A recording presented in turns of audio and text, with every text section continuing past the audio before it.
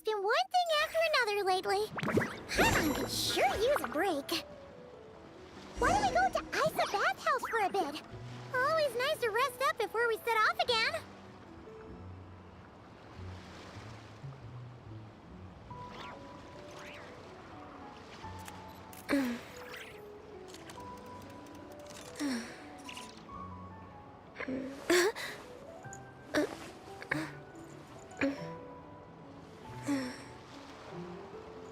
All right, it's been a while.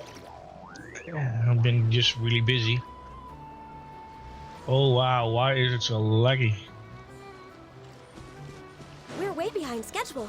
Next on the agenda.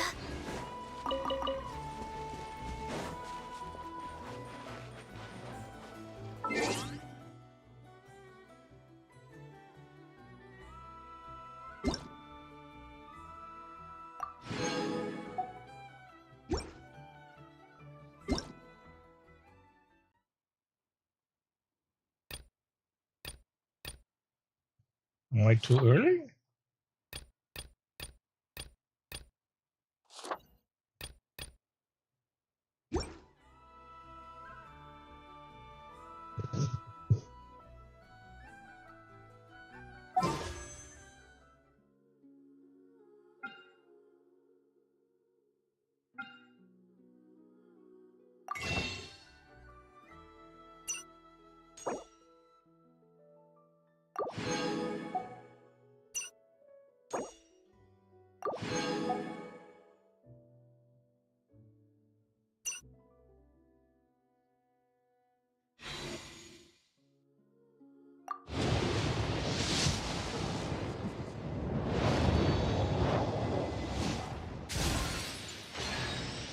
Hello, Prune the Witch Hunter at your service. My enemy? Oh, someone who takes pleasure in teasing children. And uses other people's imaginary friends to ensnare them in her schemes. Someone who's a complete show-off, way too dramatic, and obsessed with wearing a hollowed-out hat. I'm referring, of course, to the wickedest witch of them all. Any relevant intel on her whereabouts is more than welcome.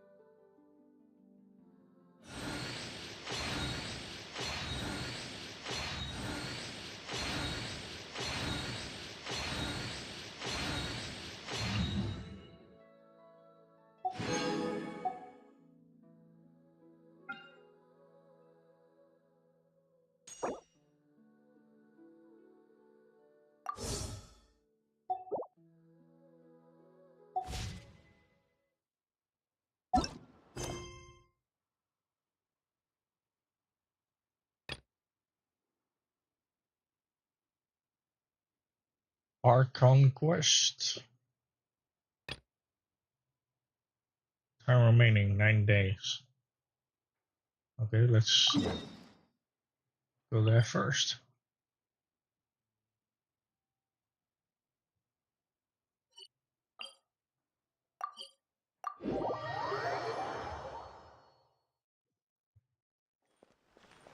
Oh, we're here? Okay.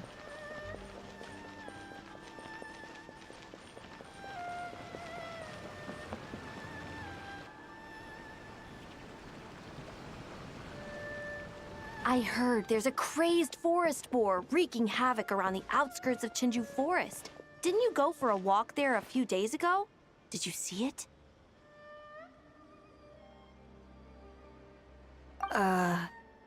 Nope. Really? Then what about that weird kid? Word is, she's been asking around that same area about some witch. The rumors about that place are just bizarre. We should head over and check it out for ourselves. That's literally the Count me character I out. just pulled. I just finished working overtime. All I want to do right now is head straight home and catch up on sleep. Yeah, you look dead on your feet. I'd better stick with you till you get back. Don't want you passing out on the way.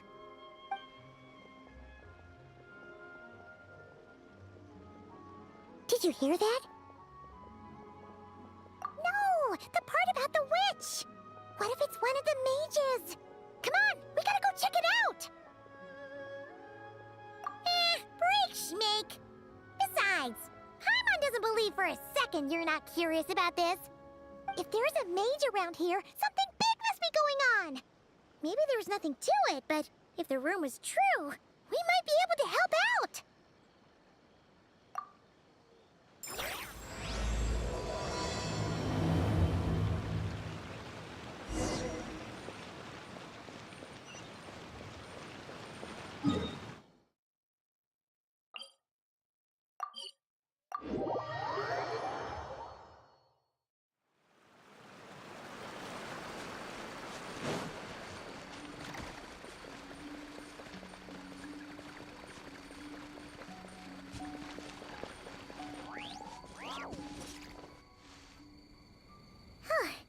This should be the place.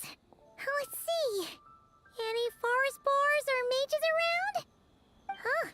Guess not. Looks like it was a false alarm. Makes sense. Paimon doesn't recall ever seeing a forest boar here before. And all that stuff about a witch? Why would they come all the way here, out into the middle of nowhere? They have way more important stuff to be doing. That's just a stereotype. A witch will do anything for her own amusement, even if it causes innocent people to suffer. That's why it's a hunter's duty to... Wait, you two. You're Alice's trusted confidants. The renowned duo of the Traveler and Paimon.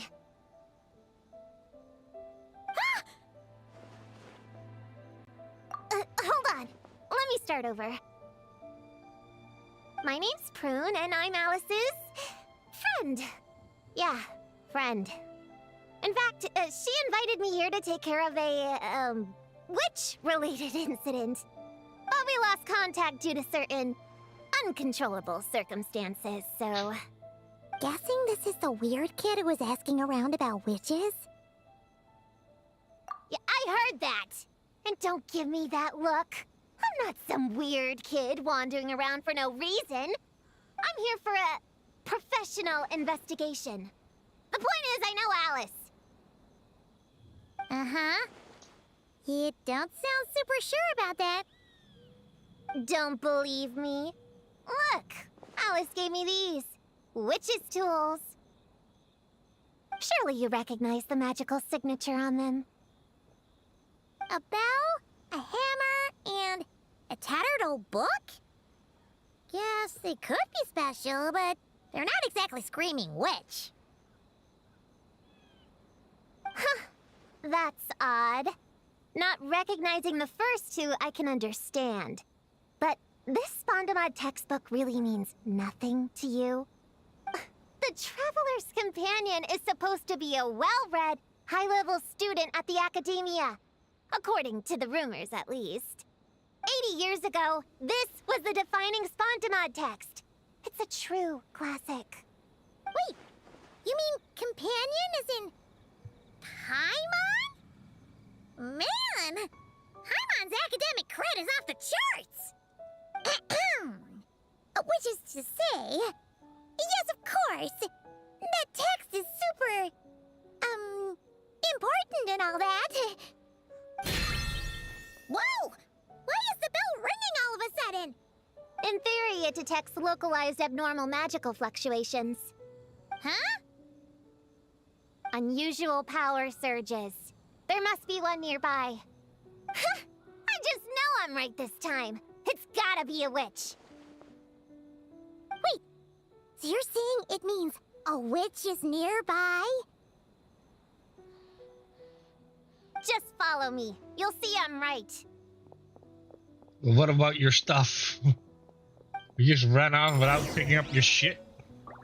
Like, look, she literally left her shit behind. And she ran off. I mean, how, Jumpy dumpy go! Oh, you messed up big time. Like, literally. You drop that shit on the ground and then you leave. And I can't even pick it up either. If you're a witch hunter, then why didn't you take your weapons with you instead of just dodging off? I'm like, okay. Monster? You said it was gonna be a witch! Shoot. Forgot my hammer back there. Sorry, but could you take care of these while I go get it? Thanks! Well, I kind of do need the essence of this flower, so...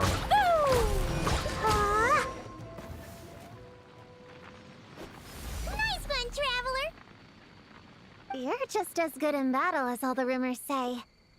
Thanks for stepping in, and I apologize. I shouldn't have rushed in like that.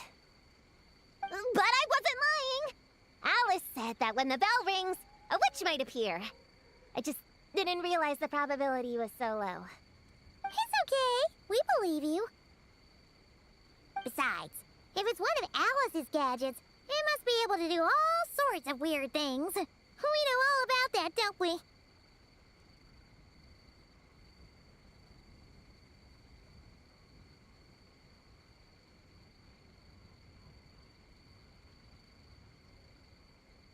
Oh, I knew it! Oh, hey! There's a card here!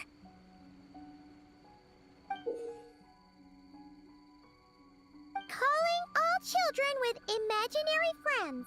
Do you want to accomplish something great together? If so, go off and find the Dough King. There's also a forest board drawn on it. Could it be the one that's been running wild around here?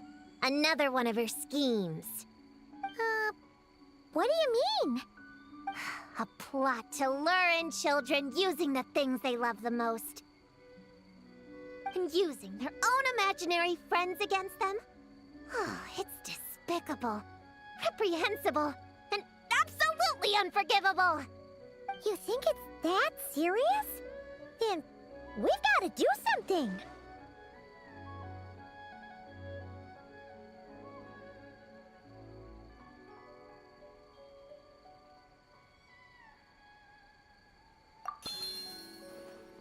There it is again! Please don't let it be more monsters!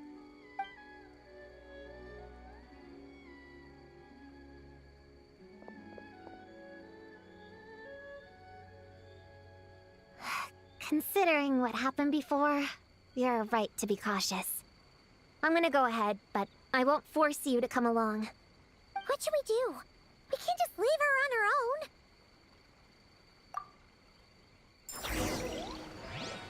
It's Alice we're talking about.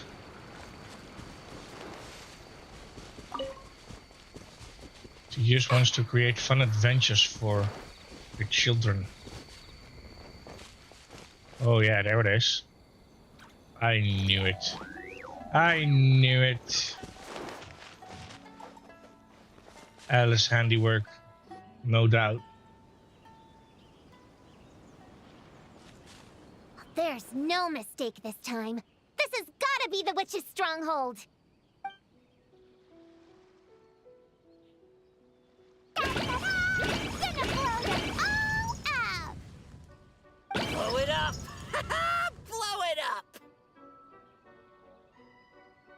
Guess the rumor about the forest boar is true, but it talks? What is it planning to blow up? Isn't this kind of concerning? Pretty sure what Klee said is just as concerning. Huh? Honorary Knight, Paimon, and Prune? Wait, you two know each other? Yep. Prune moved to Mondstadt not too long ago. She taught me this game called Answer or You're Toast. It's super fun. What? But hey, I told you not to tell anyone about that.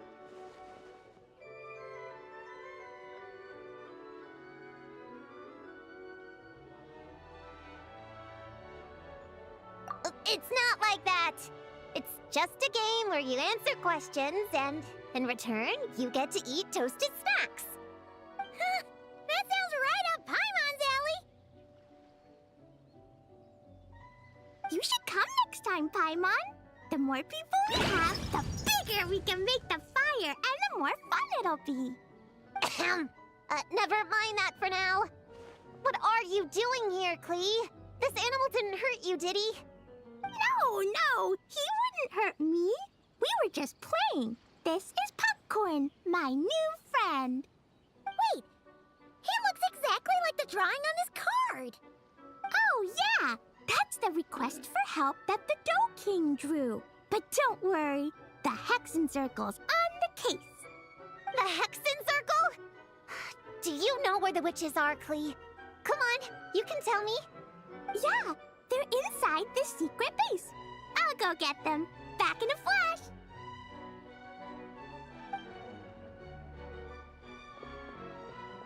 Ha! I was right.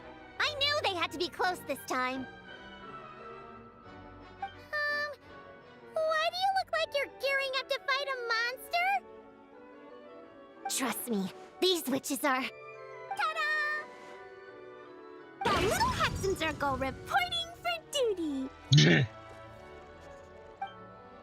We just talked it over, and Yao Yao said we should put the little in front because we all still have growing to do. The Little Hexen Circle? What in the world is that? She never mentioned it before.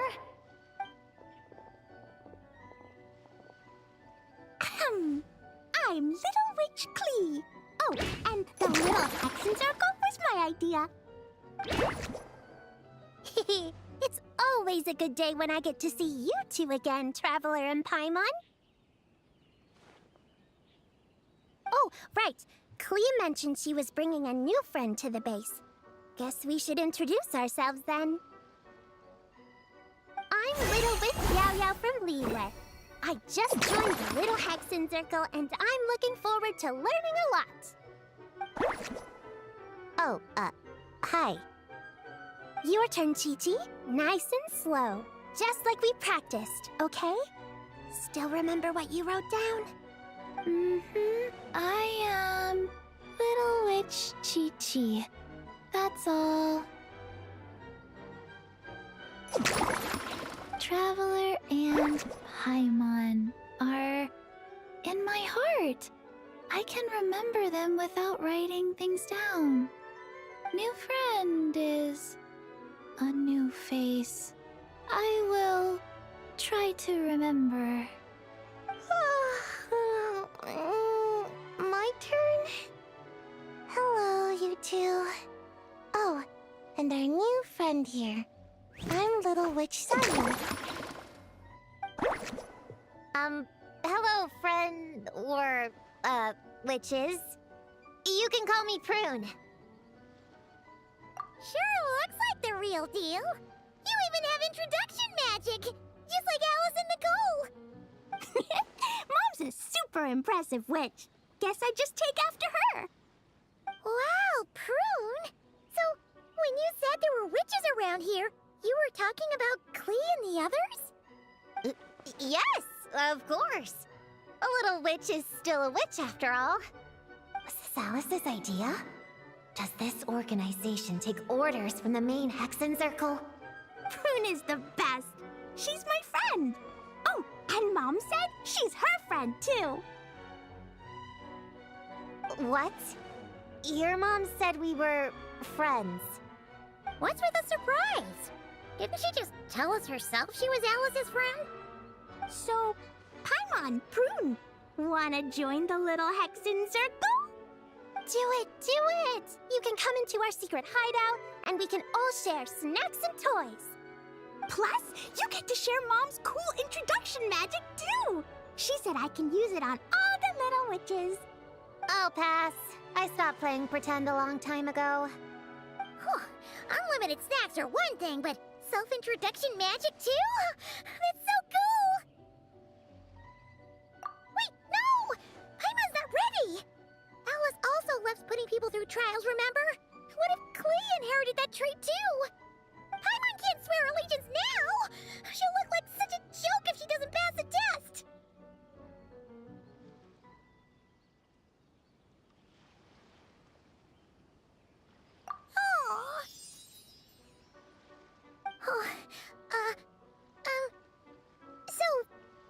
little witches. Does Paimon need to pass some sort of trial to join the little Hexen Circle? Nope. All it takes is an invitation from Klee. That's how we joined. Yep. Wow! That's a lot simpler than Paimon thought. That's to be expected. A child's world is simple. Adults are the ones who make things complicated. So, Paimon's a little witch now? Oh, what's your introduction magic gonna be? Mom says the content of the introduction is super important, because it's kinda like a first impression. So the person who knows the little witch best should decide. Just picture it in your head, then hold my hand, and the magic will transfer. Yeah, you definitely know Paimon best. So, in your eyes, what kind of little witch would Paimon be?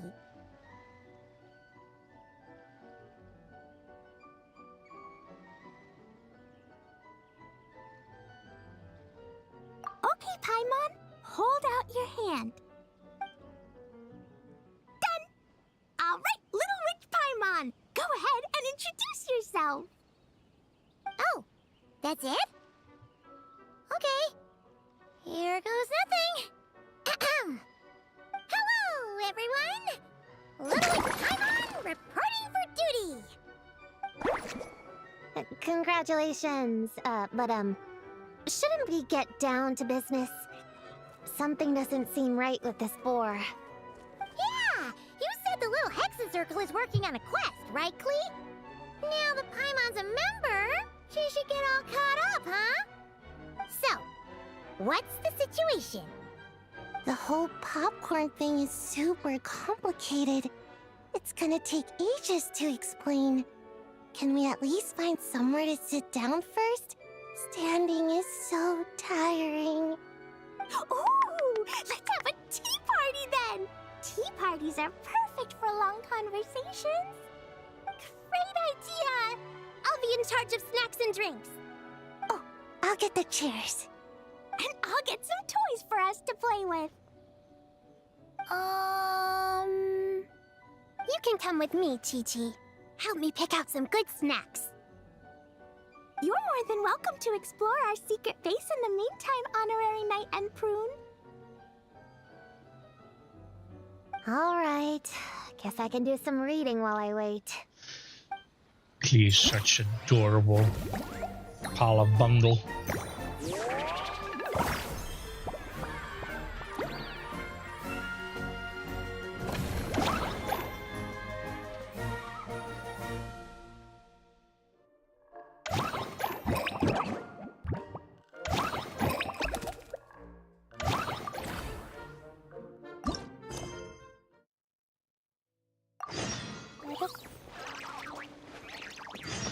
I like the outfit too. Find any good toys to bring, Klee? Yeah! Mom made me this magic toy so that Dodoko and me can play with bombs together. I'm gonna bring it to the tea party so all the little witches can join in too. You want everyone to play with bombs together? That's way too dangerous for a tea party! It's not dangerous. The toy makes it so that Jumpy Dumpty doesn't explode, so I can use it all I want without getting sent to confinement. That's what Mom said. You guys should come play too. Dodoko came to Inazuma with me and really wants to meet you. Huh? But you usually carry Dodoko with you, don't you? We met ages ago, remember? No, not that Dodoko. The Dodo clan has lots of Dodokos. Some are like me and like going on exciting adventures in new places. But a lot of Dodokos live in a different place most of the time, so you haven't met them yet. A different place? Yeah. Back in Mondstadt, Prune showed me a picture book about it. She said that place is a made-up world for kids, and Dodoko is my imaginary friend. But no matter where Dodokos come from, Mom always finds a way to bring them here to play. Like this time, she put Dodoko in a magic toy. Yeah, we've seen all kinds of Dodokos at this point. But It still feels amazing every time. So, you gonna play bombs with us? Please, please!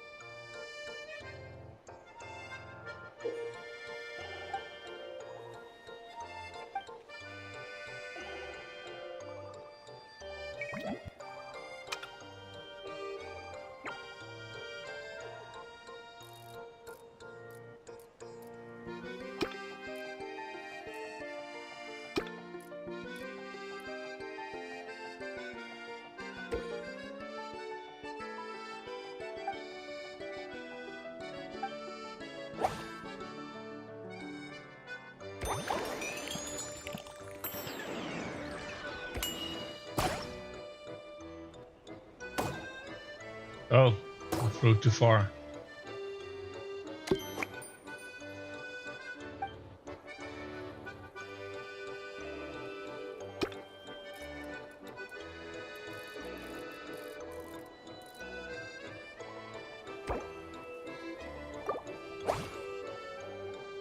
Wait, can I, what?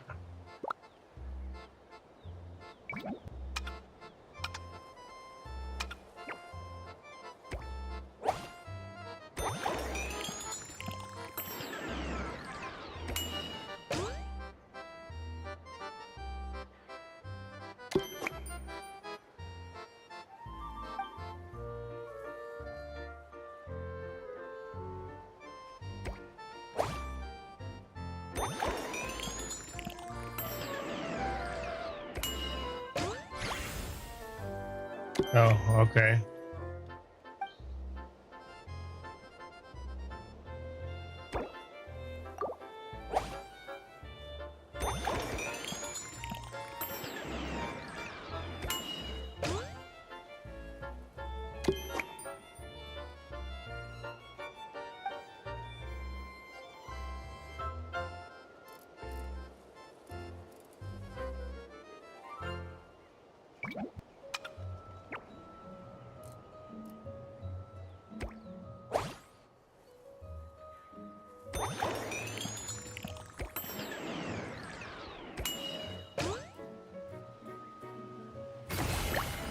Oh, I see now.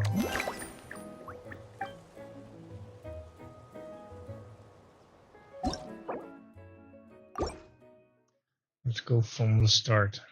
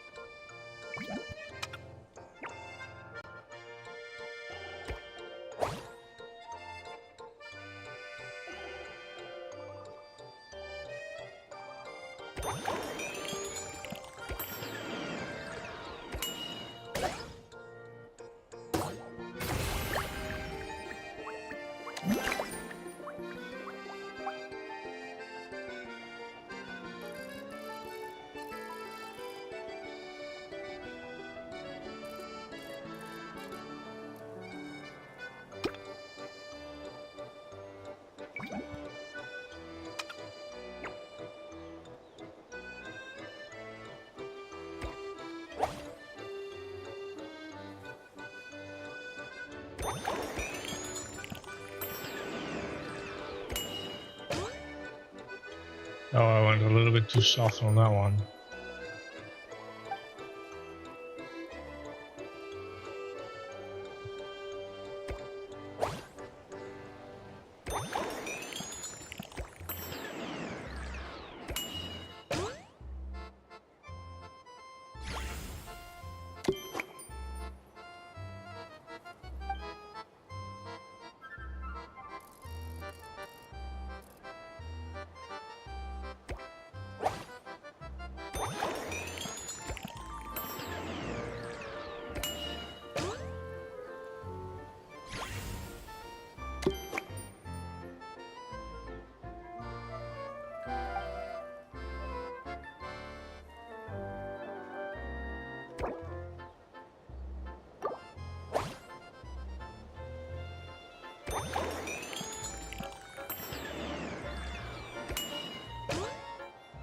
Oh, okay. I was okay. I get it now.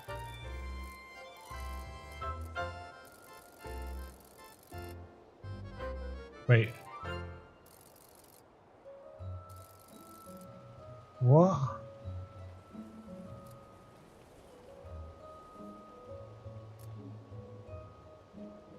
Oh.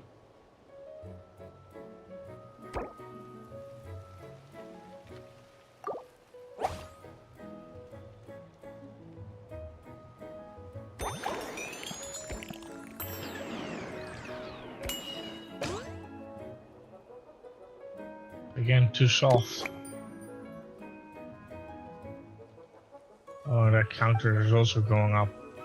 Kind of like golf, I guess.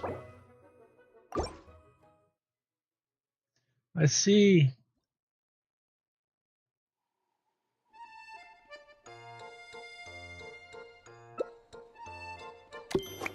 All right.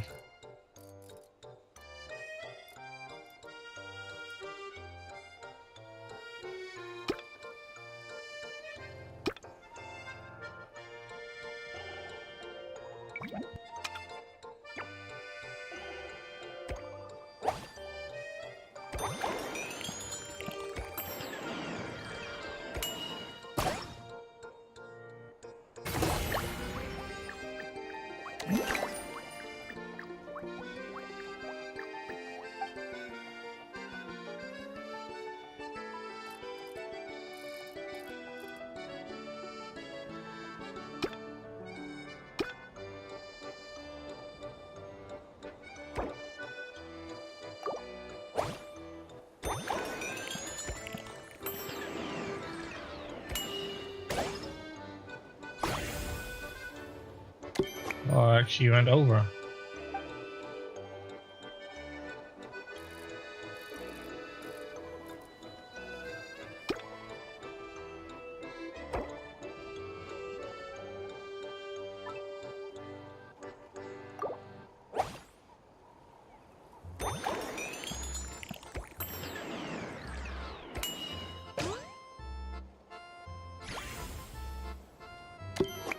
Well, technically I got it. This, yeah, see?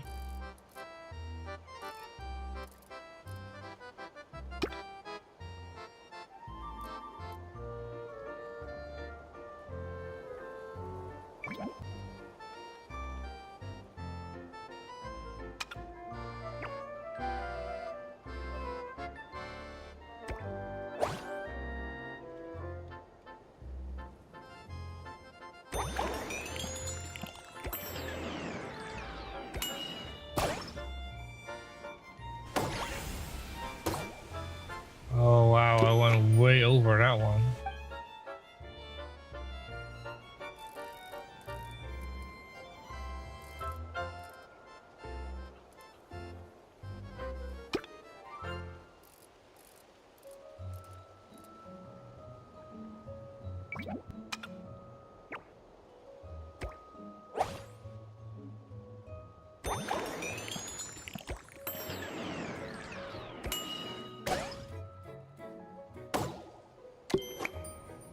It's right next to it.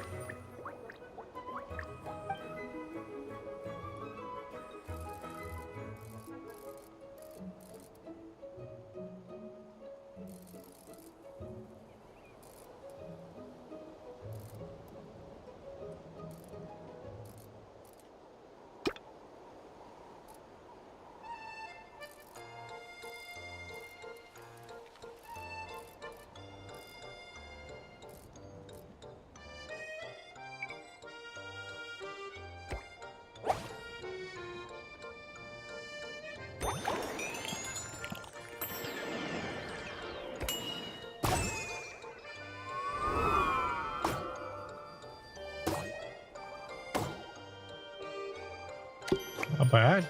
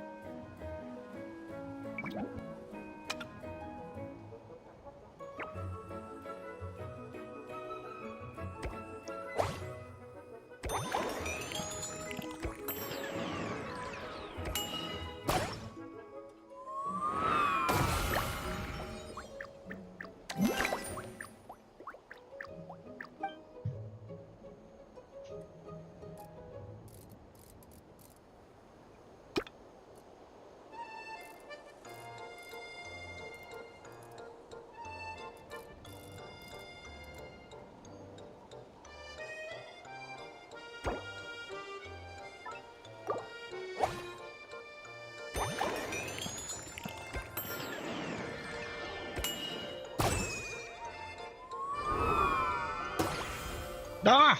Too far.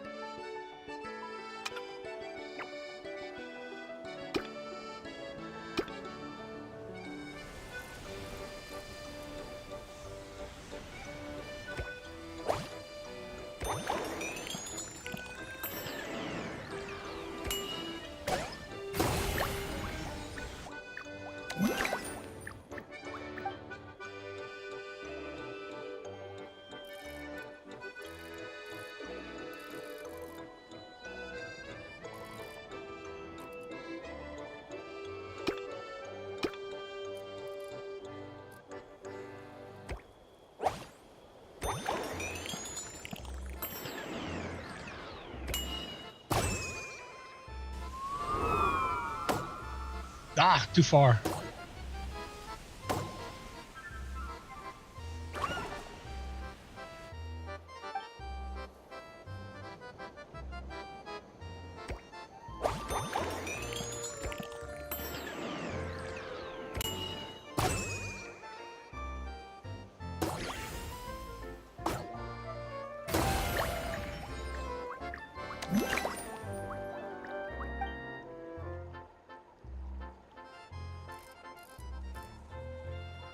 You yeeted it very hard.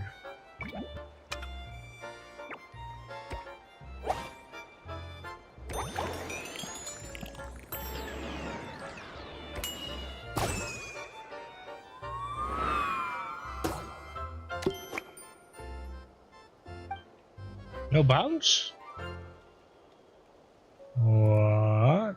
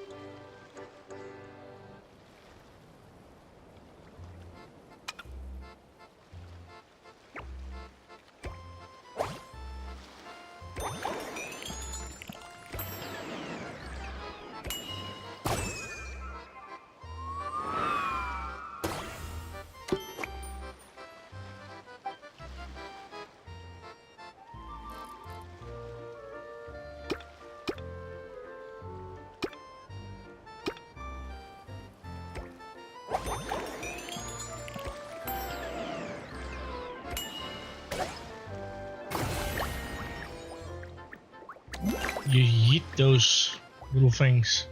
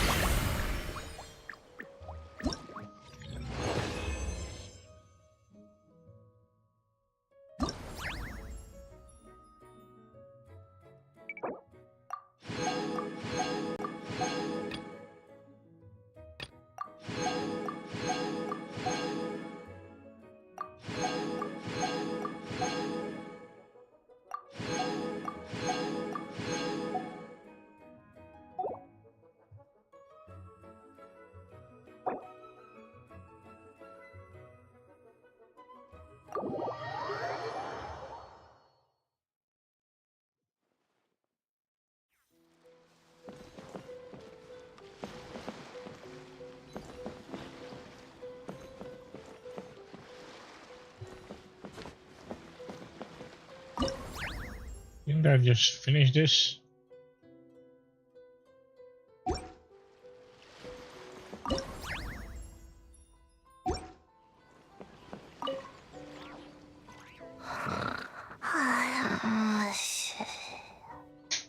Sayu!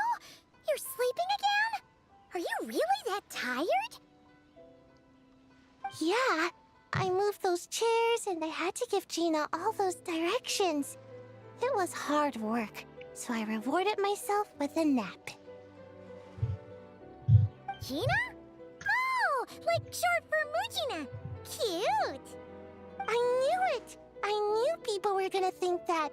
No, it's a name. A regular name. It's not short for anything. Okay, not short for anything. Got it. Oh, Gina's my imaginary friend, by the way. She's invisible to people most of the time, so I never introduced you. Huh. Paimon never really thought about it before, but of course you all have imaginary friends. That's what kids do, right? Shh! Don't call me a kid, or you're gonna jinx my chances of getting taller. Soon, I'm gonna be a full-fledged ninja who can hold her own. I just know it. But before then, I guess it doesn't hurt to tackle things with a friend. Besides, even if Gina helps me, it's not like most people would see. So, it would still look like I could hold my own. You know, holding your own and being alone are two different things, right?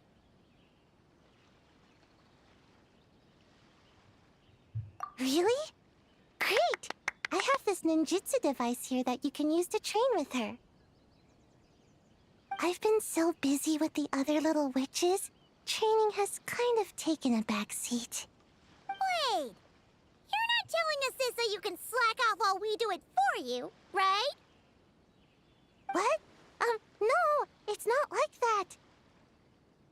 This device is for escape training. Sensei left it for me, but as you know, I'm already really good at running away. I don't need help with my own training assignments. I finished those ages ago. It's Gina. She's even lazier than me. If we're gonna make a break for it together, she has to be able to keep up. So she needs to finish her training. That's what I'm hoping to get some, help with. So, how is asking us to help not slacking off? Hold on, I'm trying to do a medical intervention with my hand.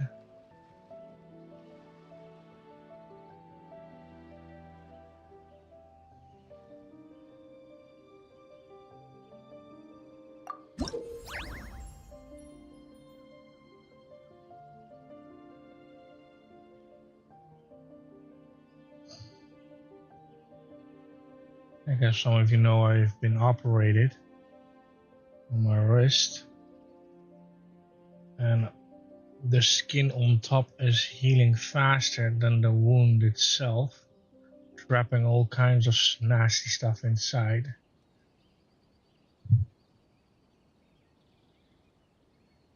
Sometimes it just needs a little help.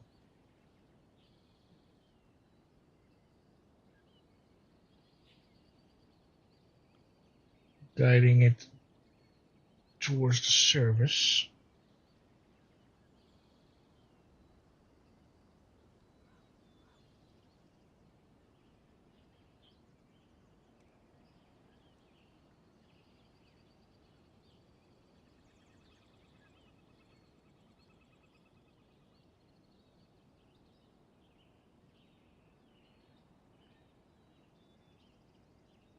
And some of it is relatively painful.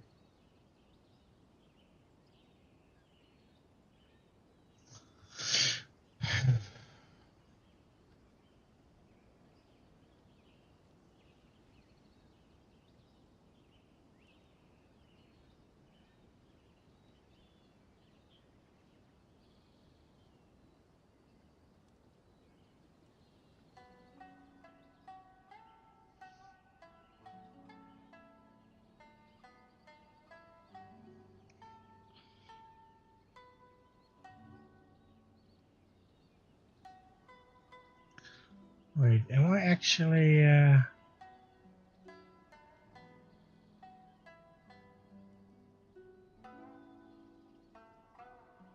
Oh, it's unregistered, no wonder. I was wondering, by now I should have had people jumping in yet, but apparently it was unpublished. Whoops.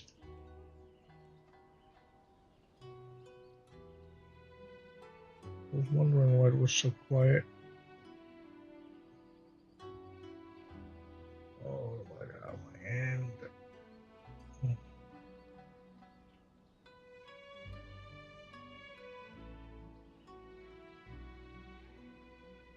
Like it's also like the skin that gets really, really hard and it's like peeling off.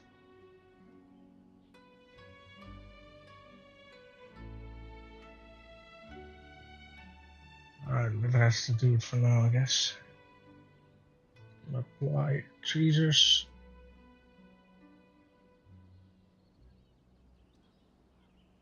Just peel the additional unnecessary.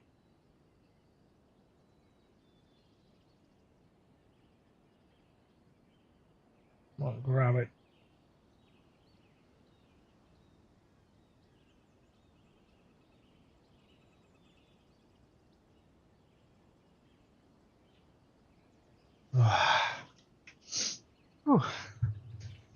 Oh man, I'm actually dizzy from the heat.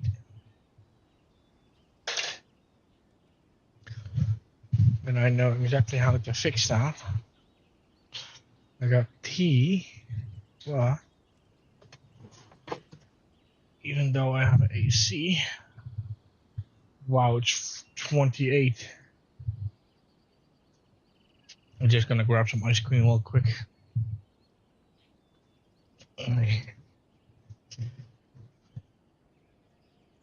Because it's hot. It's like almost it's 4 a.m. 4 p.m. Bleh.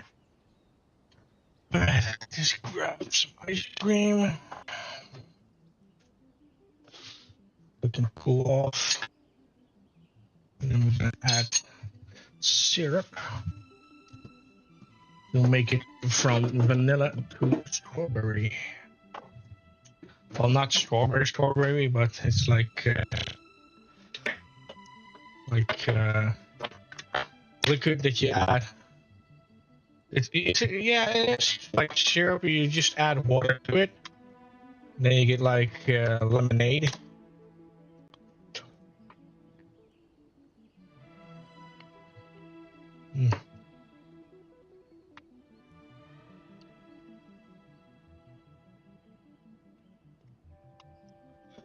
Got vanilla ice cream that I made myself.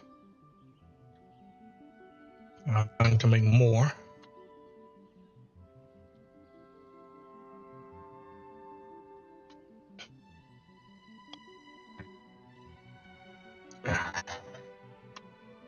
Used a little bit too much powder for this batch though.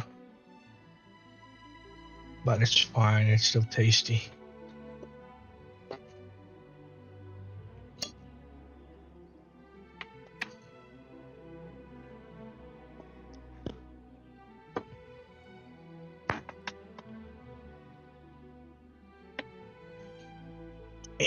Come on.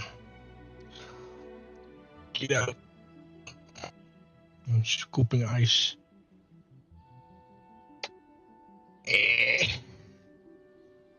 But if you just get ice out of the ice cream, it's like rock solid.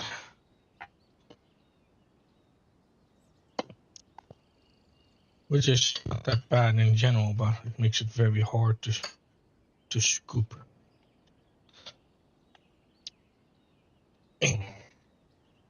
I do have like an ice scooper. Unfortunately, it's not a good one. Do have one though.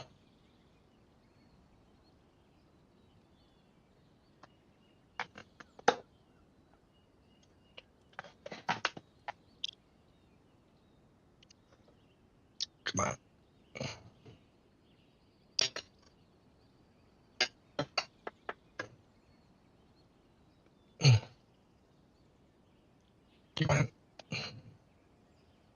little chunks.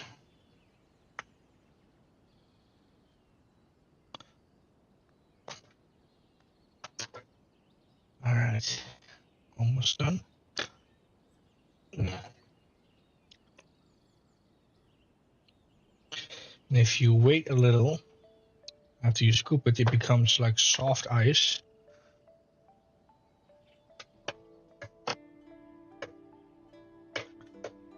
And it's absolutely delicious.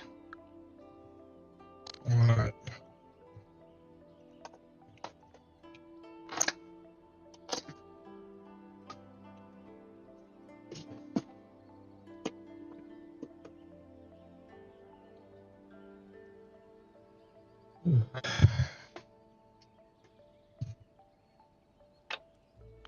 A little syrup. Once it becomes soft ice, you mix it, you get like strawberry soft ice.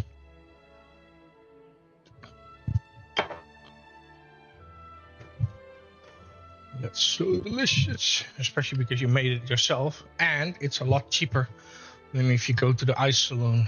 Like the ice saloon is so expensive. And like for one scoop, it's like over €2.50 per scoop, which is just one sphere of ice. You already pay like €2.50 for that. It's like over 5 gulden, like our old currency. It's like, what the fuck? Let's see. How does it work? Oh, I just need to...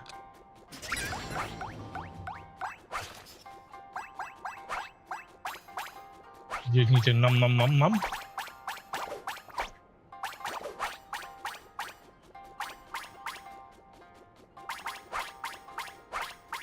He's gonna get fat though.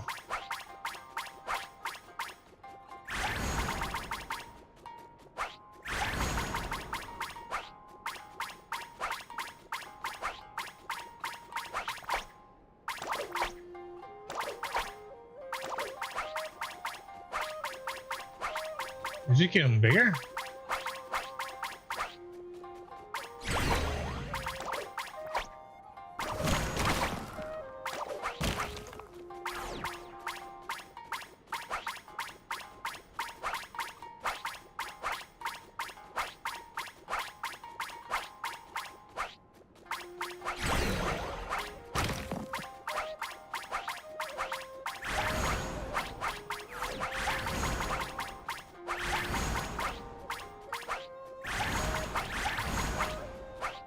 Oh.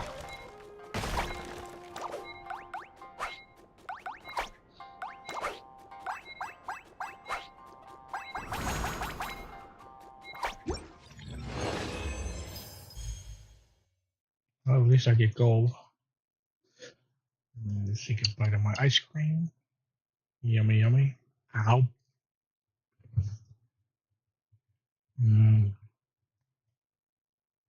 Delicious.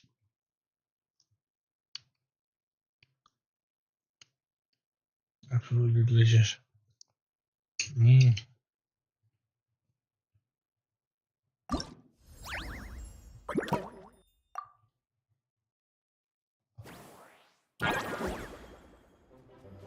Brain freeze. Oh, I forgot I need to jump.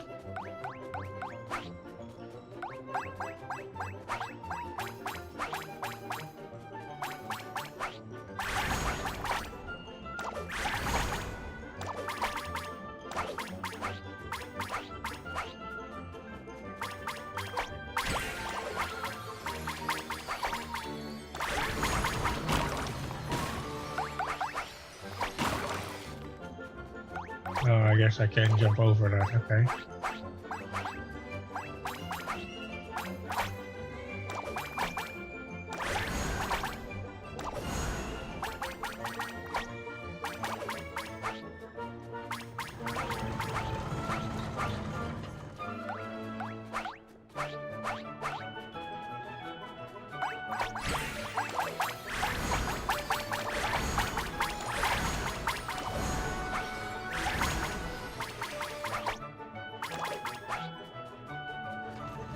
Whoa.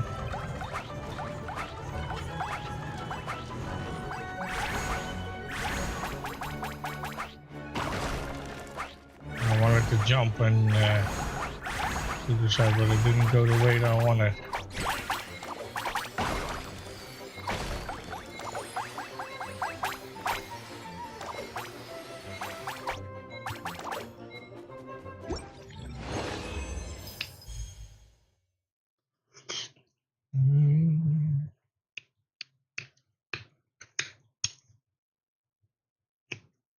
This ice cream is melting fast.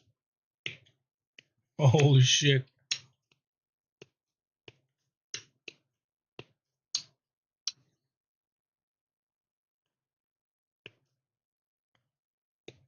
Damn, it's melting fast. And then again, it's like 28 Celsius in my room. And I just turned on the AC, so...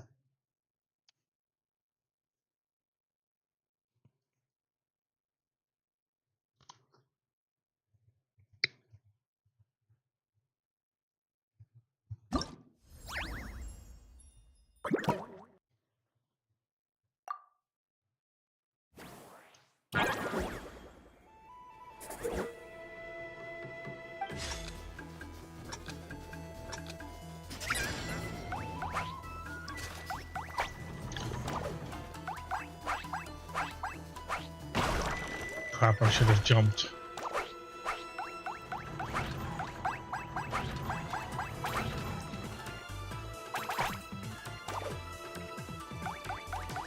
So jump and then slide. Oh shit.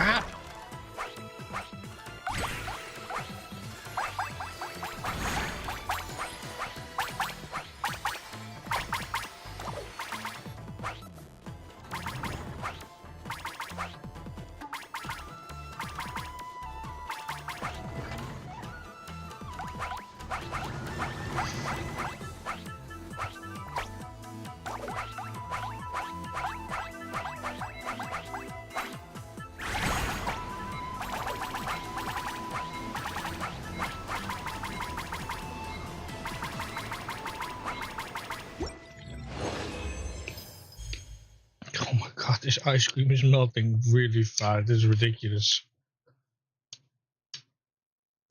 It's almost completely soft ice now. I can already mix it. There we go. It's almost like a milkshake now. If I wait any longer. So now we got soft ice. How?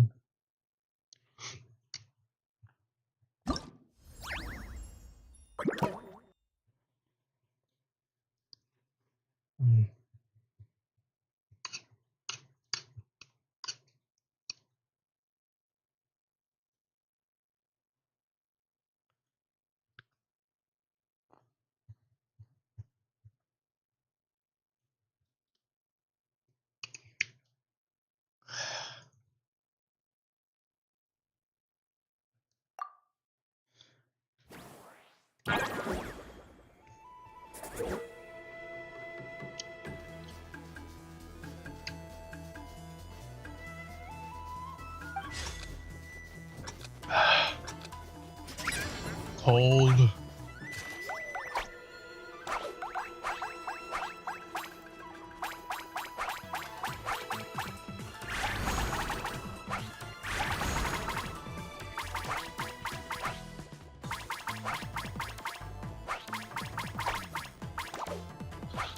Ah, crap.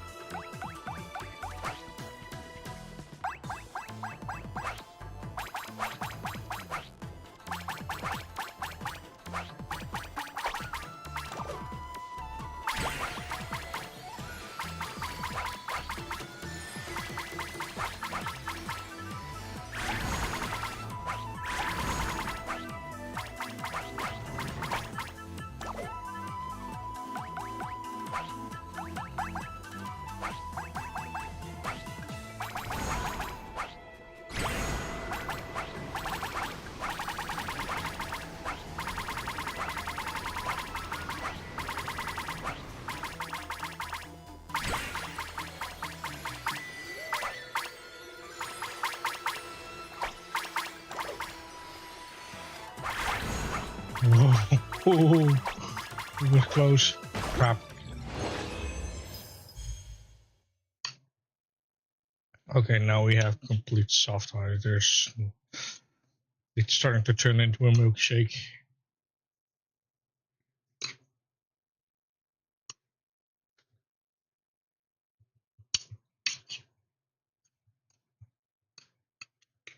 Actually, I think it's already like, yeah.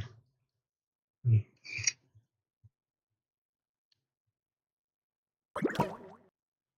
Oh, that's infinite.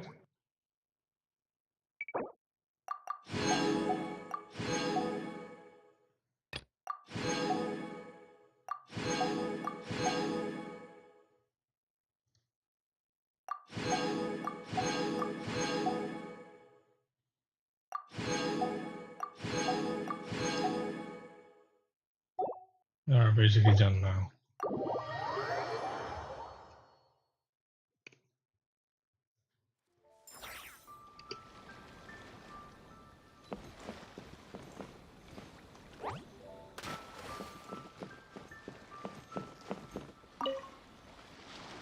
Chi-Chi, you can't just drink sugary stuff. I told you how many glasses of water to have a day. Still remember? 1, 2, 3, 4. 2, 2, 3, 4. No. It's okay. That's what I'm for. Your personal, hydration assistant. No better time than the present. Here, have some now. Aw, you really look out for Chi-Chi, huh, Yao-Yao? Traveler, Paimon! Perfect timing. What kind of snacks do you like? Salty? Sweet? Oh, let's see what we have. Paimon's bag is full of snacks, too. Pick out whatever you like. Snacks and toys are meant for sharing. Here.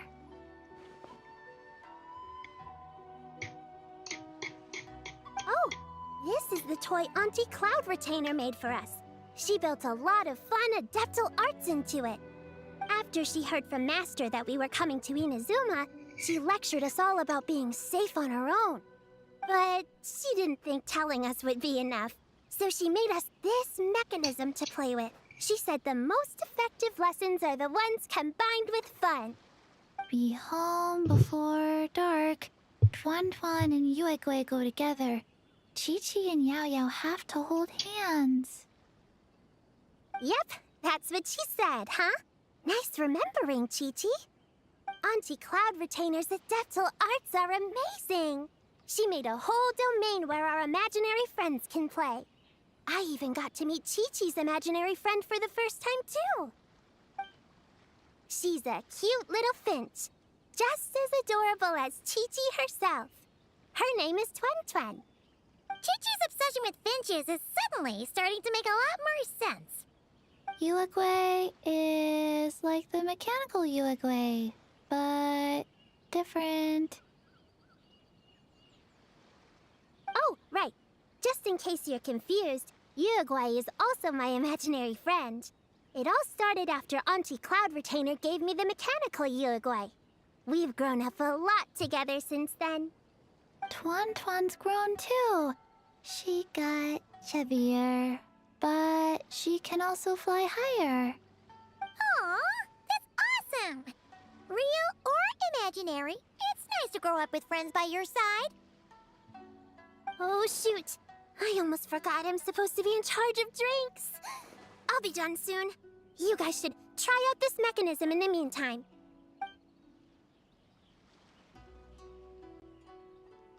Ah, my hand.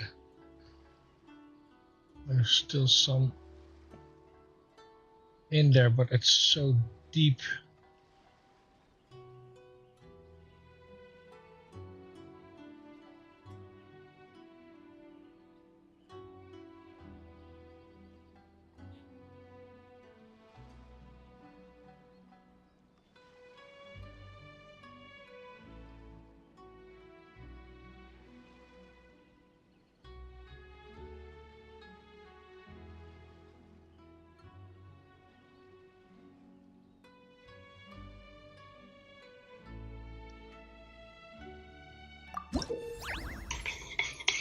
Yep, it's officially a milkshake now.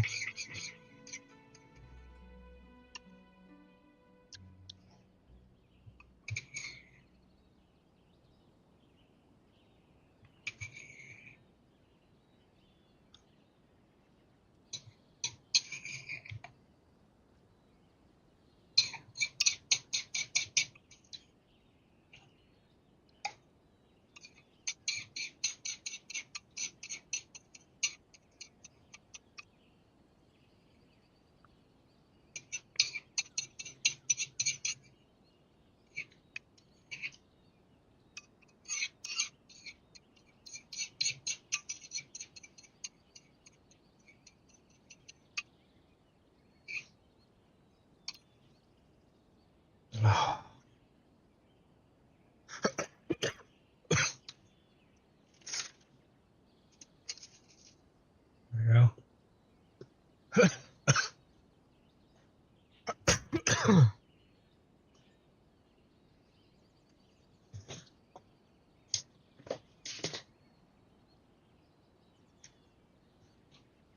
Whew.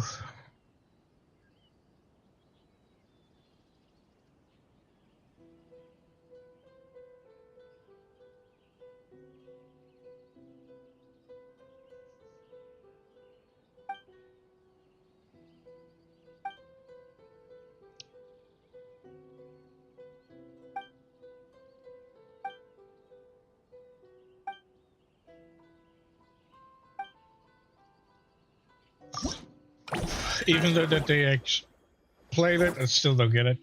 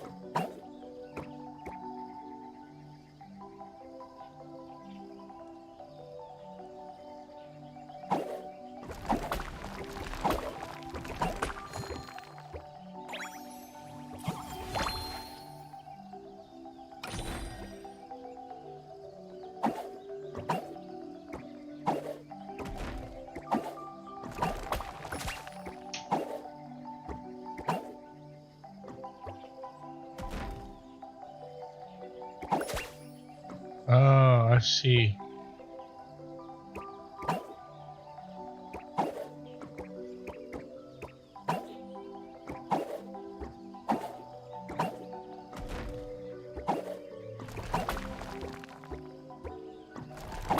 Ah!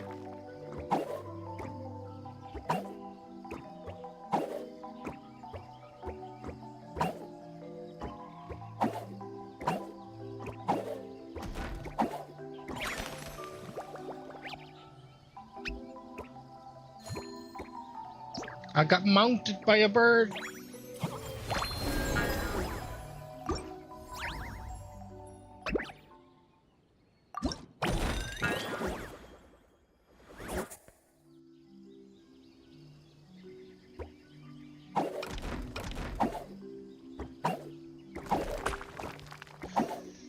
Yeah.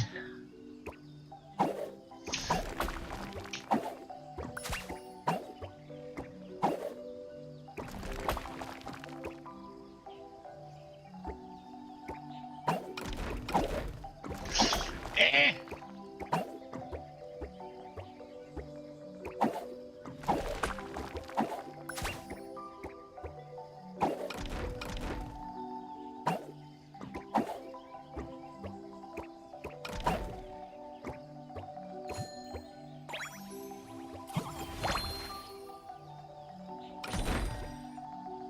Oh. Um.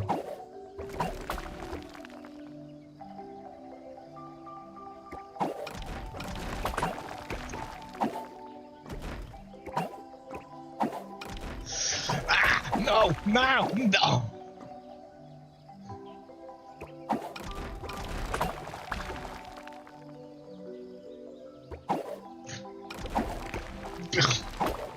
You gotta be kidding me.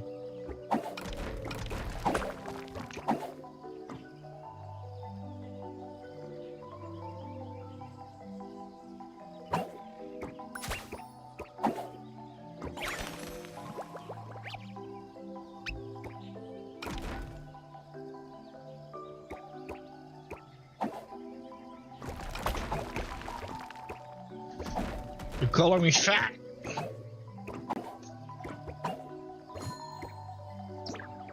Well, technically it is a stuffy bunny.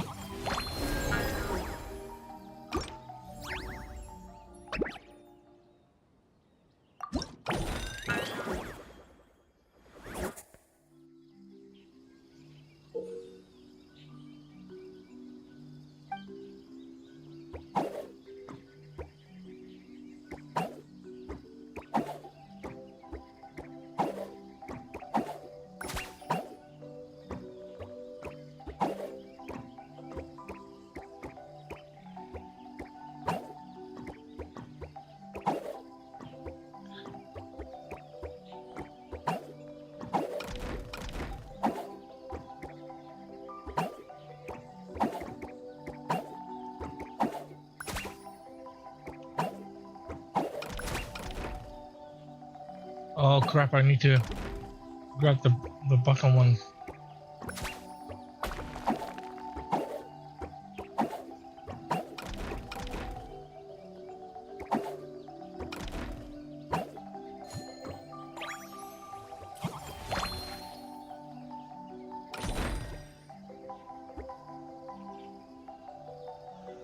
Huh.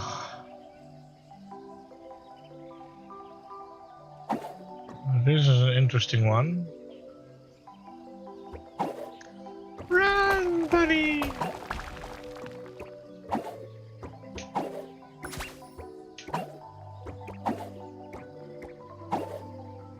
Ah!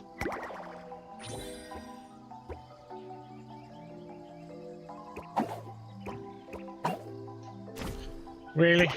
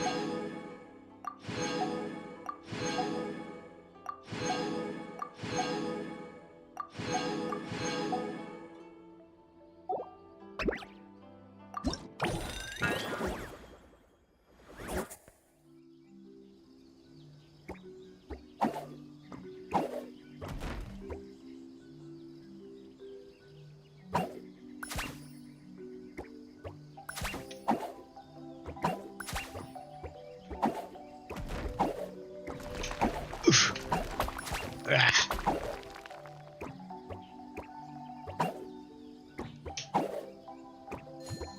Record.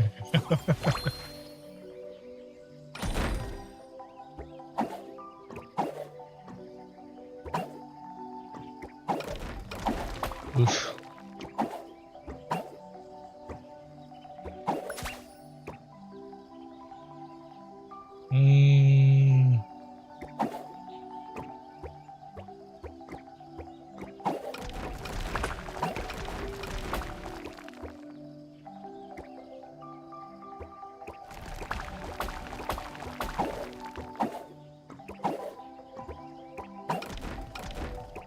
Ah!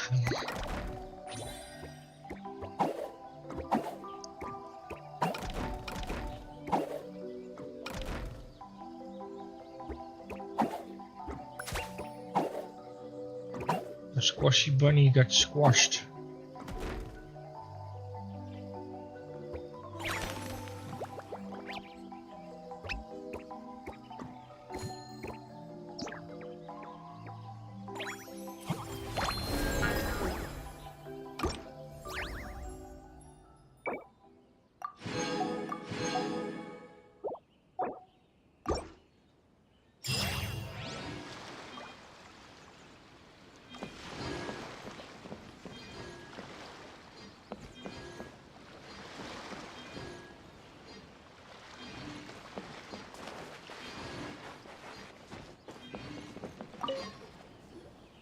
Leveraging elemental combinations to boost damage output.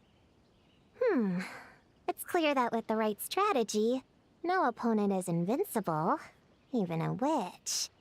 The cryo whopper flower just now was nothing more than a plant mimic. It didn't seem like the kind of monster a witch would summon.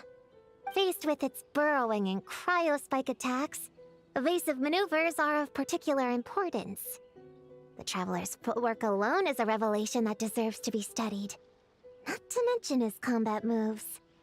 I'd better make some notes. Hunting training revised, draft 16. Done! What you writing there, Prue? Whoa!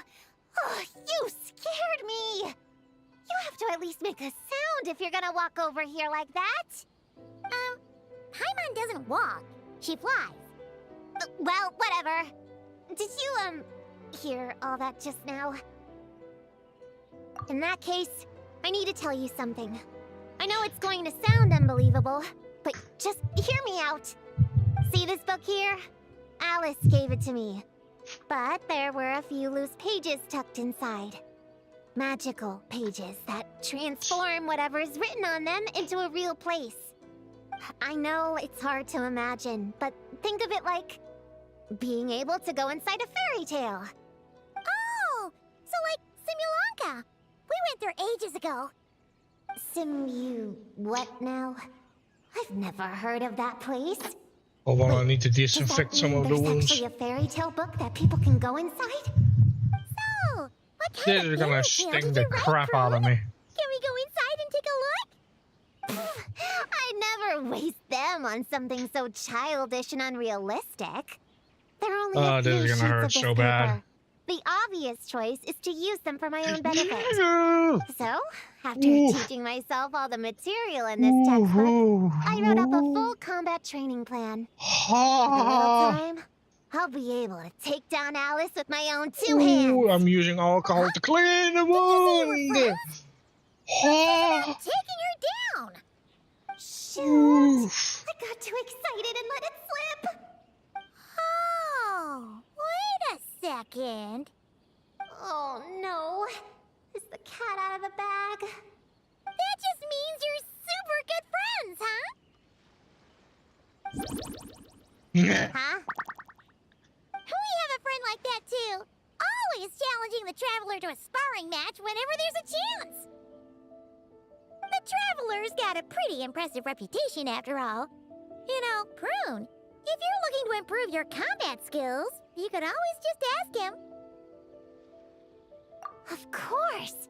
What am I doing copying down techniques in secret when I could go straight to the source?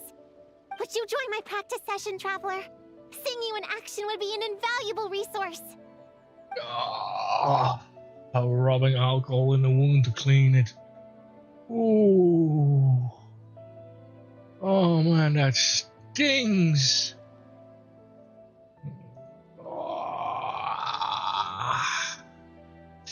But it has to be done. Ooh.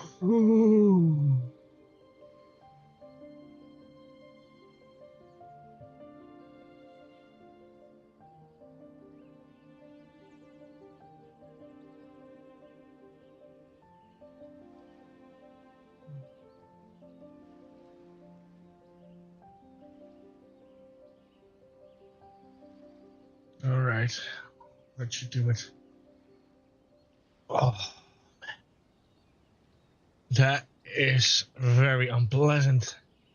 I might as well wash my hands as well with the leftover alcohol.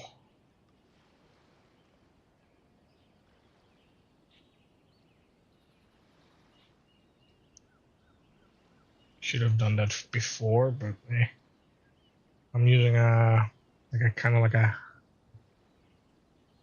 a makeup remover pad. Rub some alcohol on it, or pour some alcohol on it, and then clean the wound. If you have left over, you can clean the rest.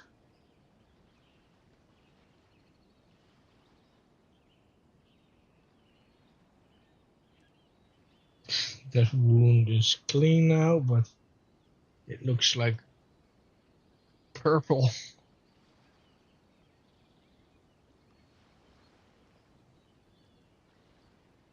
Alright, almost done. There you go.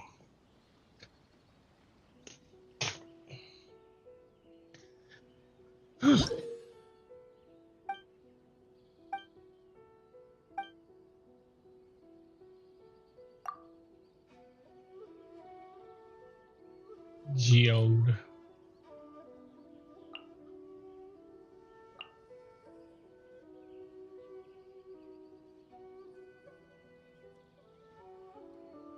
Wait, who is that?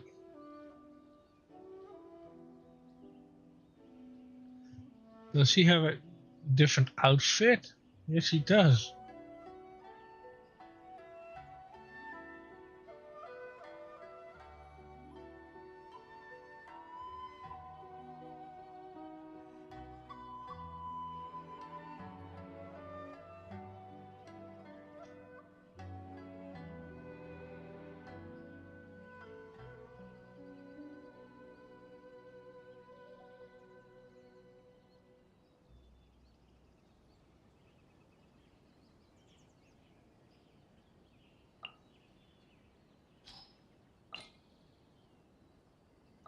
Stone Daddy. And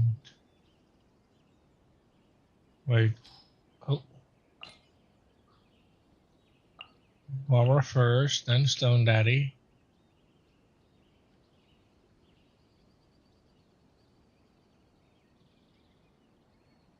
Now might as well just use Klee as well.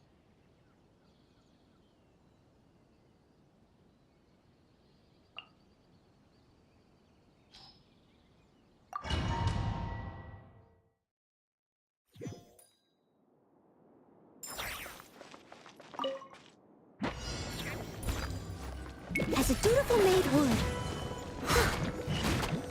Wait, they're immune? Oh wait, that's the immune. Oh my god, I have a complete wrong team count. Well, with rocks. Oh! It's like, oh, you need these to defeat them, but nope. Give up. I am so fucked. Your life is mine. I am so fucked. No stone unturned.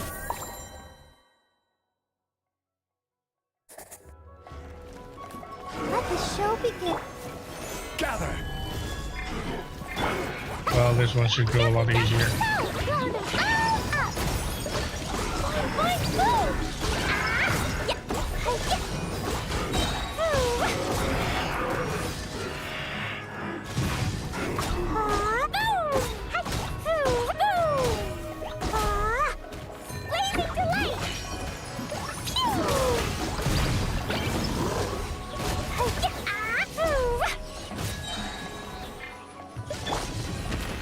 Solidify!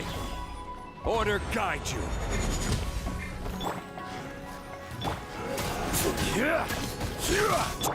Access denied. All hail.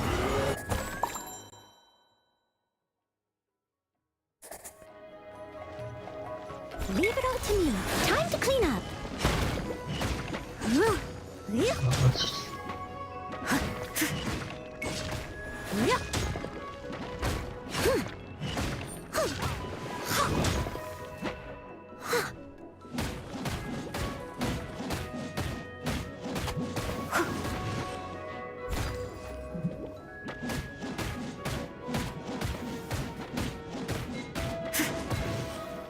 Noelle is so nice to have.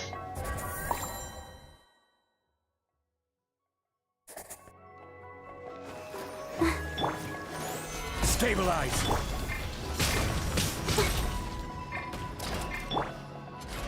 I will have order! Jumpy Dumpty go! Blaze over. Sparks and flash! Boom! Yeah!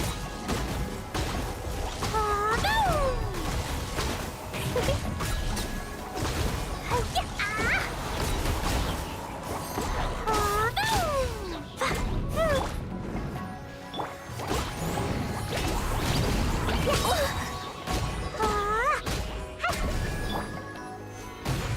This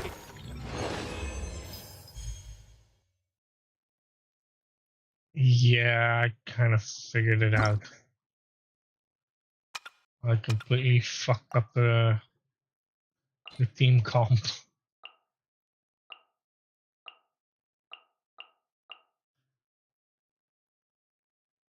Although it does say trial. Recommended element, and it's still geode.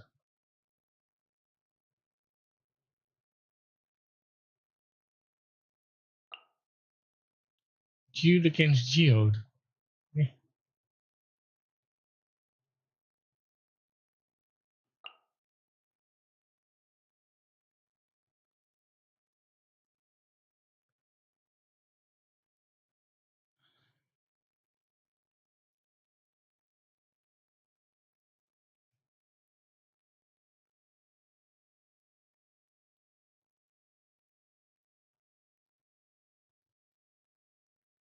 Ah, whatever.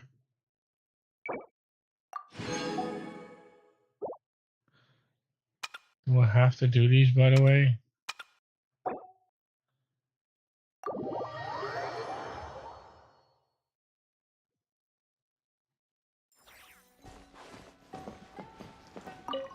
you join my practice session, Traveler? Seeing you in action would be an invaluable resource.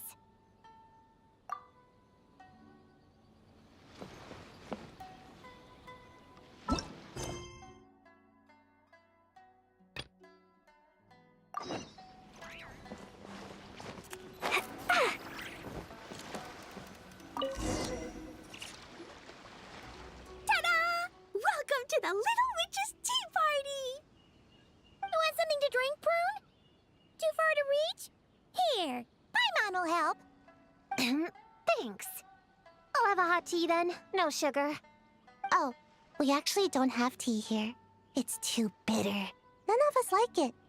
I don't like hot things. Dongo milk is cold. Like coconut milk. I like it. Well, if there's no other option then, I suppose I'll have Dongo milk. Kinda seems like you were eyeing that from the beginning. Let's just get on with the meeting. You were going to tell us what the deal is with this forest boar? Right! Popcorn is an imaginary friend. What? No, that can't be right.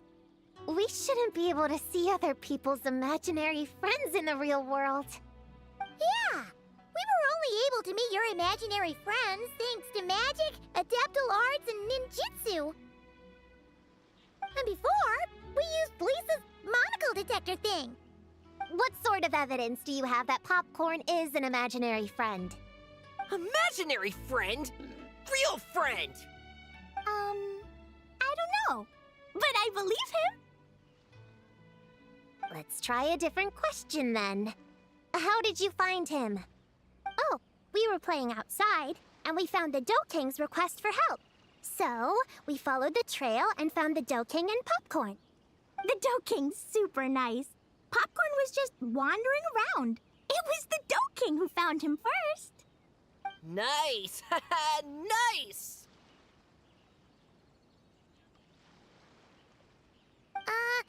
Is Popcorn always like this?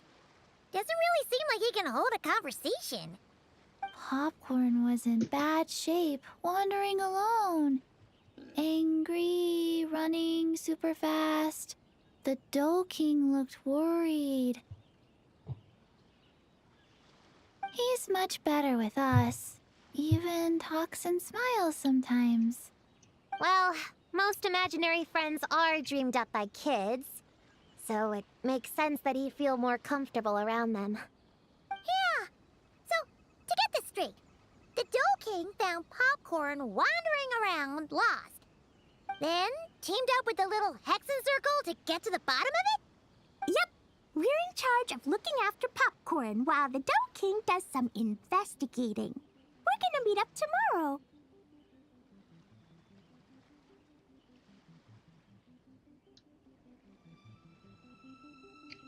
Well, I didn't say it 100% was. I was just hypothesizing. So, what's the little Hexen Circle planning to do next?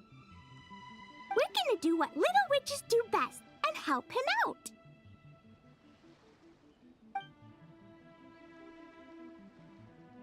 How?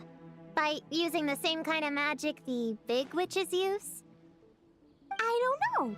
I've never been a witch before. What do you think we should do, Prune? You're the witches, not me. How am I supposed to... Wait, this could be a chance to get some insider intel. Ahem. Obviously, the best place to start is with... invitation. We need to learn from the big Hexen Circle. So it couldn't hurt to go through the members and list their strengths. Oh, well, first, there's Mom. She's just like me and loves going on big adventures with her friends. Then there's my auntie who tells prophecies. If you ask me, Popcorn turned out this way because he didn't get enough sleep. Sleeping solves everything. In fact, I think the best idea is for all of us to just take a nap right now. Oh, and another auntie who talks a lot. We shouldn't just jump to conclusions. We need to do our due vigilance. Or, diligence? Point is, this is an important task. I'm not sure we can get to the bottom of it right now, but while we wait for news from the Dough King, we can at least play with Popcorn and keep him occupied. You know, so he doesn't go around scaring people. And another who loved writing stories. Crossing out sleep, but keeping adventures and playtime. Got it. Then there's a super smart one, and I forgot the rest. Oh, come on, brain, work! Wait, here's an idea. Imaginary friends don't exist without a kid thinking them up, right? So, why don't we try to ask about the kid he belongs to? Popcorn? Where's your human? How did you guys get split up? Oh! Ha! Smash, smash, smash! Hamura is hurting! Gotta help her! You gotta help her! Amura must be his human then. What happened to her? How can we help? The Dough King said Popcorn probably has amnesia and can't remember much. Like Chi-Chi. But Chi-Chi and Popcorn are also different because Popcorn can't write. Hamura can write! Bring on the tear bugs! Bring on the booger beasts! Mean or nasty or in your face, one punch sends them to outer space! Yeah, Popcorn's been repeating that a lot. Give them one great monstrous whack, then stuff them in a big old sack! Did Homura write that? Huh, it's definitely got personality. Hooray! Woohoo! Huh. Maybe she's destined to be some kind of new age poet when she gets older. Famous painter, famous chef, world famous filmmaker.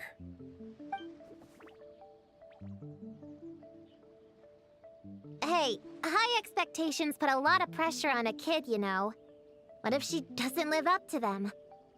Hamura is the best, no matter what. Can you tell us what she looks like?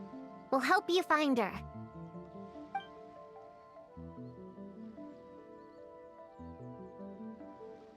Loves pigtails, floral tresses, smiling, and also... Yeah, this is getting us nowhere. Guess that's all we can get for now. What's her next move? Yeah, guess that's all we can do. Meeting adjourn then? Yeah, let's go play!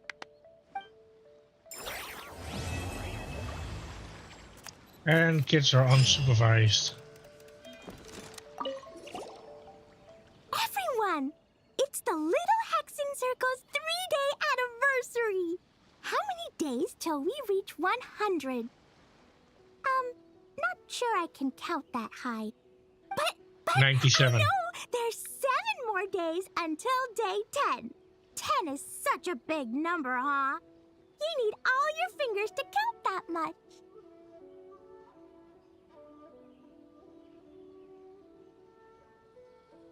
Well, after Sayu, Klee, and I met on Dragonspine that one time, we promised to play together. So, when I got Sayu's invitation, I asked Master and Dr. Baiju if I could bring Chi-Chi along. They thought it was a great chance for Chi-Chi to meet some new friends, so here we are. This is Chi-Chi's first time here. The Sakura are pretty. The red girl smiles a lot. The sleepy girl, sleeps a lot. What about you, Klee? Did you come by yourself? Yep. I've been to Inazuma before, so I knew the way. Mom said it's good to, broaden my horizons as I get older, so she was all for it. Besides, Mr. Albedo and Doran were with me until I got on the boat. Then there was a bunch of nice adventurers to keep me company. And as soon as I got off, Sayu was right there on the dock waiting for me. Yep. This is my reward for completing a really tough mission for the Shu Matsuban. The boss gave me the time off and funds to invite some friends here, and the Shrine Maidens agreed to help host them. Aww. It's so nice seeing you guys having so much fun together. Yeah, it's like being surrounded by Dodokos. I'm having a blast.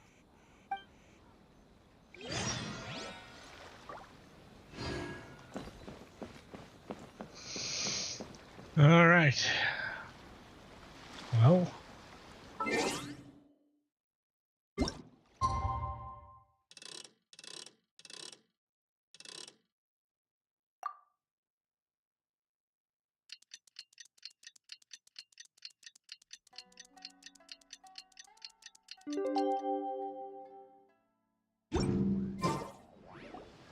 The Dough King is here! Oh, and someone new! Hello, I'm Hyaku Jitsuhaku Shion. I'm a Yumekui Baku like Kohaku here. Or the Dough King, as most people know her. She told us about what happened. Oh, Traveler and Paimon. I didn't know you'd be here too. I hope you've been well. Shion! What a coincidence! We were gonna head to Aiza Bathhouse, but something came up and we had to change our plans. Ah, well, you're welcome anytime. Mizuki is away on business, so I'm in charge in the meantime. It's, quite the task, but I'm trying my best. Sounds like you're here for the same incident as us then. Wow, small world. So, the Dough King is a Yumekui Baku. I read about them in Little Known Creatures of Teyvat, Inazuma edition. Cute in appearance with soft dough-like bodies. Some can even take human form. A friendly and approachable type of yokai. Yumekui Baku help humans regulate their emotions by devouring nightmares. That's all on page 136, if you were wondering. That was quite the knowledgeable introduction. We appreciate all the help so far, little ones. Little witches! We're the Little Hexen Circle! Oh, noted. Thank you, little Hexen Zirkel. As for our friend Popcorn, we discussed the situation with the Baku that patrol the wilderness last night. And, well, the situation is a bit complicated. Klee, why don't you and the other little witches go play with Popcorn for a bit? Okay, follow me, everyone!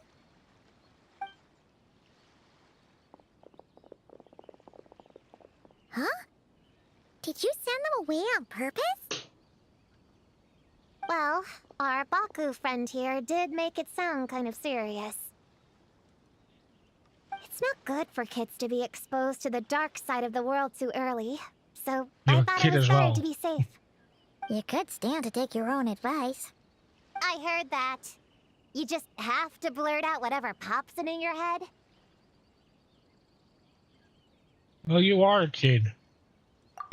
Well, they would have got impatient and run off to play sooner or later. I just hurried things along. I'm not sure it's quite as serious as that, but allow me to explain. After Kohaku sent Popcorn off with the kid... or, the little witches, she found this in the area. Okay, this is giving Paimon the creeps. What is it? It's a nightmare fragment, formed from an accumulation of negative emotions. You can think of it as emotions materialized in physical form. Popcorn happens to bear an identical signature to this fragment. We think he must have come into contact with it and undergone a similar process of materialization. Wait, so that must be why we can see him in the real world. Exactly. Imaginary friends are, at their essence, a harmless collection of positive emotions originating from the subconscious. But under the influence of the nightmare fragment, Popcorn is much less stable. Yeah, he's definitely been pretty hot and cold. And his memories are all messed up. Yeah, we tried to ask him about his human during the Little Witch's tea party. He said Homura is hurt and needs help. Based on what we know so far, it's possible Homura had a nightmare, which in turn affected Popcorn, and that's how things turned out like this. The Yumekui Baku have a way to fix this, though, right? You deal with dreams all the time! Popcorn! His human must be worried sick! Of course. In our experience, once a Baku consumes these negative emotions, the affected party should return to normal. That includes Popcorn and the human suffering from the nightmares. We were going to do just that.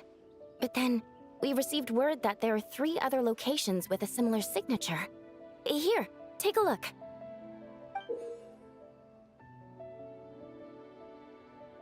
That means there are 3 more of these nightmare fragments? Yes, the emotions contained within are highly volatile. Devouring this one right now could make the others even more unstable. It would be safe to retrieve them and devour all of them at once. That's not quite where our talents as Baku lie, though. With our round bodies, short legs, and stubby hands, we can't run fast or hold tools. Really? Oh, I can't thank you enough. Here, take this map with you. Oh, be warned though. The negative energy within the nightmare fragments might affect the surrounding environment. So pay close attention, and if you notice anything unusual, a nightmare fragment could be close. I'll gather a few other Baku, and we'll be back tomorrow with empty stomachs and the materials needed to prep the nightmare for consumption. Oh, you need to prep it? You can't just dig in? It's nothing special, just a bit of seasoning. Nightmares don't taste that great, so the seasoning helps them go down easier. Oh, yeah. That sounds rough. It's what we do. All right, I better get back to work. Kohaku will look after Popcorn in the meantime. See you tomorrow, and best of luck.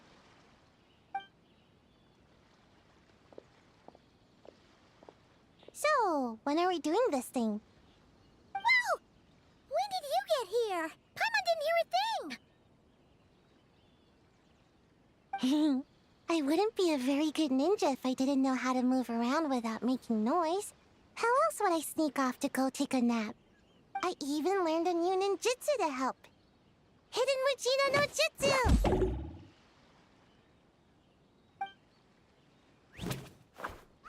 Ta-da! Wow.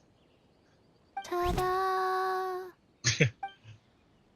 So, we heard all of that. So what's the plan? When are we heading out? Yeah, Popcorn is our friend. We want to do our part to help him. Come on! We can't be bringing this many kids along! There's just too much to worry about!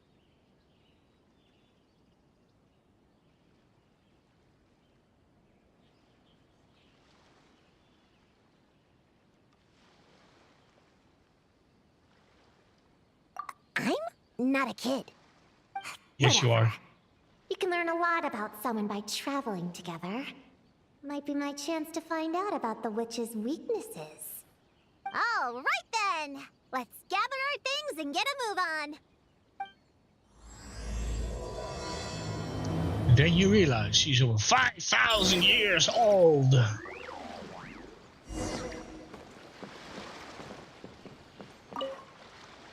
All right, I'm ready to head out whenever. Based on the map our Baku friend gave us, the closest fragment should be Chinju Forest. Let's go!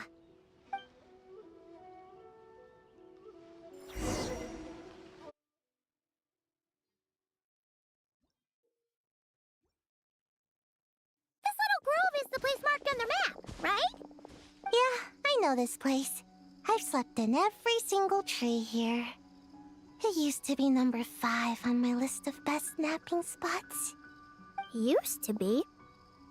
It dropped to 7th after one of the Shrine Maidens found me. All right, let's split up and look around. It'll be more efficient. I'm a pretty good climber, so I can search one of the trees. Sayu can take another, and the rest... Come on, Prune, let's race! We'll start from here and see who can find the clues the fastest. Wait! I wasn't done talking! Come on, come on! It'll be good to stretch those muscles!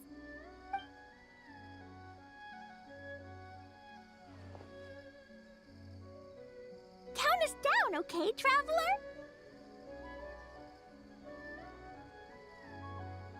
Stick close to me, Chi-Chi. Paimon, carry me! Paimon's not so sure about that. Whew. I've got this. The Yoo-Hoo Art Mad Dash technique has never failed me. Who says I have to go along with this craziness? Charge! That's it. I can't lose to some kid. Huh? What are you still standing there for? We're falling behind! Here, grab onto me. It's a zombie girl. She's slow in the head.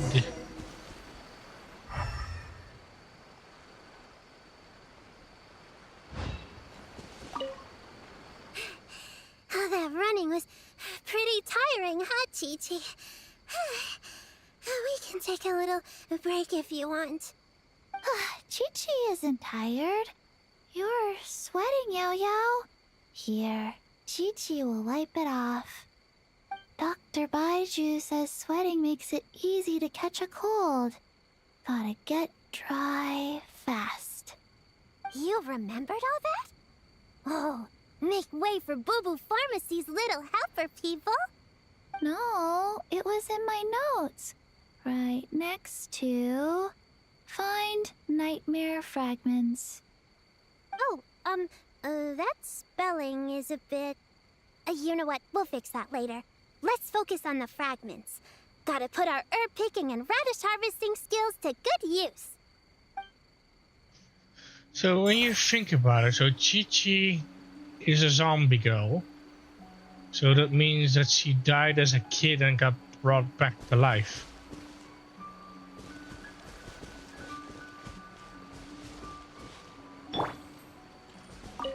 Gonna blow them all up! Put on the brakes there, Klee. Mondstadt be bombed, Klee be doomed, remember? But we're not in Mondstadt. Which means it's even more important to follow the rules, right? If you want to keep going on adventures, you need to show the knights how well-behaved you are, even when they're not around.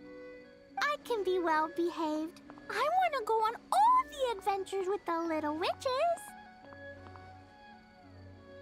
Then how about you search around the bottom of the tree, and Paimon will fly to the top and have a look. Okay, be careful, Paimon. I'll be careful, too.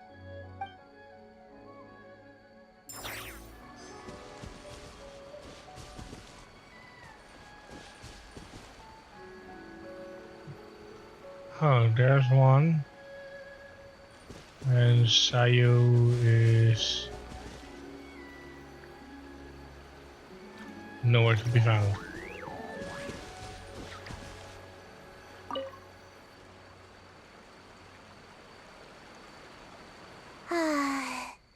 This spot is as comfortable as ever. Makes me super sleepy. No, wake up! Right, I brought mint. That'll help me wake up. The sooner we find these fragments, the sooner I can sleep.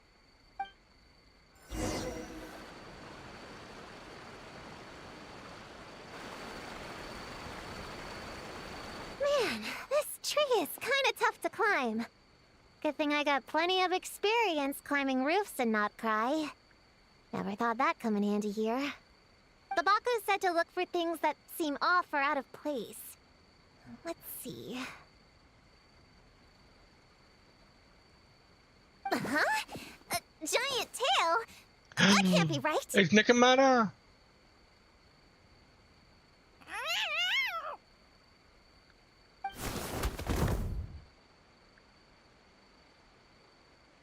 That hurt! Kira! Traveler, Paimon! Seeing you, I feel much more awake. Oh, and who are these kids? Friends of yours, I'm guessing? Nice to meet you. Hello, Miss Cat Lady. We're little witches. What brings you here, Kirara? Oh, it was a pretty light day delivery-wise, so I came here to sharpen my claws. Must have dozed off at some point, and then someone yanked my tail. Sorry about that. It kinda seemed like something we were searching for. You're a Nekomata, right? that was in the little-known creatures of Inazuma, too. On page, Whoa! You remember the page number for this one, too? Shoot, I forgot. Don't look at me like that. Anyway, I could give you a ball of yarn to make it up to you. Oh, yarn? No need. You just startled me, that's all. It's not a big deal. But you sure know a lot, huh, kid? I'm not a... Never mind. Have you noticed anything strange around here, Kirara? Well... I usually like to nap under that tree over there, but for some reason it felt off today, so I decided to sleep in this tree instead. All right, you guys can keep chatting. I'll go check it out.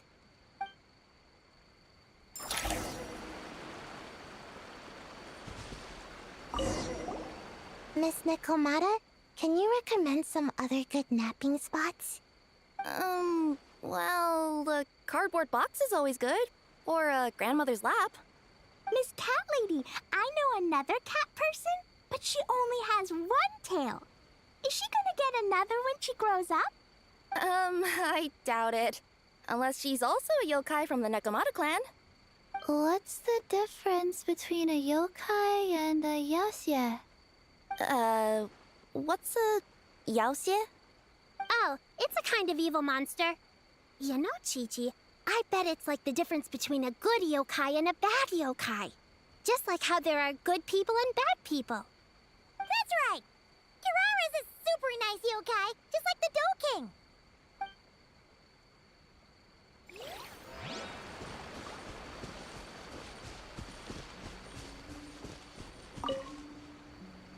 Yep, looks like there's a nightmare fragment here. Let's store it for now. We should press on to the next location.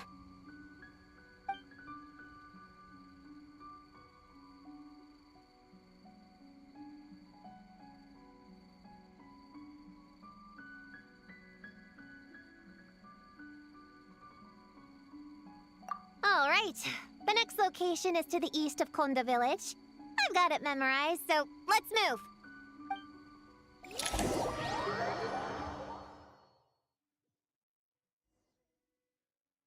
All right.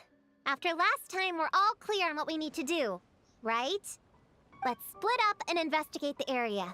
If you find something, just give a shout, okay? All clear? Yes, ma'am! Yes, ma'am. I didn't mean to make it sound like I was bossing you around, Traveler. Well, dismissed.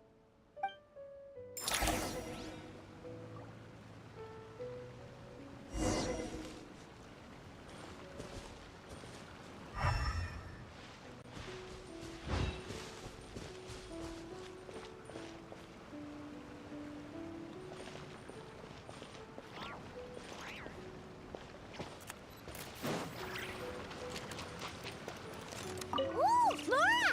Quick, pick it up! Huh, it's just a lavender melon. Honorary Knight! Paimon, Prune, over here! Find something? Yeah, something huge! A bunch of bugs in a line! I've never seen something like this before! Me neither.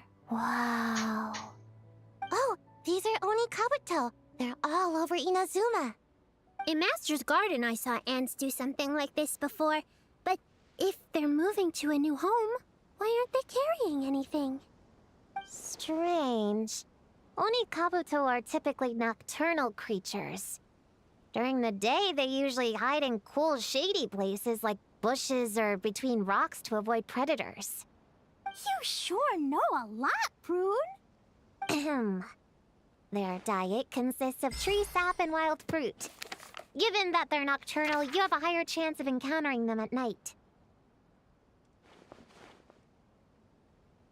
You can say that again. Bullchucker, what are you doing here? We meet again, Lavender Melon. Hey, I'm out here looking for an Oni Kabuto upgrade. Bigger, stronger. You know the deal. Never stop the grind, am I right? What about you? Whoa, wait a second.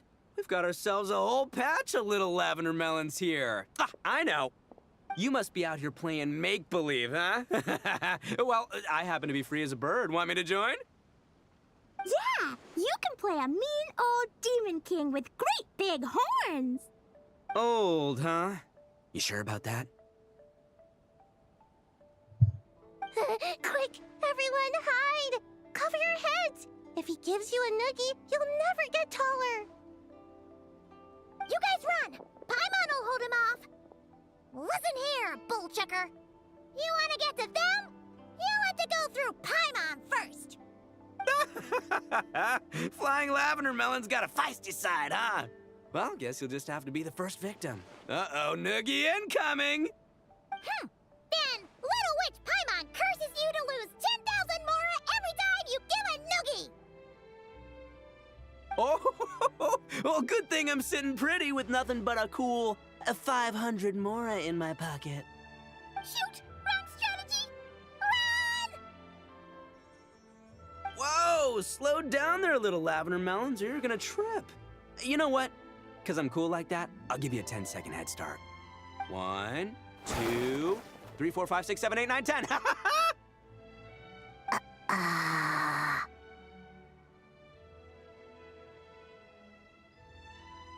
Wait, I know. The weird behavior of the Onikabuto is a clue. They would never venture out during the day, unless something happened to their original habitat. In other words, we just need to follow their migration back to the source. Yep, it's here! Come on, let's pick it up. That just leaves one more. We're so close. Please, the little witches were the ones who noticed the Onikabuto. They deserve the credit. Only kids are obsessed with bugs like that. I doubt I would have even spotted them.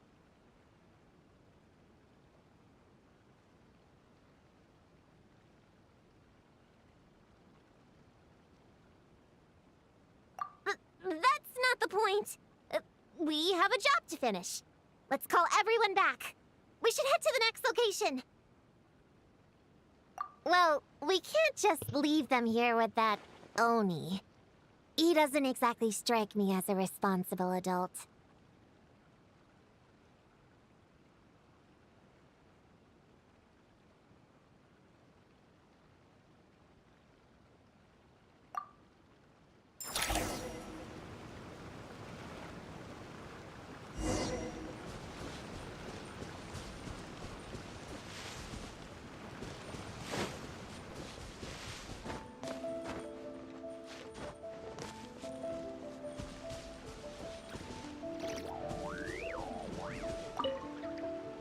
Chi-Chi doesn't care about getting taller. Yao-Yao can stand behind me. Chi-Chi will protect. Nuh-uh, we're both gonna get taller. That's a promise. That you can't keep because he's a zombie and I don't think zombies grow. Sayu's hiding here. You can't see me. You can't see me.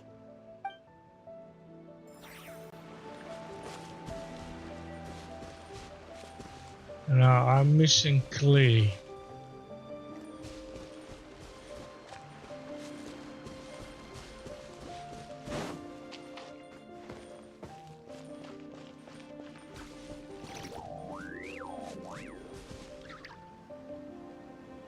So they are there, but where's Clay? We should not be too far.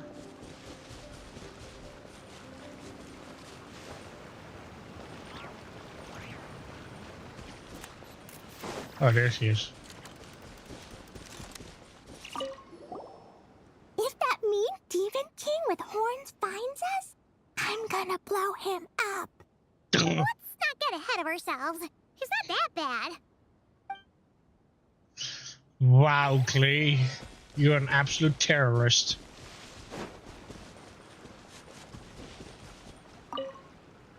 Ah, man, I can't find him anywhere.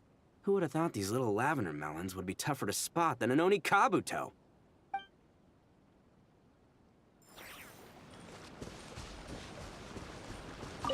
After watching them for a while, honestly, that Oni guy seems like the biggest kid of them all. All that height's just for show, huh? Seriously, all he has to do to find them is get some high ground. Not that I'm invested in this game. Just find me when we're ready to go. In the meantime, I'm gonna do some reading. Let's see.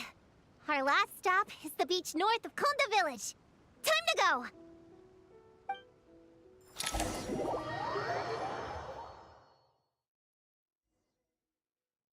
Alright, this is the last location. Where should we start looking? Huh? A group of monsters? Well, that seems a bit obvious. It's just a few slimes. I'll deal with them. Come on, little witches! Let's give Prune a hand!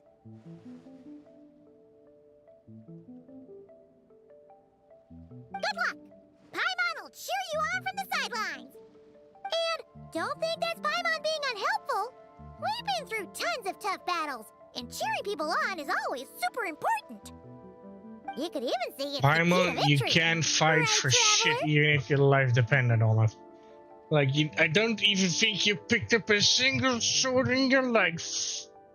Unless you get like reincarnated or shrink or whatever.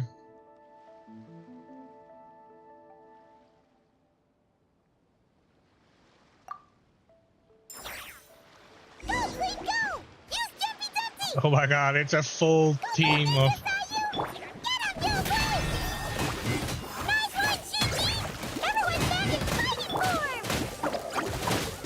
Didn't expect them to be so strong. Gotta figure out the right counter strategy. That's the spirit, Prune! Get him! It's a whole team of Your witches. teamwork was amazing! You came in like whoosh, and then went all bam bam, and then kapow! The monsters didn't stand a chance! You weren't bad either, Paimon. Your voice was nice and loud. Impressive fighting, everyone. Little witches are just awesome like that. That tuckered me out. Hungry. Auntie Cloud Retainer said it's not good to wander around in the wild after dark. This is the last fragment, right? Let's pick it up and head back.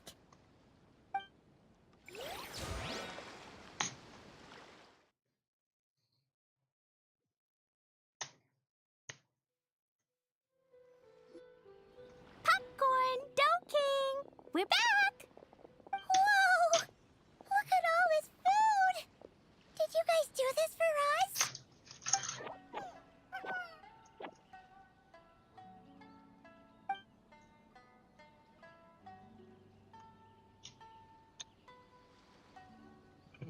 These meds are so expensive.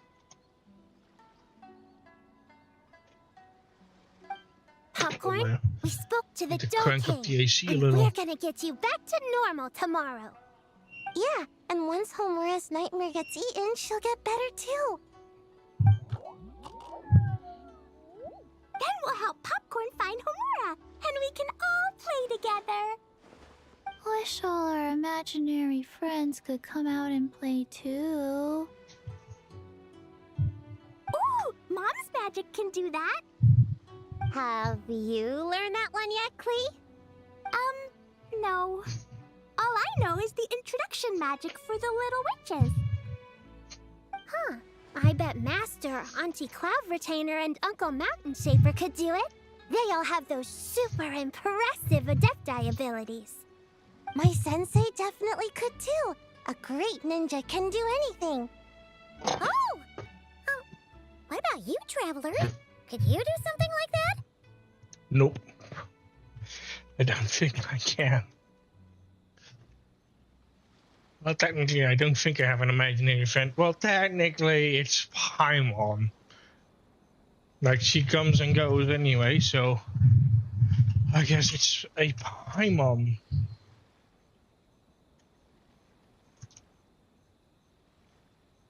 Yeah. Guess Paimon has a lot to learn from the other little witches, huh? All the imaginary friends hanging out together. Just thinking about it is interesting. Does Paimon have one too? Nope. But Paimon already has someone to keep her company. Someone she can talk to no matter what. The Traveler.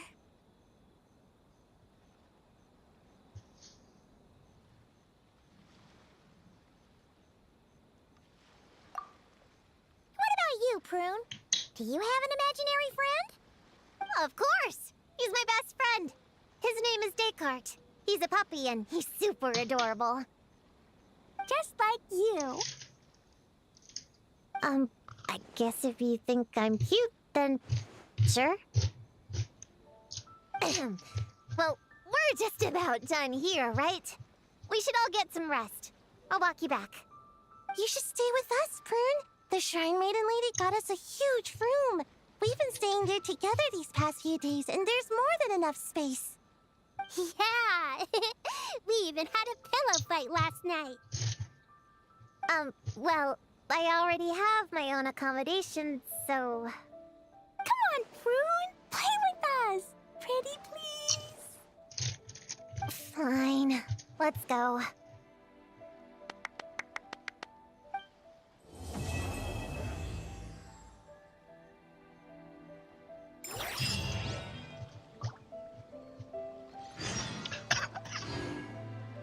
I'm basically a glorified babysitter.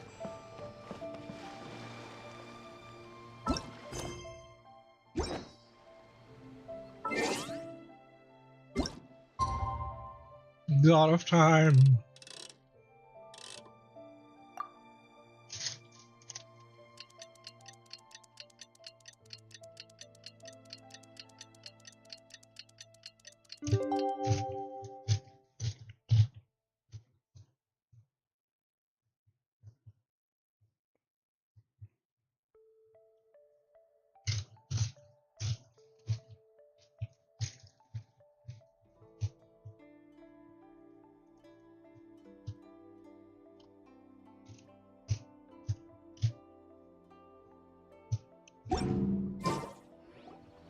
All right, we're all set. The Baku have been fasting all night, so we should be able to get rid of this nightmare no problem. The scent matches what we found earlier. Yep, these are the ones. Here goes nothing.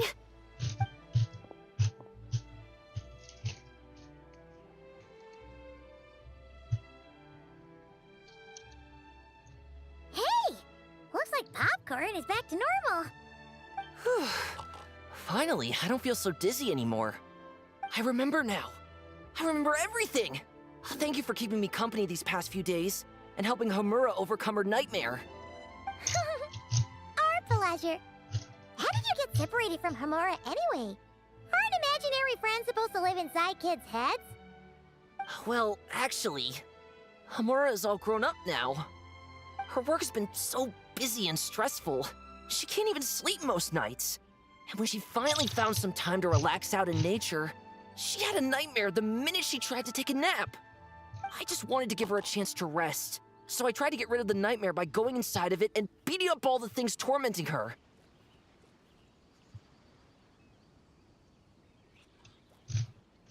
But then, I got swept up in a massive storm, and when Homura woke up, an ominous-looking shard was left behind right where she was sleeping.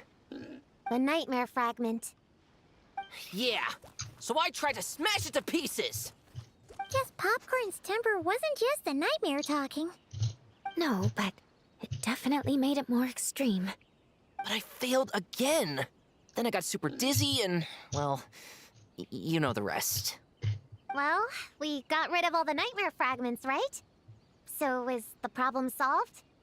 Homura is free from the nightmare, but her psychological state is still abnormal. In fact, the problem could be quite serious. While digesting the fragments just now, the Baku sensed that there was no attempt from Homura to overcome the emotions contained within them. which is a sign of emotional numbness. She hasn't given a sincere smile in ages. She doesn't let her imagination run wild like she did as a kid, or think up crazy scenes in her head. I can't encourage her through her imagination like I used to. All I can do is watch her lose her spark. When someone gives up on seeking and relishing in their own happiness, negative emotions can become all-consuming. And if that happens... What? If that happens, then what? We see patients like this a lot at the clinic. On the outside, it might seem like nothing is wrong. But on the inside, a sense of emptiness begins to take over, until the person loses the capacity to recognize beauty in the world. As one of our patients put it, it's not that I'm gone, it's the knowledge that my inner child is never coming back. No, no! I have to help her! Where did she go? Will she be back for dinner? No, Chi-Chi. That was just a metaphor. Or, personification? One of the two. Who says she can't come back? Sometimes, after I get let out of confinement, I dash off so fast even Master Jean can't catch me. But then, Todoko reminds me that that's a surefire way to get sent back to confinement, so I turn around and go back.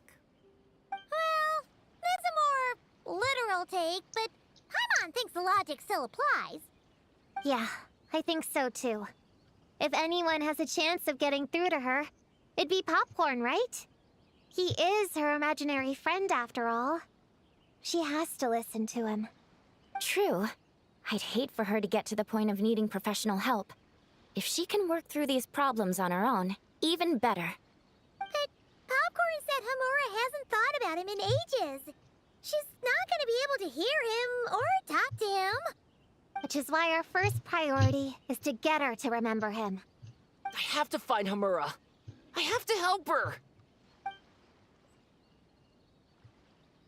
Wait, don't just run off! The little Hexen Circle wants to help too.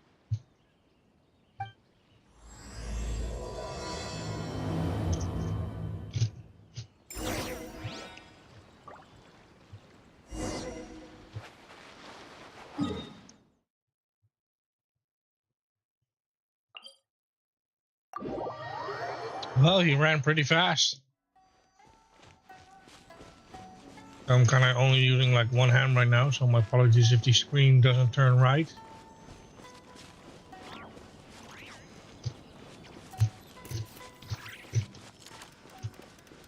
Ah, Popcorn's over there! Come on, let's get closer.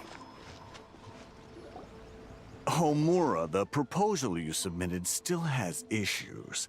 It needs to be more creative. It needs that spark. Back to the drawing board.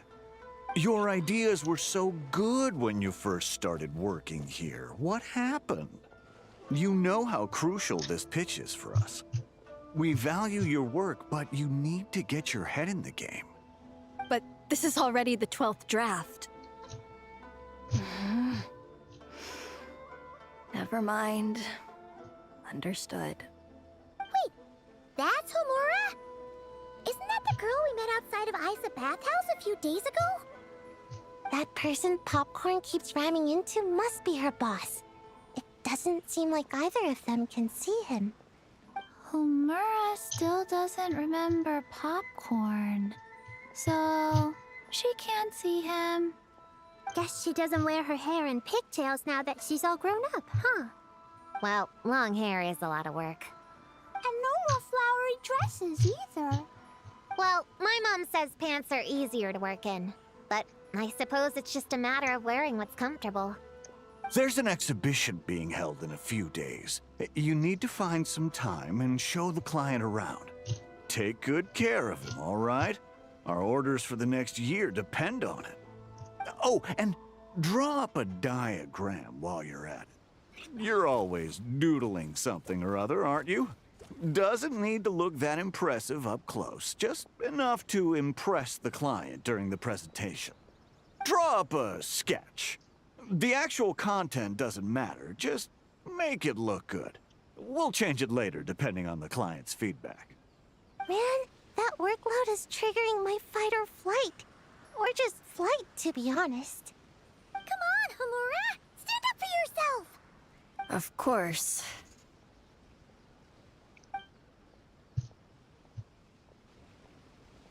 Oh, come on! Where's that explosive temper you had as a kid? Like in that poem you wrote. Wait, that's it. The poem! We can use that to remind her of her childhood and get her to remember popcorn. Bring on the tear bugs! Bring on the booger beasts! Mean or nasty or in your face, one punch sends them to outer space. Give them one great monstrous whack! Wait, what comes next? Sayu? Shoot. I think I dozed off during that part. Give him one great monstrous whack. Then... Stuff him in a big old sack! Yeah! I've got a sack with your name on it! Hey! Wait! What is it? Confused about something? I think you're the one who's confused. Your feedback changes from one moment to the next. You don't even know what you want, but somehow you expect me to read your mind? Maybe if you actually thought things through, we wouldn't have to redo them. You want me to make the decisions? Fine. Then don't micromanage me. You nitpick everything I do just to complain again when I change it. You talk about a lack of creativity, but I don't see you coughing up ideas. You say the company values me? Really? Because I work myself into the ground every day, and do I even get a free cup of coffee to keep myself awake? No! I buy it myself! Of course, we plan to reward our hard workers with several level... I'm not done. You want to talk about rewards? Because it seems like you just reward us with more work. Half the work I do is outside my job description. I'm not a machine. You can't just wind me up and keep me running forever. I'm overworked. I don't get enough sleep. I can't keep going on like this. You're my boss. If I can't have your mentorship and guidance, the least you could do is create a suitable working environment. Oh, and drawing is what I do for fun.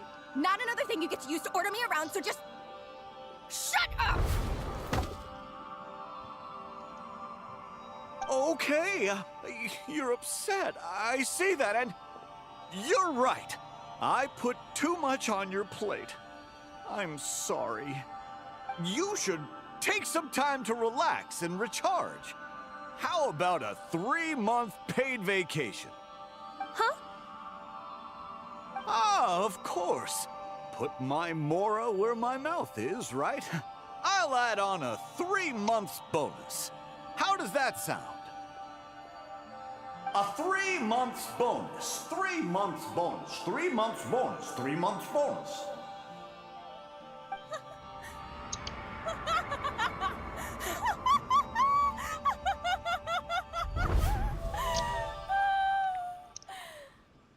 Everything okay?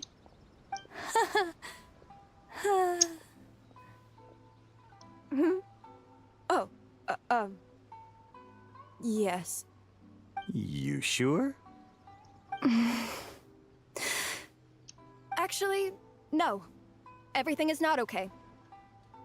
I think the proposal I submitted is more than competitive enough. Maybe I could talk you through it, and then you can decide whether changes are really necessary. But first, I'd like to take 2 days off. We can go over it when I get back. Is that okay? Listen, I get that things come up, but now's not the best time. We're up against some tight deadlines, so just hang in there. I'm sorry, but I can't. I have too much work, and it's starting to impact my health. I hope you can understand. You never said anything, and your work is always on time, so I just assumed you could handle it. I complete my work on time because I'm a professional. It's those unreasonable, last-minute tasks that force me to work overtime. And I've been doing that a lot lately. I was hoping you could be a little more mindful of the work you assign me in the future. But the client is going to be here soon. How am I going to find someone on such short notice? Entertaining clients was never part of my job description to begin with. Of course. If you really can't approve my time off, I've made peace with having to... Now, hold on just 1 minute. No need to be rash. How about this? Rest up, get yourself back in working order, and your position will be waiting. Just don't make it too long, okay? Of course. I'll try.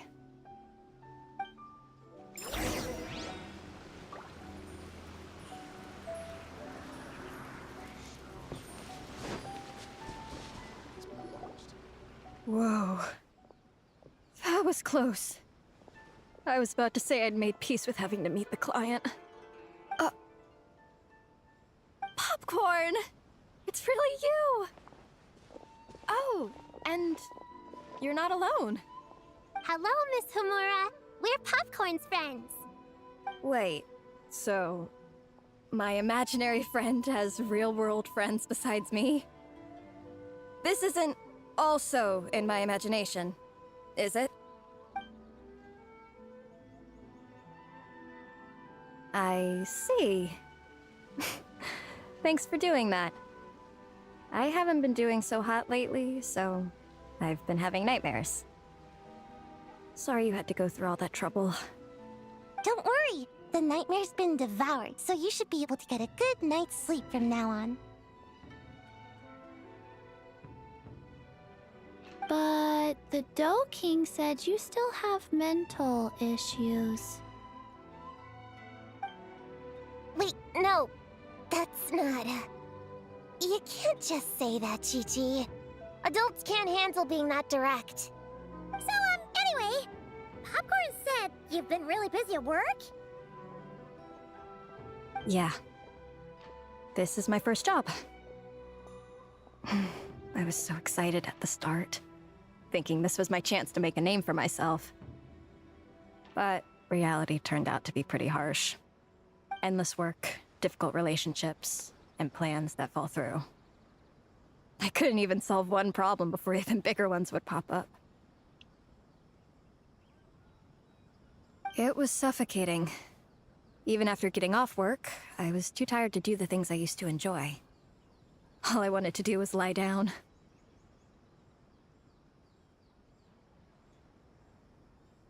I know exactly what you mean. The adult world is a cold and cruel place. How in the... You're not even an adult! Huh? I don't get it at all. We all live in the same world, right? Mom said grown-ups are just big kids in grown-up clothes. Huh? Yeah, I've gathered a lot of intel about this. Turns out, when no one's looking, some grown-ups play their own games too, or put on little puppet shows, or even pretend to cook stuff. I won't say who, though. Nothing has to change. We can still fight monsters or pretend the floor is lava. You just have to picture it, and we can do it! Kinda like how I imagined going on that rant just now. Even though it wasn't real, just picturing it felt pretty cathartic. That's not enough, though. Children are innocent. Their fantasies become real to them, so make-believe gives them genuine happiness. But adults know it isn't real, so imagination becomes a form of self-deception. It's called a mental escapade. Oh, right! Yes, that! Oh, shoot. I memorized it wrong. The point is, you can't just fantasize about the things that make you happy. You have to take action. That goes for work and regular life. Whether it's something or someone that's getting you down, you never have to accept the status quo. Just like earlier, saying no is the first step. And if it continues to stand in your way, just give it the old tear bug and booger beast treatment. Yeah, that's the spirit! And if all else goes wrong, I guess the worst case scenario is you just find a new job. Yeah, that's... actually, not sure if that'd be something to celebrate. Are you disappointed in me, Popcorn? All those dreams I had as a kid, and I haven't achieved a single one. I grew up to be a pathetic adult, huh? Can you eat as much tempura as you want, day in and day out? Well, I guess. Can you buy your favorite light novels and manga without having to ask an adult? Yeah. I make my own mora, so I can buy whatever I want. Then you're an amazing little adult in my book.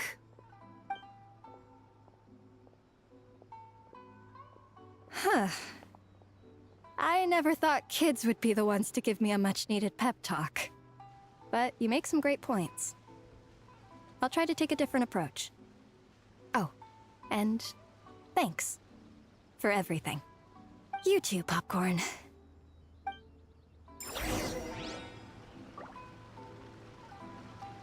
I'll protect us. Are you disappointed in me, Popcorn? All those dreams I had as a kid, and I haven't achieved a single one. I grew up to be a pathetic adult, huh? Can you eat as much tempura as you want? Well, Can you buy your favorite yeah. I make my own mora. Then you're an amazing little... Alright. Oh, but that... Okay. Back we go. Little hexen circle. Aw, it's so nice seeing Popcorn and Hamura together again. Yeah. Makes me think about Descartes. Wait a second. What am I even doing? I've barely made any progress. Prune, what's wrong? Well... It's okay. If you don't want to talk about it, we can pretend we didn't hear anything. But if you do choose to trust us with it, I'm sure we'd all be more than willing to help out. Right, little witches? Yeah! In my heart, Prune is already one of us. We all like you a lot. Definitely. We worked super well tracking down those fragments. It's like we were made for each other. Plus, our heights all match too. You even taught me how to use a hammer like the Bear of Stilts so I could feel what it'd be like to be taller. Prune knows a lot and likes sharing. She gave me a book on finches. Paimon seconds all that. Besides, she's so used to you being a part of the little hexen circle now, she can barely imagine divvying up snacks without counting your share. You guys, I'm not that great. I've been lying from the start. I'm not Alice's friend. I'm a witch hunter. Witches are my enemies. I never be friends with someone like her. She challenged me to a debate, and when she lost, she took my imaginary friend away. Like it was nothing. Descartes is my best friend. She said the only way to save him was to defeat all the witches. I went to Mondstadt to find them, only for the trail to lead me to Inazuma. So I took a boat overnight to get here, and then I met you guys instead. It wasn't supposed to be like this. You're not evil witches at all. Just a group of innocent kids. And you've been so nice to me. I can't treat you like my enemies. I can't. It's okay, it's okay. Just let it out.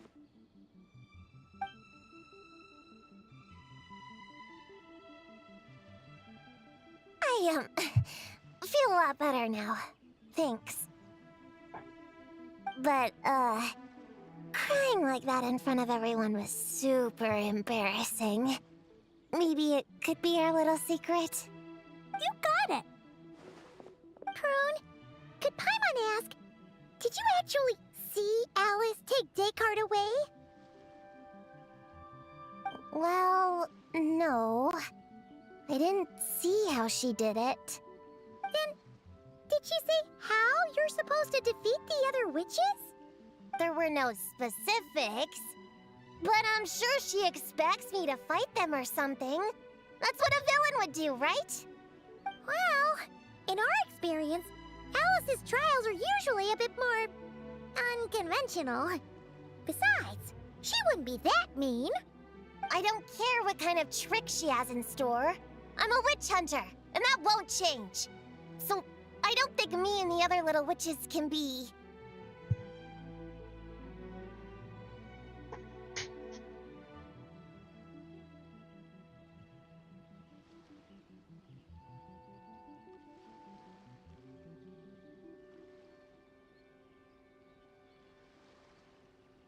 What?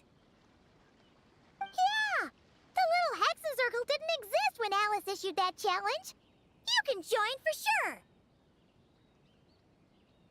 The little Hexen Circle can band together to defeat the big witches and save your imaginary friend. But... Clea's Alice's daughter. I'm kinda confused about the details, but I bet it's supposed to be a big fun game. 'Cause Mom always says I'm gonna beat her one day and become the bestest witch in the whole wide world. Catching the big witches sounds like a fun game to me. I want to play for sure. Sounds like a chance to get in some good training. Count me in. I'm trying to become an even stronger ninja than my sensei, too. That way, I can sleep as much as I want and nobody can say a thing. Master said that's called when the branch grows higher than the tree. We all want that, right, Chi-Chi? Chi-Chi likes trees. Plus, Paimon and the Traveler have been around the block with all this witch stuff. With us around, we can defeat whatever great, big, powerful, impressive mages we want. You guys are a really awesome group of kids. You know that? Just give me your hand, and you'll be an official member of the Little Hexen Circle. I guess I can do kid things with all of you. To go along with the group, I mean. All right, I'll join. Come on, do the thing! No, I'm not that much of a kid.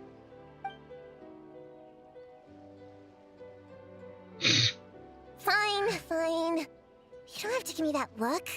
I'll say it. Little Witch Prune reporting for duty.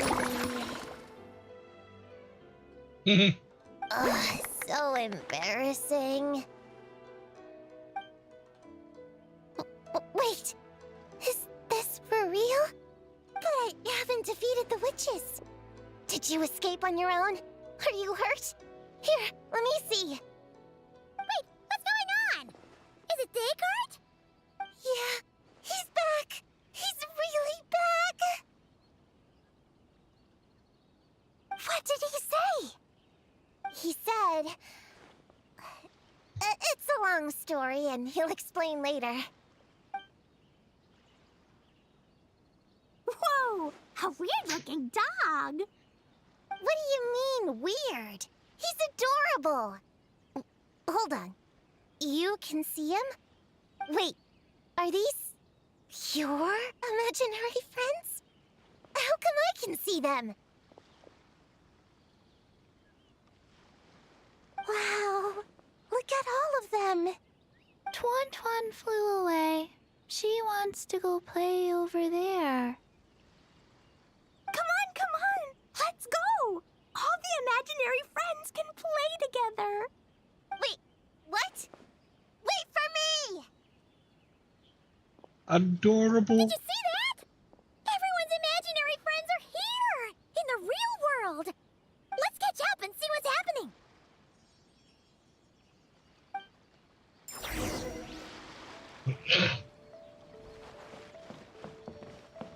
Paimon is also imaginary. Real or imaginary, seeing all these friends together like this is a wonderful sight.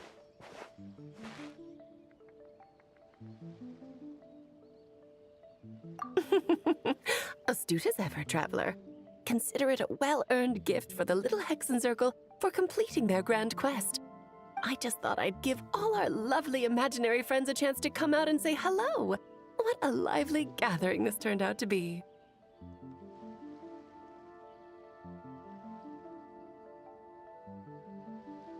Oh, right!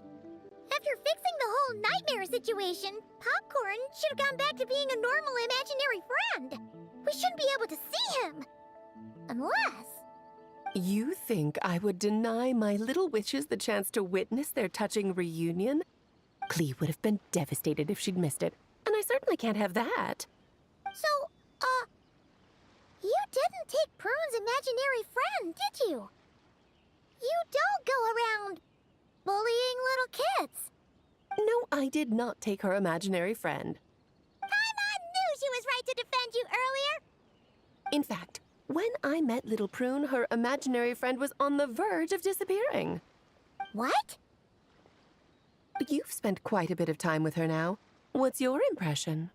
Well, even though she looks like a small, cute kid, she seems more like a grown-up. She's smart, mature, and super reliable. Precisely. Prune has always been a precocious child, ever so curious about the world. She studied things beyond her years and began to grow up rather quickly. I'm sure that all sounds well and good, but it's unfair to expect a child to step into the adult world so soon. With all that weight placed on such small shoulders, something is bound to break. In this case, her childlike innocence. You've witnessed how devastating the effects of that can be for yourselves not too long ago. Right, like what happened to Hamura. She'll stop dreaming and eventually, she won't even be able to remember her imaginary friend. That's why I made up the whole thing about capturing Descartes and sent her to Mondstadt to defeat all the witches. You tricked her! The mages don't even live in Mondstadt! Ugh, that's a mean thing to do to a kid, Alice! Paimon shouldn't have spoken up for you earlier! Why, thank you for the compliment, dear Paimon. I am the great, big, mean Dodo King, after all.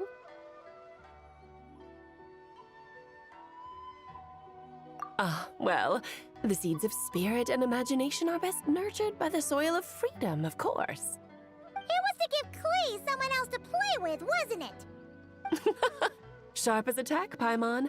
The witches of the little Hexen Circle do not disappoint. In any case, all's well that ends well, right? After spending time with the little witches, she regained her childlike innocence and was able to reunite with her imaginary friend. Ah, quite the amazing feat the little witches pulled off, huh? The most amazing one of all is my cute little Clee, of course.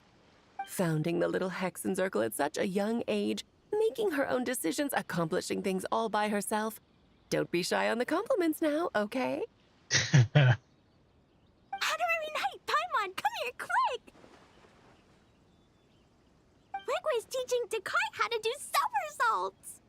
No matter how precious the moment, it can never last forever. You should head over before the materialization spell wears off, or you might miss the chance to meet everyone's imaginary friends. Huh? Why didn't you say so sooner? Come on, let's go play!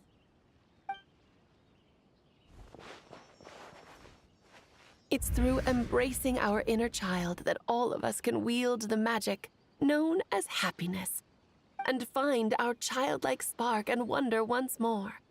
So whether you're a little kid or a kid at heart, set your worries aside for a moment, forget about what's coming next, and allow yourself to have fun, if only just for the here and now.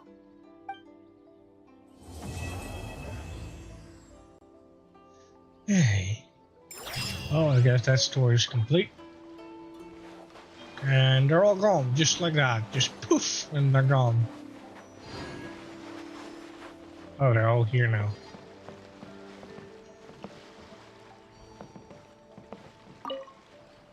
Whoa! I never thought Gina would be so big! Her belly is super soft, too. It's a great spot for a nap. Very tall. Taller than Sayu. Wow, Chi-Chi. That was cold. Oh, I can warm us all up. Sparks and splash!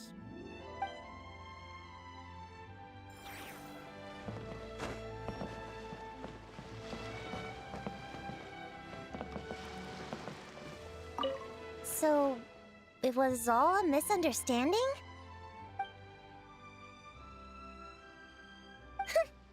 That makes it even worse. She tricked me! Hold on.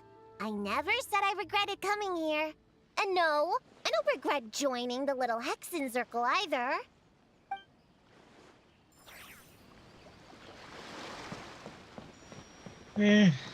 Alright, well, that quest is complete. So we should be able to do the main quest now.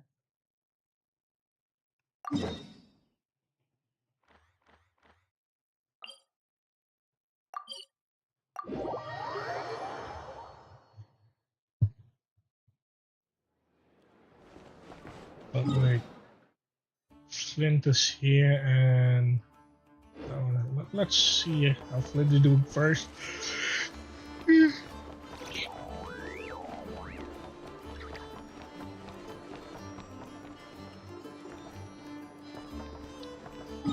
If I can... Wait, where am I? I am here. Wait.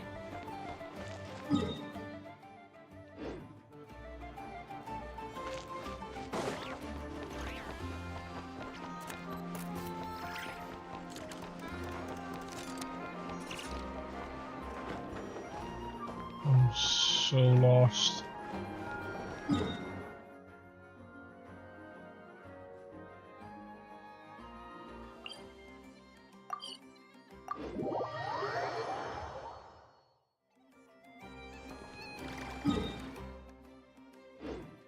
Go, Barbara, go!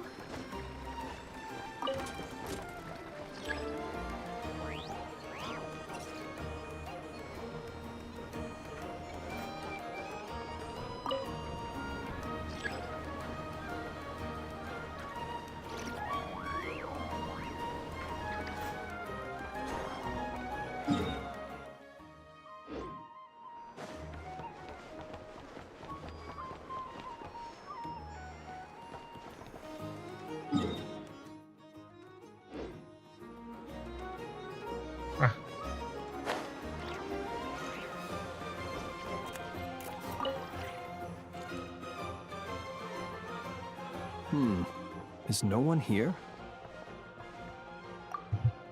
Well, hello. This is certainly a most joyful encounter. Seeing you lifts my spirits after a somewhat disheartening trip.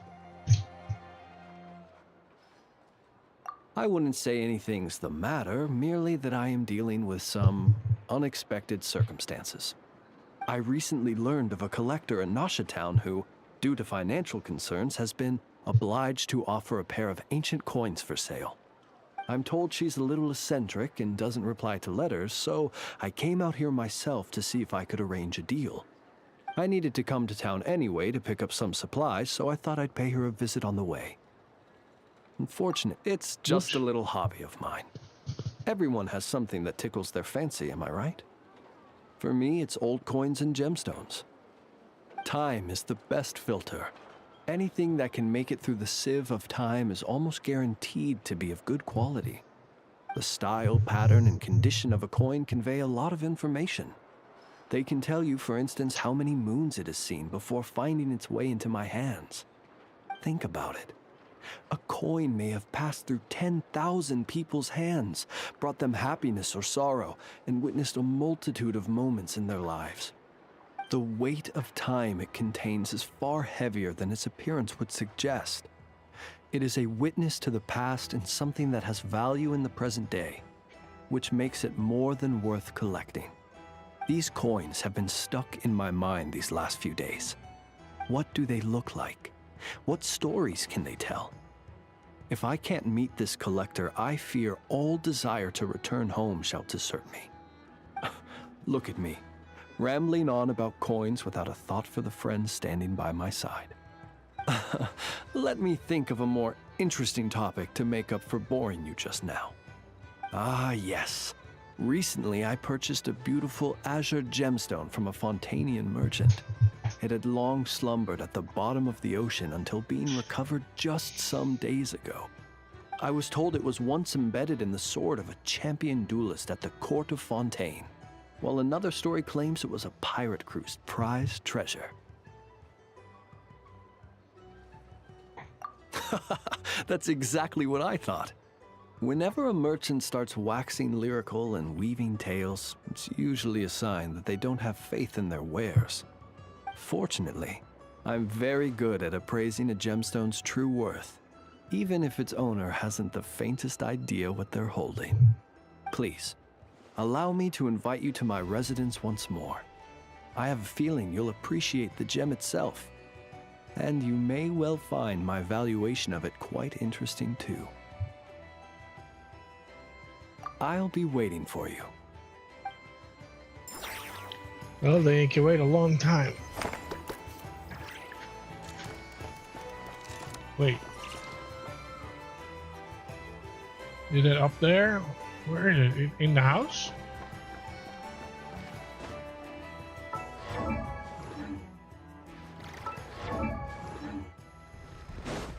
No.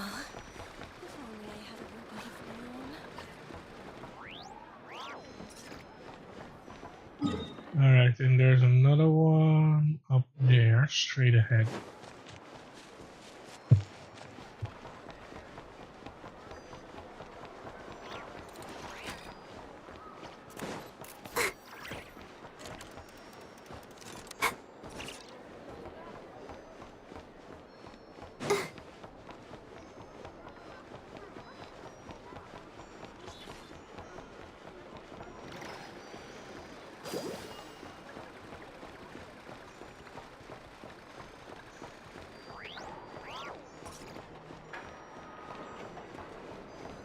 What the fuck?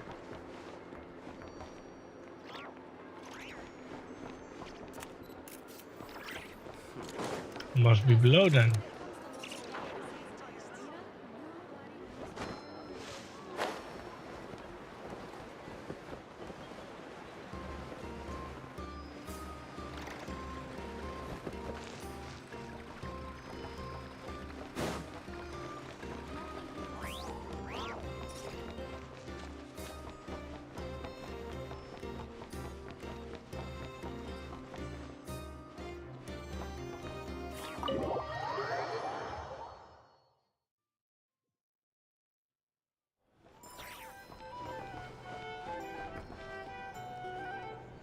There he is. Oh, Yoda. Didn't know you were here. And in summary, that's the commission we're here for. How's that sound to you, Yehoda? All the same to me. You should ask yourself one question, though. You want to catch someone and not cry? How many lives are you prepared to lose for it? Well, I once read a story. It told me that if I find a deer with divinity, I could use its antlers to take my place for one death. And what do you know?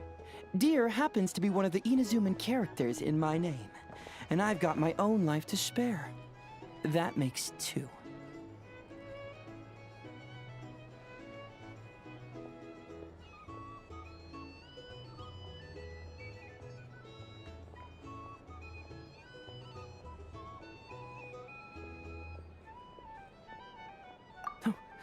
Traveler, what a coincidence.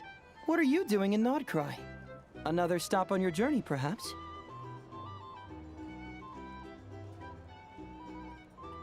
Sharp. I'm here in pursuit of a fugitive who fled Inazuma. He's racked up a real rap sheet, and he's always trying to flee further and further abroad. A few months ago, we received intel that he was hiding out in Nodcry and had joined a band of bandits. He soon returned to his usual MO. That is to say, robbing homes and raiding caravans. I think they called themselves the Sea Hook Gang or something. Word is they're quite a big deal in Nodcry, and have taken in a fair share of exiled criminals from across Tevat. After that, I knocked on the doors of the Curatorium of Secrets, Mora in hand, and asked the boss to get me someone who could point me in the direction of this Sea Hook gang.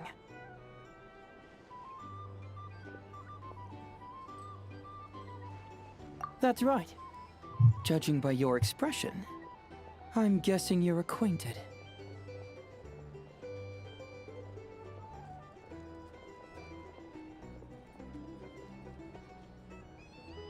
I can tell.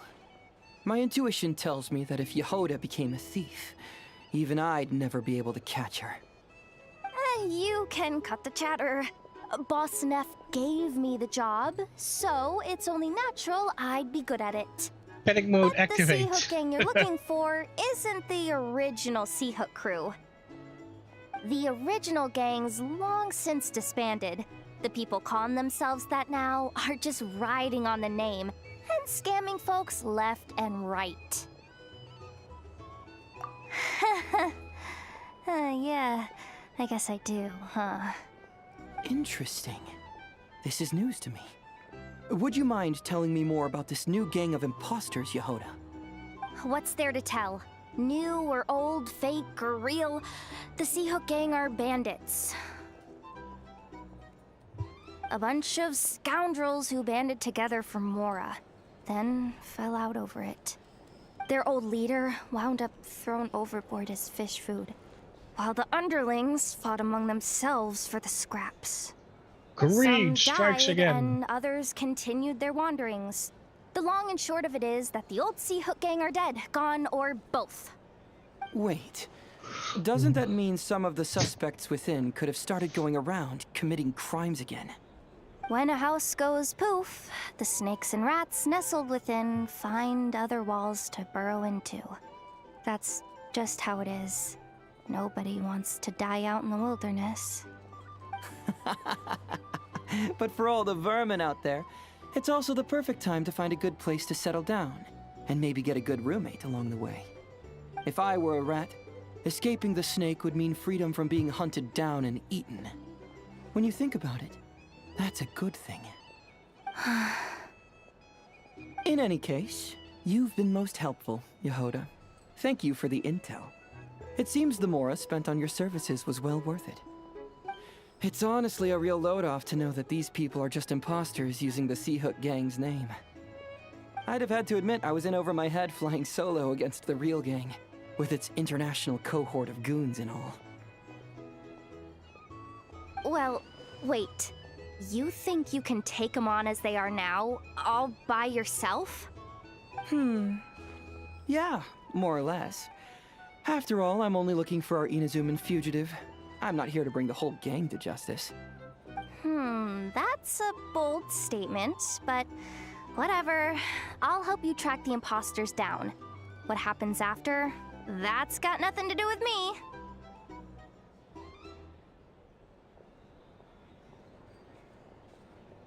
Your kindness is appreciated, but this time I'd rather this be a solo outing. Now, I suppose that's that. I'll leave locating them to you, Yehoda. As for me, I'll get to thinking of how I can haul this scoundrel back to Inazuma and have him confess his crimes.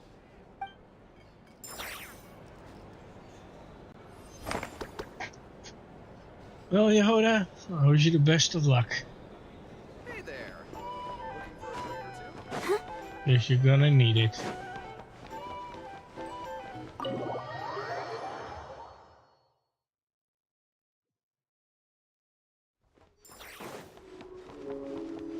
Poor Yehoda.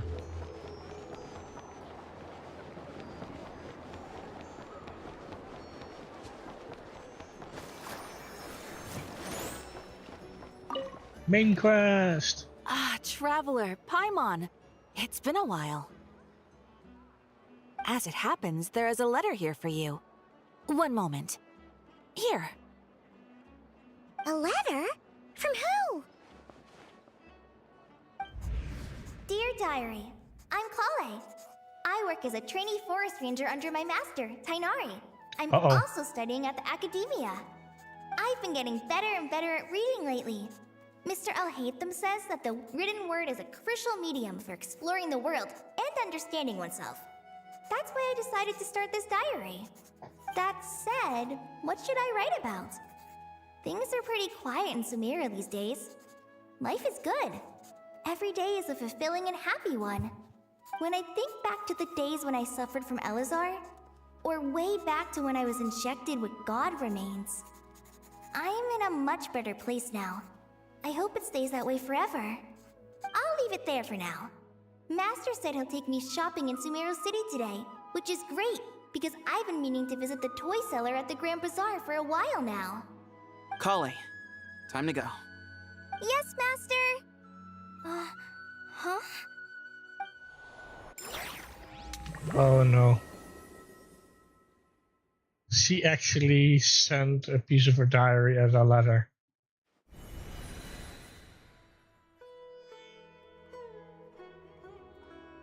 What's wrong, Kale? Is there something on my face? No, sorry. I didn't mean to stare. Did Master Tainari send you to pick me up? Master Tainari? What are you talking about? Tainari is the General Mahamatra. He's probably busy arresting criminals in Sumeru City. I mean, if that's what floats your boat, I can introduce you, but... Wait, Master Tainari is the General Mahamatra? But what about Mr. Sino? Sorry? Wait, what? Oh, you mean that guy who just joined the Vahumana Darshan? Rumor has it he's the leader of the Temple of Silence. If that's true, it's pretty impressive. Sounds like you've been getting to know more and more people since you joined the academia. That's great, but don't let your forest ranger duties fall by the wayside, okay? What's going on? Sethos is acting like he's my master, and Master Tainari has taken over Mr. Sino's job. Is this some kind of prank? If so, it's a weird choice of prank. But anyway, Sethos doesn't look like he's joking. What is this all about? Hey, you're zoning out again. I'm gonna buy some tools for the rangers. Why don't you stretch your legs a bit? It's been a while since you last visited the city, right? Wait! He's right. It has been a while since I last visited Sumeru City. Was it always like this? I mean, it feels familiar, yet somehow... something seems different. Is this really Sumeru City? Oh! We're gonna play as her. Okay, what's going on?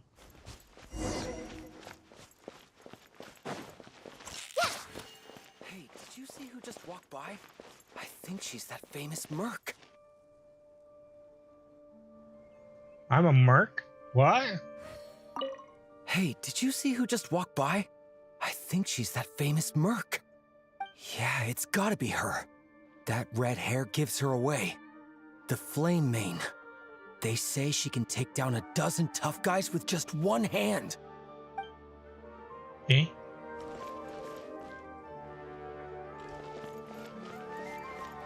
did you see who... Hey, did you see... Would you like some fruit? How will I ever save enough money to buy that custom-made axe with floral carvings from the blacksmith? It takes courage to maintain a peaceful life.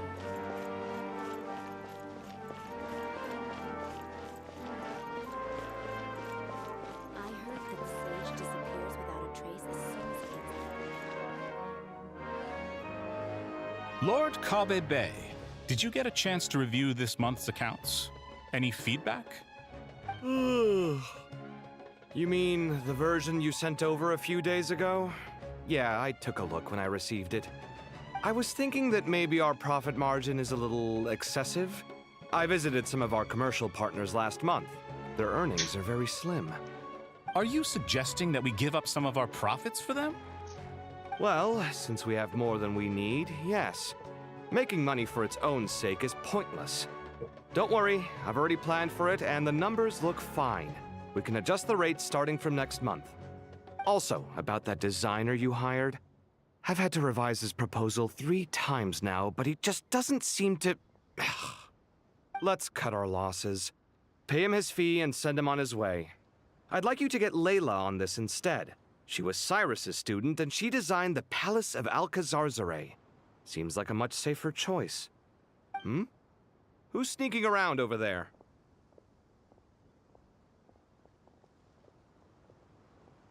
Mr. Cave?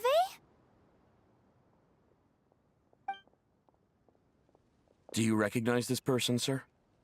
Yes, it's all right. We've met. This is Kale, Sethos' trainee. He brought her along the last time I went for drinks with him. What brings you to the city, Kale? Is your master here too? No, this is all wrong! Why is Mr. Cave saying that too? Tainari is my master, not Sethos. This can't be real. I have to ask someone else. There's gotta be someone else out there who still remembers the truth. Hey, wait! Don't run off! How strange. What's gotten into her today? It's like everyone switched places. I guess I'll keep looking around. Oh, it's probably Nahida having a hissy fit. Well, not really a hissy fit, but like something going on. Like this is so familiar, like the dream world got reactivated or something like that. You know, with the Akasha or whatever that thingy was called. Like, it's just like that, you know, when the traveler was in the dream, and now it's her turn. Would you like a cup of coffee? Students are under so much pressure these days. Sometimes. Lots of visitors today, I see. Welcome all. It's been a while. Hey, Rahman. You know that guy who sells face powder on Treasure Street? I haven't seen him around in a while. Any idea what happened to him? Oh, you mean a Hongar? Yeah, he got into a brawl with Shavirme on Treasure Street. He's been banned from setting up shop there for now. Seriously? Oh, well, that's a shame. I was planning to pick out some makeup for you. Oh, don't worry about it. The legendary Flame Mane discussing makeup with the Zubair Theater star dancer. Now there's something you don't see every day. Flame Mane? You know, I'm not actually sure when people started calling me that. Maybe the other Eremites thought I needed a fiercer title to scare people off? To be completely honest, I think the title would fit you better than me, Dia. You think? Can't say I've never imagined myself as a merc. If I ever give up the dancing, maybe I'll head to the desert and give the Eremite life a try. You would? Is that so strange? Oh, not at all. In fact, I've actually had similar thoughts before. If I ever get tired of sleeping out in the wild, I think I might go look for a job at the Zubair Theater. I've adored the dance of Sub-Zeros ever since the first time I saw you perform it. If the chance ever came up, I'd love to try it out on stage for myself. Really? If our manager Sataria heard you say that, she'd hold you to it. So Probably she's a grab you by dancer the now? sleeve What? and never let you go again. Hey, when that day comes, I'll do your makeup myself. How's that sound? Sure. If the day comes, I'd be honored.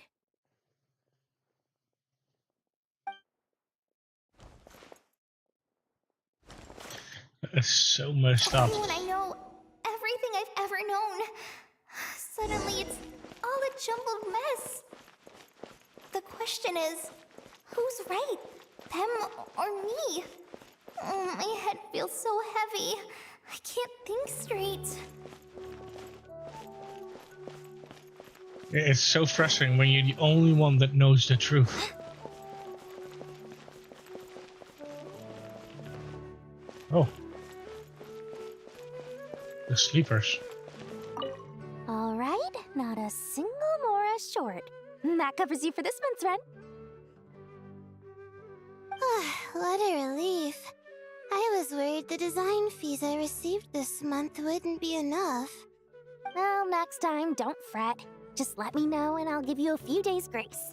We've known each other long enough for that. Anyway, how are you settling in? I couldn't help but notice that you're staying up late quite often. Yeah, I can't explain it. I just feel more inspired at night. Once I get in the zone, I can race through a whole bunch of drafts, no problem. But what about you? I keep hearing you sighing these days. Is everything okay? Well, it's just... Don't you think this house is a little small? I guess I should be used to it after living here for so many years. But for some reason, I've been feeling claustrophobic recently. I want to move somewhere bigger. Once I've made enough Mora, I'm gonna buy a huge new house. As big as... at least as big as the Palace of Alcazarceray. That sounds really expensive. True.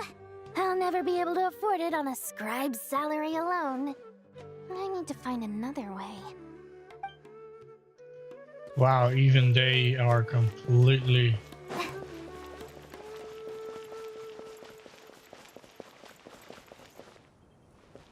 Mahamatra Tainari, we've apprehended the suspect. They say that the fool is prone to blind faith, but the wise man is not immune to it either. Suraj, do you have anything to say in your defense? Tainari, you were the one who turned the sages against me. Just a few words of caution from you was all it took to destroy my research. And now you're trying to stop me again? You should know that mechanical life is the future! We must cast aside our useless flesh and... That's enough. I'm not in the mood to listen to your lunacy. Anyone could tell you how amateur your work is. Karina, Ilias, put him somewhere safely out of the way. Yes, sir. Next on the agenda is... Master? What is it? Wait, did Professor Zahahati send you? She's been encouraging me to take on an apprentice. Might be getting a bit ahead of herself there, though. No, Master! It's me! Kale! Listen to me. Something really weird is going on in Sumeru City. It's like everyone's identities have switched around. You're not the General Mahamatra. You're a Forest Watcher. Just yesterday, we agreed to come to Sumeru City today to go shopping together and... All right, there's no rush. Let's back up a little. Your name is Kale, correct? Although this is our first meeting, you do seem strangely familiar somehow. Is there anything I can help you with? No.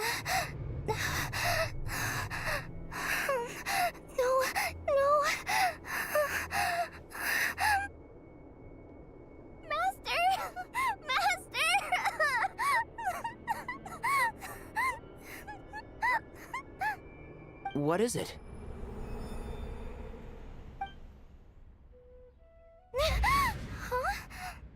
Did you have another nightmare?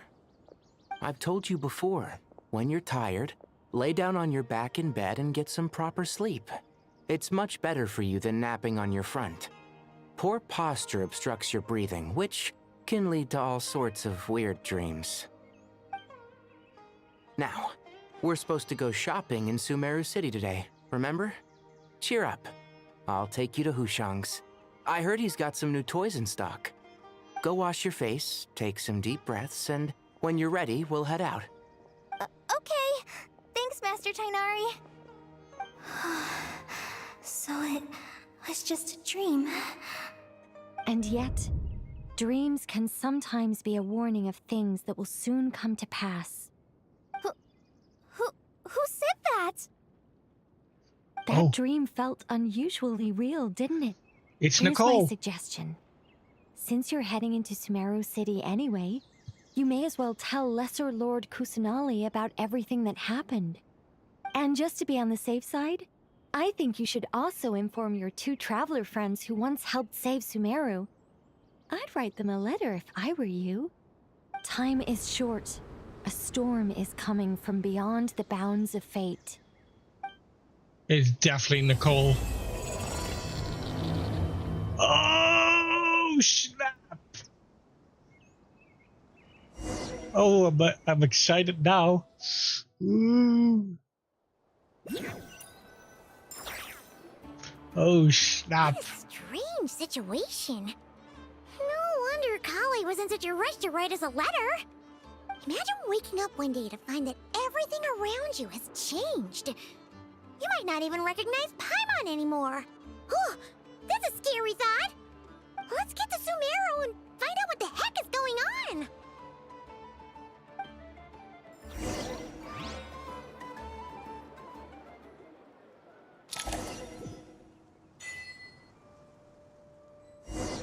Wow, that's a fast teleport. Holy shit!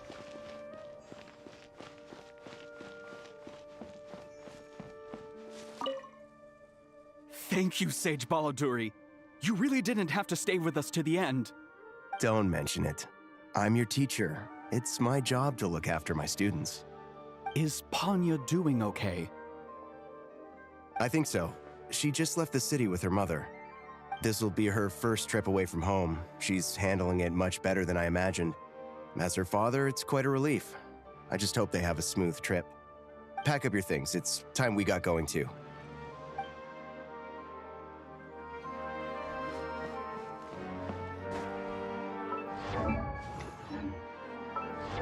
God damn it. Pressing the wrong button.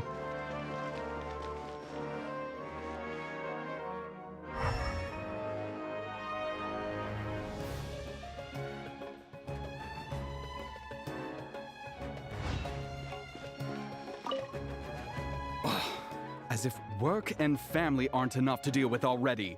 Now they're telling us to move to Caravan Rebot because of renovations? Huh. I bet it's just some vanity project.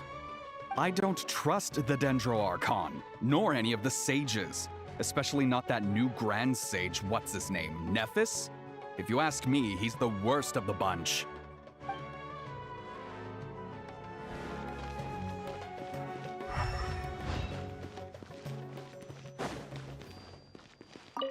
Hey, mister. Are you a robot? Shh! Look! He's pretending to be human. He definitely doesn't want anyone to find out he's a robot. I am a robot. I was designed to infiltrate the human world undetected. My mission is to find an opportunity to destroy humanity. I knew it! It's just like in the picture books. What do we do? We're the only ones who know his secret, right? Surely he won't silence us for good. You have discovered my secret. Now I must take you as my prisoners. I will tickle your feet until you join the robot army. Don't be afraid. I'll protect you. Take this, robot! Ow, ow, stop, stop! I was just kidding. I'm human. I'm human!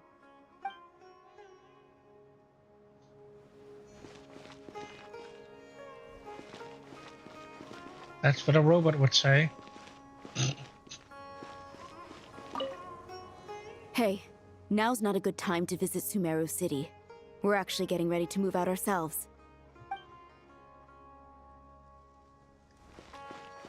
It has the doctor written all over it.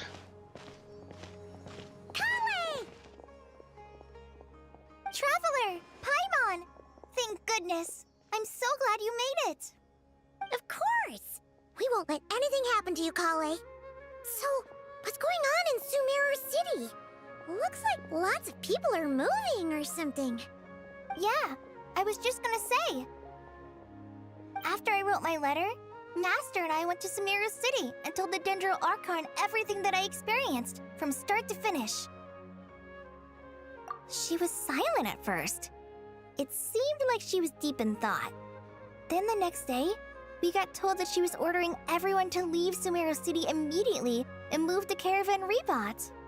The entire population at the city has to move? Not just Sumeru City. The evacuation also includes Lokapala Jungle, Avidia Forest, Ashavan Realm, and Ardravi Valley. Basically, everyone living in the rainforest must temporarily relocate to Caravan Rebot. Yes, it's quite an operation. Even if people only bring the bare essentials, the scale is simply enormous. They've requisitioned almost all the Sumpter Beasts in Sumeru for the task, including the entirety of Dory's Sumpter Beast Park. The Dendro Archon said that what Kale experienced was not a dream, but a warning. After our meeting, she immediately summoned the 6 sages to analyze the situation and discuss countermeasures. They concluded that the events seen in the dream are very likely to become a reality, and that an unknown danger is rapidly approaching. Oh, please keep that to yourself. We don't want to cause widespread panic. The official reason they've given is a large-scale renovation of the rainforest ecosystem. People are skeptical, but there haven't been any major incidents. So far, at least.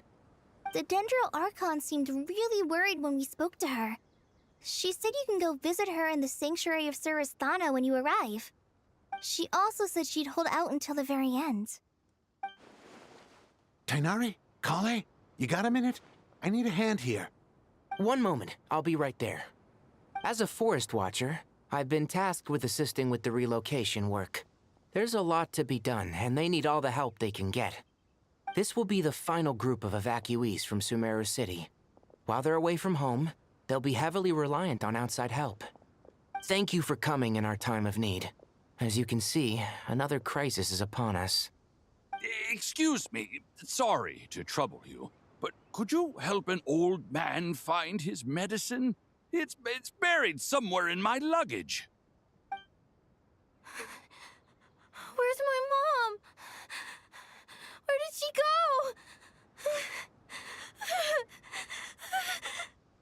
go? Don't worry, it'll be okay. Those items are worth a small fortune. Make sure you store them somewhere safe. You understand? I bet you thought you'd get away with this in the chaos, huh? Guess again. No petty thief gets past me.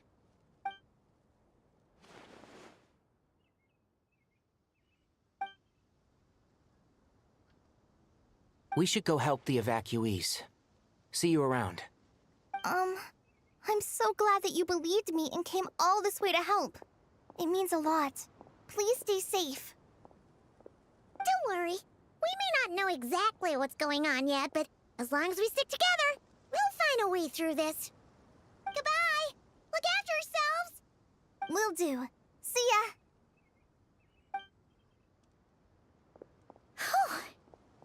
Paimon's not sure how she found the words to comfort Kale because, honestly, she's kind of nervous herself. Let's head to the Sanctuary of Surasthana and see Nahida.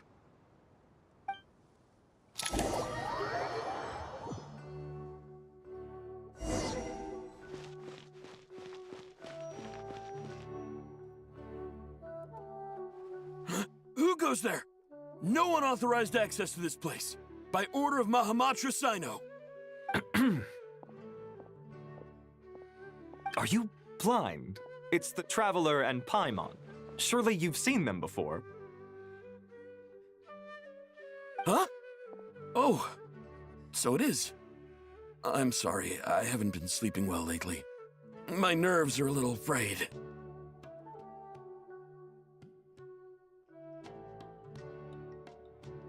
The Dendro Archon is in a very vulnerable state at the moment. Mahamatra Sino is concerned that our enemies might choose this moment to strike, so he's ordered us to strengthen our defenses. Just seeing you two again already puts our minds at ease. Please, enter. I'm sure everyone's expecting you. Let's go!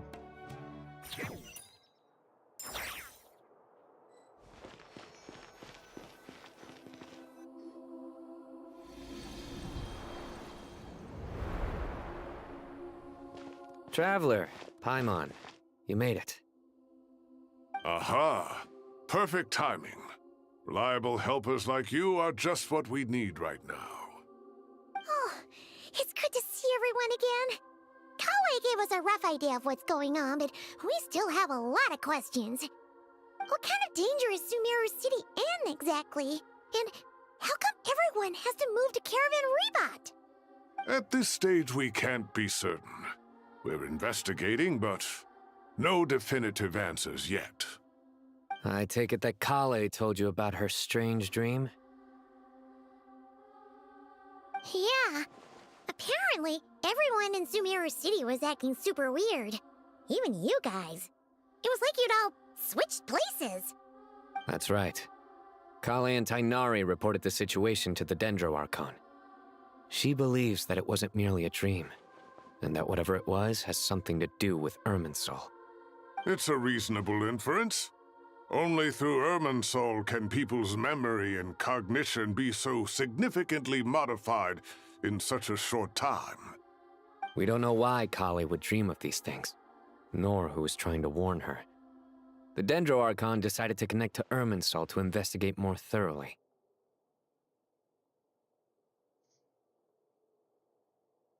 Irminsul is connected directly to the ley lines. The tree serves as a central hub where the ley lines converge, and its core function is to record and store the world's knowledge and memories. But something has gone awry, severely compromising the performance of this core function. Information is bottlenecking inside Irminsul, hampering the ley line's flow. If this continues, new information will languish unrecorded, with existing records thrown into disarray. In short, the souls of the dead will be stranded, while the living have their sense of reality warped. In the long run, Kale's dream could well become a reality. And that's just the beginning. There's no telling what other nightmares could end up coming true. Hold on.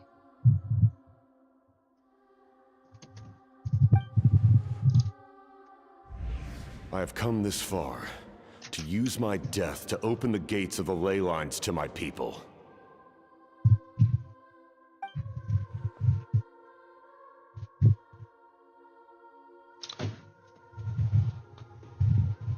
I'll click in a moment if I need to click. I think somebody's in my house.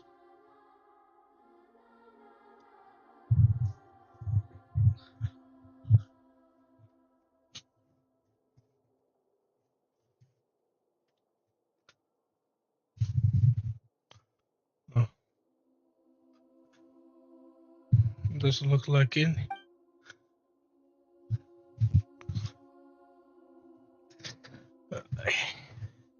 Must have been the next door neighbors.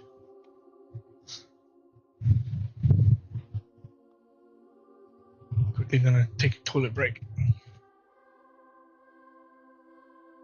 Faced with a growing backlog of information, the Dendro Archon decided to connect herself directly to Irminsul and take over the recording and processing function herself. But it is an almost impossible task. Individual brains aren't equipped to deal with the sheer volume of knowledge and memories involved. All that information flooding in at once would instantly fry any human mind. And for a god, even for a god, the suffering must be unimaginable. The Dendro Archon's power originates from Irminsul. Any issue with the tree itself takes a toll on her to begin with. On top of that, she's subjecting herself to the grueling task of processing all that data. It must be torture for her. And despite all of this, she is somehow finding the strength to investigate the Irminsul situation from within and send us her findings. I finished analyzing the latest data. Looks like our working theory was wrong. There's no signs of Irminsul having been attacked from the outside. So it's internal then? Some sort of disease, perhaps? No. I've spent half my life studying the ley lines. If Irminsul malfunctioned this easily, the world would have met its end long ago.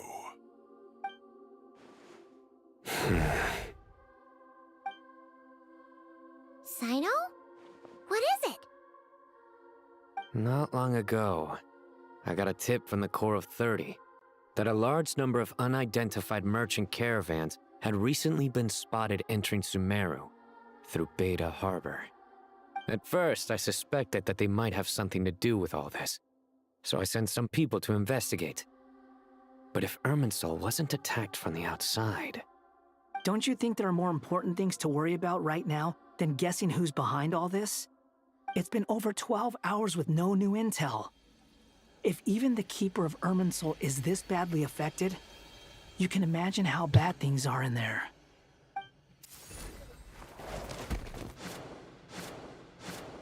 Dendro Archon.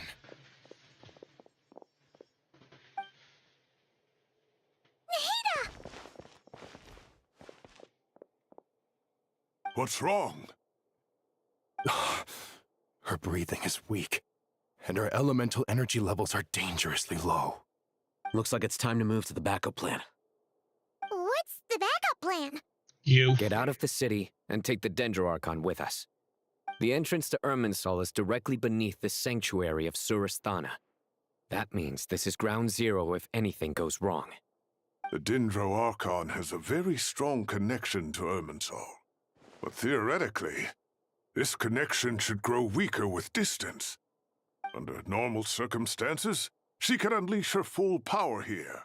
But with Irminsul out of control, our first priority is to get her away from here. The situation is critical. There's no time to deliberate. Everyone in agreement? I'll deal with it. I'll also let the Matra and the Core of 30 know to start evacuating.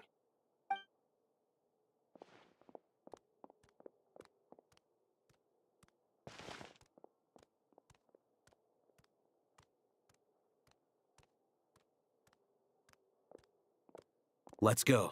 No sense grieving when there's nothing more we can do. Agreed. We'll be back as soon as this is over.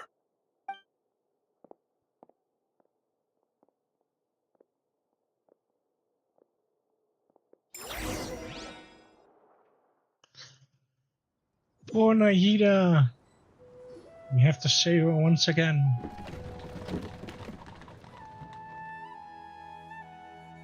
The last group of civilians has been safely evacuated. Dendro Archon's carriage will travel with them. Sino and Hat Guy will protect the convoy. With the Dendro Archon in a coma, we've lost our means of investigating the situation. And with Irminsul still deteriorating, we have no choice but to evacuate Sumeru City. Feels as though we're being pushed along by an invisible hand. Stop moaning, Cyrus. We're the teachers here. We should be showing a little more confidence, don't you think? A wise judgment. Let's move out to Caravan Rebot.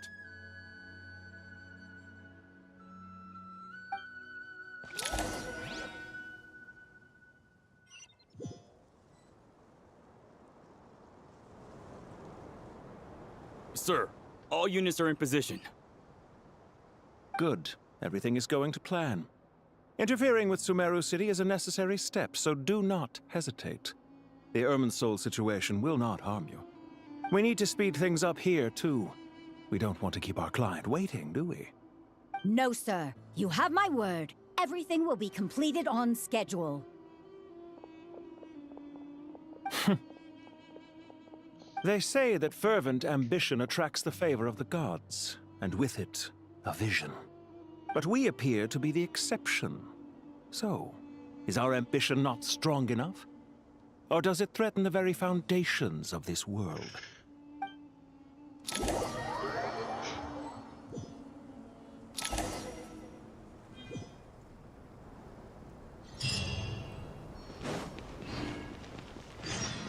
Let's dance. Robert the Healer is on its way.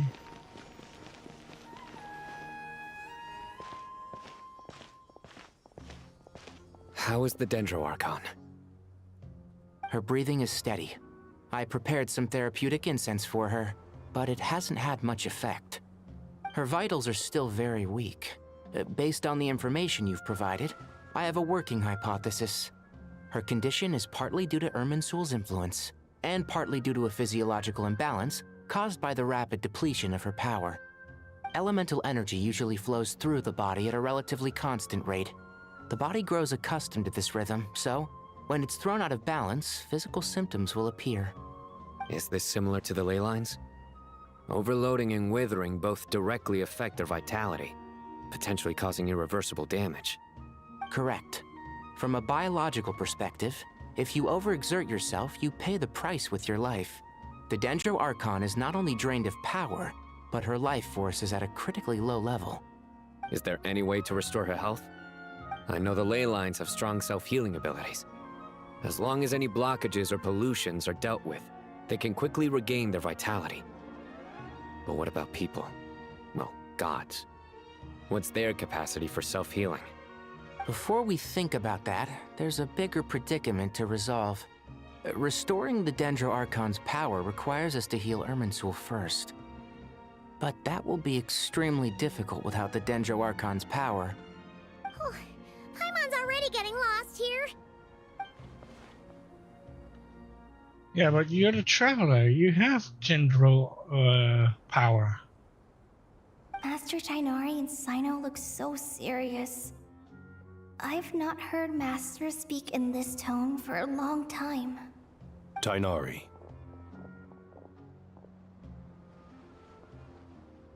Rainbow! Master Nephis.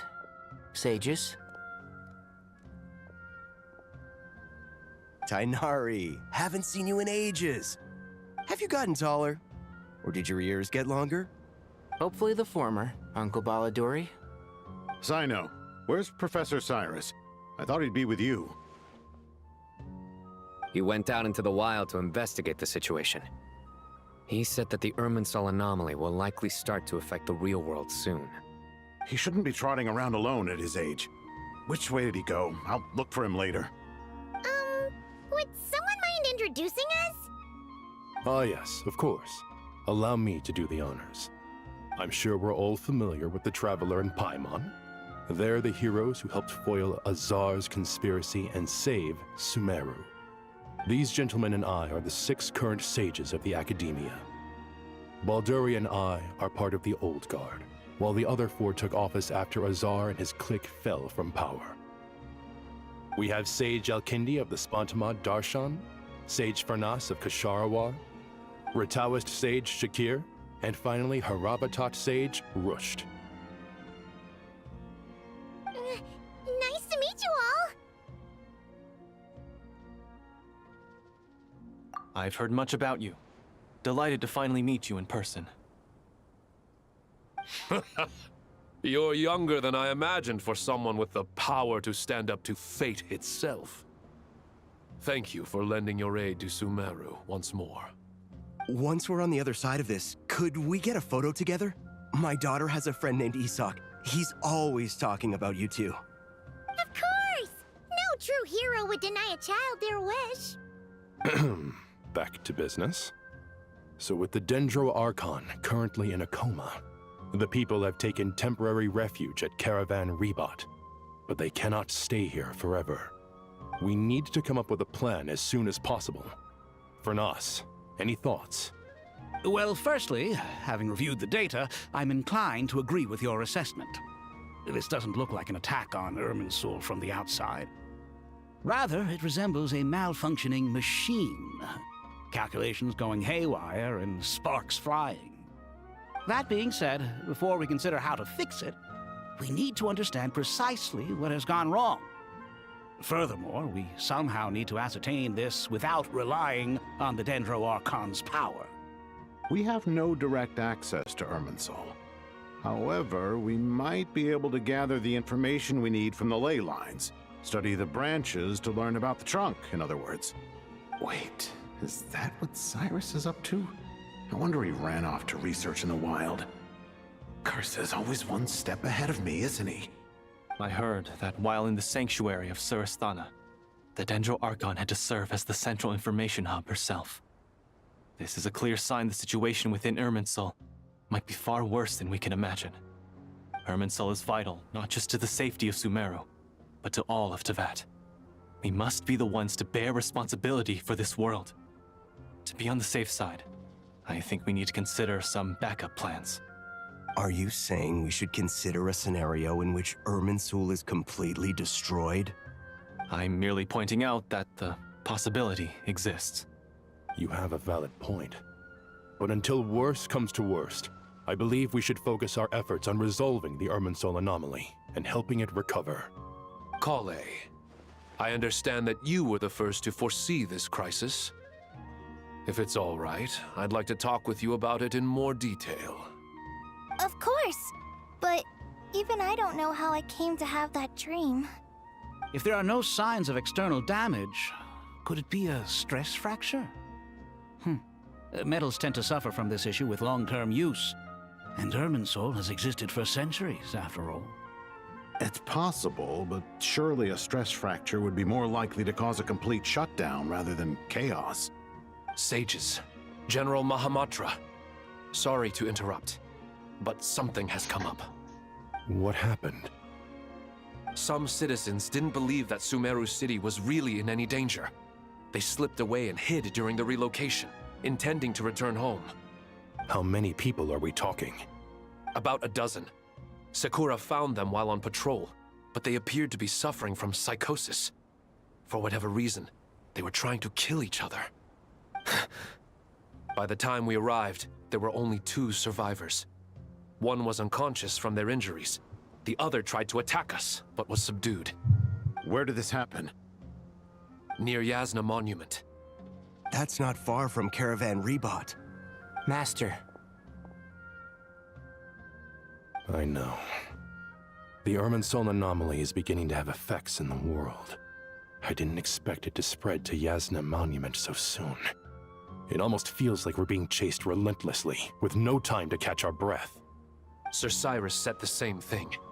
He sent me back to report in, while he continues investigating. I'll go join him. Count me in too. Don't let my age fool you, I can still fend for myself. Very well.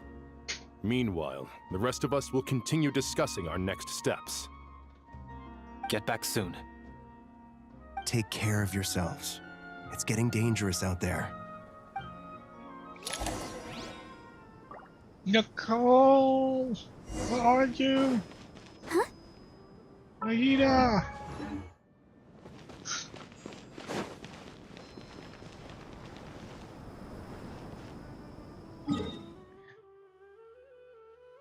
Okay, I think I better just walk.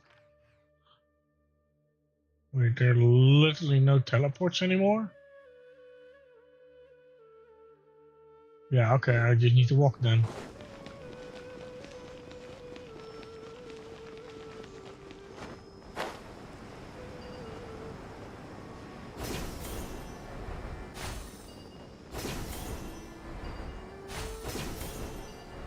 How convenient.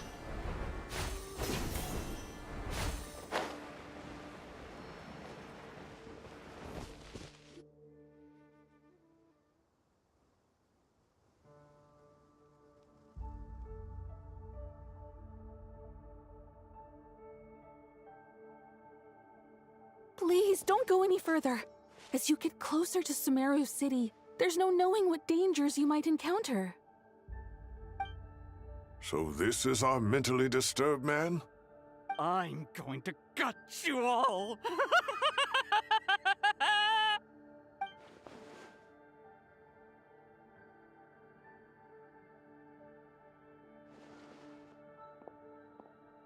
Cyrus, you didn't even bring a single guard? Do you think you're some sort of warrior? It's fine. Come here and look at this. Oh, it's... That's right. Flowers that bloom from openings in the ley lines, indicating some sort of anomaly. I don't believe I've ever seen a color like this before. Did you discover it nearby? Not just here. Way over there, too. They're everywhere. There's even more in that direction. How did you ascertain the situation further ahead? Didn't you just say that we can't go beyond this point? Yes. This area is relatively safe so far, but if you continue forward, delusions will start afflicting your mind. However, some vision-bearing mercenaries were able to maintain their sanity a little better. They're the ones who brought back news from further afield. Sino, do you remember the class I taught on dissecting ley line blossoms? I do, Professor. I received full marks in that course. Good. After all these years, it's time to put that knowledge into practice. There must be anomalous information hidden within these blossoms. Alkindi, I'll need your help as well. Been a while since we worked on a project together, hasn't it? Sure has. Well, what are we waiting for? Let's get to work. Anything we can do to help?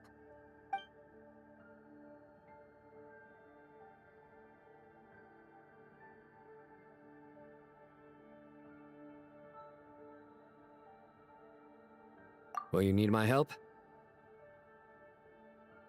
All right, well, don't go too far. There's too many unknowns at this stage. Let's regroup at Caravan Rebot later. Don't worry if you don't show up. I'll come and find you.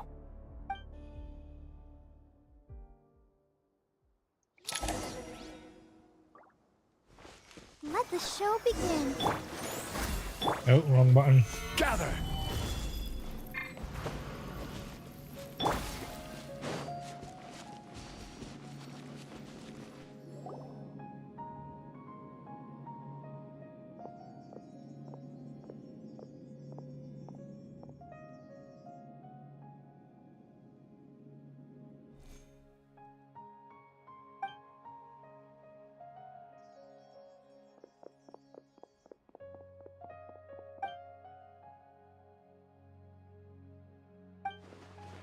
That should be the heart of Oasis. All we need to do is light it with the fire seed, and it'll restore a pep with elemental power. The damage it suffered internally will also slowly begin to heal.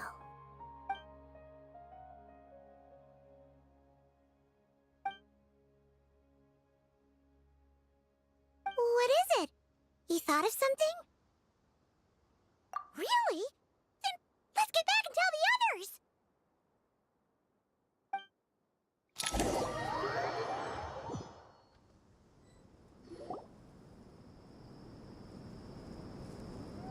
Whew. Glad to see you've returned safe and sound. Any longer and we would have gone out looking for you. Well, this is a nice surprise. Paimon sure feels better with everyone we know here. We've made some progress, so let's start by giving you and Paimon a quick update. By dissecting the ley line's blossoms, we've been able to deduce that although Irminsul is experiencing an anomaly, it has not completely rejected access from the outside. The Dendro Archon has the power to connect to Irminsul, but there's also another way. I assume you recall the devices everyone was wearing when you first arrived in Sumeru? Devices? Oh, wait. You mean... The Akasha terminals? That's right. Of course! It's been so long, Paimon almost forgot all about the Akasha. Wasn't it shut down, though? Yes, but although the system isn't currently operational, the technological infrastructure is all still there. And it turns out that a certain someone gets so bored at work that he's actually read through every single one of the instruction manuals.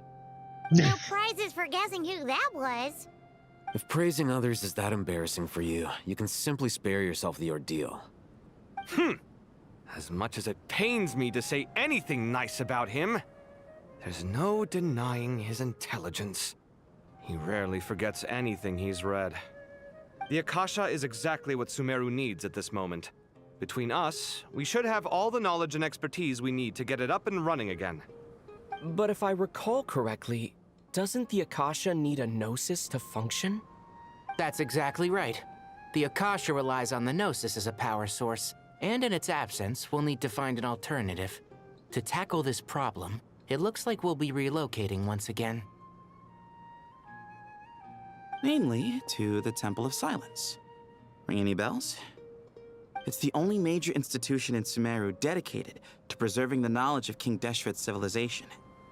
You might find the answers you're looking for hiding there. I agree. There's a good chance. Master Nephis and the other sages have discussed it.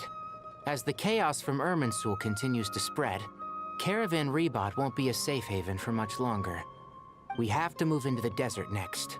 The scholars and sages will head to the Temple of Silence, while the civilian population seeks refuge in Aru Village. The Eremites will keep everyone safe during the journey, and Candace will be there to receive us at the village. This leaves us just one thing to worry about. That Dendro Archon. She's very weak. We can't afford to wait until Irminsul is fixed. There has to be another way to help her. Huh. Wow. Luckily, the Traveler had a eureka moment while we were out investigating. Really? Wow, nice one, Traveler. Let's hear it. What say our Amorta experts? Theoretically, it's feasible. From what you're saying, although elemental life and elemental energy have their differences, the Dendro Archon has explicitly stated that she can imitate the power of the former. In which case, as long as Apep is willing, she should be able to convert her own power into a form that the Archon can use. It wouldn't be difficult for her at all. The only problem is convincing her to help. Yeah! Even though she wasn't exactly friendly the last time we met, she didn't refuse to talk with us. When she realizes the danger that Nahida is in, surely she won't turn a blind eye to it. Well, hopefully not. Either way, we're not exactly spoiled for choice here. Hey, it's better than having no options at all. I agree. Without Irminsul's aid, the legendary Dendro Dragon Apep may well be the only living thing in Sumeru who can help our Archon recover her power. There's no time to lose. I'll bring this proposal to Master right away. If he and the other sages agree, we'll split into 3 teams. The academics will go to the Temple of Silence to look for a solution to the Akasha problem. The Eremites will escort the civilians safely to Aru Village, and the Traveler and Paimon will take the Dendro Archon to see Apep. There's still a long road ahead, and no knowing if we'll make it. But at least we have a direction now. I'll take it over floundering around in confusion. If there are no objections, then let's proceed. But before we adjourn, I would like to leave you all with some parting words. No matter the distance between us, there will always be an invisible force tying us together. May the bonds forged in the past shine bright like stars and open a new path before our feet. Huh. Is that from King of Invocations? No. This one's from King of Invocations, the sequel. What's the difference? The sequel's much cooler. Couldn't agree more. Well, it was very apropos. Once this is all over, I'll give everyone a copy of King of Invocations and the sequel to show my gratitude. Come on, let's get moving.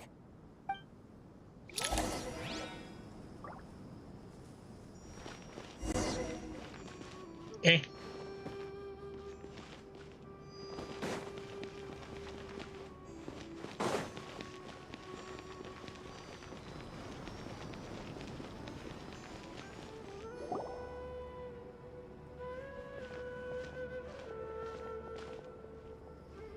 Tighnari has brought me up to speed. I approve of your plan of action, but we can't proceed with everything right away. The people need to rest. For many of them, this will be their first time in the desert, so we'll need to find additional personnel to help escort them. You two, please go on ahead with the Dendro Archon. Let's rendezvous at the Temple of Silence later. No problem. We got this. Words can't express my gratitude, so let me just say, I hope everything goes smoothly for all of us. Goodbye for now. Nahida! Alright, let's get going.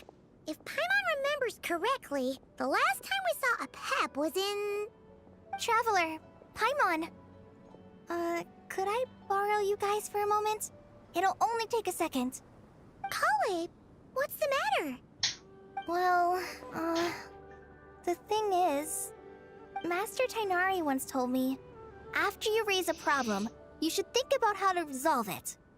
But ever since I had that dream, I feel like I haven't been of any help at all. I tried my best to keep up with the conversation, but there was so much new information. I couldn't take it all in. So, I just wanted to ask, do you have any tips for me there? Paimon knows exactly how you feel. But fear not, everything you need to know is right here in Paimon's notes. Sumeru Chapter! It's got tons of info about all the things we've seen and heard on our adventures. Some parts are a little simplified, but hopefully it all makes sense. You see? Being the greatest guide in Tibet isn't just a fancy title. It takes a lot of hard work. Paimon doesn't always understand the things you're talking about with other people. Whenever that happens, she notes down the confusing parts and goes over them in her own time. This is perfect. Could I borrow it? Sure. Matter of fact, you can keep it if you want. Paimon has another copy. The spare copy was originally meant for the traveler. Paimon used to worry that one day he might not need a guide anymore, so she wanted to have a gift for him, in case we ever parted ways. But it doesn't seem so necessary nowadays. We have so many more places to see together. One copy will be enough for both of us. Thank you so much. But still, these are your treasured memories. I think I'll make my own copy and then return the original to you. Anyway, that was all. I won't keep you any longer. Have a safe trip. See you again soon. See ya! Nicole! Alright, Where time to are bring you? the Hida to see a Pep. Let's hope that old grouch is in a negotiating mood.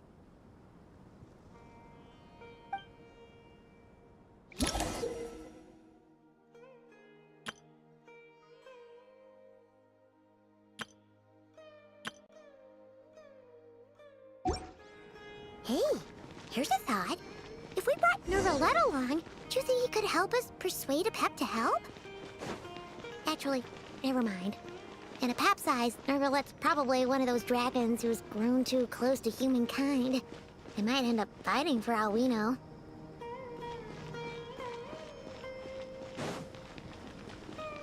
Aida!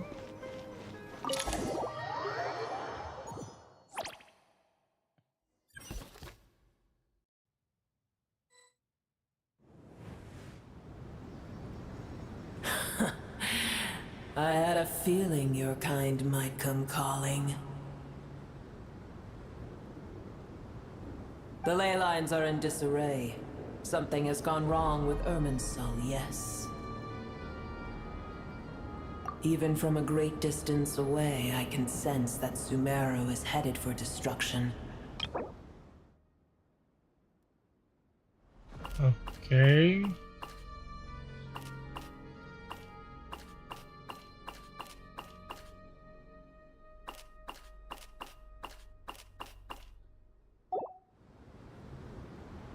You who took our home from us, prepare to watch as your own world is plunged into oblivion. Oh, how the cycle of history comes to a poetic conclusion. This isn't a joke, Pep. Nahida's in grave danger. Can you please help her? Is she now? Then do explain. For what reason should I lend Boer my assistance?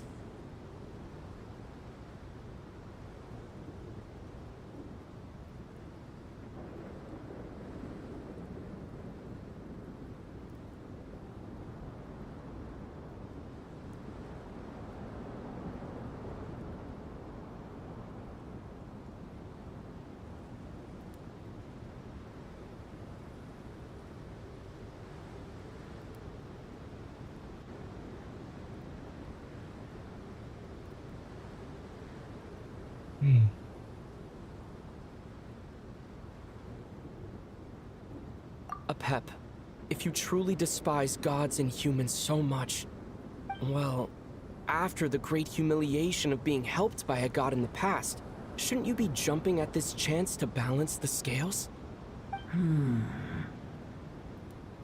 Now that is a compelling reason.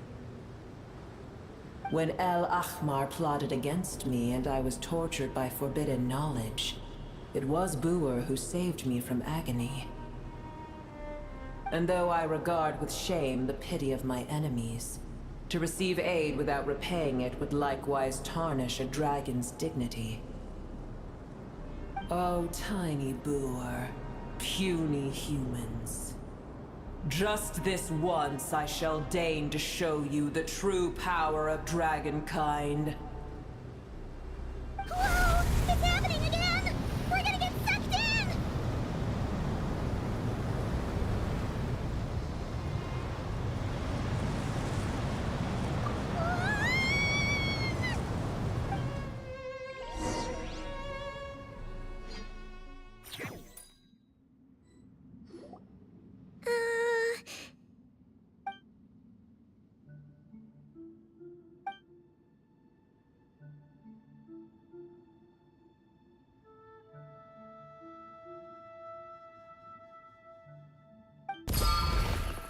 It is done.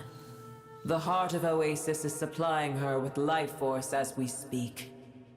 It shall not be long before she recovers. But I should warn you. Boor's existence is closely intertwined with Irminsul.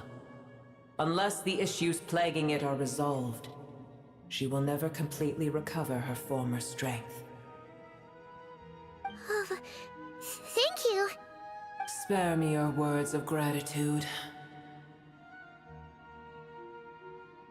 You may also spare me your feigned concern.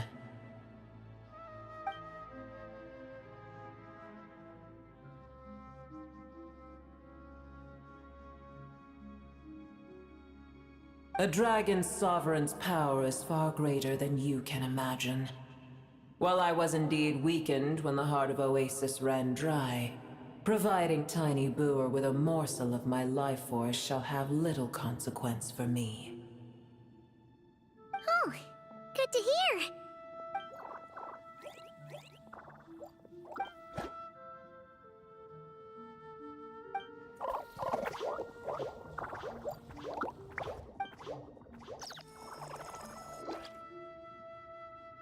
Ever held in high favor, I see. Oh, well, you know. The compliment was sincere. Simply accept it.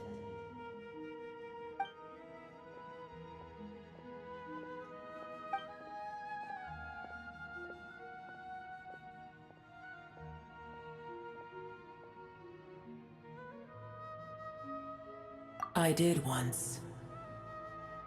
That tree was not planted by the heavenly principles. Irminsul existed before they ever arrived in Tevat. What? There was a time when it belonged to Tevat, to dragonkind. Its appearance and function then differed greatly from today. The ley lines flowed with an abundance of a familiar, primitive form of elemental energy. You may know it as the power of the Light Realm. The heavenly principles usurped and refashioned Irminsul, made it serve humanity, and used it to anchor the fate of the world. Yet in the end, humanity has failed to protect it. Heavenly principles, God of gods. It makes me sick. The enmity between your kind and mine can never be bridged.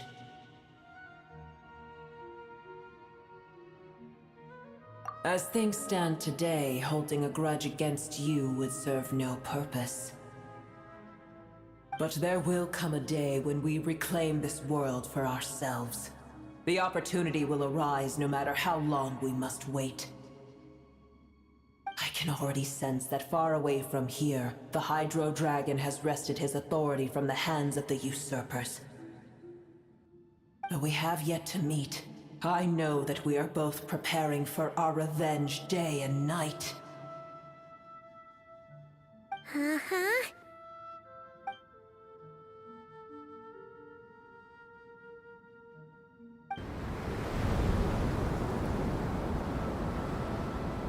I hear a great disturbance out there. Huh? What is it? Sandstorms come. The Jinn. see. Another calamity approaches. You both seem restless. Let us part ways here. Boer is safe with me. Once she has recovered, I shall return her to your side. Oh, thanks again. Take care, alright? I told you already I have no need of your feigned concern.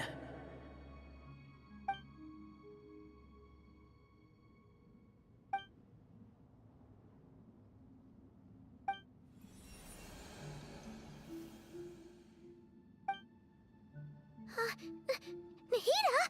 You're awake! Are you okay? Cease your interrogation.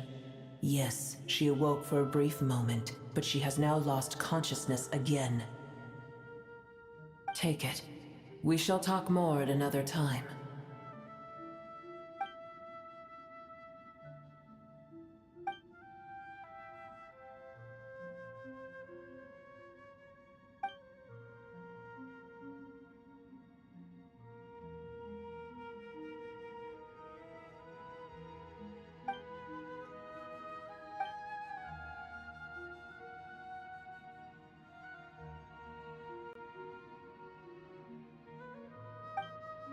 Nahida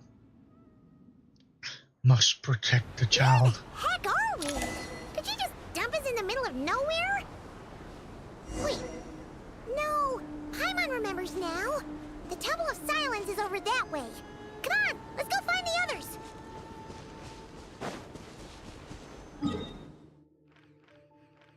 Yeah, there are no teleports. There are absolutely no teleports.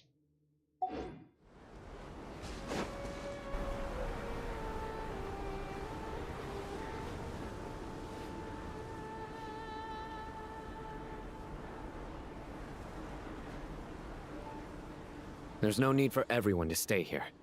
I'll protect the sages. The rest of you, return to Aru Village. Yes, Mahamatra Sino.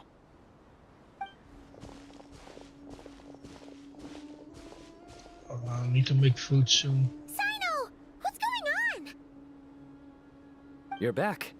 How is the Dendro Archon?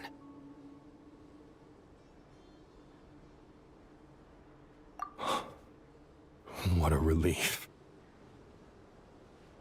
It's the Jinn. Countless Jinn have stirred up violent sandstorms across the desert, blocking our path to the Temple of Silence. Tainari and Kale have returned to Aru Village to help. The Jinn are being highly aggressive, so both the village and the merchant caravans require protection. It's just one thing after another. Where did all of them come from anyway? In all my trips to the desert, I've never seen anything like this before. As I see it, the only possible candidate is Gurabad. Gurabad? Baladuri could explain in more detail if he were here. All I know is a rumor I've heard about from previous trips to the desert. Supposedly, a great number of dormant Jinn lie sealed beneath that city.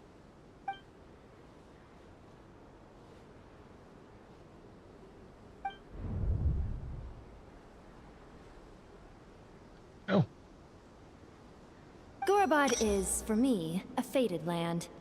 I must therefore return back to this city, where my destiny awaits me still. My master, I am sorry that I couldn't stay by your side for long, and that I could not have more time to get familiar with you. Lilipar. Yeah, we once said goodbye to a friend there. Well, maybe not a friend exactly, but someone we met on the road anyway. She was a strange bottle. If we can find a way to wake her up, maybe she can help solve the situation in Gurabad. Well, be careful. You may find there's more than just the Jinn to worry about. You mean, there are other dangers in Gurabad? It's a sensible assumption to make. The moment we arrived in Caravan Rebad, the Irminsul anomaly started spreading in that direction. Now we've moved to the desert, and suddenly we're plagued by Jinn and sandstorms. To call it a coincidence would be a stretch. Don't worry, we've gotten a lot stronger since our last stint in Sumeru.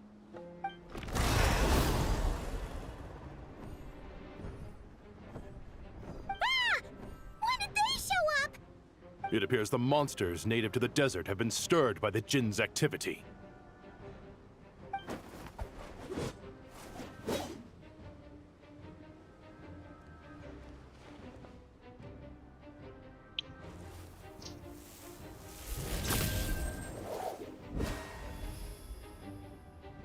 You should get going. We'll take care of things here.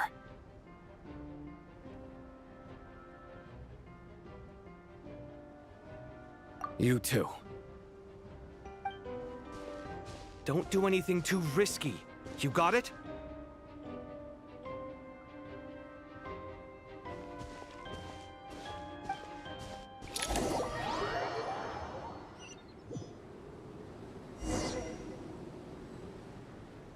And now I'm here. I'll protect us. The Jinn are swarming out of Gurabad! Looks like our visible place! Let's get inside! See what's going on!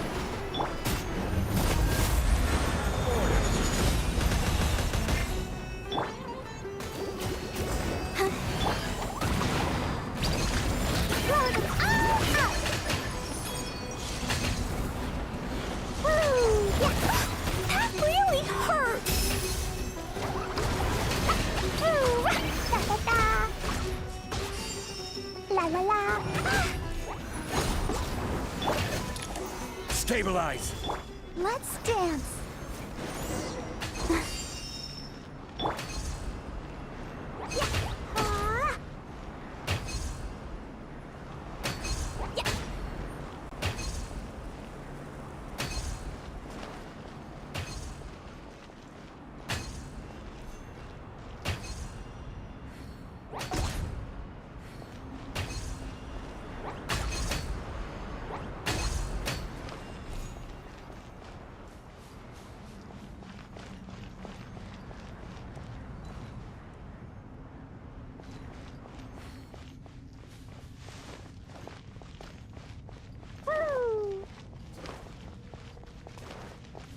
They just keep coming! How many of these things are there? We'll never take them all round! Let's just head further inside for now!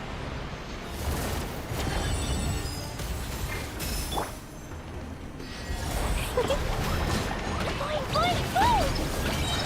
Blazing for light! Yeah! Ooh, ooh! That really...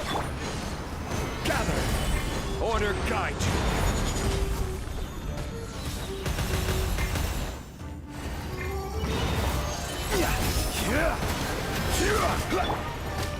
This is long overdue.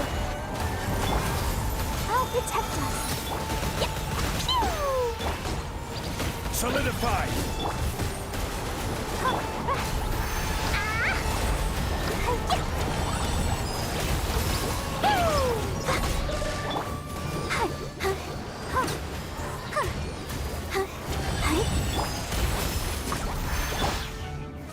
Gather!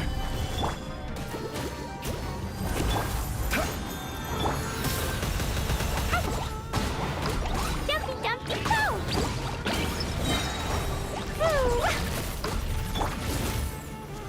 Solidify! I will have order!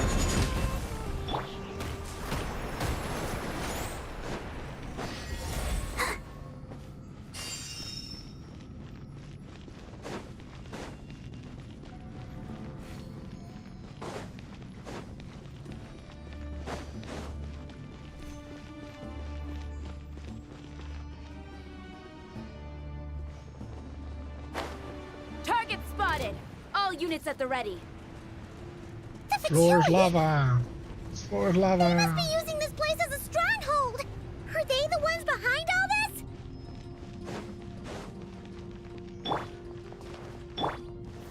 Gather! Go, Barbara, You know go, what? let's dance. Might as well. Come back here. Da da da!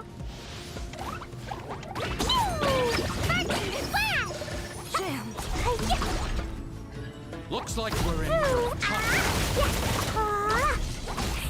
La la la!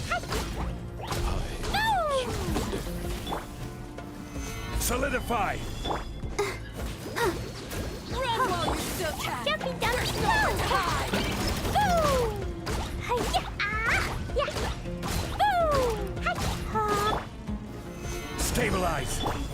No touching! Yeah! Yeah! Take too long.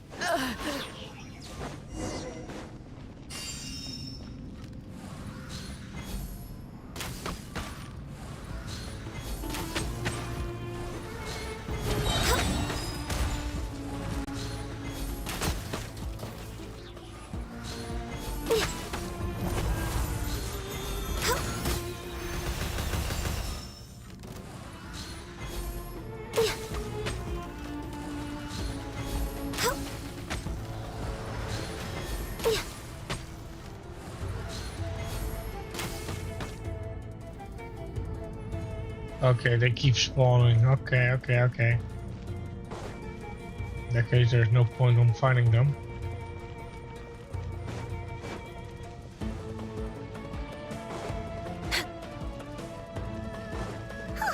Fighting Jin with one hand and Fatui with the other? This is pure chaos!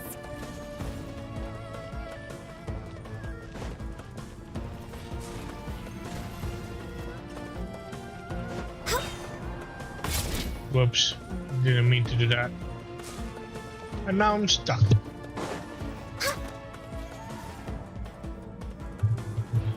Oh well.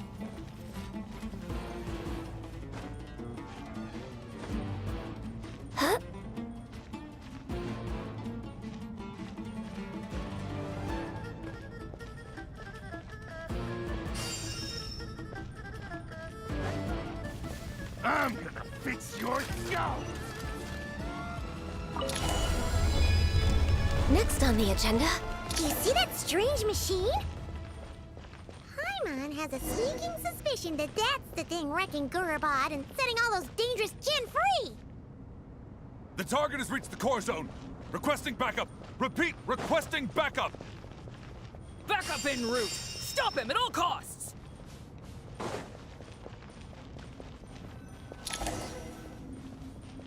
We're way behind schedule. Careful! They're back again!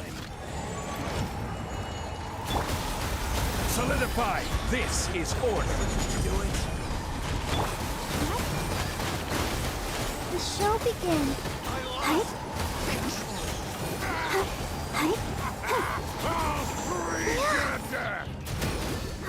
You freeze me to death. Yeah, okay. Access denied. Throw them all up. Says the person that got frozen. Jumpy, jumpy, go! La la la. Success! Nice one, traveler. Let's keep going. I'll protect us.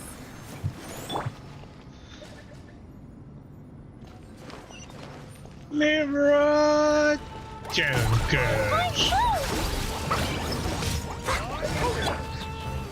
Solidify! Order guide you.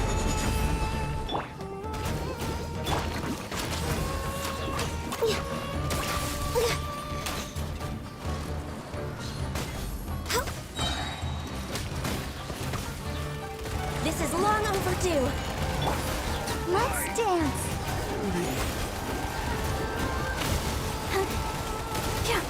Go, Barbara, go! Hi.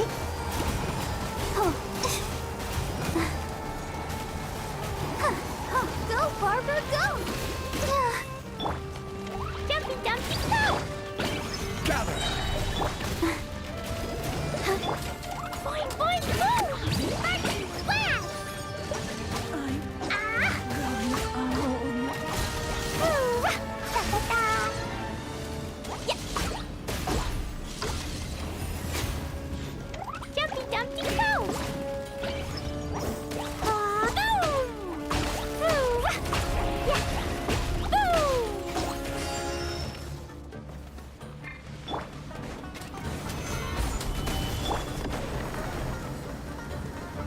Go, I'll protect us.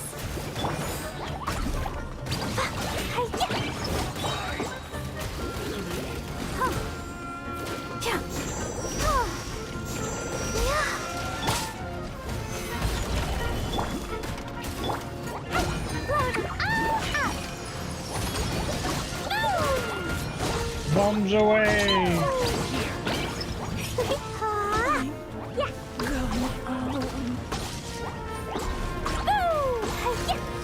La la la, woo! Stabilize! This is order!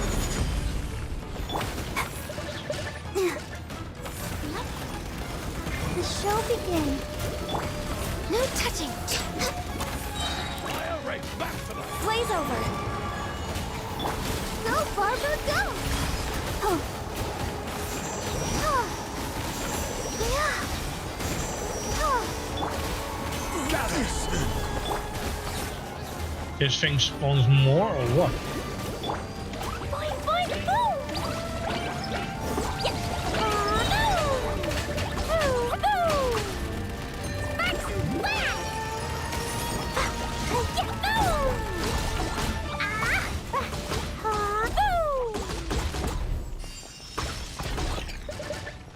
La la la, woo!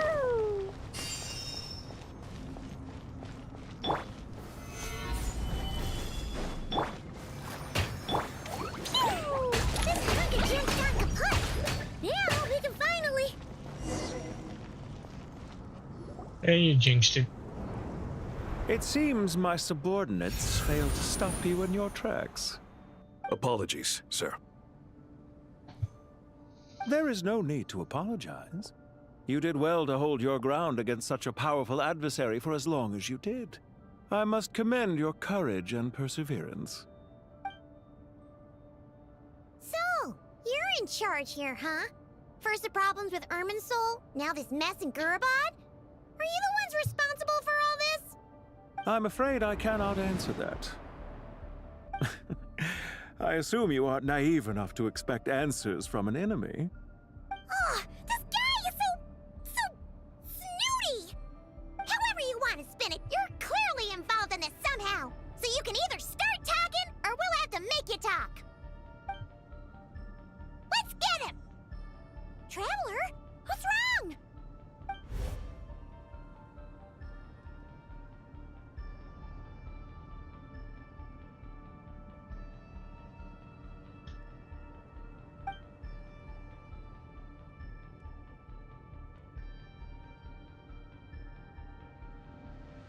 You're remarkably calm. Some would act more rashly upon finding the ringleader all alone. But you keep your cool. Even as your enemy, I must applaud you. Did you show yourself just to say that? Is this you trying to take back control of the conversation? Unfortunately, I really don't have anything to say to you.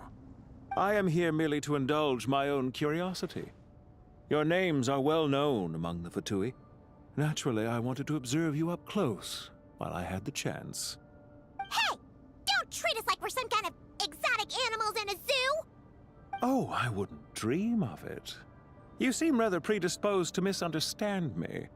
I'm quite aware that you are both heroes of great renown. You have resolved crises in many nations and won countless allies along the way. I've been following your adventures with great admiration. My only regret is that the trajectory of your journey conflicts with our goals. What do you mean, admiration? Sorry, but that sounds pretty weird coming from you. I don't see why.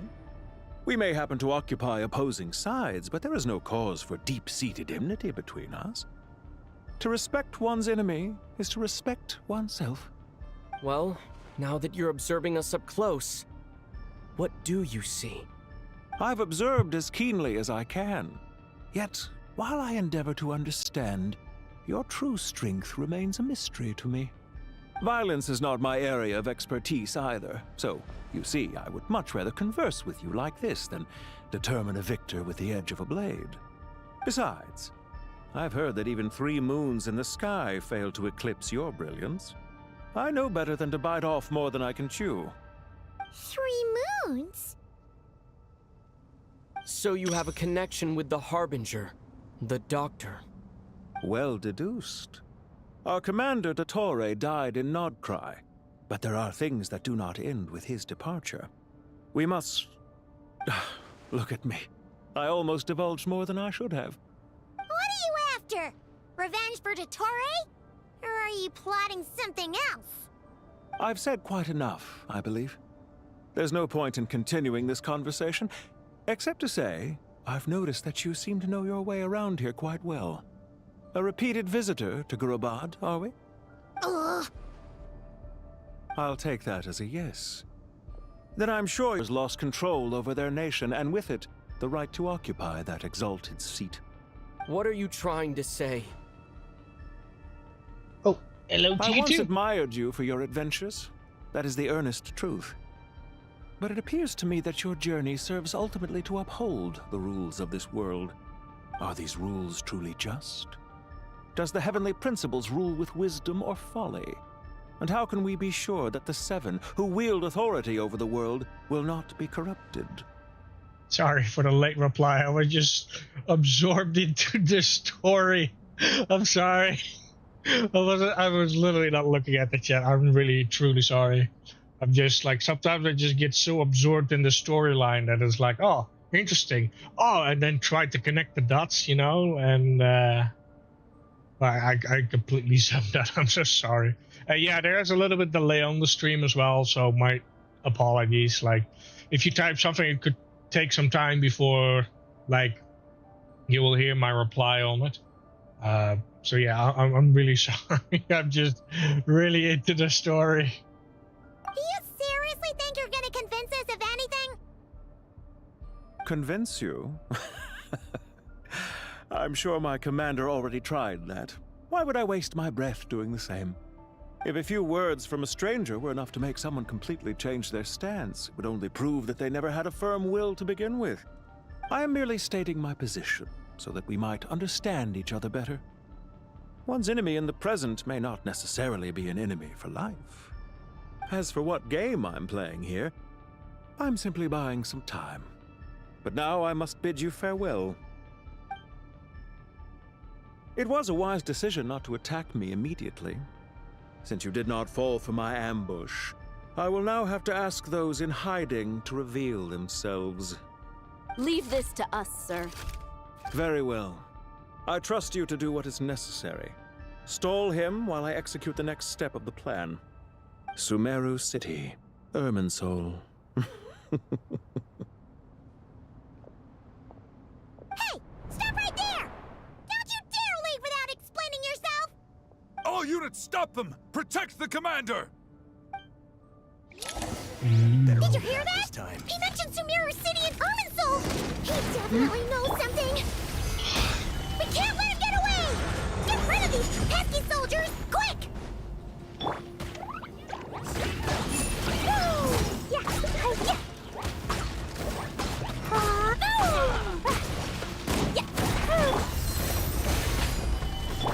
Born of ice and frost.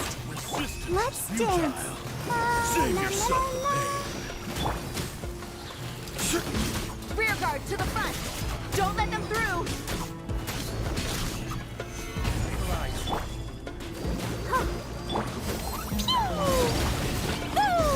Dumpy dumpy go!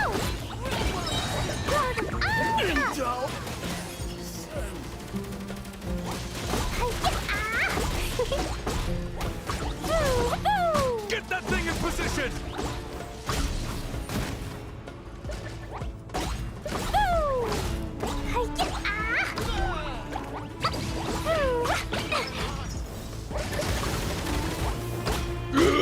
Let the show begin.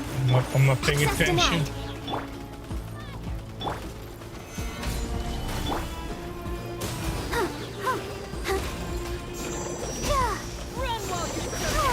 There's nowhere to hide. Who says I need to hide? Gather! Order guide you! Hold on. Just a little longer.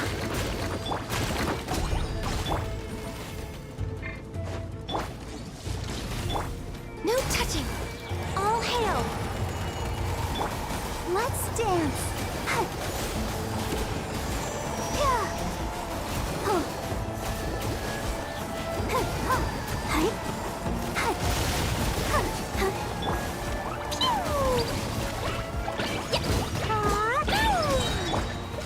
Solidified!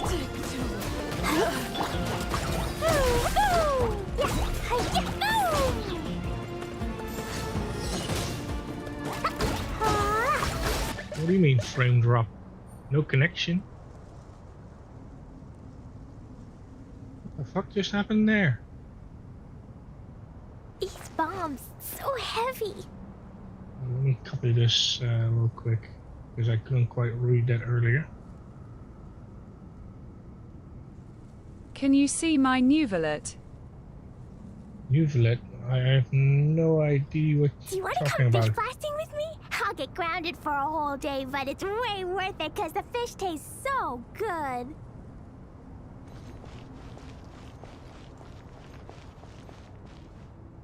Nope. Are we good? Am I connected stable? Well, let me quickly do a speed test. Dodoko? Dodoko, where are you? Speed test. Dot.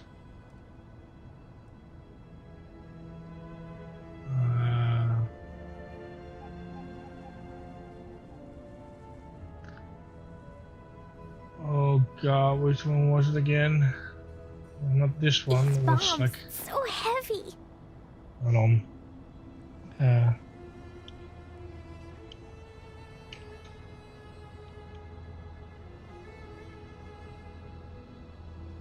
This one? No.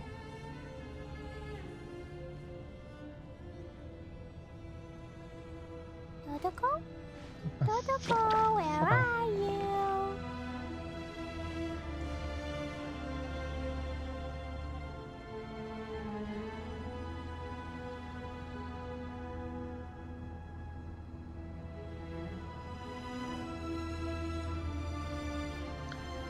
Okay, my thingy is not being shown. Bombs, Look so at that. heavy.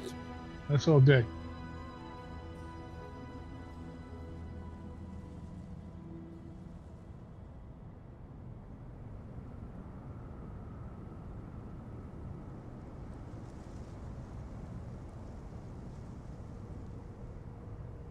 Yeah, that's all good.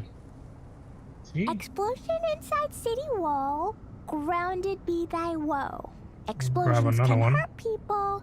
Jinn can be dreadful. No, Monster unfortunately, be bombed. I cannot show Creepy that one beast bombs, so because my heavy. actual IP is there too.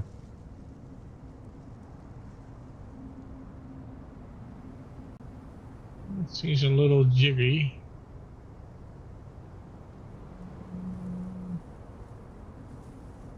Definitely some hiccups there.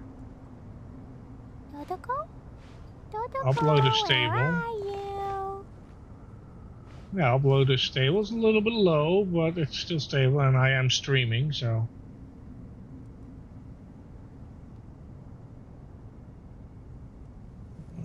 Still within the normal range.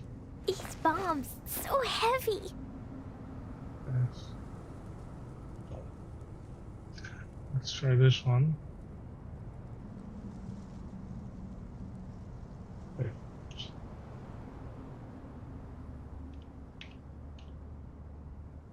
Do you want to come fish blasting with me?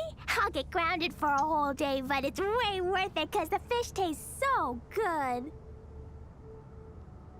Oh no. It's this one? You make sure that the Bombs, so IP doesn't heavy. show.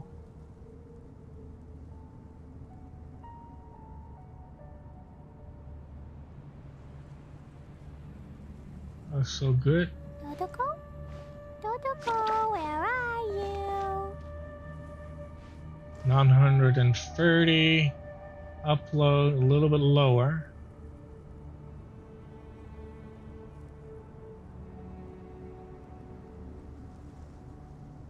But it's stable. Test again. Cleo is a brave girl today. I found a really weird It's looking still lizard. above Want me to normal. show it to you? Not sure what happened there, but I think we're back at least. Oh, weird. Actually, speaking of weird, I need to check something real quick.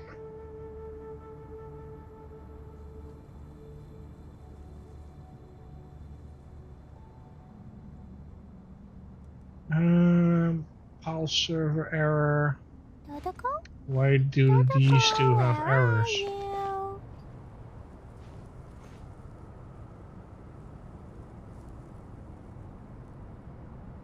Why do both of these have errors? Hold on. I need to fix something. I will... These bombs, so heavy. What is going on?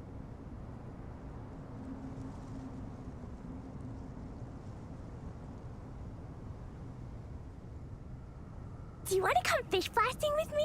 I'll get grounded for a whole day, but it's way worth it because the fish tastes so good.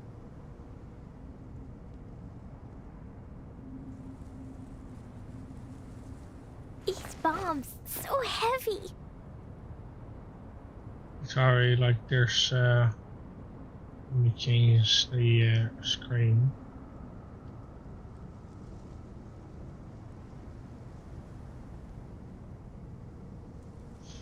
Just need to fix something real quick. Dodoko? Dodoko, where are you? Because it seems that my server is very unstable at the moment. Bro, do you do any jobs? No, I don't. Let's see, 4, 5. These bombs, so heavy. Give me a minute, I need to fix this server real quick. So what is causing this weird error?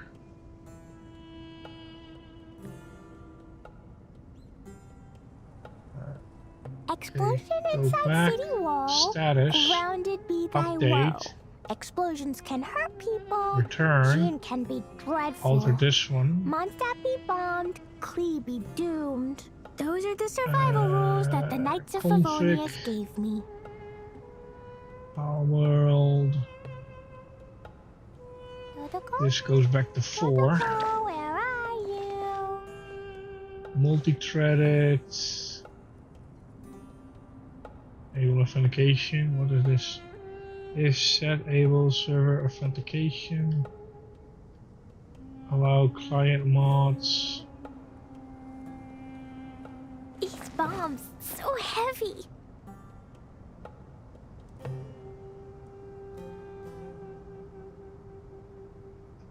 Like there's one specific player on my server that I don't know what he's doing. But for some reason, he manages to keep crashing my server. Like, I don't know how he managed to do it. Like, it's like a cursed player, you know? As soon as he starts playing, everything goes to shit. And he's not doing anything too crazy, I think. But for some reason, really weird looking lizard. just his existence in the server is just always causing me issues. I have no idea how he managed to do it. Okay, let's update this one. So heavy. I want this updated. Let's see. I can start it back up again. Start. Return. Able other server. I guess I can show you a little bit of the server. Inside city wall. Grounded be thy woe. This is basically how it looks like. Gin can be dreadful. Mondstadt be bombed. And no, this is not the correct address, in all honesty. Those are the survival rules. Like if you that the try Knights to of connect to Favonius this, gave it will me. not let you connect to it. So I'm not too worried about it. Dodoko? Dodoko, where are you? Let's see, okay, that one is running again. This one needs to be on hold. That needs to be on hold. These two are running again. Sleep mode running, sleep mode, okay, fine. So good.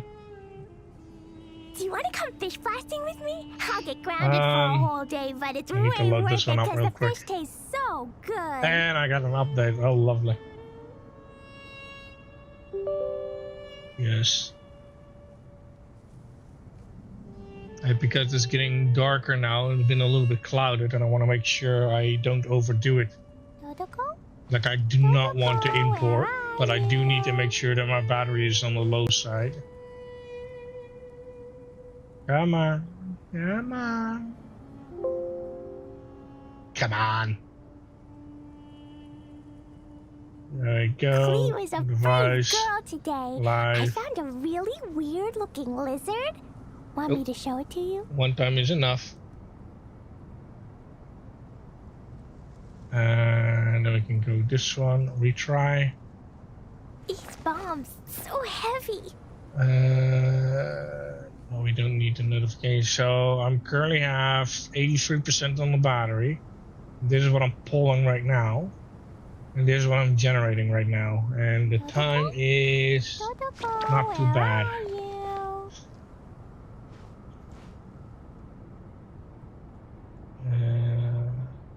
I don't need this one.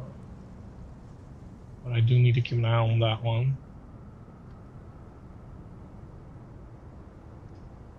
These Alright. bombs, so heavy. Back to the game. Hello.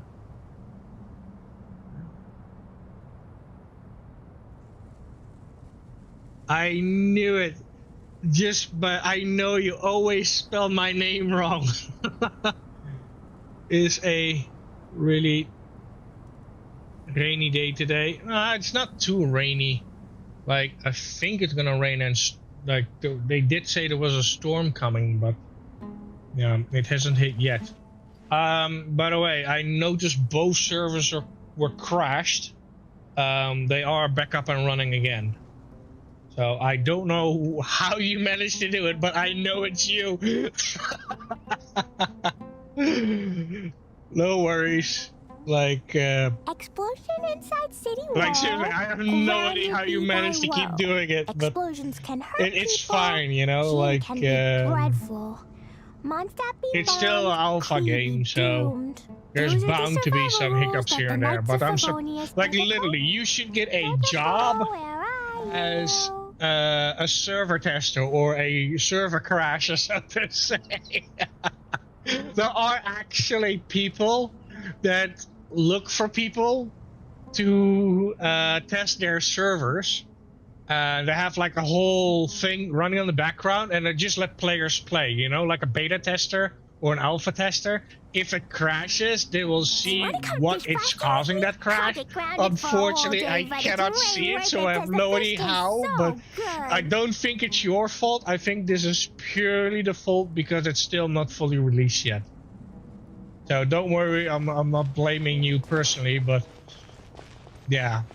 For some reason, like, I don't know how you managed to keep doing it.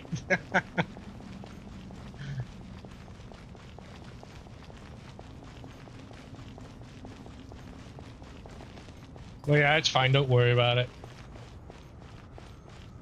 Like, the server should normally restart, but I don't know why it didn't. But, let me... It should...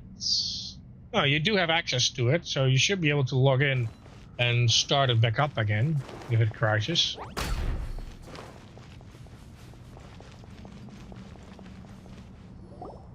Found him! Over here! You're very persistent. Yes, I am. You! Stop running and explain yourself! What are you trying to...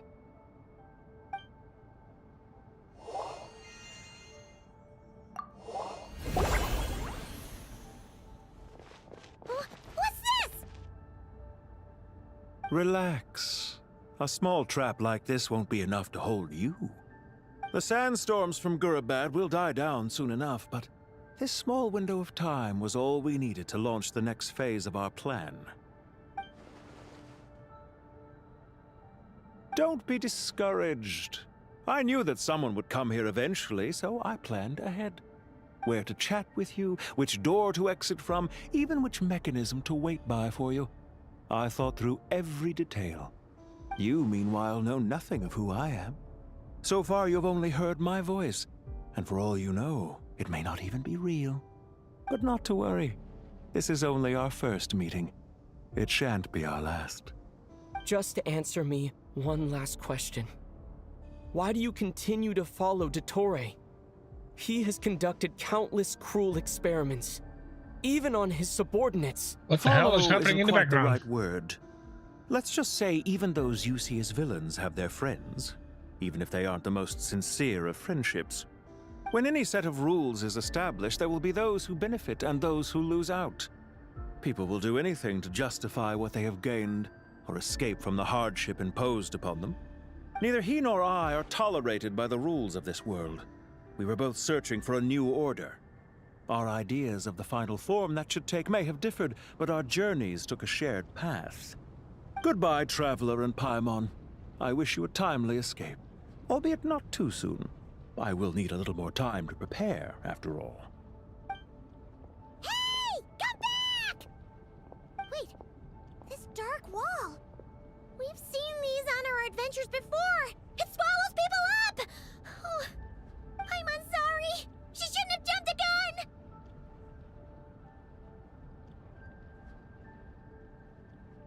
Oh, okay. He may have fooled us this time, but we'll get him back!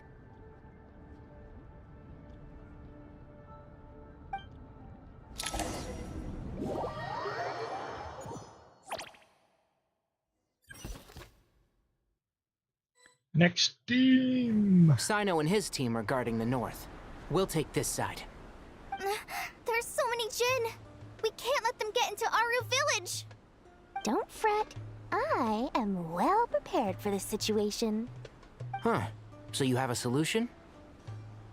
Perhaps Gamora. you're unaware that I have a trusty genie partner of my own, Plumpy. If I send her to negotiate with the others, this whole thing will be resolved before you can say Mora. Off you go, Plumpy. Meh.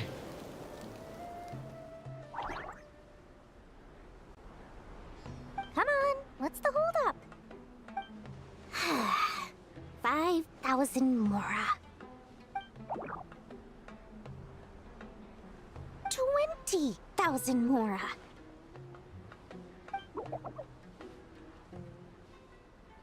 100,000 Mora. Final offer. Ah, so she's a hired partner.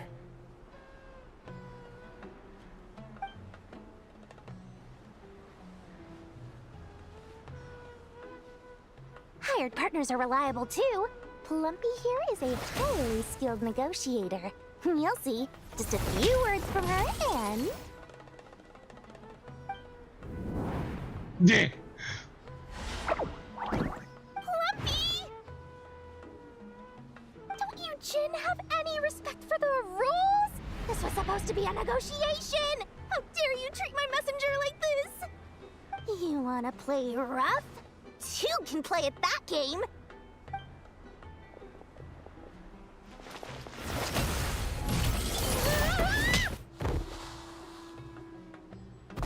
Yeah.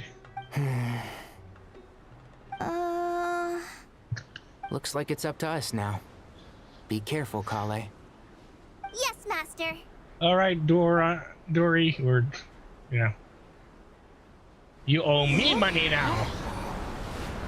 How did I pass out? Never mind. Plumpy, it's time for revenge. You know, this reminds me of when you first arrived in a video forest. You were trying to help a child retrieve a lost toy when you stumbled upon Spinal Crocodile territory by mistake. Yeah, I remember. Our first time fighting side by side. Fighting side by side? I seem to recall swooping in to rescue you with a team of forest rangers. Please stop. Can't see? I hear everything!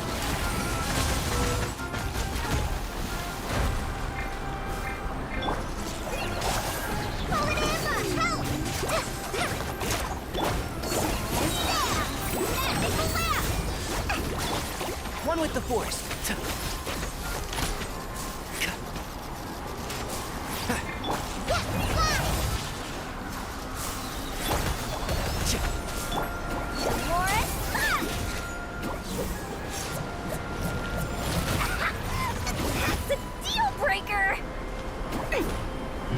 don't like Dory's playstyle, to be honest. But then again, I kind of suck at that. Let's nip that in the bud. There's too many of them! I can't believe I used 12 rare items in one battle. Ugh. I shudder to think how this is going to affect this month's accounts. The sight of that glaring deficit might be more than my poor heart can take. Tighnari, how's the situation on your end? We held the line, though it was a close call. But it looks like they're preparing for another attack. Has something happened? They've breached our defenses in the south. The Jinn are pouring in. We're moving the villagers to the north as we speak. We're hemmed in. This is getting precarious. Our margin for error just got a lot smaller. That's why we wanted to confirm your status. We need to consider our next move carefully. Bad news! Another line of defense has been breached. Kale, go with them and assess the situation. Dory and I will hold the line here. But Master! Even with 3 of us, we barely managed to. This is not a discussion, Kale. Don't worry about us. She clearly still has plenty of tricks left up her sleeve. Wait, you can't pin all your hopes on me? Oh, great. I've almost run out of the things I brought with me, and the rest is back at the caravan. I should be able to hold out for a little longer, but still... Master! Need any help? It is Nicole! Huh? What is it, Kale? If things continue like this, it won't be long before Aru village is overrun by Jinn, and the sandstorms are sure to follow in their wake. I do have a plan, but I can't guarantee it will work. I don't care. Whoever you are, please just help us. The only one who can help is you. I am merely here to guide you along the correct path. I am a spirit created at the beginning. I am a flickering illusion. I am the shimmering light that flows from the eyes of the Creator. What do you mean?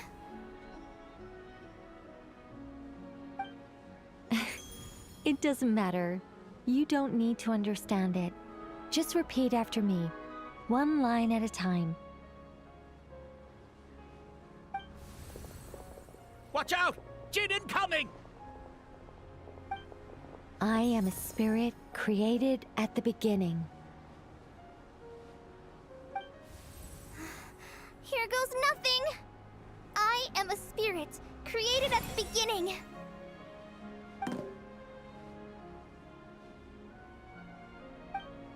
I am a flickering illusion. I am a flickering illusion.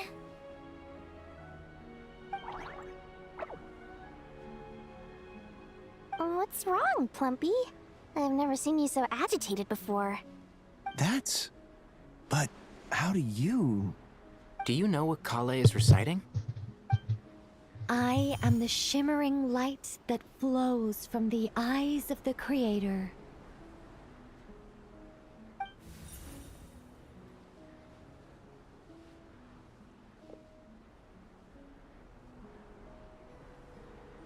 I am the shimmering light that flows from the eyes of the Creator.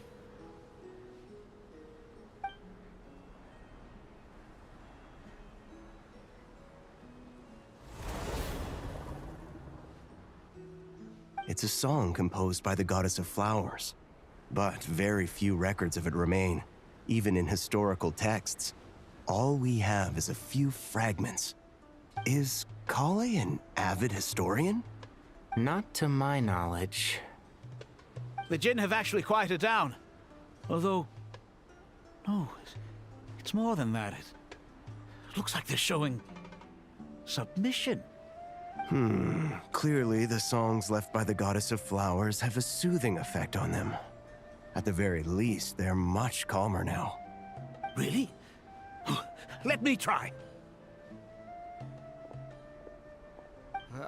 I am a spirit created at the beginning.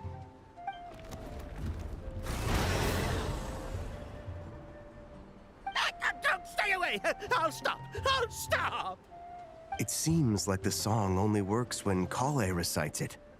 But why? Kale. Ooh. Back to the traveler.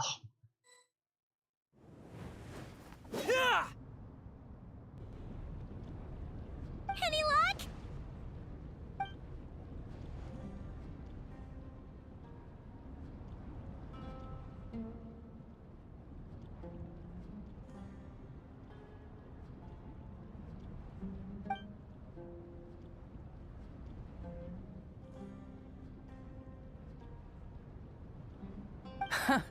When I heard that loud rumbling in the distance, I thought the shifting sands had bust open the gates to some ancient treasure vault. Turns out it was just you guys. Huh? Wait, that sounds like... It's been a long while. Did you miss me?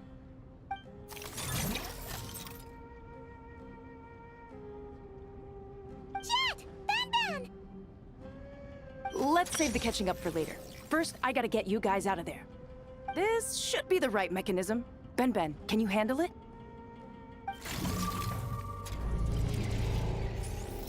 There we go. Come on, let's leave this place.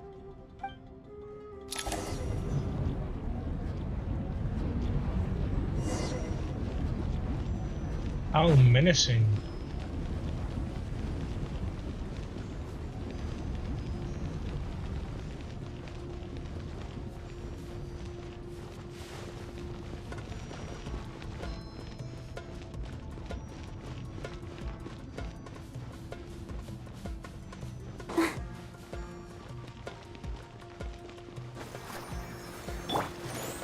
Gather!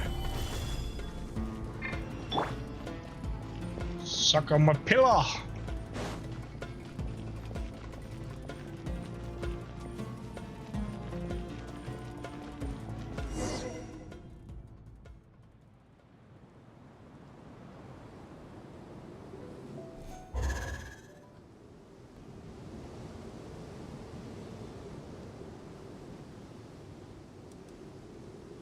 Huh! Those Fatui sure made themselves scarce. It's like they were never here. The Fatui? They came to the desert again? Yep. No idea what they're planning this time. They were being very coy about it. How have you been, Jet? Well, since we last met, I've started my own band of mercs. We've actually made quite a name for ourselves. Oh, yeah. On a slightly different note, I have some good news. I finally took care of Masaira. Not much to write home about. It was just another day. Found his hideout. Dragged him out of his cozy little bed. He tried to talk me into seeing his point of view, as usual. But I'm way past that by now. There was nothing he could say to save his life. What about you guys? Bet you'd forgotten all about me and Ben, huh? Of course not! We're super duper best friends! Wow. Sounds like I should make time to visit some other nations too. Anyway, what brings you to Gurabad? Oh, right. I almost forgot. We're here to look for Lilupar. Oh, that bottle? Yeah! We need her power to calm the Jinn and stop the sandstorms. Here's hoping we actually manage to find her, after all the trouble we've been through. Surely, with everything's been going on in Gurabad, she must have woken up, right? Only one way to find out.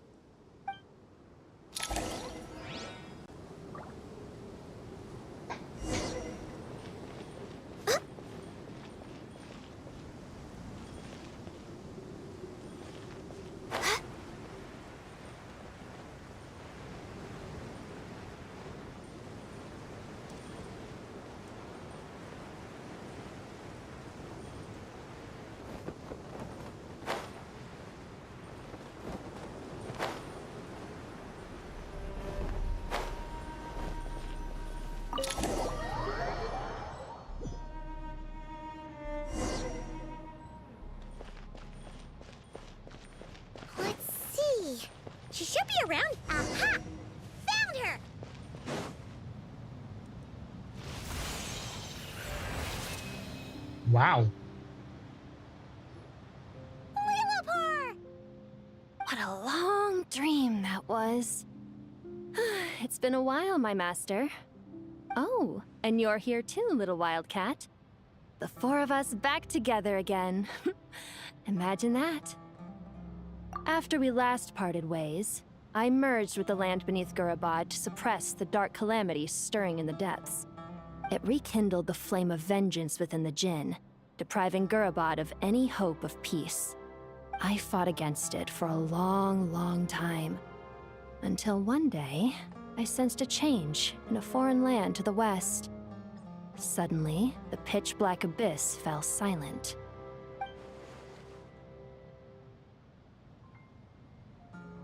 Once satisfied that that dark power could no longer bewitch the Jinn, I too fell into a deep slumber, from which I have only now awoken.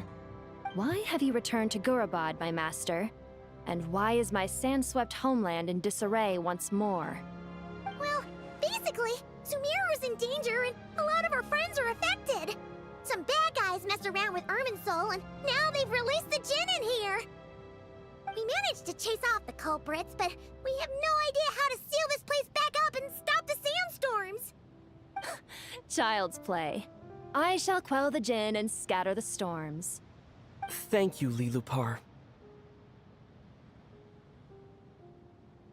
No need to thank me, my master. I have granted many wishes in my time, and this was the most trivial of them all.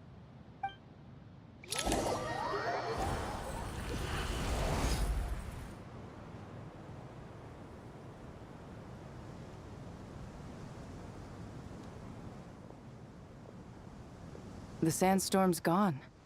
The sun shines bright again. When I said that we'd meet again under a lovelier sun, this was exactly how I imagined it. Yay! Although, honestly, Paimon would love to hang out with you more, even if the weather sucked.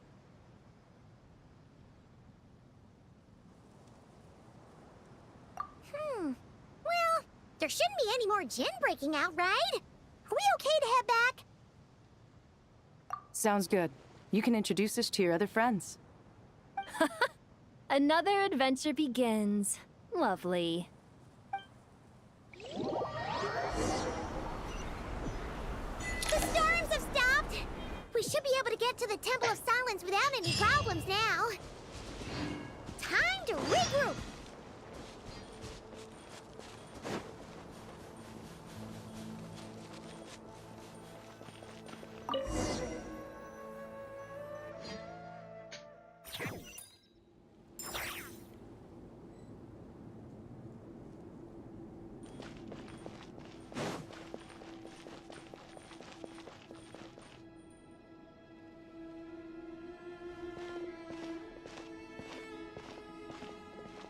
So, this is the Temple of Silence.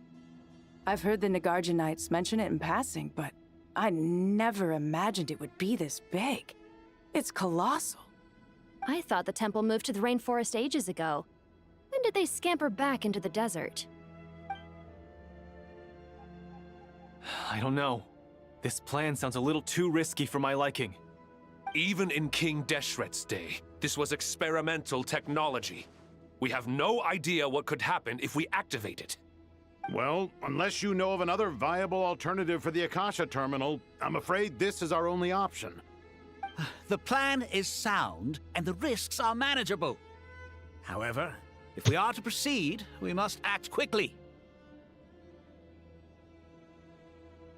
It's him. The scale of this project is enormous. Even with Kave, Faruzan, and every other scholar of mechanics working on it full-time, the proposed modifications won't happen overnight.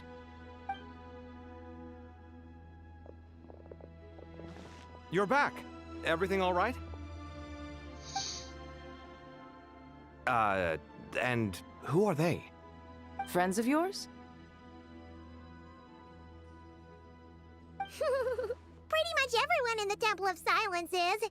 This guy's Kave, and the one next to him is Alhaitham. Hello, I'm Jet, and this is Lillipar. Oh, a famous name from the history books. Pleased to meet you. A friend of a friend is a friend of mine, as they say. Who's they? Huh? Do people not say that? Not in the desert. Friends you can trust, but friends of friends? Gotta keep an eye on them. Still, I do trust the Traveler's judgment. I'm sure you're good people. The sandstorms have calmed down. I take it the Gurabod problem is resolved? What did you find?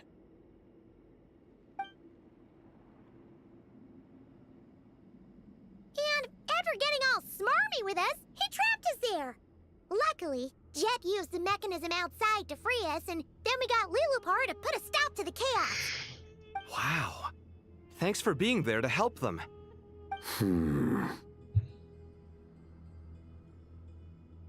So, this mystery man openly admitted that he was merely a Harbinger subordinate. Yeah? Is there something weird about that?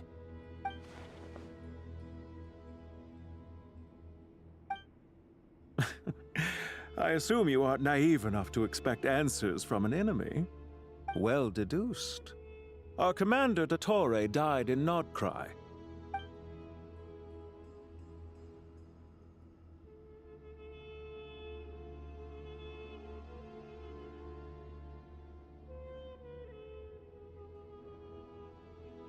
Are you wondering about his true identity? Or do you think there's a big conspiracy behind all this? I wouldn't go as far as to call it a conspiracy. Just the simple fact that having someone to shift the blame on tends to prove useful should trouble come knocking later. The most important thing for now is to solve the immediate problem. Perhaps that man knew you wouldn't have the resources to investigate his background and so didn't put much effort into disguising himself.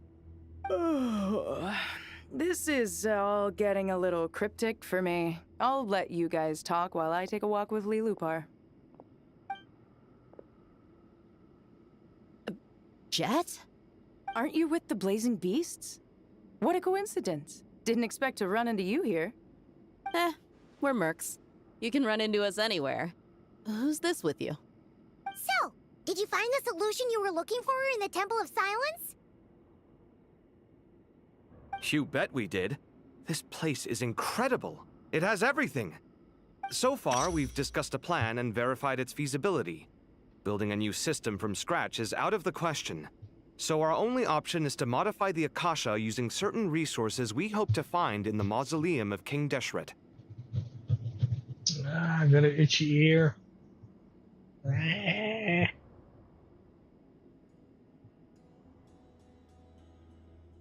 According to certain sources in the Temple of Silence, there is a core device in King Deshret's mausoleum known as Aru. Little is known about this device in academic circles, which suggest questions regarding technological integration. The sages are still debating it. Yeah, but I'm sure they'll reach a compromise once they've argued it out. The people of the rainforest are always cautious when it comes to desert technology. But times of crisis like this leave us with little choice. Wait, Paimon has a question. Is this the same Aru we've heard of before? It's sealed off, right? Some sort of prison where the Goat King, Ibis King, and Crocodile King are locked up. Well remembered. Yes, that's exactly right. According to our records, Aru was the most brilliant creation King Deshret ever conceived of. Built by divine and mortal artisans working together. It was a miraculous accomplishment, and it lies hidden deep within the king's mausoleum to this day. That being said, what Aru actually does and why it was built, those are deep secrets we are not privy to. Until recently, I wouldn't have been optimistic that the place even exists. The only reason I'm inclined to believe it now is because we heard it from the Ibis King Thoth himself at his temple. The tale of how the 3 retainers of Al-Akhmar were imprisoned in Aru. Paimon totally gets that. When Paimon first heard about it, she thought it sounded pretty unbelievable too. Do you guys still remember that? The Ibis King told us they were trapped in Aru and that they had to answer 3 questions to get out. I think I remember. What causes our rise and fall? What obliterates love and hate? And what determines truth and falsehood? Those were the 3 questions, right? Yeah. Oh, if only Nefer were here. She's dealt with the Ibis King before, so she might know more. Oh, Nefer's a friend we met in Nodcry. Not cry. Funny. She showed up here earlier. Huh? Yeah. Had another lady with her, too. Both said they knew you. They contacted the sages, claiming they might be able to offer some assistance. Really? They came here to help out? Yes, really. It was just before you got back. One of them said she's made Nodcry her home. If she's the person you were talking about, then... Looks like betting on Aru was the right choice. See? They're right over there. Nicole! Why, hello! We're here to help.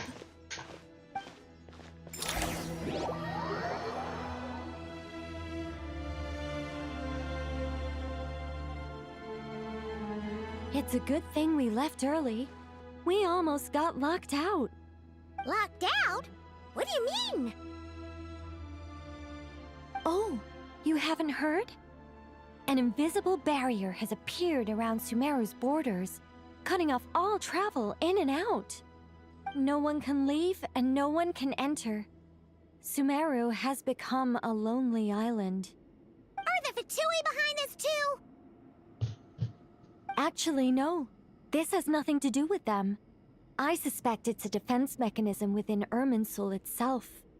Irminsul is the source of Tevat's ley lines, after all, and Sumeru is the nation closest to it. I imagine this function was put in place to seal the entire region off in the event of serious damage, preventing the disaster from spreading to the rest of Tevat.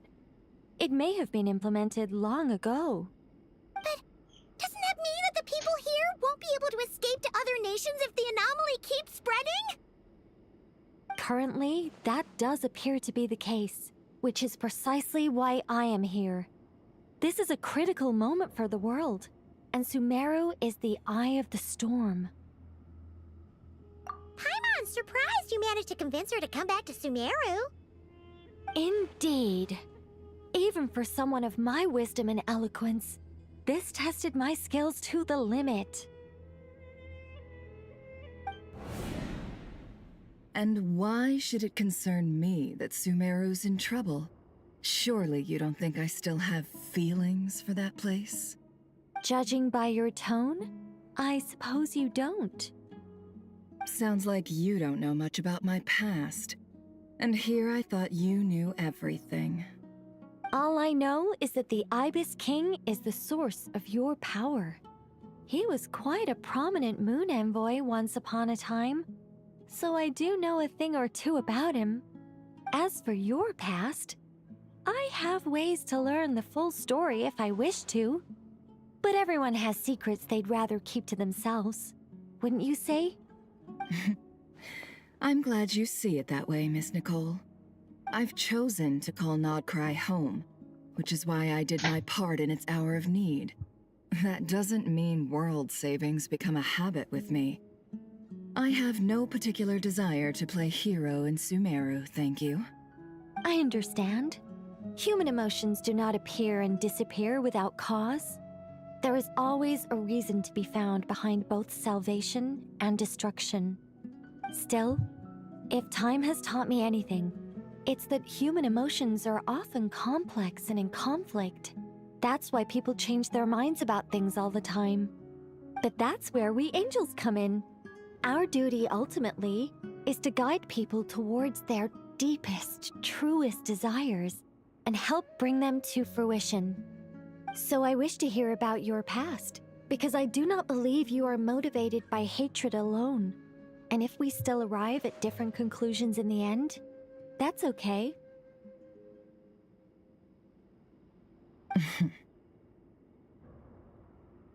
I refuse. Wait, what? But I set the atmosphere and everything. Isn't this supposed to be the moment when we finally open up to one another? Is it? Maybe I'm not so good at reading the atmosphere. You're right, Nicole. There's more to me than just hatred. Had it consumed me, I'd be left stuck in the past forever, never living in the present. But I don't think that your guidance can change my mind. The all-consuming sands, the bloodshed, both deserved and undeserved. Those old emotions cling to me like a shadow. Do you wish to shake them off? No. I hope to remember them forever. Those emotions and memories shaped me into the person I am today. They'll always be a part of me. In that case, would you like to hear my perspective, at least? Sure. It's not every day you get to hear an angel's opinion. A long, long time ago, when the angels still walked freely upon the earth, I found life tedious. Monotonous work, lukewarm relationships. Things weren't nearly as interesting as they are now. And yet, since the angels' demise, I have found myself missing those days on more than one occasion. Human emotions are often attached to a person, a place, or an object. When those things are gone, the memories quickly fade, and the emotions slip away along with them. If Sumeru were destroyed, both rainforest and desert would be no more.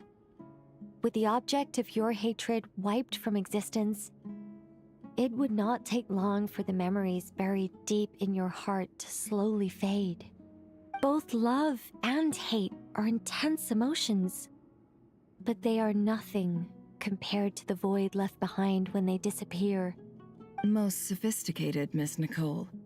But anyone focused on the future could only ever applaud the destruction of the things they hate.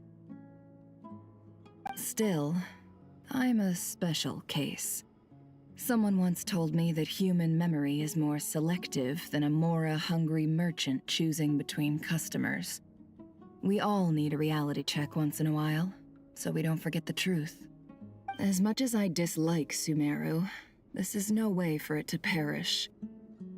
All right, you win. I'll help you out a little, but I won't work for free. How much will you need? You're not gonna milk this for all it's worth, are you? What do you think? I'll be upfront with you. I don't have much more on me. If that's what you need, I could borrow some from Alice. Or perhaps I could pay in sculptures. The ones I carve are actually worth quite a lot. Just cover my travel expenses. Huh? Is that all? That's all. Given all the people I owe favors to, I can just about justify a trip to Sumeru. Yehoda! Here, boss! What do you need? I'm going back to Sumeru for a while. While I'm away, you'll be in charge of the curatorium. Me? I'm in charge? Whoa! Don't worry, boss. You can count on me! And that was how the ingenious Angel Nicole brought you the perfect person for the job in your hour of need. Hip hip hooray! That was far more detailed than necessary. Not lacking in embellishment either. I never thought I'd return. Especially not the desert. But life doesn't always go as planned, I suppose. What's Candace up to? I don't think I've seen her yet. She is still taking care of things in our village. Should be joining us before too long.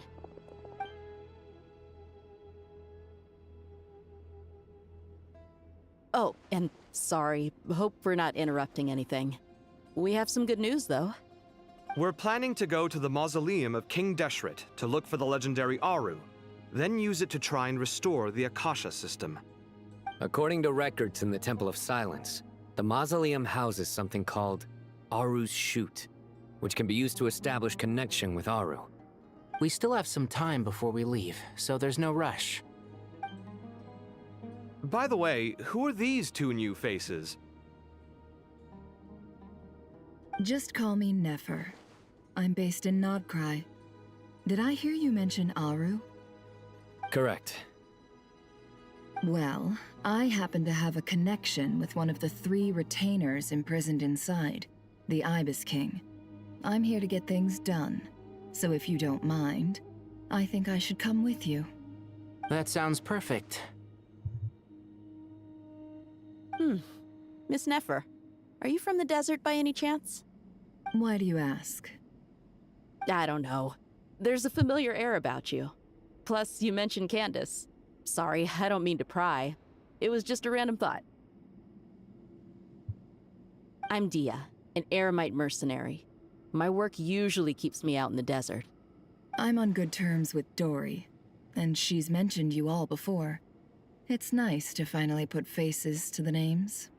However, my associate here is probably less well acquainted with you. Why don't you all introduce yourselves? Actually, I'm a little better acquainted than you might think. I knew it! Huh? Huh. Are my eyes playing tricks on me? It looked like you spoke without moving your mouth. Ventriloquism. I have heard tell of it before. What is it, Kale?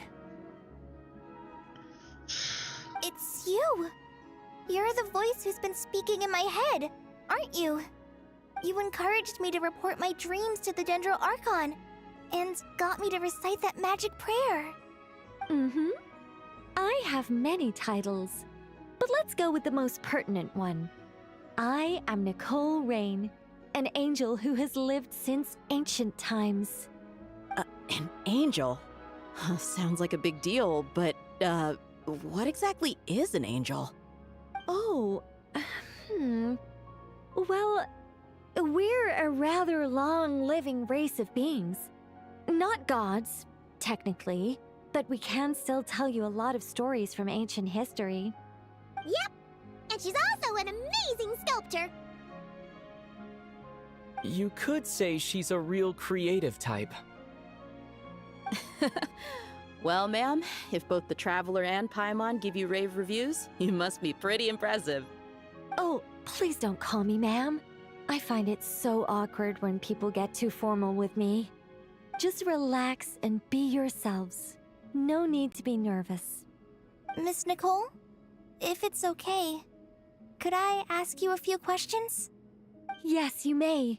I can see your heart is filled with confusion, and you are desperate for answers.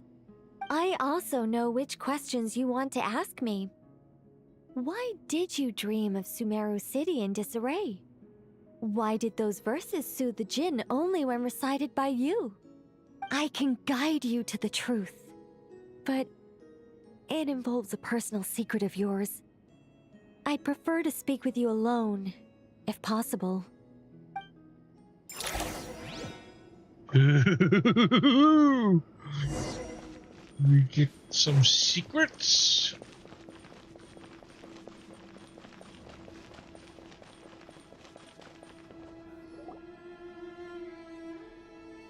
I thought we were going to speak alone. This is a lot more people than I was expecting. What's wrong with it? Even the doctors at Dar al-Shifa allow patients to be accompanied by family members. Well, if Kale doesn't mind her secret being revealed, I have no problem with it. Thanks for being so considerate, Miss Nicole.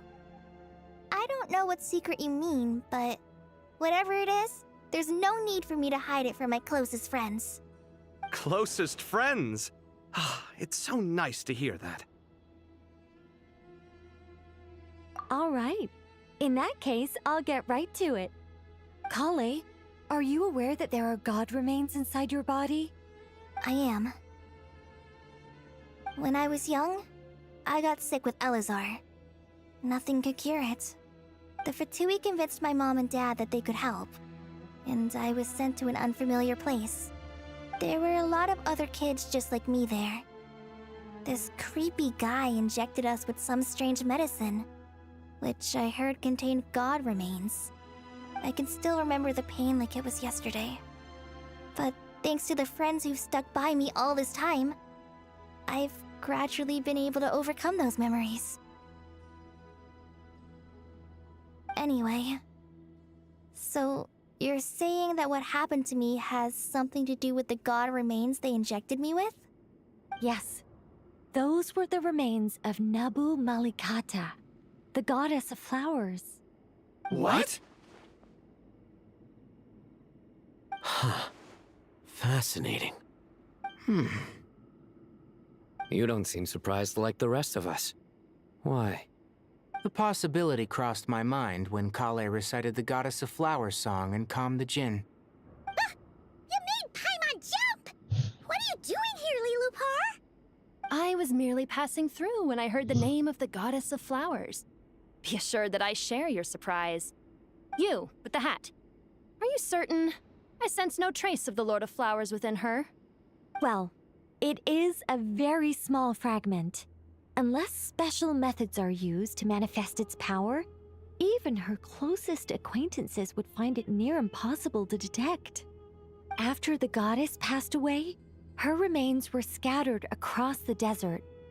King Deshret gathered all the pieces he could find and buried them in the Eternal Oasis. But some fragments remained unaccounted for. Eventually, the Fatui must have found a way to track some of them down. Presumably for use in some experiment. It's not an uncommon occurrence. You're more shaken than I thought. In one sense, you've been extraordinarily lucky. So many people who yearn for this kind of power never attain it, yet you have coexisted with her all this time without even realizing it. I don't know what to say. I'm glad that I could help everyone with this power, really. But knowing that a fragment of the Goddess of Flowers is inside my body is... it's a strange feeling. Well, people value their autonomy very highly. Even a well-intentioned intruder can shake one's sense of self. I understand how you feel, Kale. But once you get used to it, you'll find it's nothing to be concerned about. Huh. I guess you, of all people, have a good reason to speak on this. 2 good reasons, in fact. Incidentally, 3 is the maximum number of Hermanubis' Ba fragments that I could bear. Let me guess. Because 2's company, but 3's a crowd? Thanks for helping to explain the joke, Tainari. Not my intention. Goddess preserve me. I should take my leave. This boy in his wolf's head hat speaks much too differently from the Hermanubis I remember.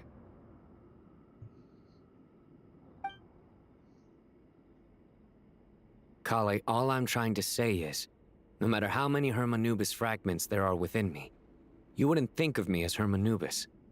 In the same way, you are simply you. Yeah, I know what you mean. So about that dream I had, was it a warning from the Goddess of Flowers? Yes. Just like me, she was an angel created by the primordial humans, born with the instinct to guide living beings. Though her body and soul have perished, her essence retains its natural instincts. Even her smallest remaining fragments would do their utmost to send you that warning. The Mother of Dreams?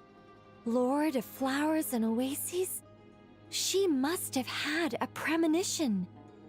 That is why she gave that dream to you. We won't let her efforts go to waste. But I still don't understand.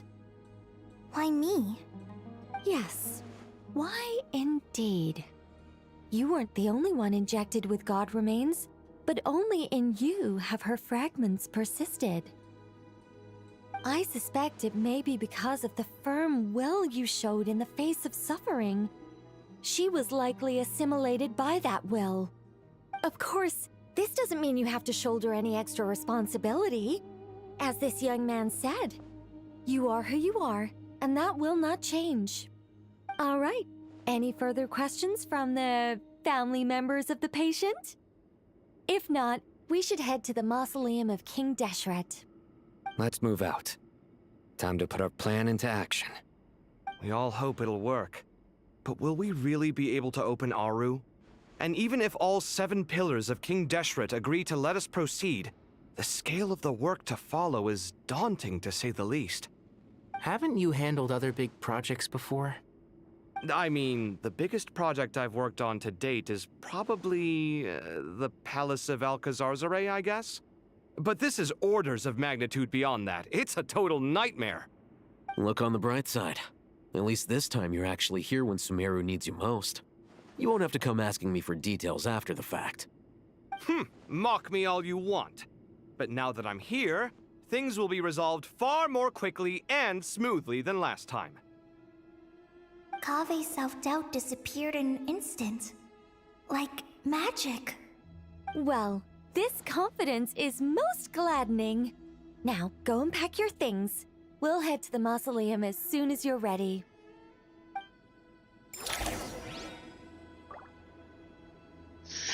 Well, I guess I'm ready because I think I'm already here. No, I'm not. Oh! I'm delusional!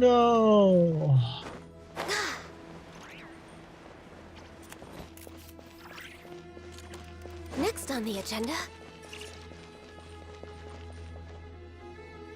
Oh, Miss Nicole. I heard you're a very talented sculptor. Is that true? Oh, I don't know. I wouldn't want to blow my own trumpet. Honestly, even though Kasharawar is best known for its focus on mechanics, plenty of Kasharawar scholars are quite serious about sculpting as a hobby. So if they rate your work, that's enough for us. We just have to take a look. Who's we? Myself and a few other scholars. Kashif, Daneshvar, come take a look. Oh, well, if you insist, I suppose there's no harm in showing you.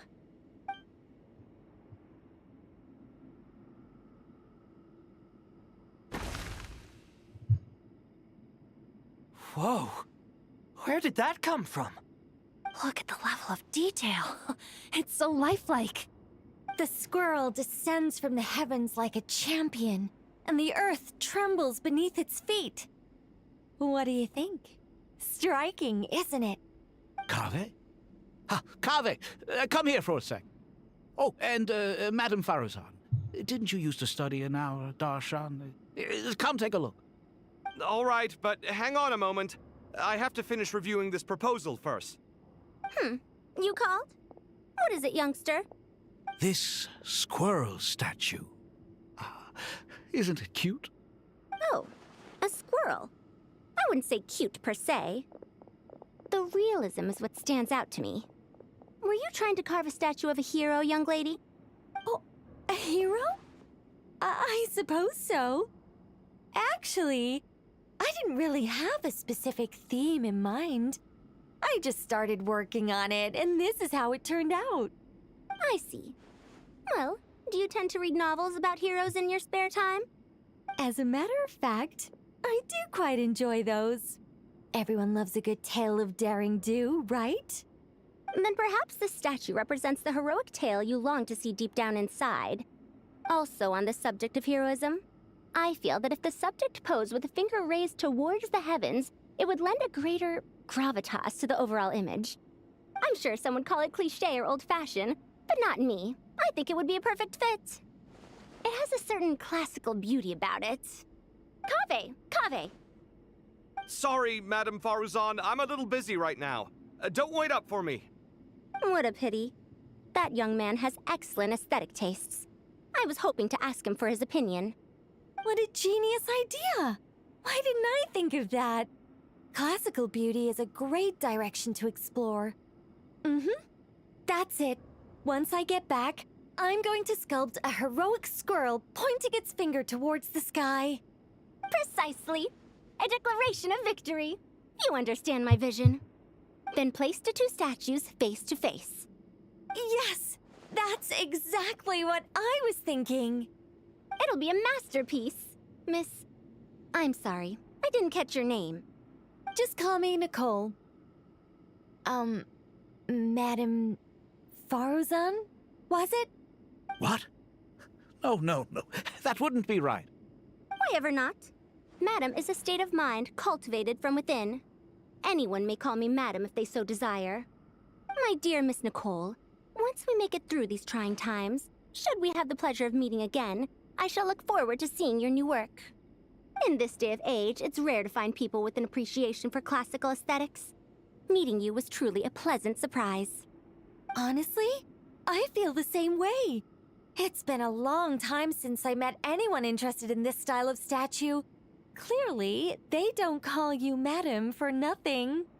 Also, I have to say, you're a very good judge of character. Because when I think about it, I really am someone who likes stories about heroes. That must be why I've quietly kept watch over generation after generation of them.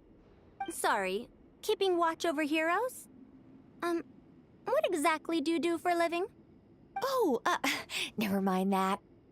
Let's not tell Madame Faruzan about Miss Nicole's true identity for now. Good idea. Let's limit the conversation to aesthetics.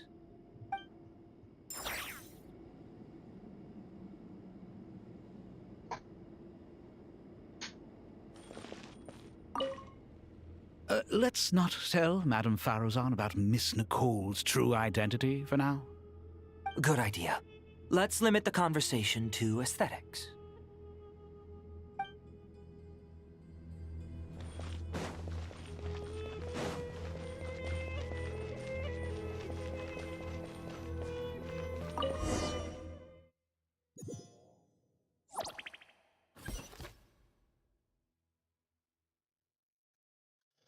Let's go!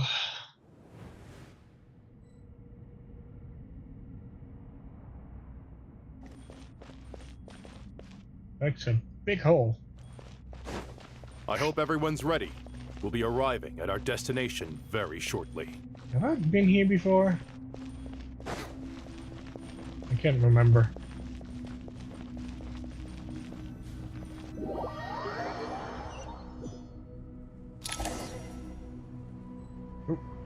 Well, hello there. I just teleported.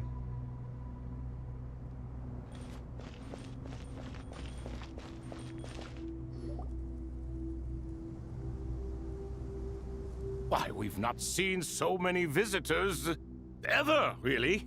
What is this place now, a tourist attraction? Ah, closer inspection reveals many familiar faces. To what do we dusty old fellows owe the honor? Surely you're not just here to chat. You surmise correctly. We are here to carry out a rather enormous project. Ho, enormous, you say? How large, then? Larger than the gaping void in our lives? Why, you've even put a smile on Goatee and Crocco's faces. All this activity is making for quite the special day.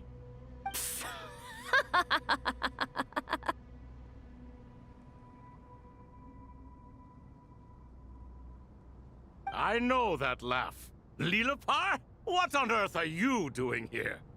Oh, this is hilarious. Turns out good things really do come to those who wait. As long as you stay alive long enough. When did you three get locked up in here? And still you act all high and mighty, putting on a show for the younglings. Truly hysterical. Why, you... Yes, I know. No need to shout. You're right, Lilipar. Goatee, Crocco, and I all have the same problem. But didn't King Deshret seal you away? How did you break free, and how did you get in here? Who knows? Perhaps you can ask my master one day, should you ever get the chance. Behold, the executioners of old. Some have turned into fragments residing in human bodies, and others are imprisoned eternally, leaving not a single shard behind. It's almost tragic, watching lowly prisoners like you act all self-important. Curiosity gnaws at you, doesn't it? Your interest in the outside world threatens to burst you at the seams. Turf. I'm starting to take a liking to this magic bottle lady.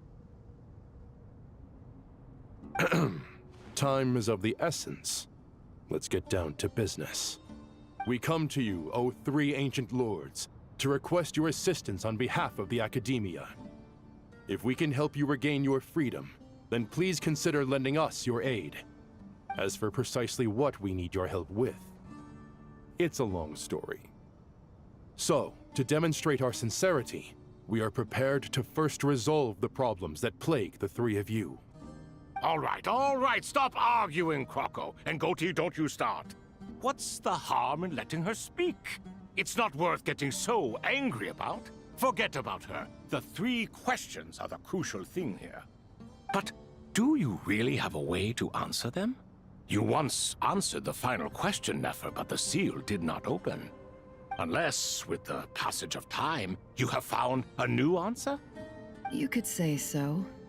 When you first asked me what determines truth and falsehood, my answer was a liar's soul.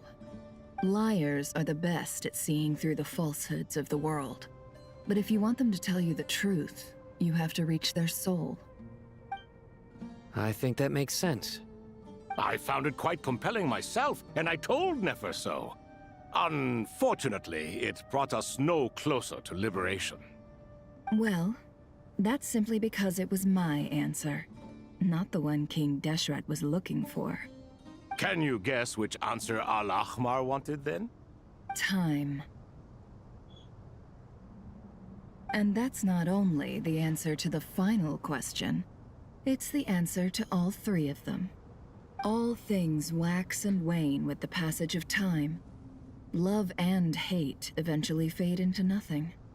Current affairs are always fraught with conflict and controversy. Only time can distinguish between right and wrong. You once described King Deshret as a proud man. I'd say that the prouder someone is, the more inclined they are to believe that only time is qualified to be their judge. Time. Well. Indeed.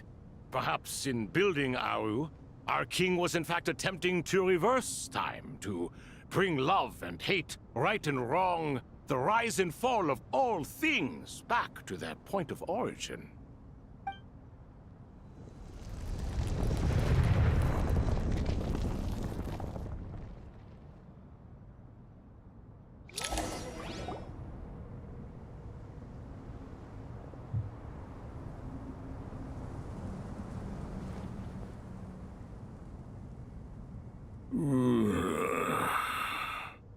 This is the most eventful day I have experienced in a long time.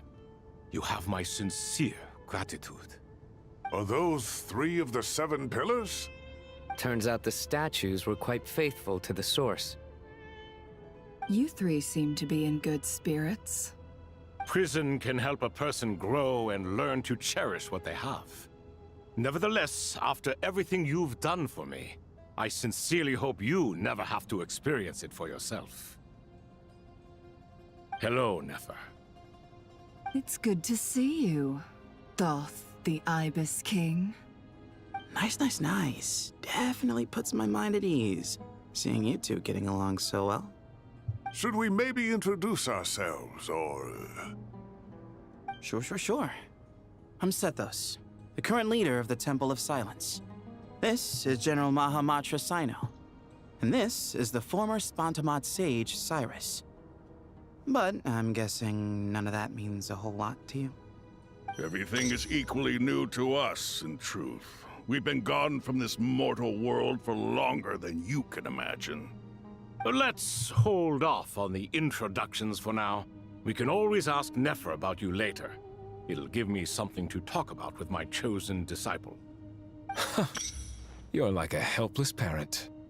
Gods and people of yore are not necessarily welcome in today's world. Self-awareness is one of my finest qualities. I thought I ought to share its fruits with you two. Is that so? Well, I think we'll take it in stride, just as we did with the 3 questions. Let's not forget, it was my persistence that won you both your freedom. Fair point.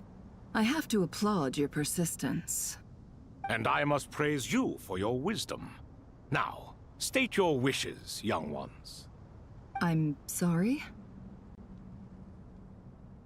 Why, your tremendous accomplishments deserve a reward, do they not? You must let us do something for you in return. General Mahamatra, what do you think? I won't beat around the bush. Sumeru is facing a crisis the likes of which have never been seen before, and we need your help. Every calamity throughout the ages has been connected to us in one way or another, whether we were its cause or consequence. Whatever is wrong with Irminsul, it severely affected the Dendro Archon. She fell into a coma, and is currently receiving treatment from the Dendro Dragon. The Dendro Dragon? I'm sorry, the Dendro Dragon is helping to heal the Dendro Archon? Not a pep, surely. Not vicious, cruel a pep who possesses no virtues aside from her basic instincts. Ah, good heavens. Oh, I shudder to think what could have caused Lesser Lord Kusanali to suffer such a plight. Still, why would the Dendro Dragon lend you her aid? She has always held nothing but contempt for the Archons. I suppose she and Kusanali must have some history. You can help us make history too. A smooth talker. Well said, lad. Currently, no one can connect to Irminsul. We hope that by opening up Aru and making some modifications to it, we can use its technology to our advantage. Unfortunately, Aru is an imperfect creation. King Deshret never managed to realize his full vision before his death. Much remains to be done if it is to be pitted against Irminsul itself. Besides, I hear your reasons, but to give Aru up over such would be... The archaeological records clearly indicate that although Aru's construction took a long time, it was not beyond human means to achieve. Modern technology should solve the efficiency issues. We have no choice but to go all in on this. This is by no means a threat. But the only reason we helped you escape from Aru was to gain the necessary leverage to negotiate with you. You asked us to state our wishes, and we have. Each one of us here needs your help, as do all the thousands of people living in Sumeru. They need you, and they need Aru. What do we think, my fellow old fogies? Shall we lend our support or not? Since you ask so nicely, naturally. Naturally what? Are you for or against? I simply mean we shall do what comes naturally. You claim that you wish to open Aru. Know you then that the golden slumber created by King Deshret is preserved within? We do. We understand the risks involved. In all likelihood, the mortal world will never again be able to replicate King Deshret's work. Never will there be another chance to come so close to creating a utopia. Knowing this, are you sure of your decision? We are sure. Before people can dream, they must first live. If your minds are made up, very well. We shall summon our erstwhile colleagues to discuss this further. Saint Shezepank, Saint Bennu. Once you surrendered to silence and were buried with King Deshret. But now, we invoke the right to awaken you with our voices.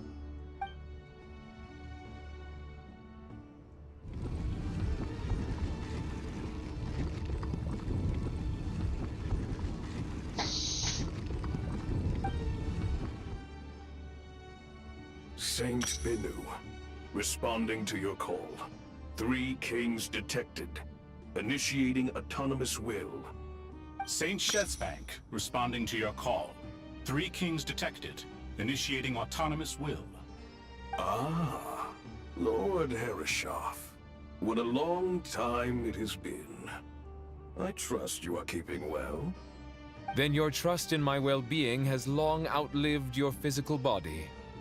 You have always opened with that same phrase, in life, death, and now even beyond. Al Akmar is long gone. What is the reason for this meeting? You're awake? Good. We are voting on whether to give the people of present-day Sumeru access to Aru and permit them to perform technological renovations. You have the right to support or oppose the motion. Aru is the pride of Al-Ahmar.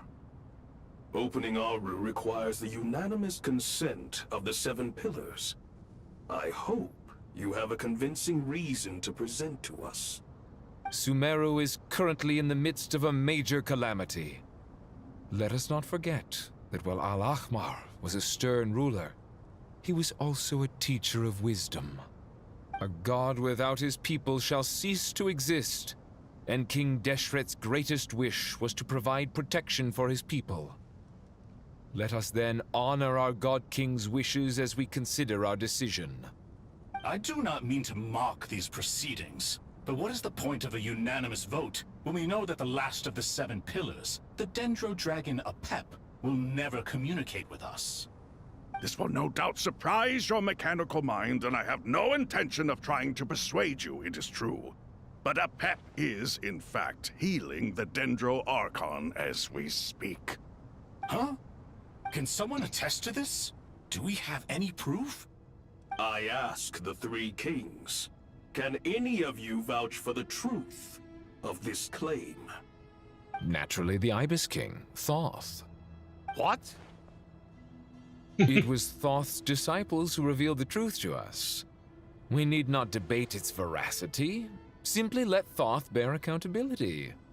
That way the rest of us may have a clear conscience. Harishef, you diabolical fiend! I awakened our former colleagues for you, supported your opinion, and backed your decision. What sort of fiend would do that? I miss the days when Hermanubis was still around. At times like this, he would offer to take accountability. What are you trying to say? Is my word worth less to you than Hermanubis's? Hypocrite though you are, Lord Thoth, you are humorous in equal measure. How could we bear not to associate with a character such as you? I, Saint Shezpank, approve the Goat King's proposal.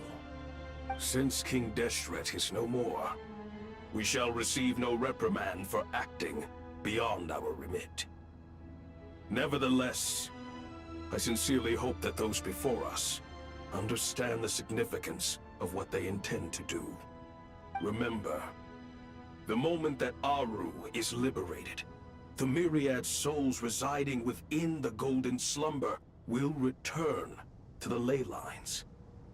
And once the ley lines flow again, these souls shall in turn be received by Irminsul.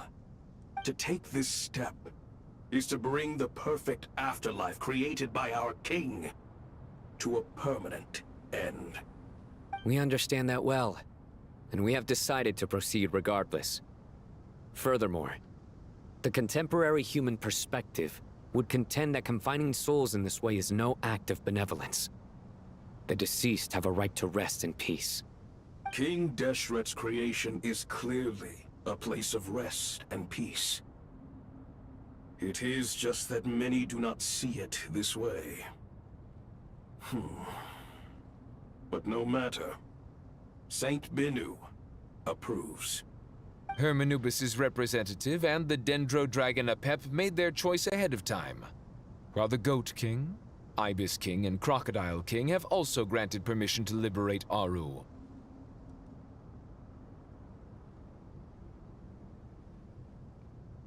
By the grace of His Majesty, guided by his wisdom and will, let the gates of Aru be reopened.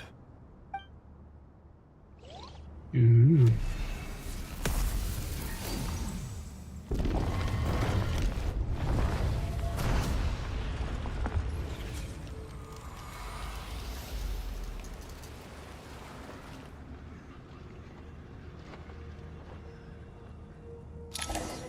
I see dead people. Hey, look at that! What's this? Are we under attack? No. Wait, it's...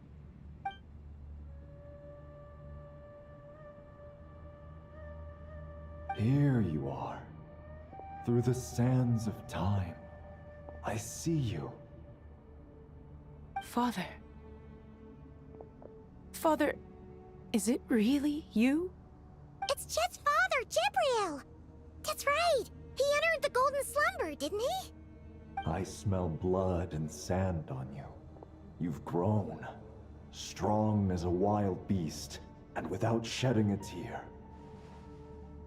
You have to leave, don't you? Please, just answer me this. What should I do for you? This meeting is a blessing from the gods. My soul, once imprisoned along with that of Semail, is finally free. I am truly grateful for the chance to see you again. That the dead should meet the living is itself a miracle. One brief, precious moment is enough. Enough to set my heart at ease. Do not weep for me, Jet. I know you will accomplish many great things in your life. You will go further and climb higher than I ever did. All I ask is that you take good care of yourself.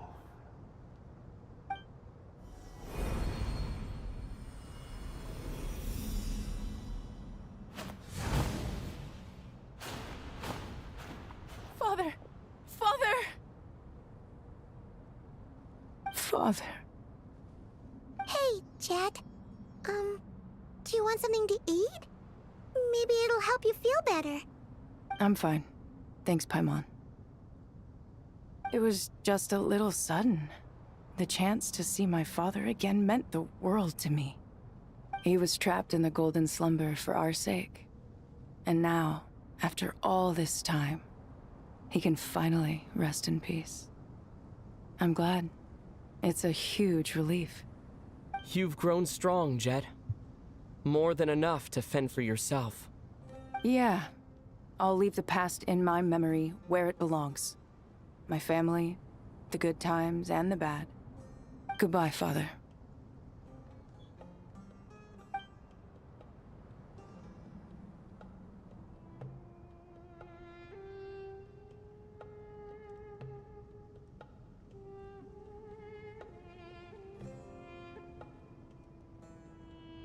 Ah, me, what a touching reunion that was.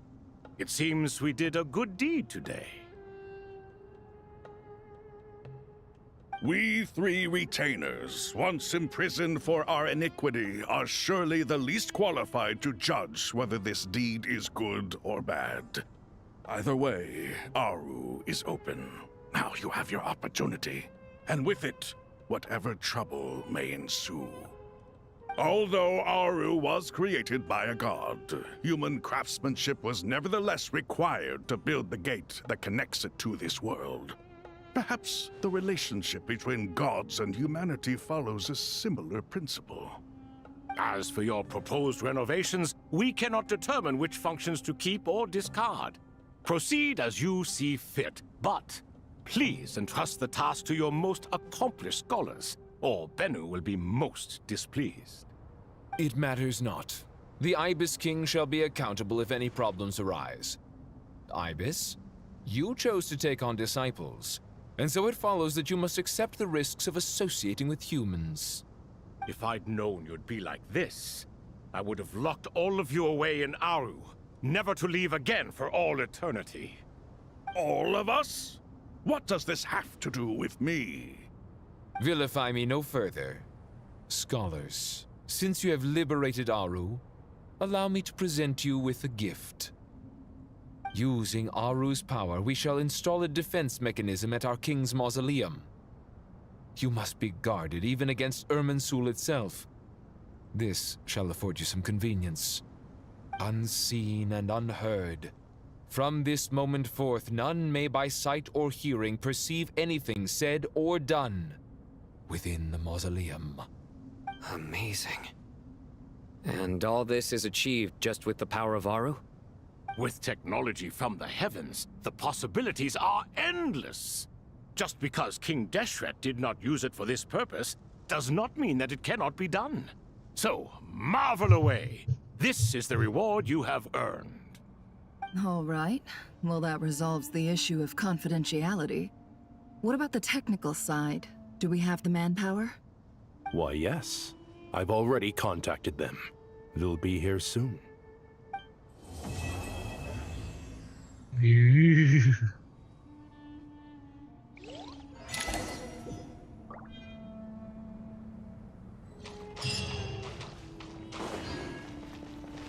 I'm gonna need some food.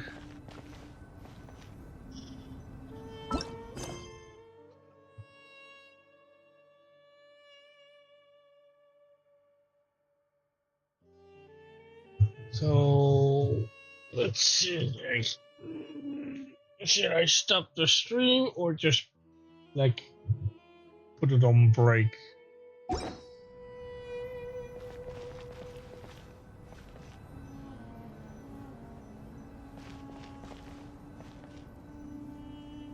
I guess I'll put it on break.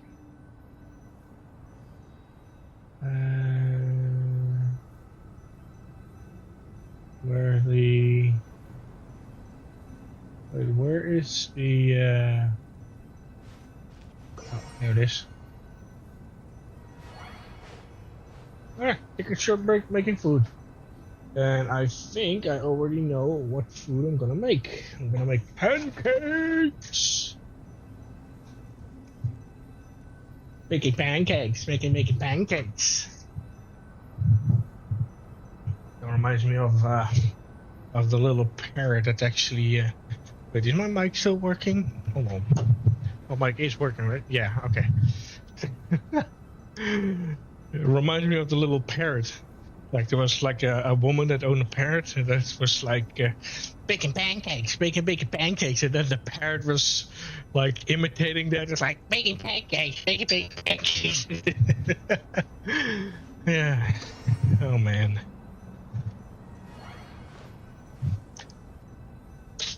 Wow. They just finished fixing the parking spots and reopened some of the road, and immediately all of them are like occupied. It's like, what the fuck? Just clean this one all up. And then I can just make the pancakes in this one.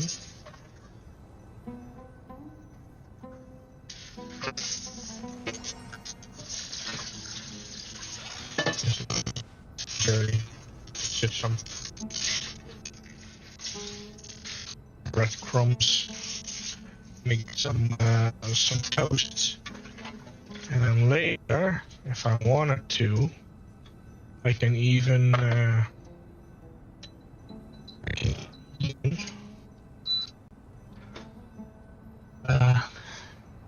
keep the air fryer out if need be. So I've got a plate, and my pancakes, got a spatula.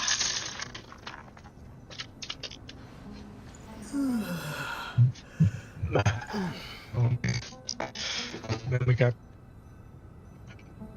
syrup, and I also got like snow powder, so to say.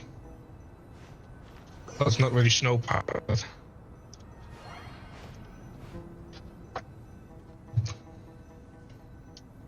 alright. Just heating up the thingy. What is it? 2 pancakes or just one? No, it's just one. There we go. Slap that bad boy in there.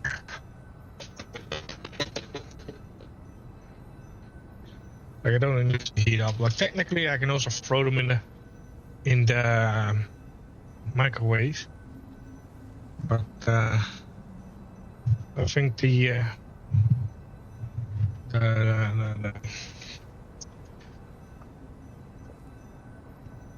how do you call this particular pan in English? Frying pan? I think it's called.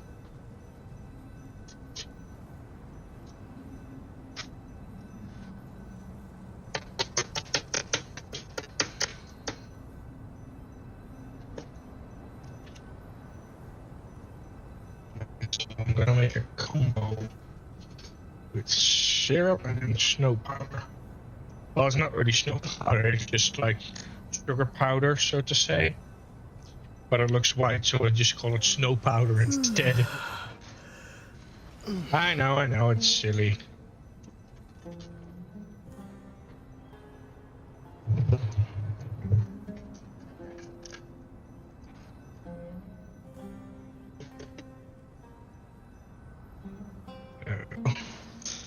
The first pancake is always a mess. Especially after I just finished cleaning the frying pan. Lower that side. And then put the syrup on there. And because of the warm weather, it's absolutely flowing. And then we can add some snow powder. And then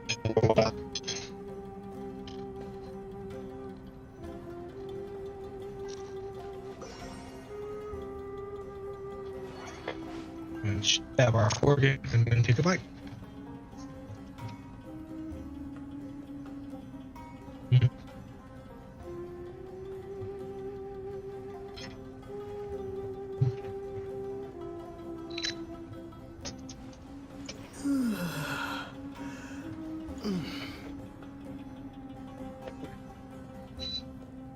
I should just put this back on 6.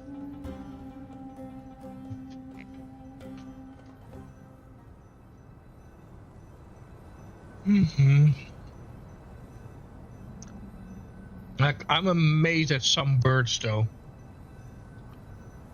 Like, how can they manage to aim their shit in such a way that it's literally flat against the wall? I know it's like velocity and all that kind of stuff, but it's still kind of weird. Like, I'm gonna be even more surprised if birds find a way how to fly in such a way that they can literally shit on the ceiling. I kid you not. Like, they fly upwards, then take a dump and do the velocity, go right on the ceiling. Me saying that when eating or making pancakes. Completely ruining your appetite. Until we meet again.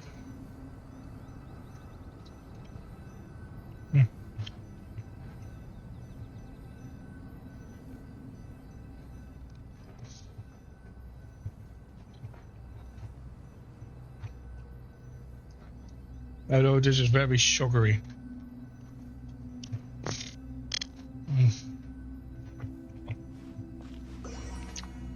Actually, let's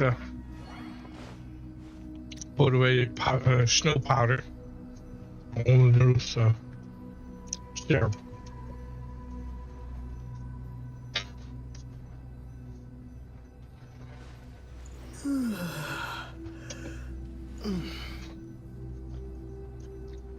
Okay, eating one pancake and then throwing another, and by the time I'm done eating one of them, the other one is already heated up and ready to be consumed again. It's like, you make one, you eat one, and then by the time you're done eating the first one, the second one is ready.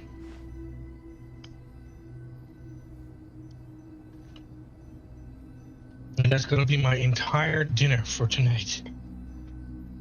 How sad is that?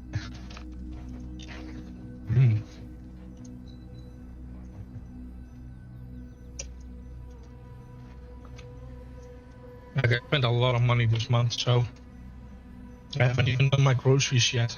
Now, it's not that, oh, I don't have money. It's just that I don't, well, technically I don't really have money, but in worst case scenarios, I can actually withdraw some extra.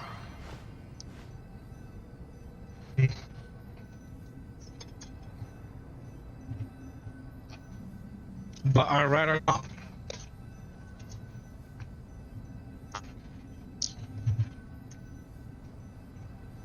Well,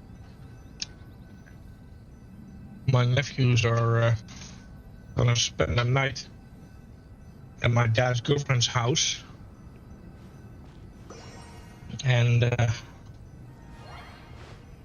will be showing up as well. Should give him a call, like, hey, what time will they come? So I can keep it in mind, because if I come in the night, then they're already asleep. I would like to see my brother and my sister-in-law.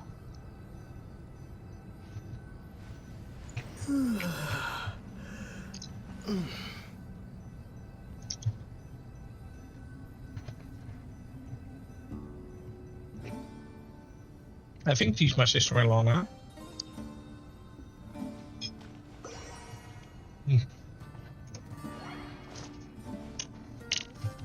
I'm not really that good if it comes to that kind of technical shit. Not by blood, but because they got married, she's now my sister.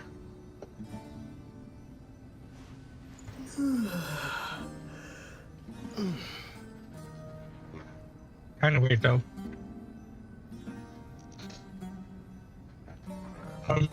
More weirder, like, because they're not blood related, you know. No, I'm not insinuating anything. I'm just saying.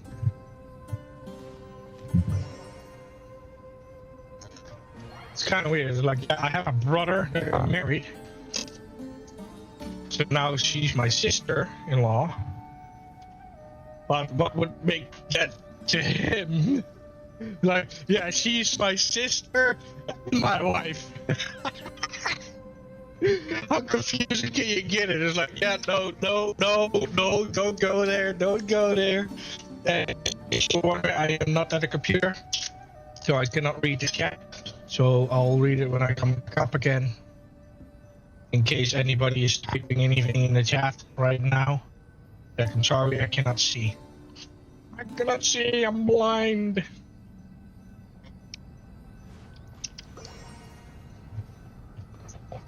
Holy crap, this is hot.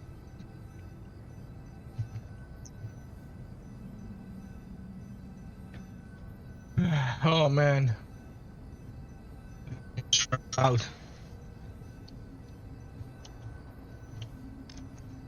Like, with everything that's been going on lately.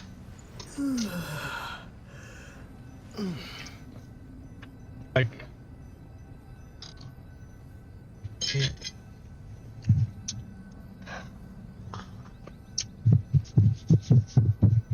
oh, God, this is so hot.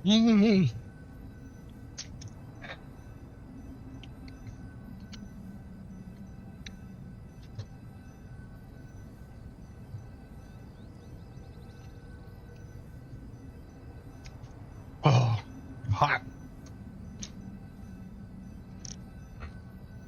All right, 2 more pancakes to go. Actually, 3. Yeah, 3 more.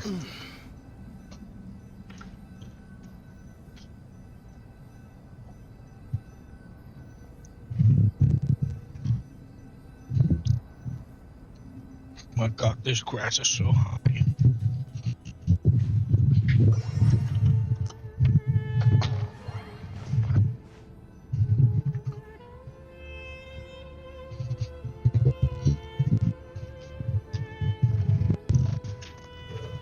Yeah, that's another thing I don't understand. You know, you have like a plant that grows, and then you have like a plastic cover over it, and somehow a weak piece of grass can poke a hole through it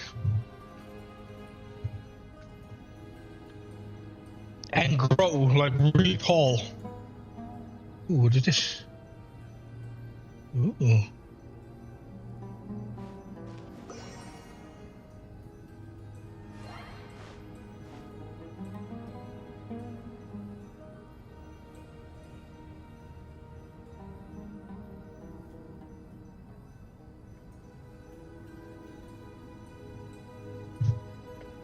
Wait, are those? strawberry plants take forever to grow. Like they have sprouted, but it looks like they have stopped growing. So they should speed up this because it's starting to.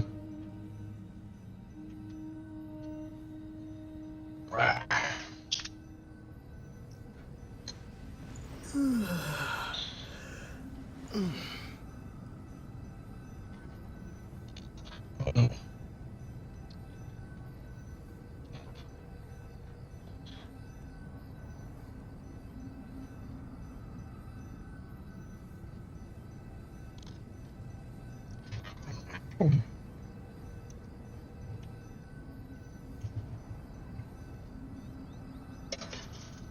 All right. Last pancake goes in the pan.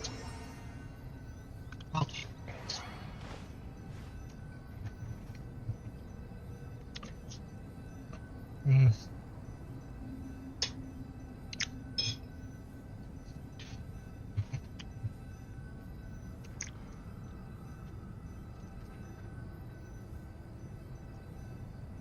There we go.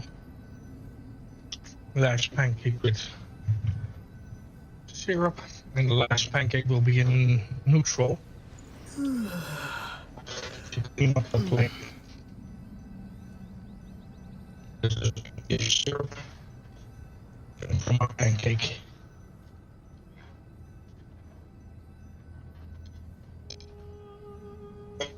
Oh, time to flip.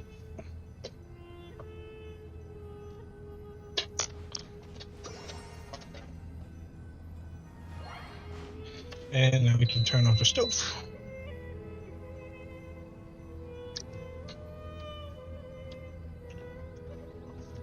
Holy crap. This syrup is dripping so hard.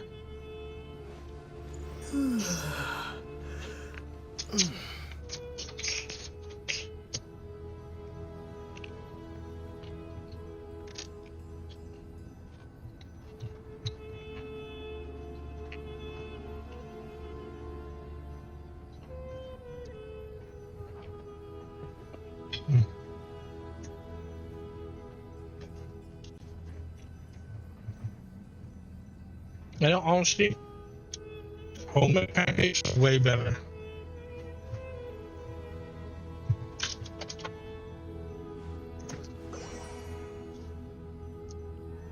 Oh, how many pancakes are actually in a packet? See, 8.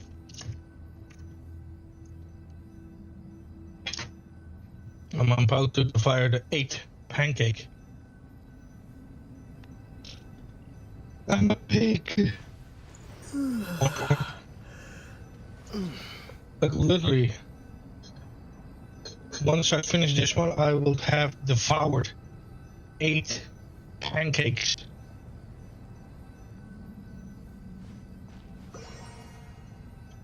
Eight pancakes.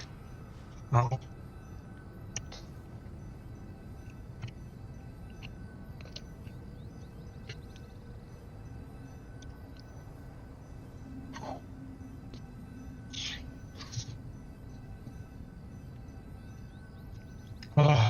It's hot.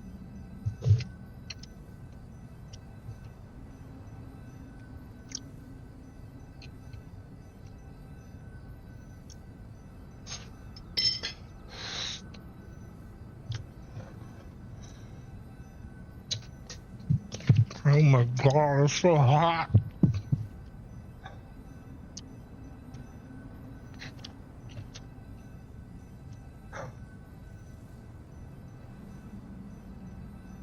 All right.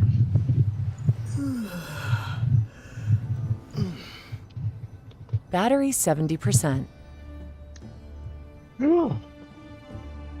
Oh man.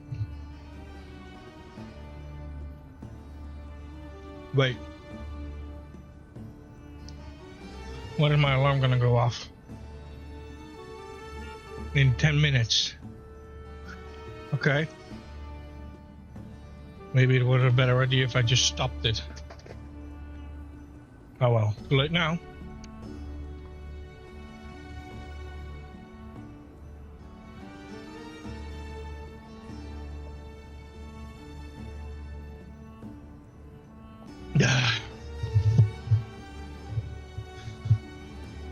Oh man, this AC is making overtime.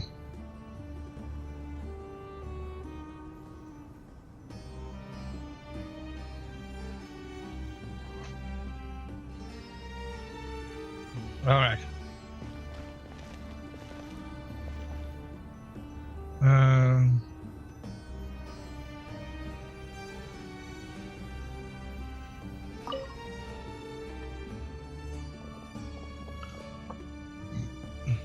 You must be the ones tasked by the Academia with renovating Aru?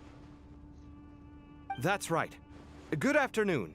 I'm Kave, and these two are Termezi and Naisaburi. Hey, I'll hate them. Come and introduce yourself. We've met before. This is Thoth, the Ibis King, and everyone knows these two. Afternoon, gentlemen. I've only ever seen these two in murals. Ah, the paintings in the temple. They show us chatting, playing cards, playing chess. Precisely the activities we most enjoy, funnily enough. No, only you enjoy playing chess. We were just humoring you. I wouldn't go that far. Back to the matter at hand. A preliminary assessment by the Academia indicates that this project requires expertise in various disciplines, including the deciphering of ancient texts, mechanical engineering, the restoration of ancient ruins, and elemental theory. The most capable minds in their respective fields are here before you. If there are no objections, we'd like to begin our work. The artisans who built Aru for Al-Ahmar gave their very lives to create this splendid work. Follow their example by giving your utmost devotion to this project. I didn't know that. We'll do our best, of course, but we certainly won't be sacrificing our lives. Such brazen words. Humans these days are a far cry from their ancestors. What little respect you show for King Deshret. No, that's not what he meant. Please, don't mind him. He shares your sentiments, just not your, penchant for hyperbole. Assuming that's what you were going for? I just think it's important to manage expectations. Forgive my lack of courtesy, but we simply can't sacrifice our lives to the gods on completion of the project like people in the legends of old. Here's a first draft of the project proposal for your perusal. Please let us know if you have any requests. Normally, I'd have made it look a lot more visually appealing, but we were really pressed for time on this occasion. I hope you'll forgive me if it's a little rough around the edges. Naturally. If my fellow ministers deem this meager display of respect sufficient, I suppose I can consider agreeing to their proposal. Why are you so preoccupied with the ostentatious displays of respect to Al-Ahmar? We should be trying to make things easy for them. You never know. We might have to rely on these young people to look after us in our old age. Exactly. This is Aru's mainframe. Be reminded to use it with great caution. We certainly will. Thank you for your assistance. You may attempt to lay out punishment should you so desire, though I'm afraid it would be futile. You and I both know that certain components of Aru can only be operated by humans. King Deshret always believed in humanity. Still, the reason that Aru's modules are designed that way is not so much because he trusted them, but more because he was wary of you. Is that true? No wonder human artisans helped to build Aru then. He actually required human assistance to create his greatest work. Naturally. Have you noticed that the Goat King keeps giving superficial responses? It's like he's just going through the motions and leaving the real debate to his colleagues. He understands the art of perfunctory speech. That's what earned him his position as the Minister of Ministers. It seems the rumors about King Deshret being a poor judge of character are baseless after all. Excuse me for being blunt, But it sounds suspiciously like you're putting yourself on a pedestal and mocking me. You're mistaken. And while there's nothing strictly wrong with making every conversation about yourself, it's not exactly a positive tendency either. You? Whatever. I knew it'd be like this working with you. All right, let me past. I need to look at this console. It's your job to activate it after all. Let's begin. Everyone, please proceed with the external checks and preparations as per the procedures outlined in the engineering plan.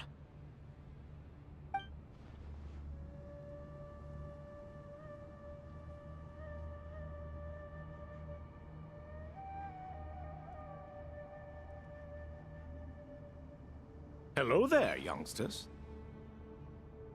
Whoa, the Ibis King came to life.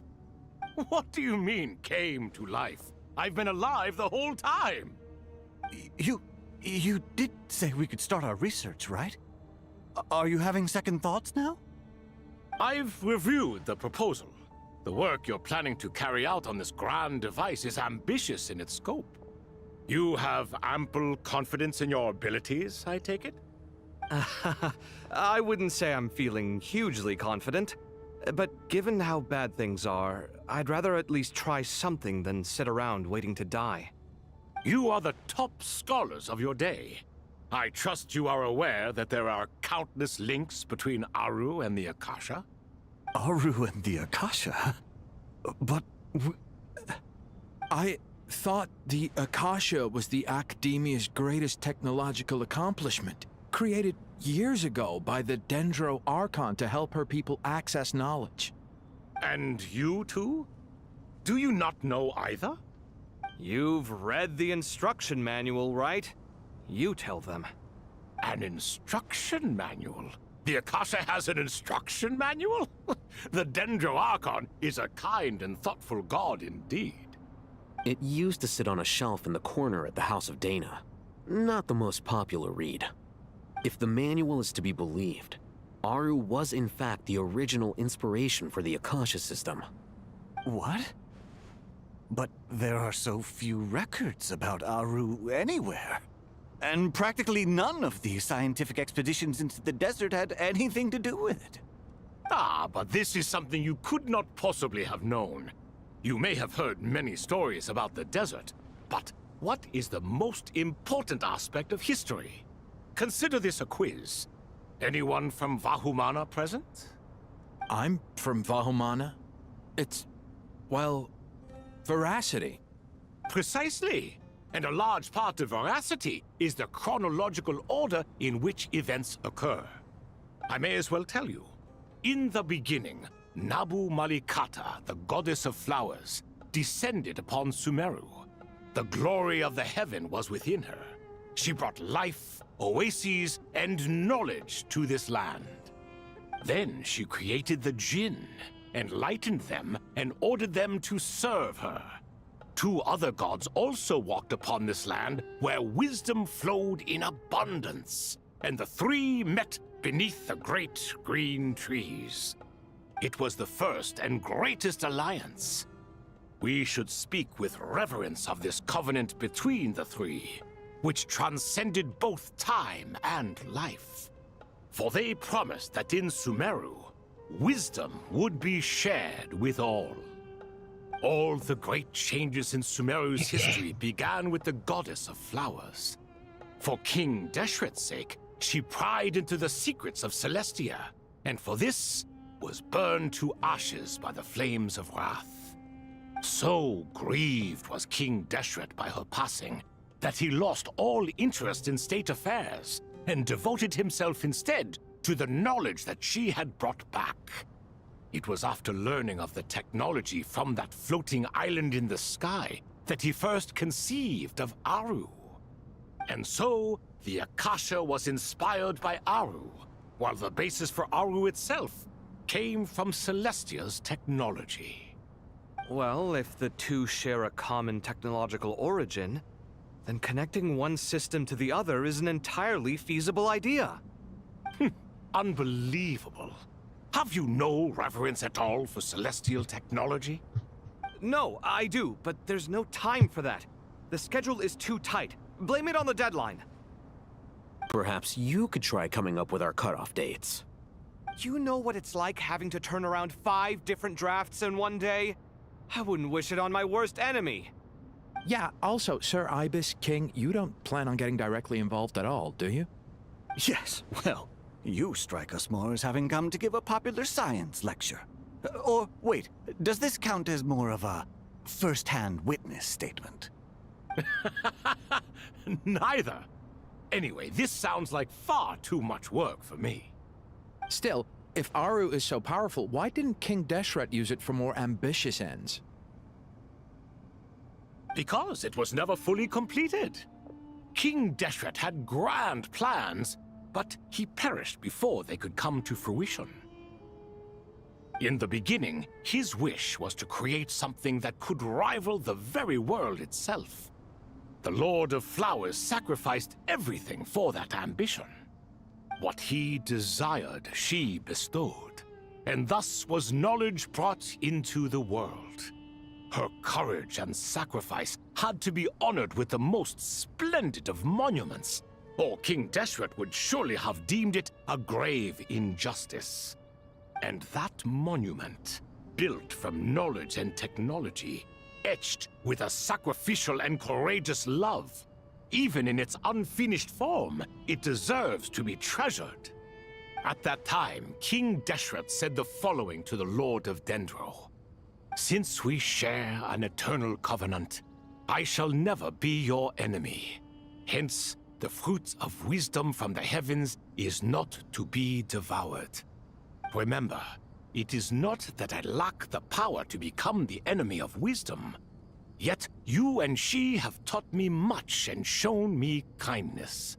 For this, I cherish you both. In the end, Aru was only used to store a portion of the souls. It was but a primitive form of the masterwork the king had envisaged. His final hope for Aru was to return to the past, when she yet lived. So the point you're making is, King Deshret was both powerful and ambitious, and he only ceased his imperious ways out of affection for the Goddess of Flowers and the Dendro Archon.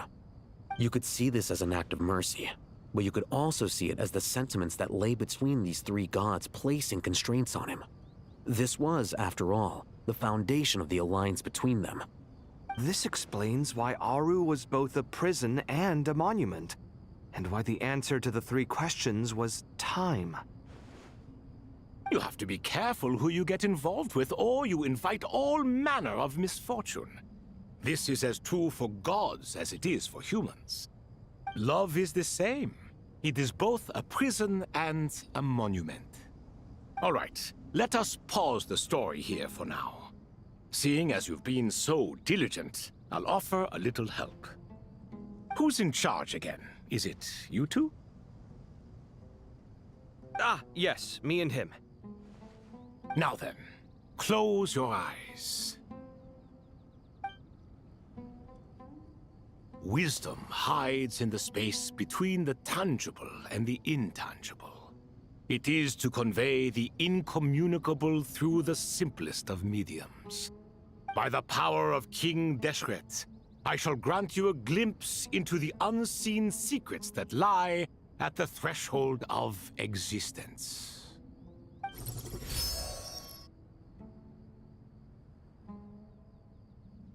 Where did this come from? Is it a new mechanism? It looks more like some form of externalized information. You've rendered it visible? Just as the Akasha allows you to access a greater range of knowledge, the power of our king permits one to perceive ingenuities that do not belong to this world. This is no ordinary mechanism. It reflects the internal structure of Aru. Whether you choose to increase or decrease, keep or discard. Come, use these to achieve the outcome you desire. Looks mechanical to me. Better let me handle it, just in case. But wait, how do I get up there? Turn around. So that's where the elevator is!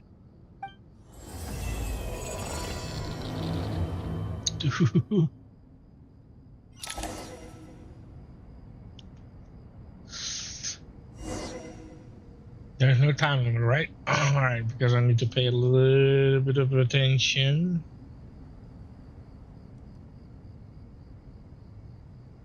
Because my alarm went off.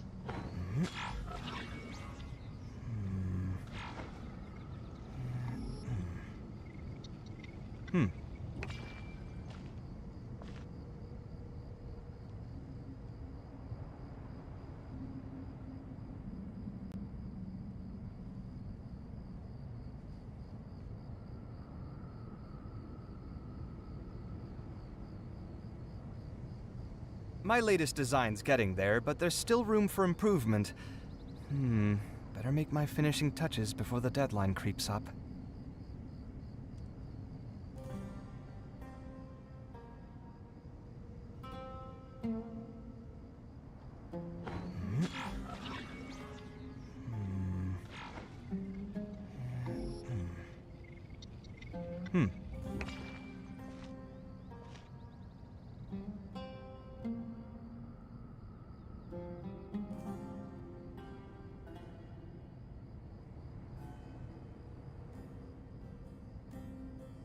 I'm sorry, I just need to. It's good to get out and stretch your legs once in a while. People aren't made to stay cooped up inside all the time.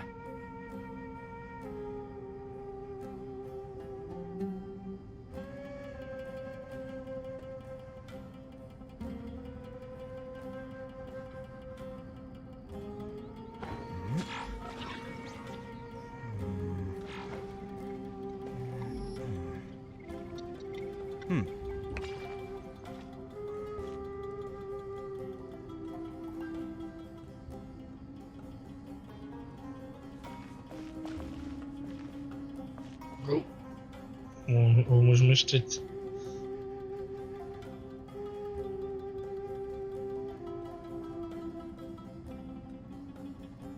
The ability to appreciate beauty is an important virtue.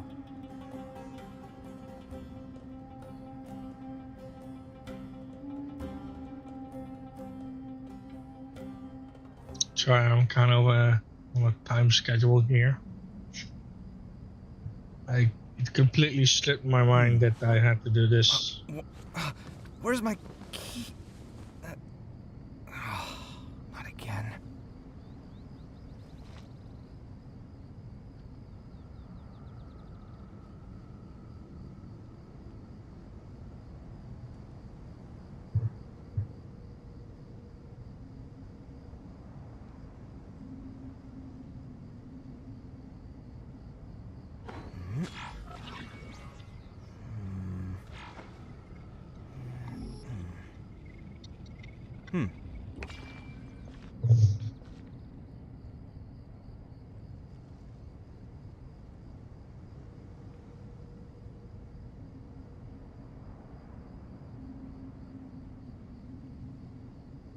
It's good to get out and stretch your legs once in a while. People aren't made to stay cooped up inside all the time.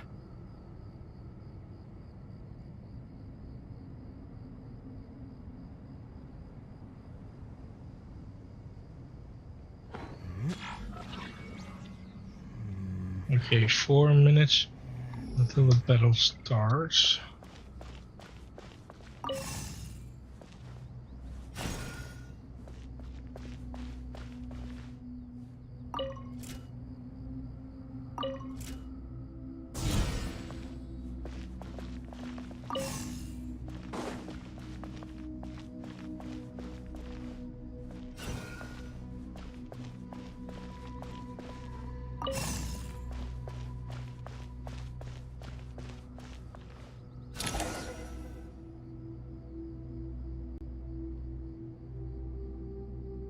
Obelisks were used to record important information in the ancient desert civilization. Hey, Alhaitham, there's some writing here I'll need you to decipher. I've sent it to your screen. Do you see it? Got it. It's a little blurry, but I should manage. Take a look and tell me what it says. Oh, and I'll send any other similar text directly to you from now on. Let's start with this one. It's a variant of an older script. Herein lie verses written for the Yellow Sands. Looks like cultural information from the age of King Deshret. If so, I suggest you delete it. Words thrown together merely for fun. I had no idea Aru kept a record of this. Well, as long as you're certain that this is strictly private information, that's fine. It is unimportant. All right, well, I guess I'll start now.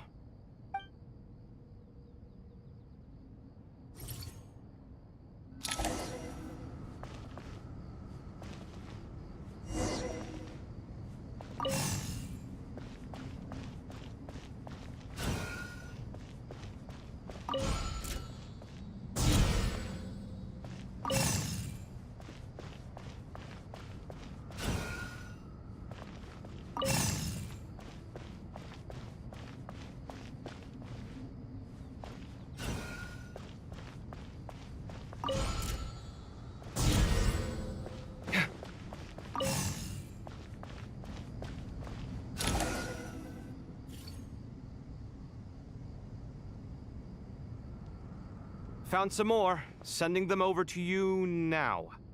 These are all reports about the Gurubad conflict. Can we delete them? I'd say so. Most of this information has already been archived anyway. What if there are details in there that Vahumana missed? What are we supposed to do if they come after us in the future? They'll just have to live with it. If we don't resolve these issues now, there won't even be an academia in the future, let alone a Vahumana Darshan. Yeah, you're right. Okay, done. There's some other similar monuments nearby. I'll check them out.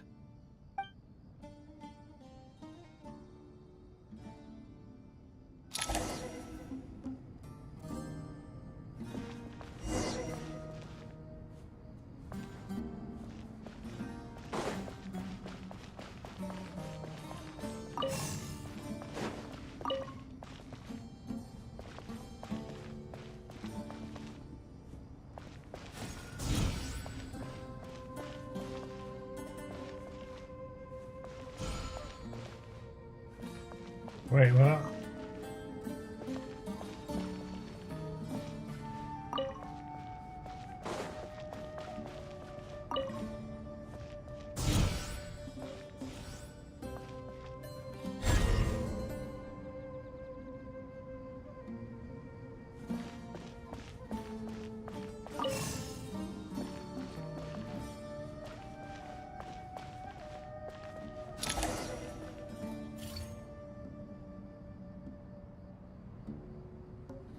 Another monument. Hold on.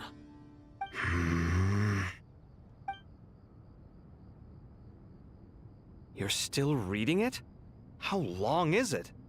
It records the development and governance of the Oasis civilization. Most of it concerns the Jinn, but it also contains records left by the artisans who built Aru. Is it important? Some of it. There was no way for me to read the whole thing in its entirety, so I had to rely on my intuition to pick the parts worth keeping. What about the artisans' records? What do they mention? They're speculations, mostly.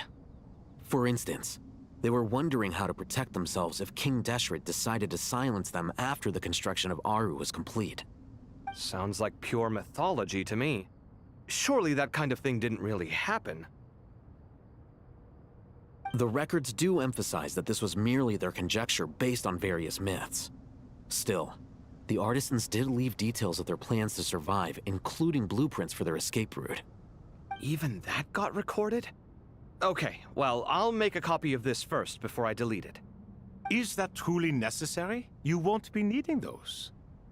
No, the blueprints are important. I want to keep them as a memento.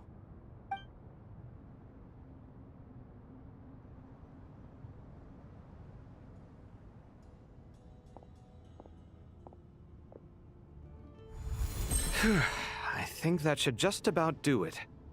It meets the requirements of the contingency plans, so we should be good.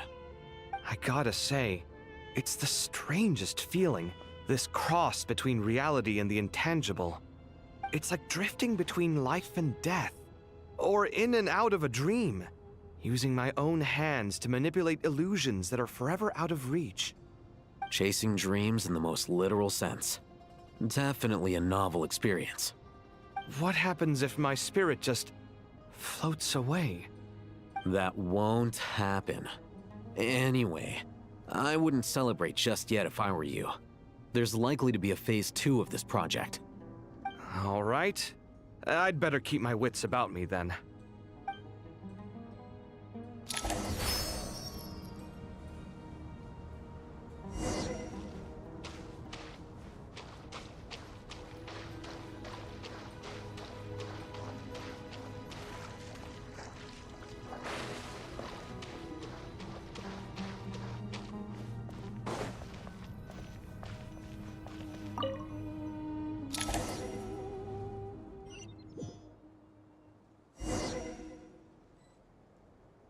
Oh, bad timing. Because the battle is going to start in 2 minutes. And it's only 4 against 10.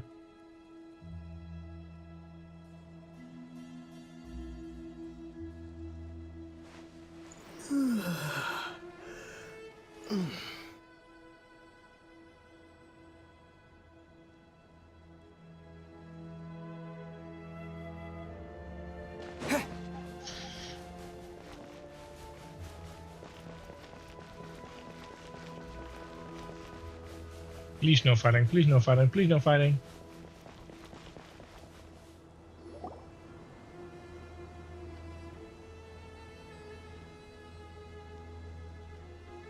Traveler from afar, do you worry for the fate of Sumeru as well? Whoa! It's Sobek the Crocodile King! Greetings, Crocodile King. Please be at ease. I'm just here to chat with you about Lesser Lord Kusanali. Sounds like you really care about her. Yes, although to be exact, it is a mixture of both concern and curiosity that I feel. Speaking of Nahida, Paimon was wondering how she's doing. Wait a moment.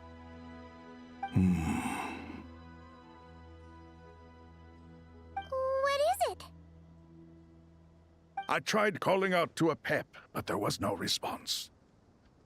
This can only mean that she is focusing all her energy on taking care of Lesser Lord Kusanali. All the gods who served King Deshret seemed super surprised to hear that a pep agreed to help Nahida. Guessing she made a bad impression on you or something. Are you aware of the history between her and our king?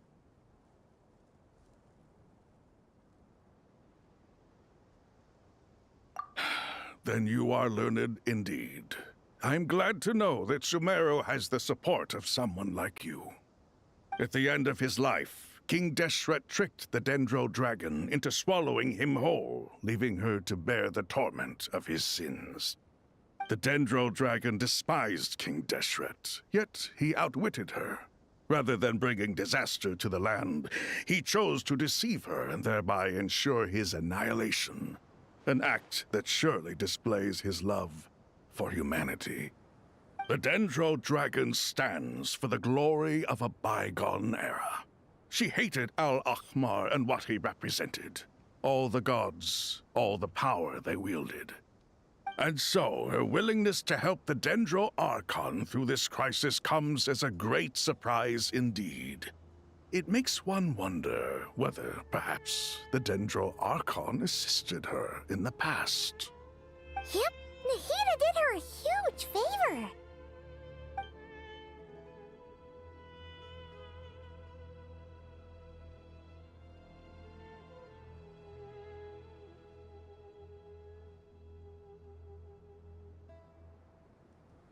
So Lesser Lord Kusanali put an end to the Dendro Dragon's many long years of torment.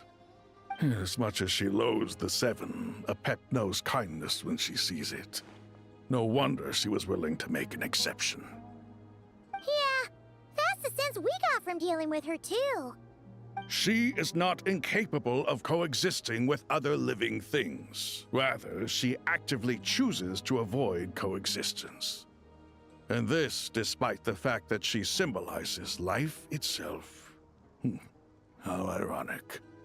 All of this being said, I wouldn't expect too much from her if I were you.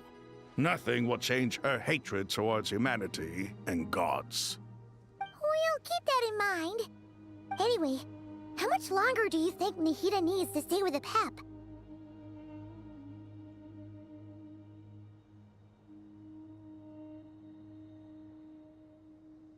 For all we know, the Fatui might still be in the desert.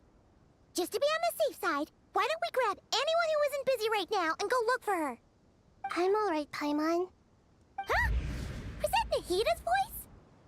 It seems the treatment was effective. Since when do my deeds require your evaluation?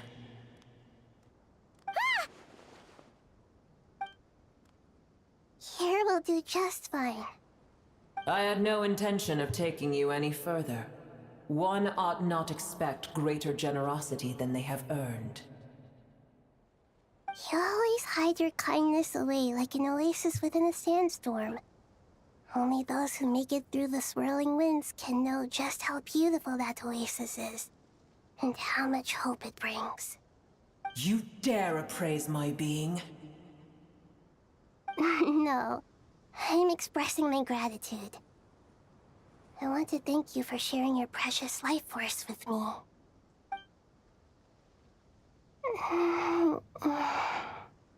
Awake already. You are more resilient than I thought. Pep. I feel much better. Thank you. Gods and their gratitude mean little to me. I would rather you give me your assurance that the situation with Irminsul and Sumeru's ley lines will be competently managed. If I suffer any ill effects from the ley lines, you, as the god of this land, will be held responsible. And you would not enjoy being held to account by me. I understand what you require, but I would assume this task even if you did not demand it. Sumeru is my responsibility. I must resume my duties as soon as possible. A farcical notion. God of Sumeru, I hope you realize how unextraordinary your strength is. And yet, maybe it is precisely what defines me. A god of wisdom is not meant to rule by force. Then hold steady. We go forth. Well, I'll be. Is that a pep? Do my eyes deceive me? Of all places, the Dendro Dragon has decided to visit the mausoleum of King Deshret? I see that after all this time, El Ahmar's menagerie of ministers remain as vile as ever. It's a pleasure, Dendro Dragon. Had you arrived but a little sooner, you might have attended a meeting of the Seven Pillars. What a nauseating thought. You are not the first insects I have had the displeasure of dealing with today. A swarm of them tugged on my tail on my way over. Goodness knows what hovels they crawled from. Why do all the creatures of this world remain so lowly after all this time? What did you do with them? I cast them away. What would you have me do? Keep them as trinkets? Uer, this is where we shall part ways. To be clear, I do not wish to see you or anyone else here ever again, unless absolutely necessary. Then I wish you peace as you return to your dwelling place.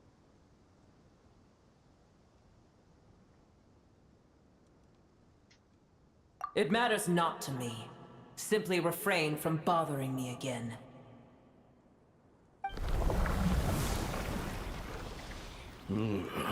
A force to be reckoned with. At times like this, I feel glad that she has no interest in any of this. Hold on, just hold on, okay? We're almost there.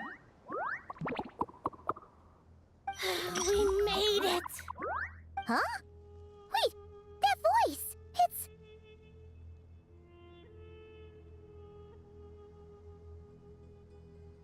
Uh-oh! I'm gonna fall!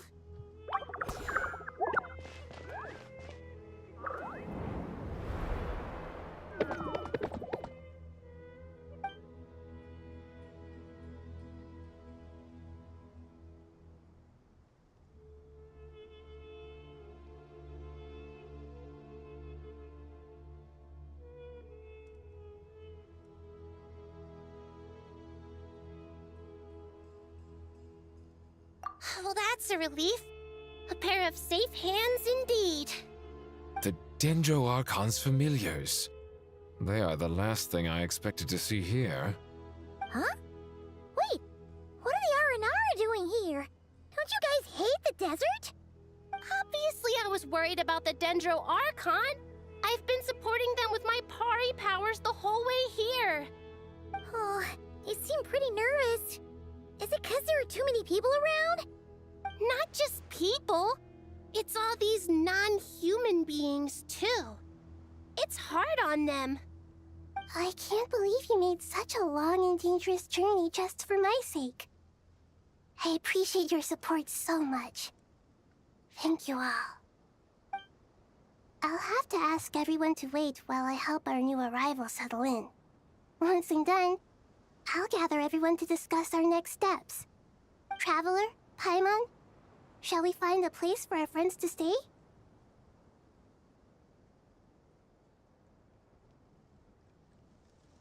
Awesome! Let's go!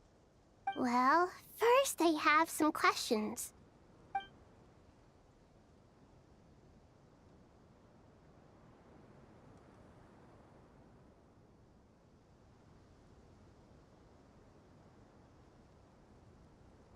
Sorry, I'm a little bit occupied.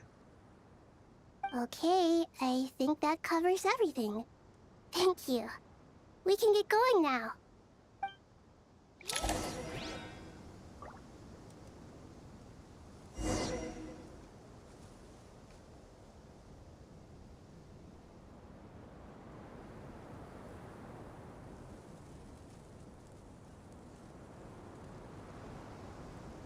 La da da da da da da da da.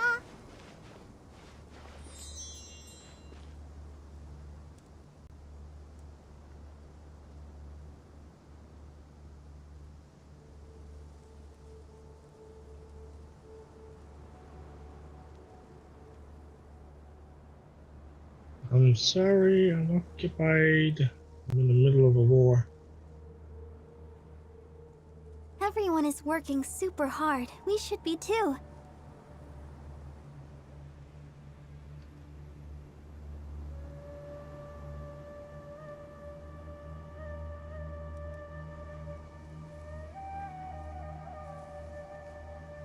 La da da da da da da da da.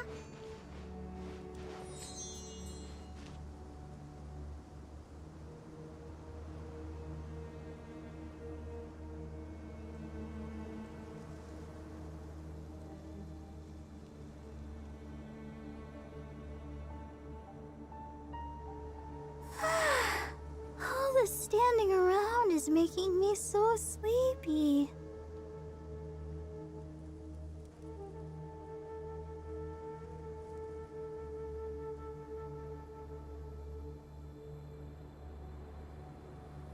I wonder when I'll be as tall as my big sister.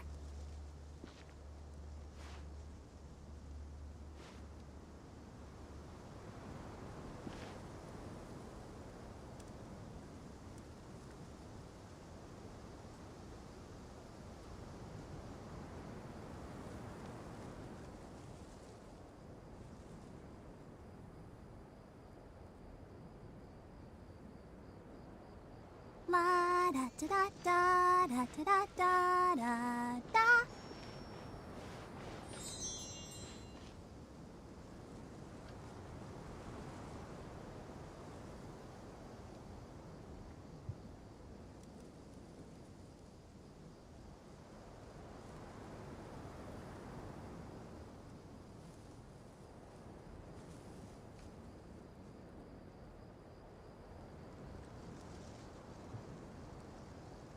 wonder when I'll be as tall as my big sister.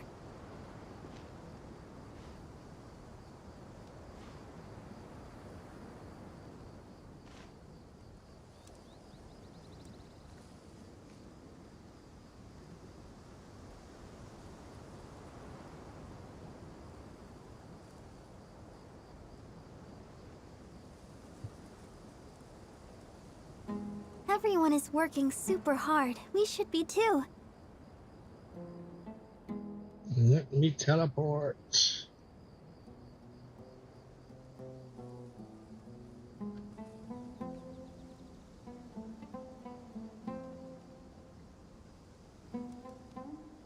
I wonder when I'll be as tall as my big sister.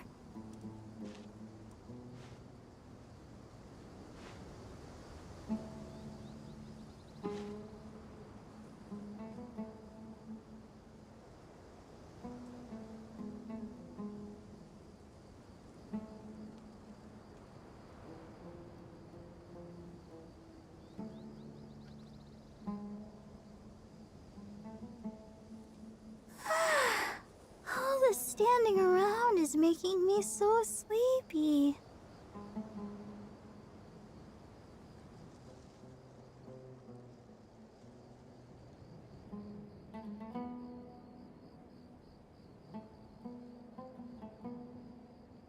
La da da da da da da da da da.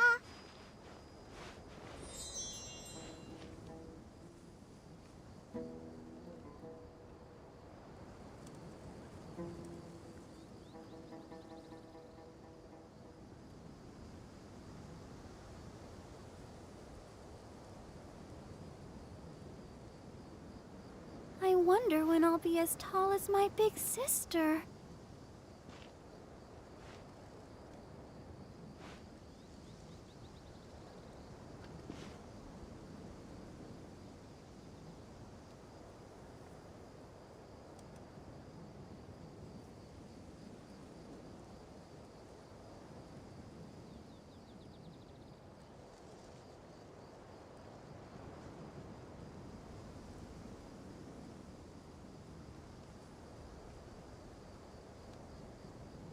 La da da da da da da da da da.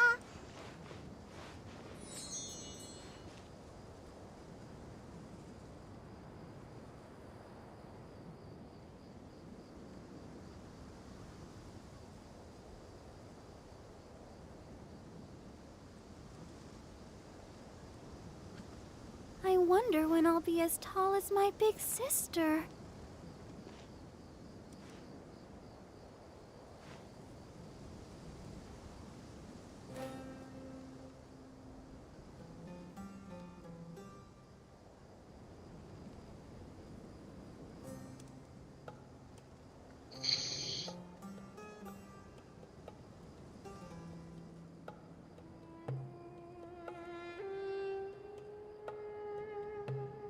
Are you tired? Try my new spicy energy drink. I'm sure it'll wake you up.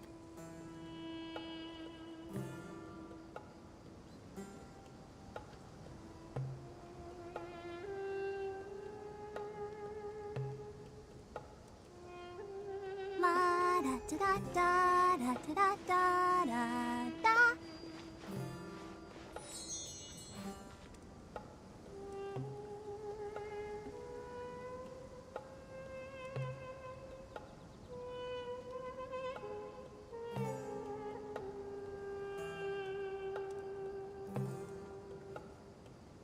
I wonder when I'll be as tall as my big sister.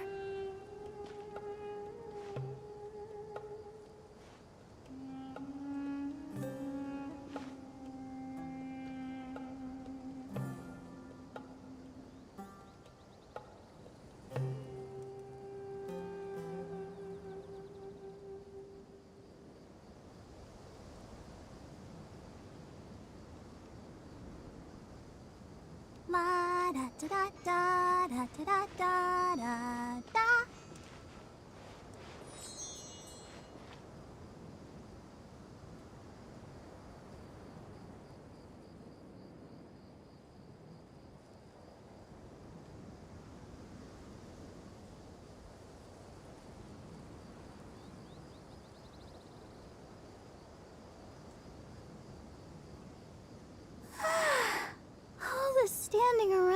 is making me so sleepy. Yeah, well, I'm sorry, but I'm occupied a little.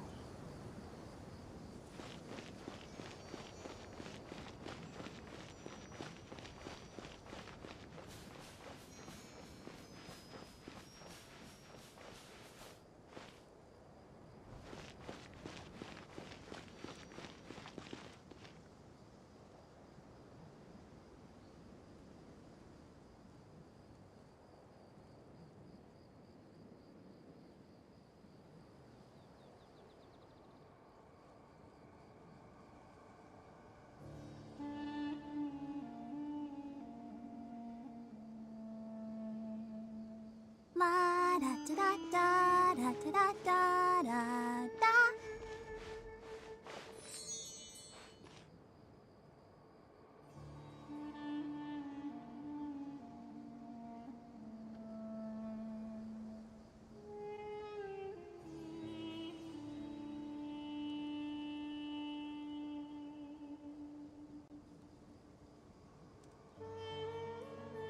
I wonder when I'll be as tall as my big sister.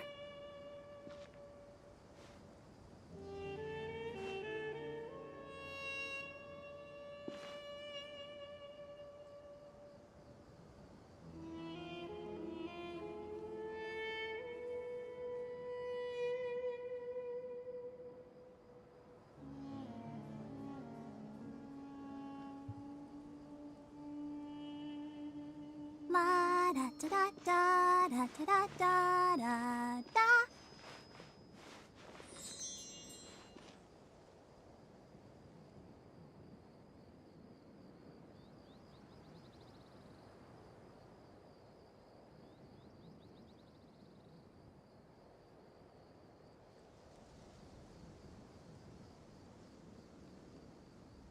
Everyone is working super hard. We should be too.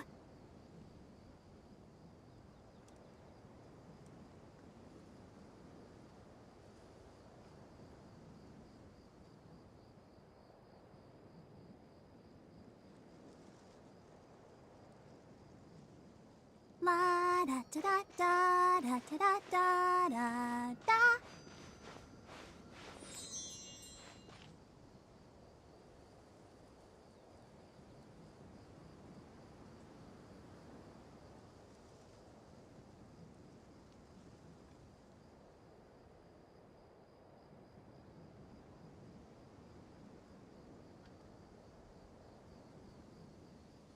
Are you tired? Try my new spicy energy drink. I'm sure it'll wake you up.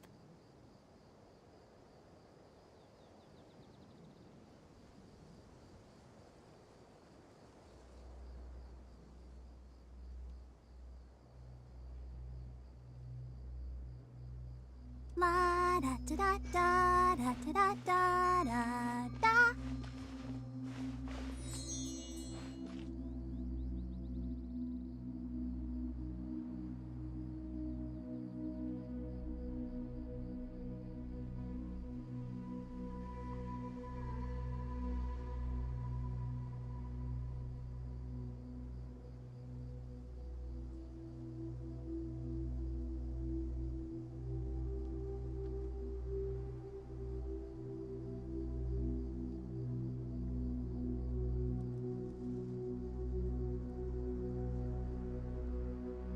La da da da da da da da da.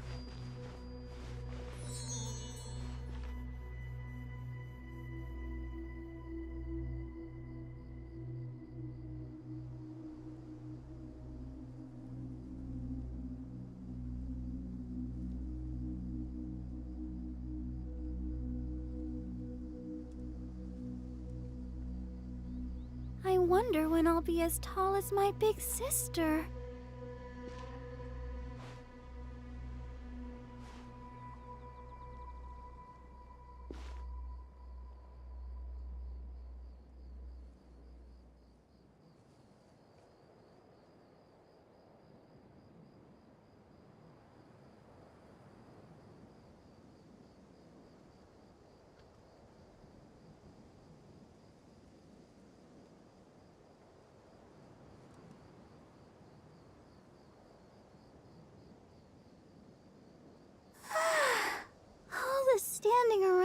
is making me so sleepy.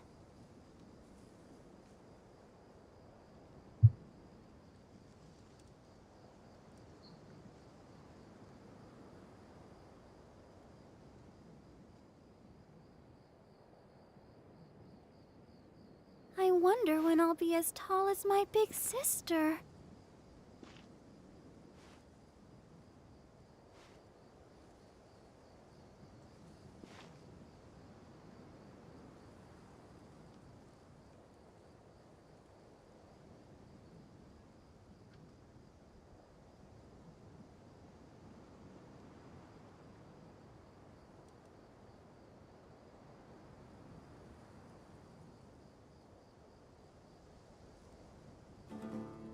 Everyone is working super hard. We should be too.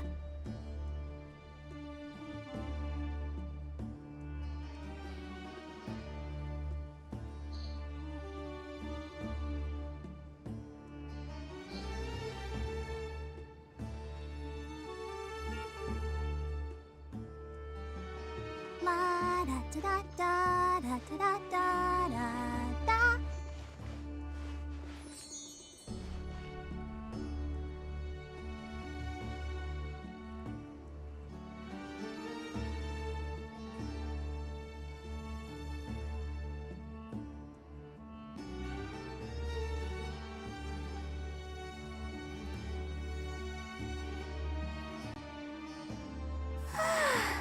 All the standing around is making me so sleepy.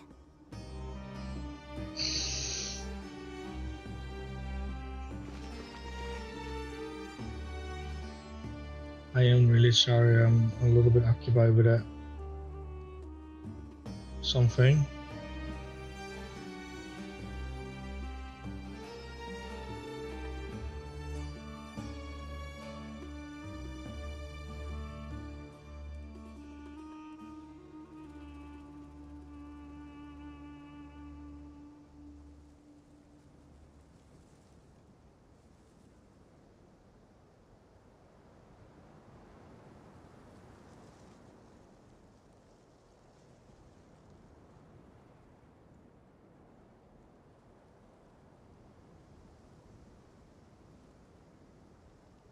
La da da da da da da da da da.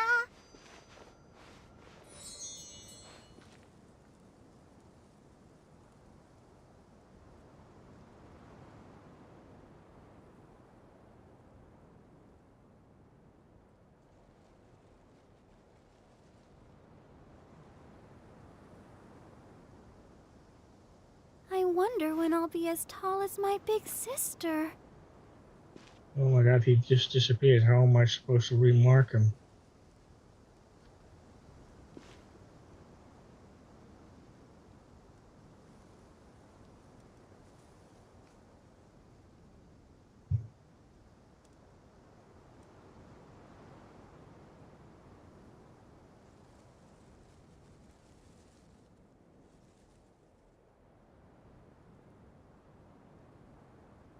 La da da da da da da da da.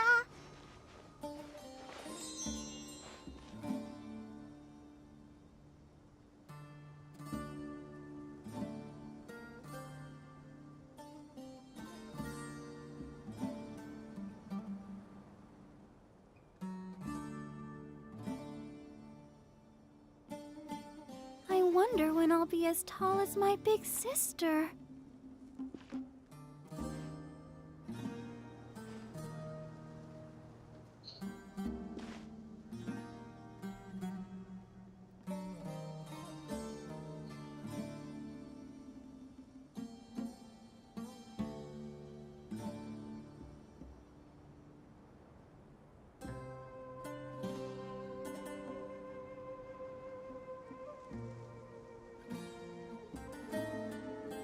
Are you tired?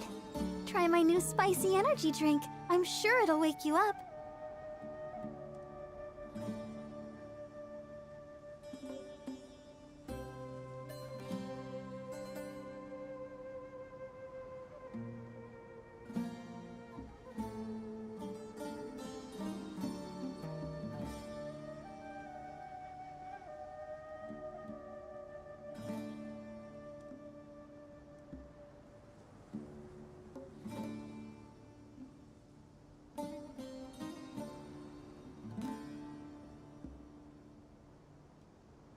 wonder when I'll be as tall as my big sister.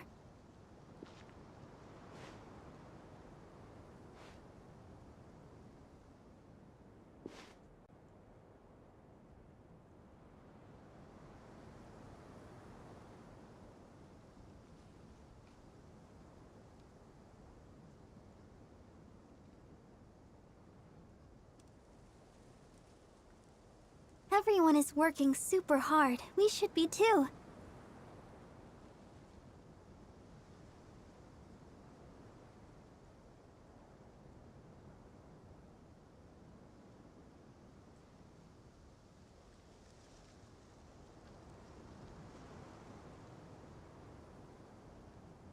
La da da da da da da da da da.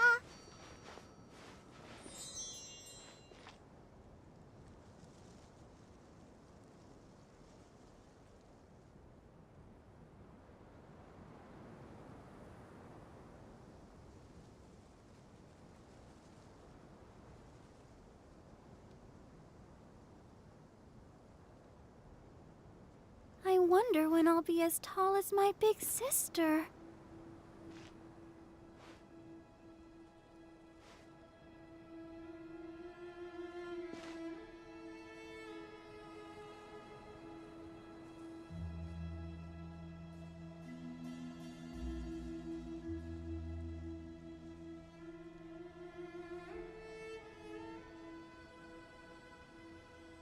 La da da da da da da da da da.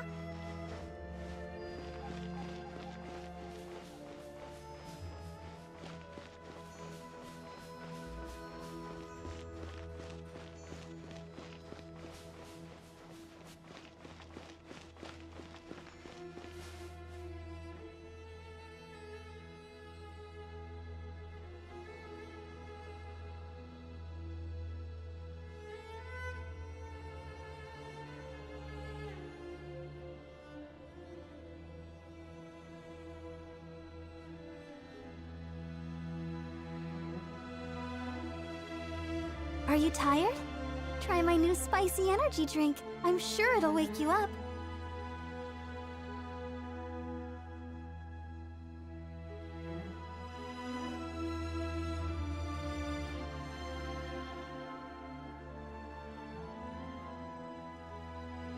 Victory. I wonder when I'll be as tall as my big sister.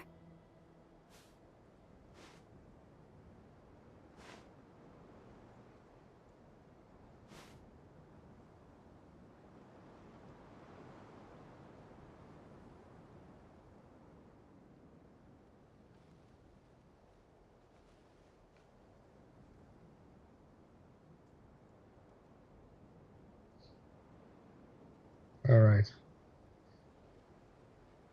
Oh crap! Come on. La da da da da da da da da da. Good work, everyone. Hope to see you in the next one.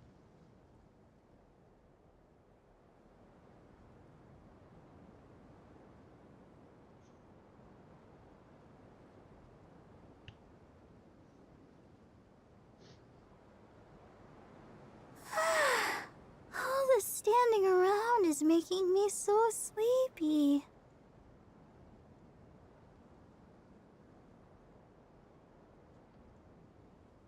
All right. Fully back to the game. I'm sorry. I set up for an event that I'm really short on time with a lot of things. I'm so far behind.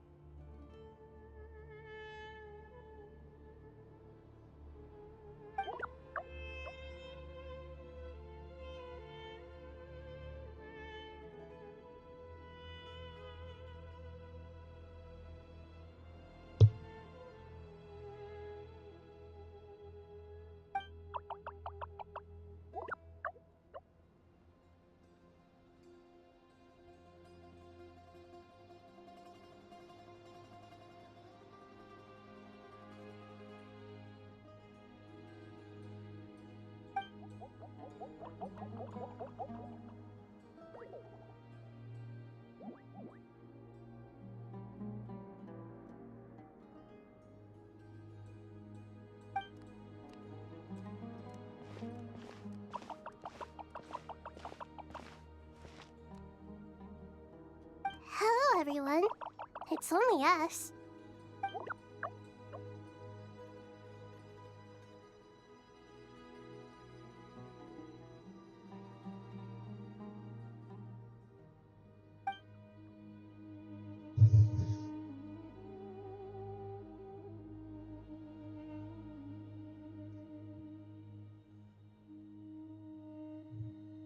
It must be very tough for you coming all the way out here, especially since you don't like the Voluka.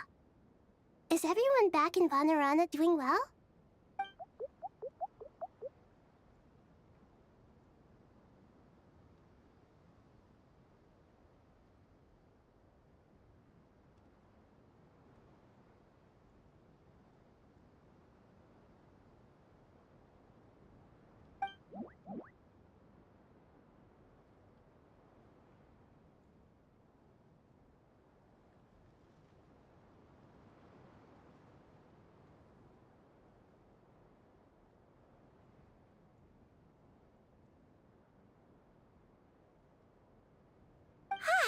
Everyone's here. Good. Are you okay? You look like you were about to pass out back there. Then you're forgetting who I am. Don't underestimate me.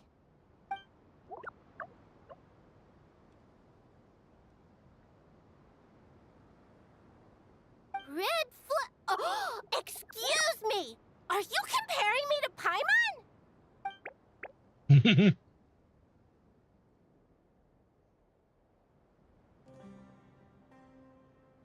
I suppose everyone is gathered here because of me. As we can see, the situation is critical, and everyone is very busy with their various tasks, so...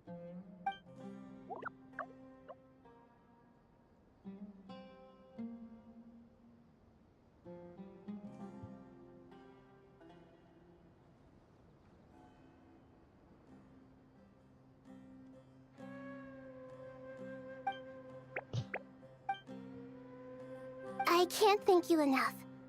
Right now, we're focused on restructuring Aru, processing excess information, and helping restore everyone's confidence. I'm sure you'll find it all very straightforward. I can help too! Just let me know where I'm needed.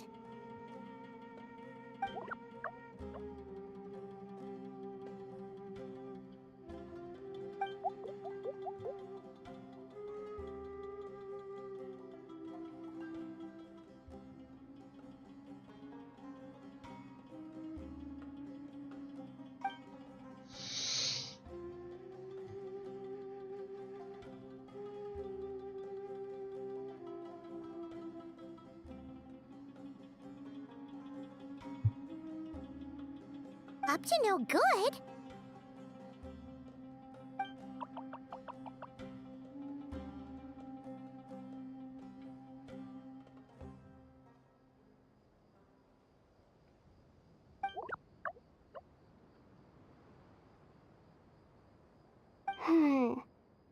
That definitely sounds suspicious. Traveler, Paimon, I have other work to attend to here that needs to take priority. Could I trouble you to investigate the situation Arabalika spoke of? No problem. Leave it to us. Thank you. I'm counting on you.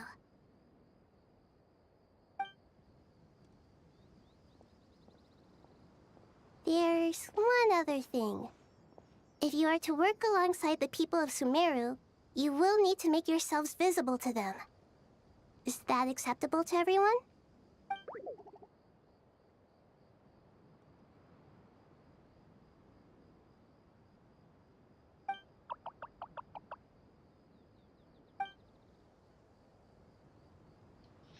Oh crap.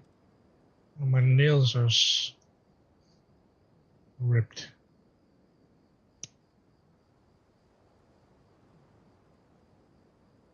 There's nothing to fear. No one here will hurt you. But if you do feel afraid, don't worry. Just call my name and I'll be there.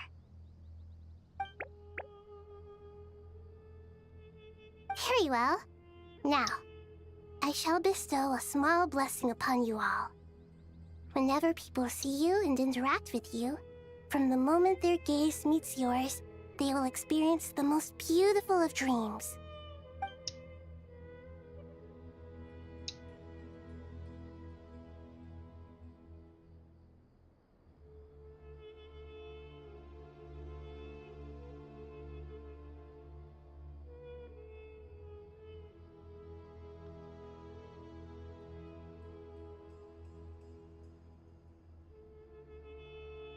I'll click the button in a second.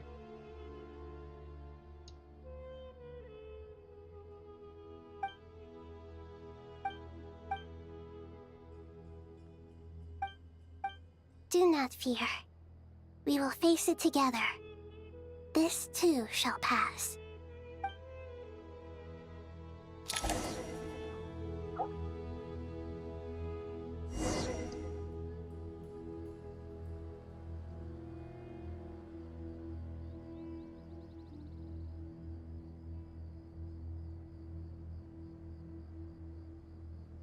La da da da da da da da da da.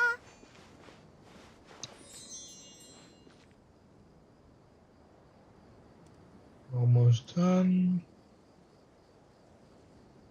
That should do it for now. Oh, my hand is so messed up. And then to think that that it really takes that long to When heal. I'll be as tall as my big sister. They said 6 weeks, but it could be longer. Like, oh my god, really?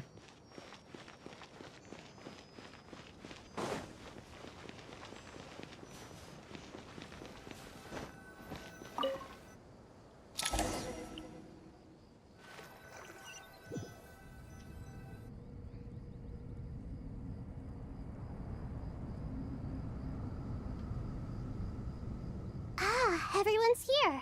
Wonderful. Dendro Archon, you're back. Are you recovering all right? You mustn't push yourself too hard. I'm doing very well. Thank you for your concern.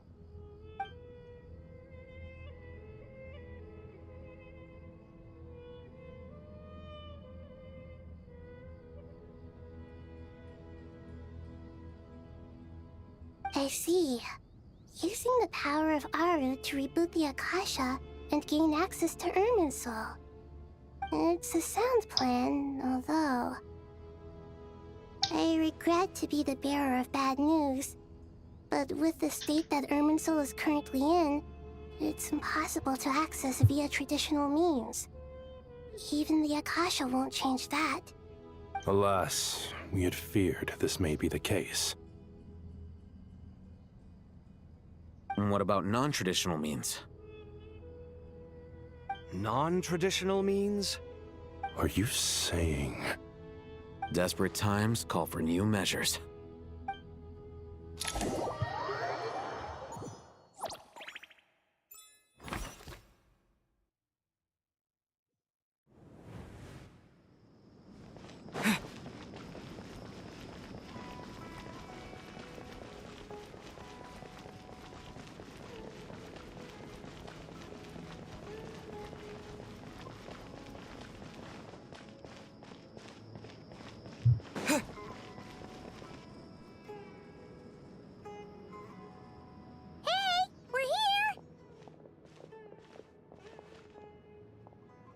Ah, it's you.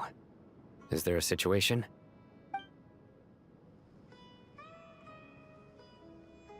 The Aranara have good intuition when it comes to people. In other words, there may well be a traitor among us. Given everything that's going on, I'd be more surprised if there wasn't. Miss Nefer, as a professional intelligence broker, I trust you have a solution? Not one that I'm willing to volunteer. What's in it for me? Let's say I'll treat this as a pilot project aimed at expanding your intelligence operations.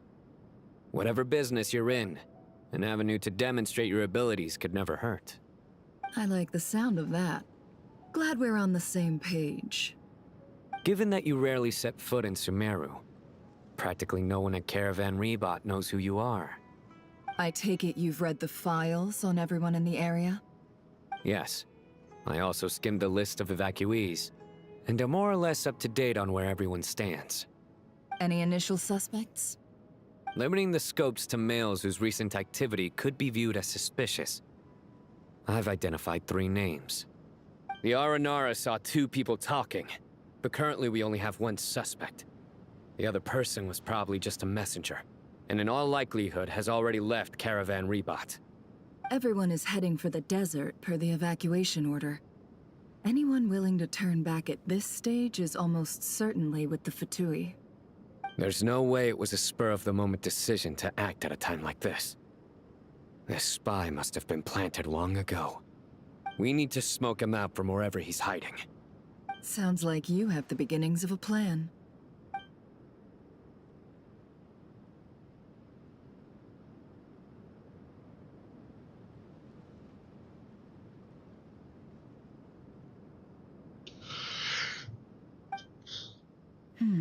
I see.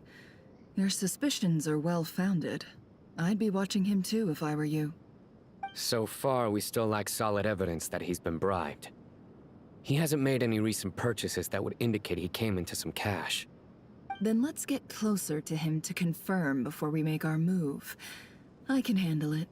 I'm not based in Sumeru, so barely anyone at Caravan Rebat knows who I am. And you're certain you've never encountered this person in Nodcry? I'm certain. Besides, it's extremely rare for me to have had any direct contact with Sumeru mercenaries besides Jet. There's no way he could have seen my face before. Sino, stay out of sight and wait for my signal. If he raises any red flags, I'll bring him toward the main road. Understood. I'll take it from there. Excellent. Well, it's a pleasure working with you.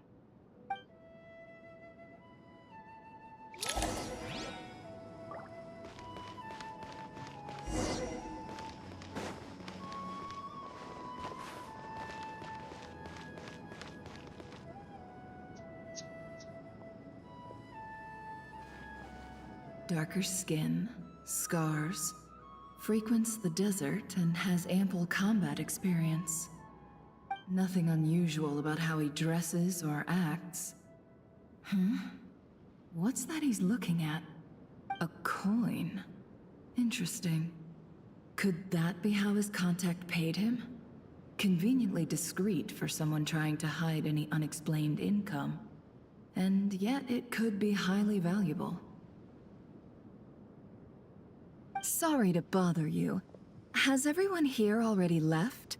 I don't suppose you happen to see a lady wearing a hat? Ma'am, what are you doing in Caravan Rebat all by yourself? The main group evacuated some time ago. Didn't you pass them on the road? My friend and I lost some of our cargo along the way. I didn't want to miss out on potential business, so I told her to go on ahead and meet the client while I retraced our steps.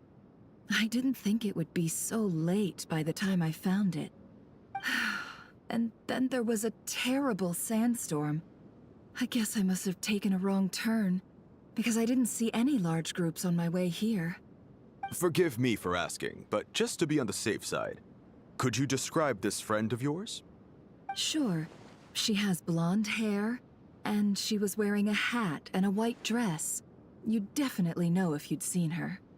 Yes, I think that does ring a bell. My apologies. During this exceptional time, the Corps of 30 are under orders to be extra cautious when dealing with unknown people, whoever they might be. I understand. Well, sir, is there anything else you need to know? If not, I'd better try and catch up with them. Hey, wait! They left a good while ago now. You'll never catch up with them on your own. Why don't I give you a ride? I'm here to collect the last few people anyway. We have plenty of carts, so one more won't be a problem. That would be amazing. Traveling with a group will be much safer. I'll have to pay you for your trouble. Hey, let's not worry about the money for now. Wait here a moment. Once I'm done packing up, I'll take you to join the rest of the group. All right, thanks. Let me know if you need a hand carrying anything. No need for that. I'm strong enough for both of us. Okay. Well, I wish there was some way I could repay you. Guess it's my lucky day, running into someone who knows what they're doing here. You might have just saved my life, you know? You're not wrong there. I mean, what kind of cargo is so important that it's worth risking your life to get back? I hope for your sake that it's priceless.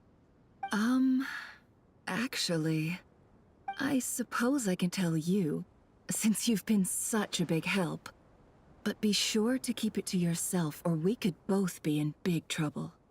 Oh, really? Sounds mysterious. We're in the antiques business. You understand?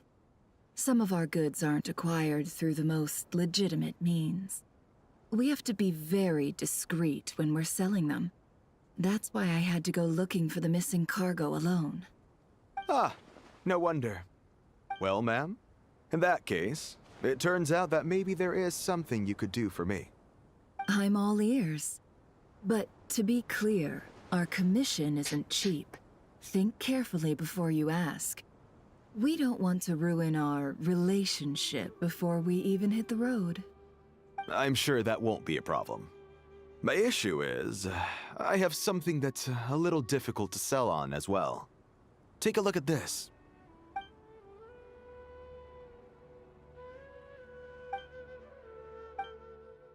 Pure gold. That's quite something.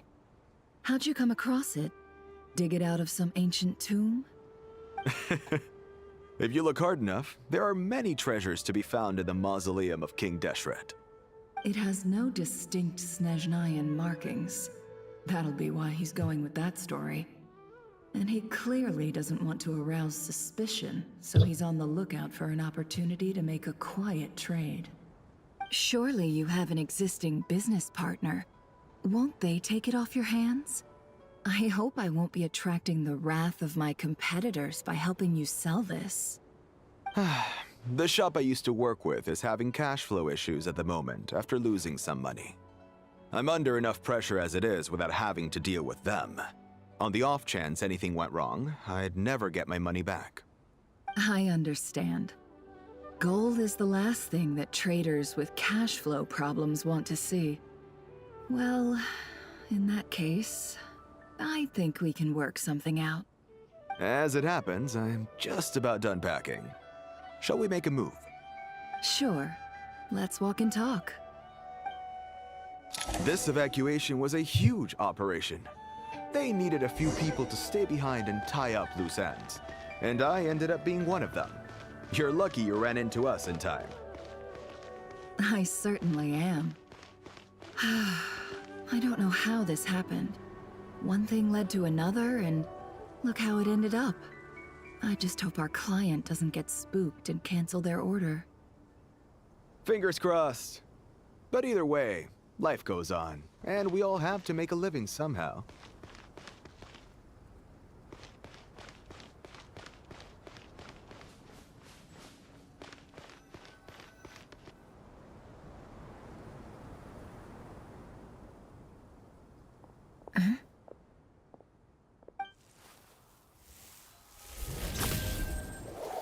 Hands where I can see them. General Mahamatra! No, wait! What are you doing?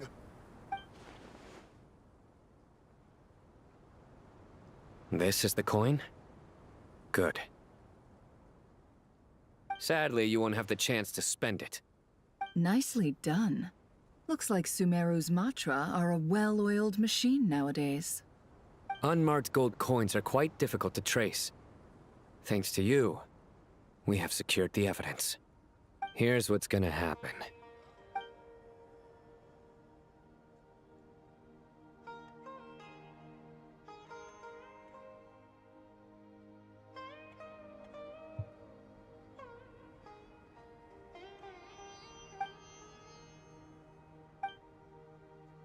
Southeast from here, leeward side of the hill. That's where he's meeting his contact. Great work. Candace tells me your interrogation skills are highly effective.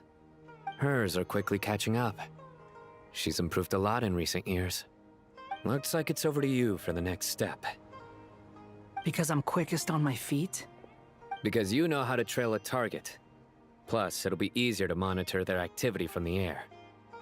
Fine. I'll be quick. One more thing. The Traveler just brought a message from the Dendro Archon. Once you're done with this, we're to meet up at the mausoleum of King Deshret. Got it. Will do. Are you sure you'll be okay on your own? Gee, I don't know. Maybe you should come with me. Okay. Then Paimon's coming with you. Really? You do know this is a stealth operation, right? Meaning, you have to be quiet? Paimon, are you sure about this?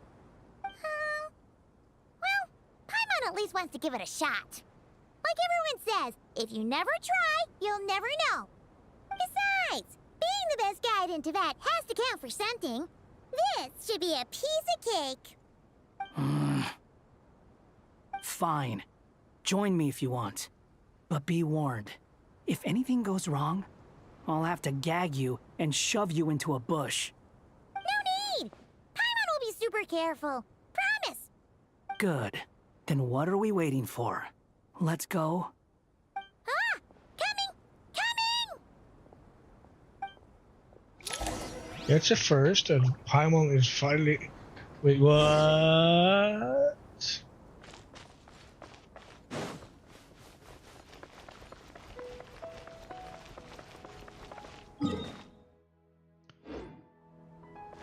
Behold!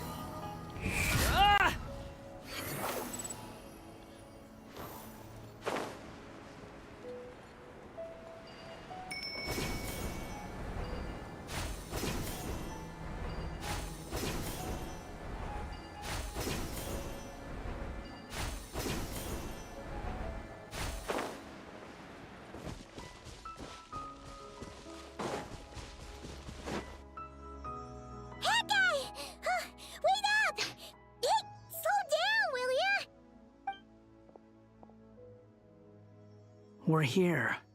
Now, we wait. Okay, yeah, cool. Cool. What's on your mind, Paimon? Huh? Oh, nothing?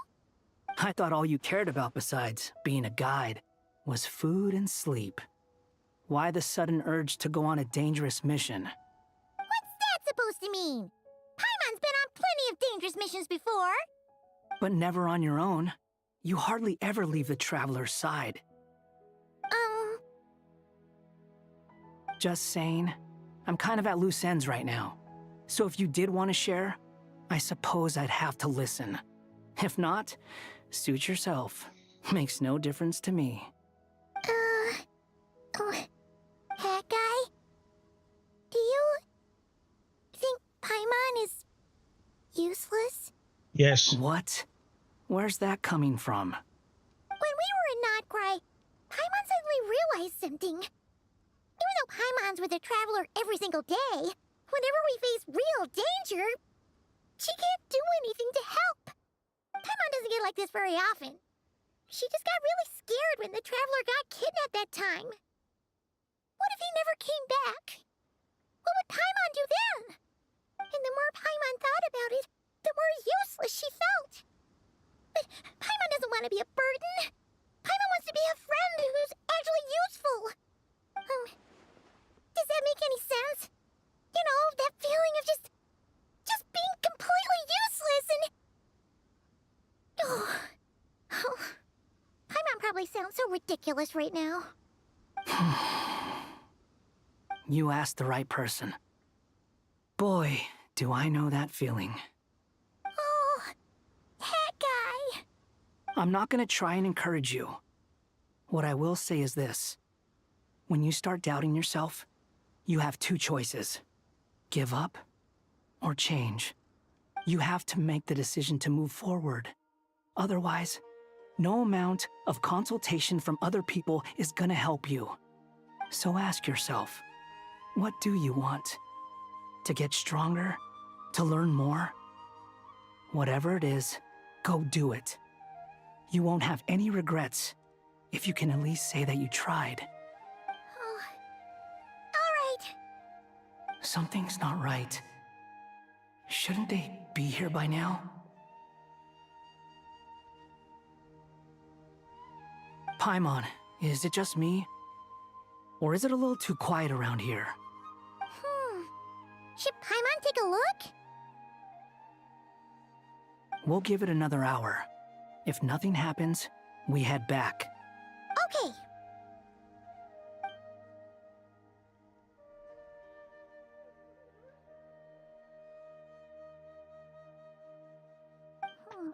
How strange. We've been here for ages. Where the heck are they? Have we been stood up? What is it? Did you think of something? Something feels off about this whole situation, but I can't quite explain why. We know for sure that the guy Sinocot had something set up, yet somehow his contact is a no-show. So, either the handler got caught, or, more likely, they decided to cut our guy loose. But how would they know to do that? Wouldn't they at least send someone here to check things out? That's the problem. They couldn't possibly know what's happening here. Unless... This feels all too familiar. Come on, let's head back.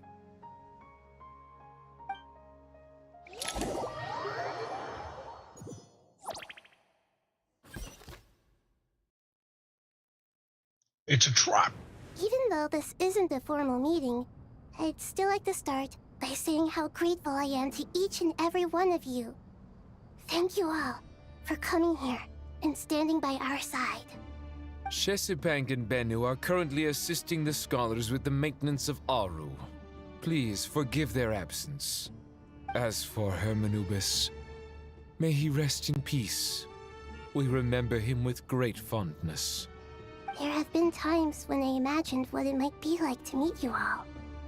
Now that it's really happening, I feel quite emotional. Time has taken many things away, but that which remains is all the more resilient. I must say, there is one thing that rather surprises me. You appear to be in good spirits, Lesser Lord Kusanali. But even so, I can sense that the life force given to you by the Dendral Dragon has far from fully resolved the problem of your vitality. Oh no! So even a Pep's power didn't work? Don't worry, Paimon. It worked very well indeed. The issue is how closely I am tied to Irminsul. Until the problem with it is resolved, there is no way I can fully recover. Sumeru has undergone tremendous changes during your absence. When gods pass away, inevitably, people's faith in them grows weaker. You must have sensed it already. Your power is not what it once was. Regrettably, this is true. I too have grown weaker due to the effects of Irminsul. Right now, we're all in quite a sorry state. Then what do you suggest? We take all the help we can get. Sumeru is our shared home. You and I, gods and humans alike. We must unite all our strength in this moment. Though Al-Ahmar is no longer with us, the alliance between the three gods remains in force. Regardless, as subjects of our king, we have a responsibility to support Sumeru through this catastrophe. Not to mention that it was the people of Sumeru who released us from this prison of Aru. Times have changed, and the people of today possess greater wisdom than those of the past.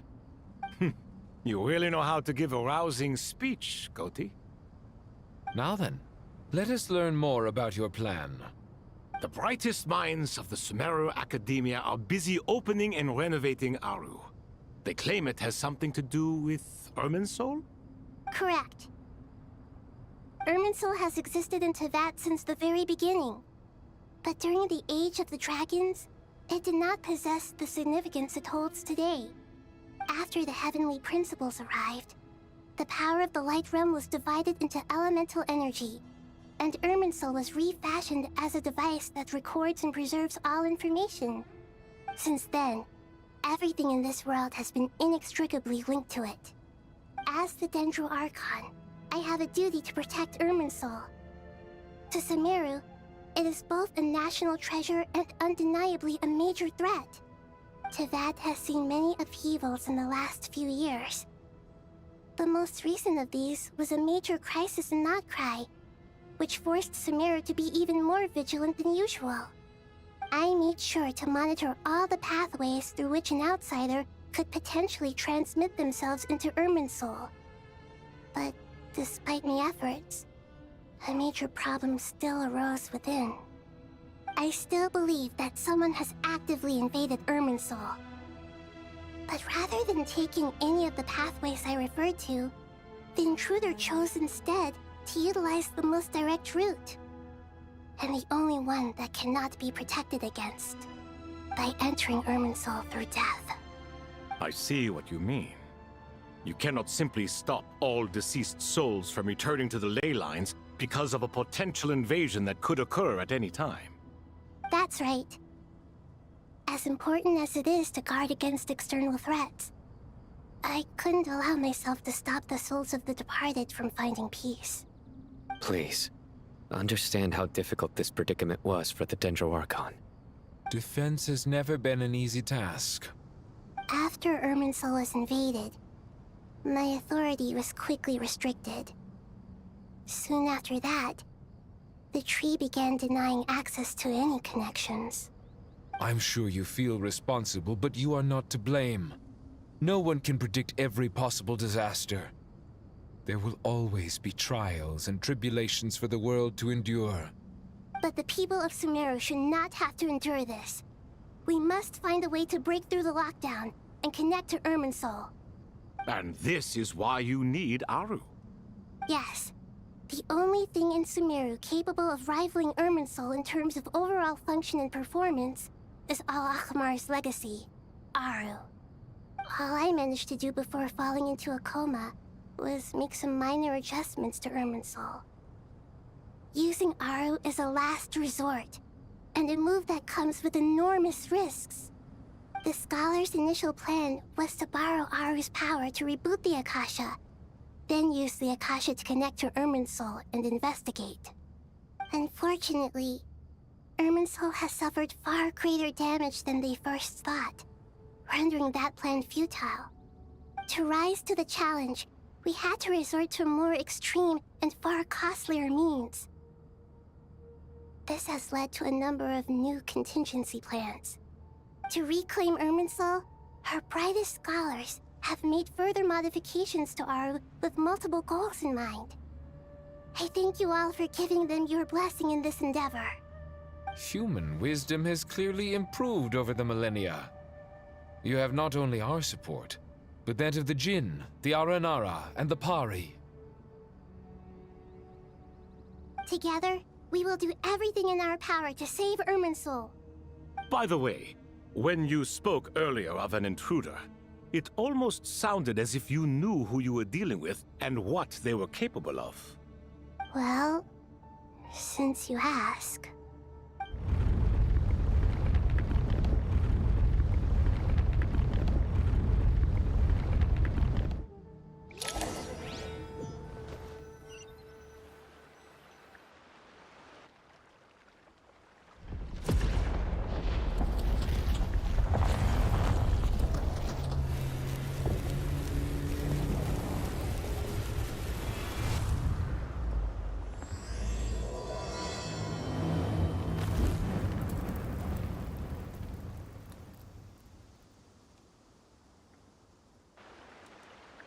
Okay. Did the quest name just completely change? It did. Master Tainari! What is that? Is this Irminsul? How did this happen? What's going on inside? Luckily, we managed to evacuate everyone. What in the world was that? That was terrifying!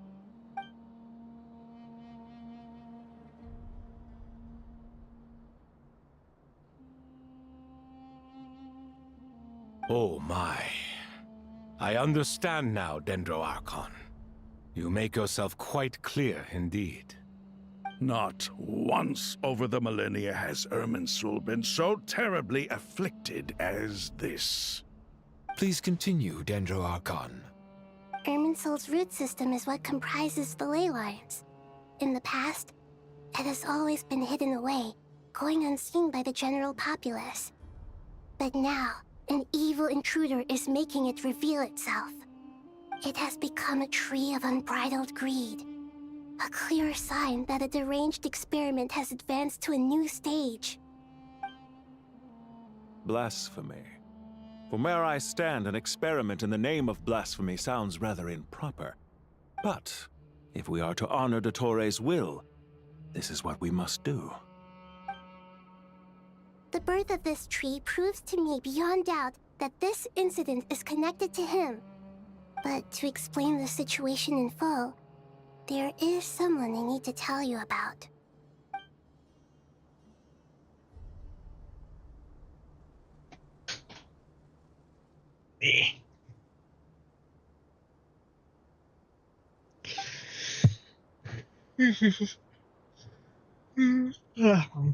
Zandik. So it was him. I saw him in the desert once. A man of supreme arrogance. So this is where it has taken him. But didn't Dottore die and not cry? How is he still able to do all this? He must still have loyal followers amongst the Fatui. Even so, I'm still unclear as to how he has been able to wield such a profound influence over Irminsul. I can confirm that Fatui forces have arrived in Sumeru City. Furthermore, Irminsul seems to be undergoing some kind of mutation. Evil branches are beginning to grow. Things that do not belong to this world are slowly but surely materializing. Sorry, I couldn't think of any other word to describe it. They don't seem to be fully formed physical entities yet, after all, but they are gradually becoming real. A baleful tree climbing up into the heavens. Speaking of Dottore, I have some information on that front as well.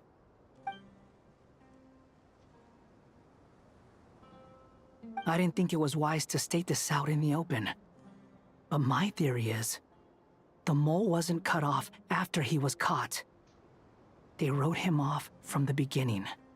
You mean, the Fatui never intended to follow through with him? Then why plant a mole at all? It's hardly a conventional strategy, and the rationale behind it is pretty twisted. But as it happens, I know someone who works exactly this way. And when it comes down to it, his goals are very simple. He just wants to confuse people, so they can't figure out what he's up to. He's been a collaborator of Dottore's from the outset. That fact alone confirms that Dottore is involved with this somehow.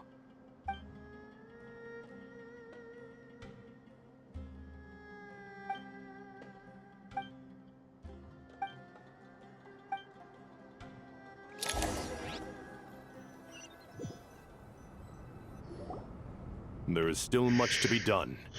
Everyone, please remember our core strategy. As per the discussions, the following groups must act immediately. Mr. Alhaitham and Mr. Kave, the next phase of the Aru renovation project must begin right away. Godspeed to you both. We'll give it everything we've got. The plan looks feasible, but the implementation will require certain resources. General Mahamatra Sino and his team will help to procure the materials required for modifying the terminal. No problem. I've already spoken with Sethos and Hat Guy, and they've agreed to assist me. This kind of thing is best left to the fleet-footed, right? Hat Guy? If it's efficiency you're after, we're the right people for the job. Following up on the elemental energy amplifier we discussed, Ms. Dory, I assume you're the one most familiar with the status of this project. Aside from the Dendro Archon, of course. Yep, that's right. Leave it to Lord Sangamabe. Got it. Well, I'd like Madame Farazan, Kale, and Nicole to support Dory on the technical side. You can count on us. Will do. Rest assured, I'll take good care of Kale. Dia, Candace, and Nefer, you'll be in charge of negotiating between the various parties. I trust you remember our goal. You bet. We can handle it. Good. I believe that covers everything. Tighnari will provide ad hoc support as needed, if that's okay. Poor Tighnari. Must be tough being Nephis' student. Getting bossed around all day, every day. Hey, don't try and drive a wedge between us, you old rascal. All it says to me is that Master Nephis has faith in everyone's abilities. While I'm nominally here as backup, I doubt there will be many situations where my help is needed. Exactly. Finally, Traveler, you and I will head to the border between Sumeru and Natlan. Once that task is complete, I'll be asking some of you to accompany me to the Eternal Oasis. The Eternal Oasis? I thought that was just a legend. So it does exist after all. Regarding your trip to Natlan, under normal circumstances, a meeting between our two nations would be a far more formal affair. Unfortunately, Sumeru is all but completely cut off from the outside world at present. So regretfully, we won't be able to give the Pyro Archon Mawika the grand reception that she deserves. My apologies for the inconvenience. No point putting too much pressure on yourselves. That goes for everyone. Right. Especially you, Dendro Archon. I'm sure you're still feeling quite weak. Don't worry about me. The Dendro Dragon's life force will sustain me. Plus, we'll be there every step of the way. Nahida will be just fine. Yes. I believe in myself. And I believe in every one of you. Well, time to get going. Nahida!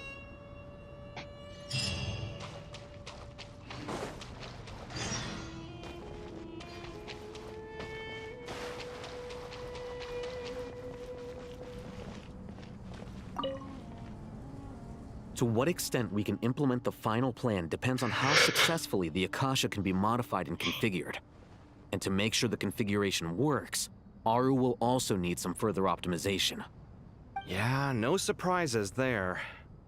Once we roll this out, any Sumeru citizens who already have Akasha terminals can simply continue to use their existing devices. This still leaves us with a significant equipment shortage, though. Many groups of people were never issued Akasha terminals, including mercenaries, the desert folk, and many others.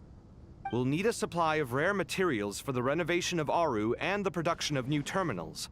Right now, the best place to source these locally is from the primal constructs within King Deshret's mausoleum. Time is not on our side here. It's gonna be a race against the clock. The Aru merge and renovation project will have to be carried out by you two. Everything's riding on this, so failure is not an option. Best of luck to you both. As discussed, General Mahamatra Sino and Mr. Hat Guy will source the required materials. Mr. Sethos is quite familiar with the layout of King Deshret's mausoleum. With him accompanying them, things should go quite smoothly. I have every confidence. In the meantime, we may as well take a breather. Makes sense. There's not much we can do until the materials arrive. Get in formation and stay close. What is this, boot camp? Knock it off. It's just Sino being Sino. You know what he's like. Everyone clear on our mission objective. Look at the excess primal constructs, dismantle them, and extract the required materials. And King Deshret's 7 pillars agreed to this? If they're just sitting there doing nothing, we might as well put them to use. Thoth's words, not mine.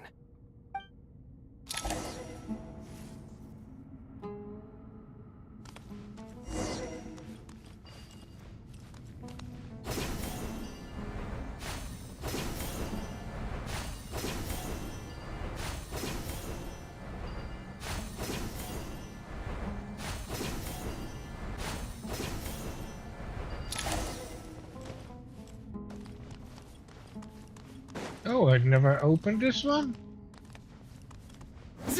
I can't even activate it. Are you serious?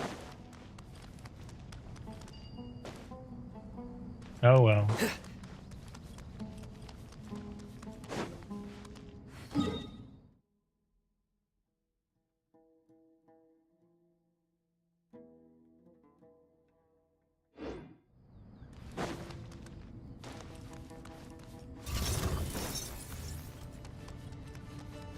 Wait, I have to destroy them for their parts, I guess. Judgment is upon you.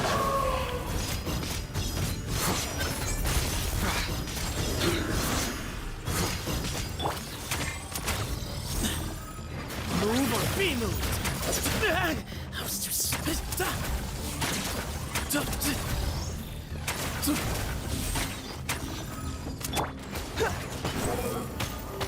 Wretched vermin.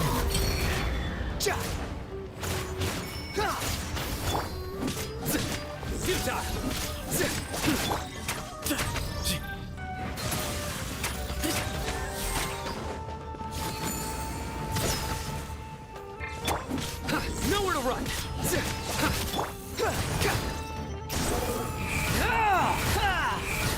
How amusing.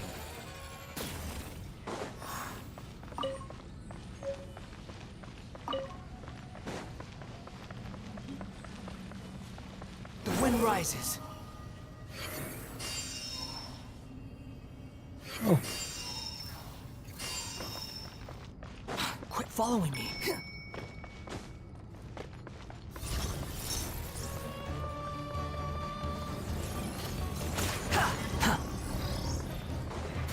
Squall and fury.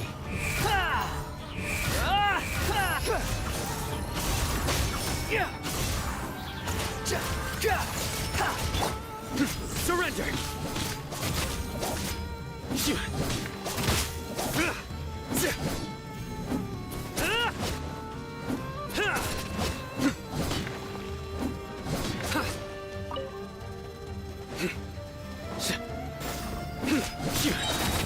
Your sins weigh upon your soul.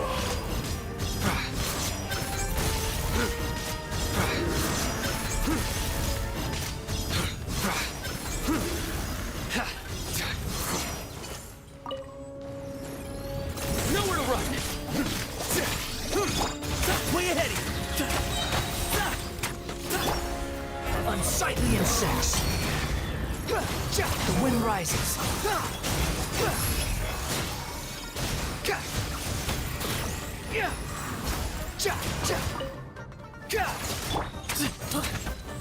A sage's wisdom.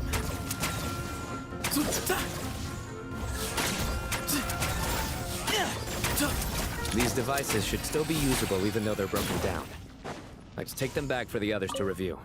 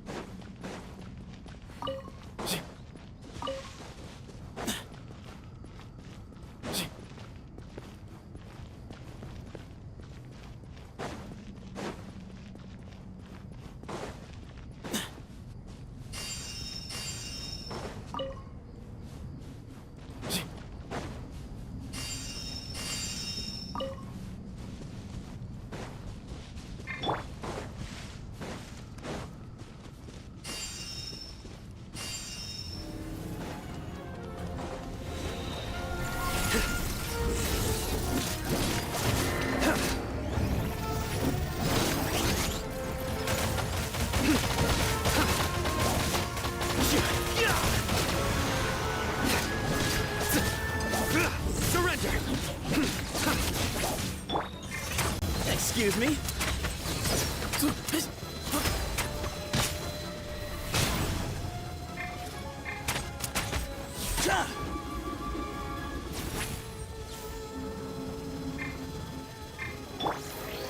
Cry louder.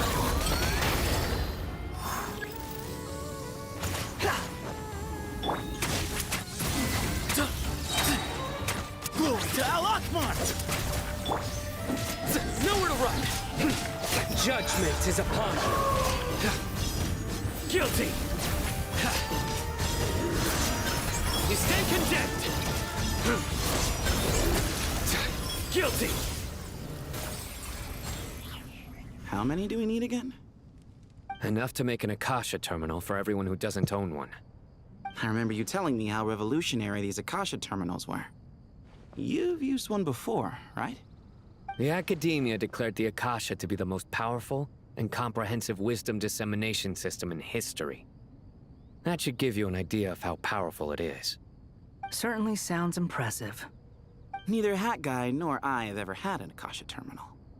Well, if it all goes to plan, that's about to change.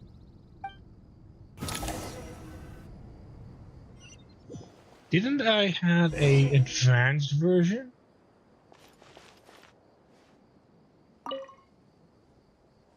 Oh, goody! Thank you so much for handling the delivery. What a long way it was. You've really outdone yourselves. I'm well aware what a bumpy, dangerous journey it must have been. Now, I would have loved to oversee the process myself, but of course, those of us who know the plan can't leave the mausoleum. Oh, trust me, I'm patting myself on the back for my assembly work here. Simply flawless work. But will you really be needing all of this? According to our plan, yes, this is the quantity required. I have no complaints about the quality either. Only the price. So expensive. I heard you covered a lot of the funding out of your own pocket. Oh, that's an exaggeration.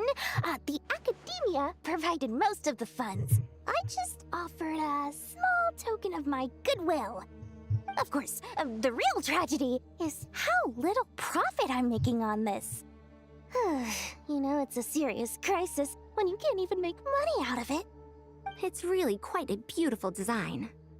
And I'm intrigued by how such a diminutive device is able to output the power of the Light Realm. Did you attend the lecture on Light Realm energy, Madame Farzan? I don't believe I saw you there. Of course I attended. I was just a little late, so I had to listen to the whole thing from outside the back door. Anyway, I have a perfectly good understanding of Light Realm, elemental and abyssal energy, as well as the relationship between the three. Good to know. Master told me in private that the conversion process between Light Realm energy and elemental energy involves highly classified knowledge that shouldn't be disseminated too widely. But even so, the scholars still shared said information. Well, you can't enforce a rule that everyone breaks. Is that the idea? At first, the Dendro Archon was reluctant to explain it in great depth for safety reasons.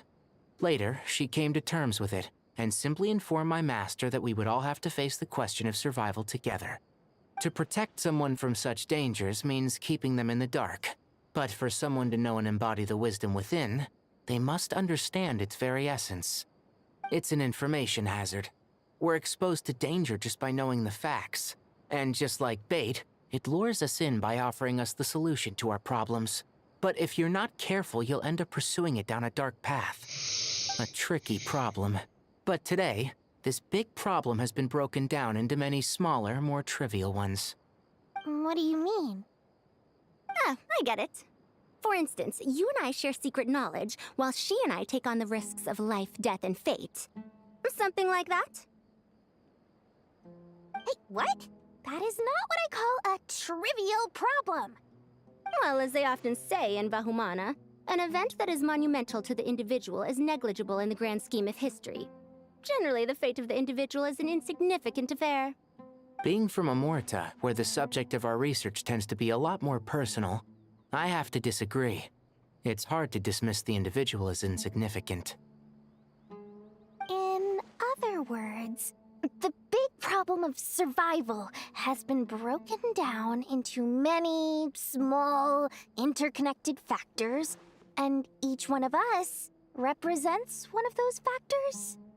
When the same secret is shared with a group of people, the same fate binds them together. Most people would find this unimaginable, but to us scholars, this is the path that has always beckoned to us. Sharing knowledge is a good way to fight against fate. I will always believe in that. All right, I think that's everything. Thanks a lot.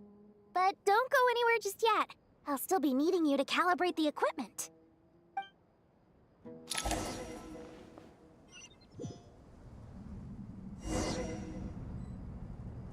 Oh, it's their turn. Okay.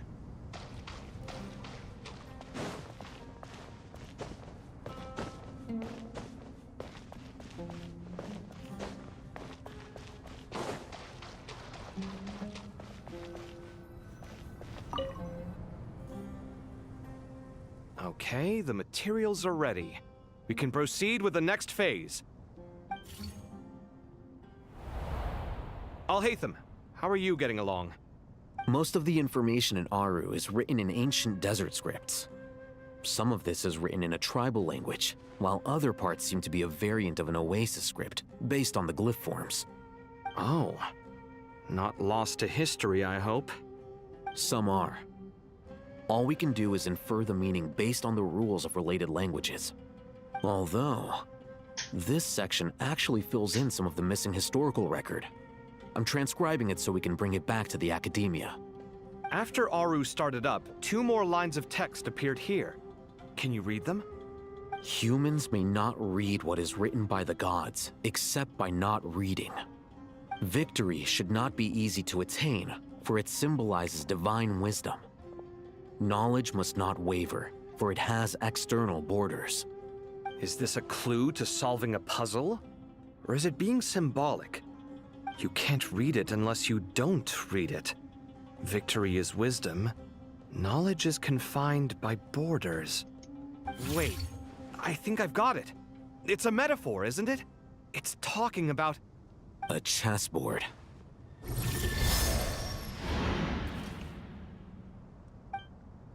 You were right. The youth of today are skilled at solving riddles. Have the secrets buried in the desert not been unearthed over the years all the same? Since Aru is a place reachable through wisdom, this day was bound to come sooner or later. Oh, I've always been against overly cryptic sentences. Don't you get tired of reading and writing all that? Ah, it's you 3. Just in time. We've been delving deep into Aru, and now this board has appeared. I've heard this was how you'd while away your free hours. You must be quite the experts by now in that case. It is true. King Deshret's chess games are some of the most well-loved of all his wonderful creations. If you have ever been to Safhe Shatranj, you may well be familiar with the chess pieces you see here. Is this chessboard supposed to be another visualization of the interior of Aru, then? Naturally. Visitors, everything is ready. Only by completing the challenge on the board in accordance with the rules will you be permitted to overwrite Aru. 1 second. It's not dangerous, is it? Dangerous? Why, yes, of course. I should be the one to go, then. Wait for me here. Sounds like the self-confidence of our present company has rubbed off on you. Don't be ridiculous. I'm your upperclassman, and that means I have to look out for you. I appreciate the sentiment, but a game of chess typically requires 2 players. Besides, I'm sure they won't let things get out of hand. Keeping things relatively safe is in your best interest too, isn't it? Fair enough. I mean, you guys are controlling the difficulty, so please don't go too hard on us, all right? Ah, but Bennu said he wanted to put some respect into these whippersnappers. All right, all right. Thank you. Obviously, we'll still try to be careful. This doesn't seem like ordinary chess. Is the goal to defeat the opponent? No, you must enter the board and pass the trials we have placed there. Ready? Let's do it. Let's do it!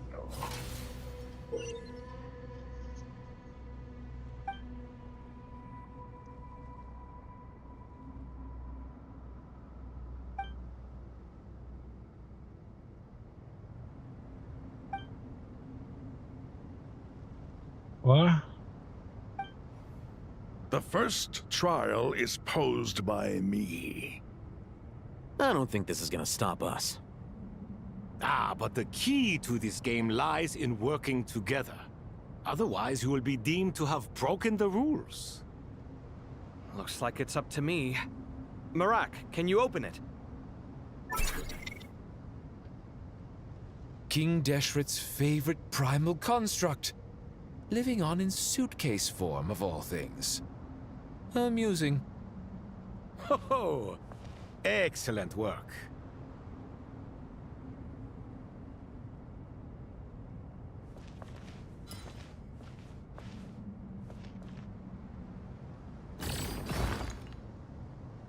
Oh.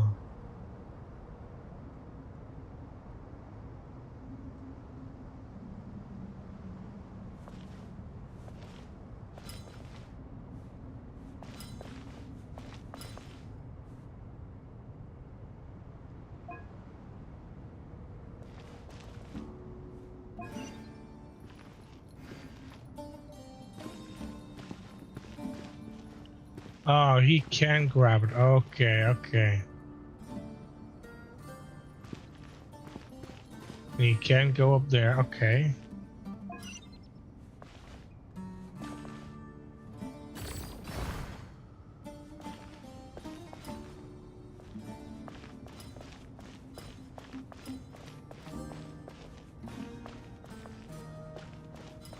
Wait, I can't. What?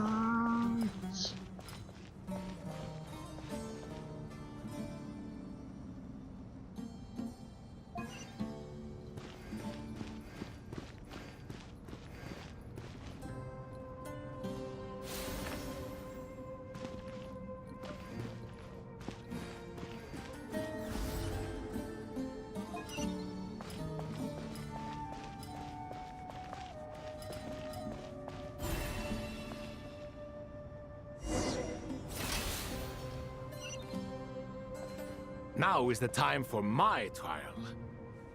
Now, don't be nervous. I'll make it nice and easy for you. Really? Thanks in advance.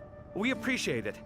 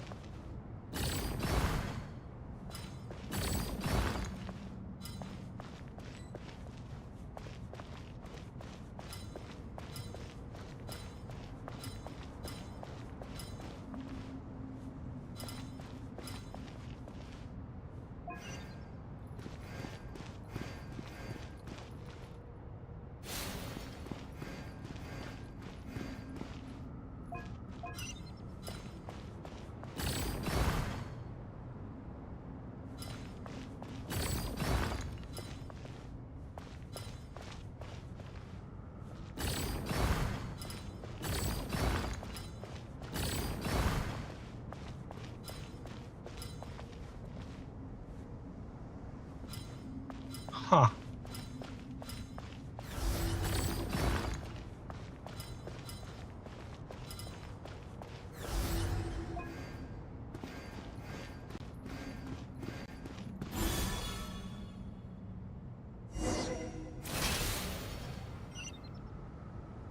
Ibis King, don't you think this all rather inappropriate?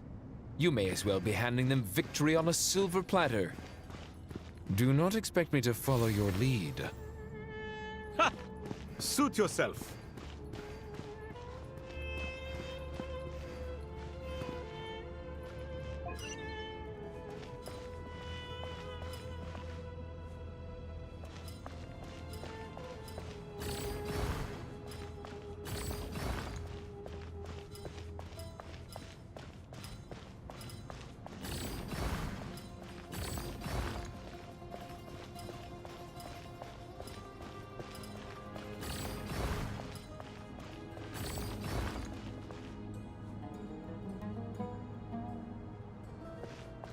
Strange time to catch up on sleep.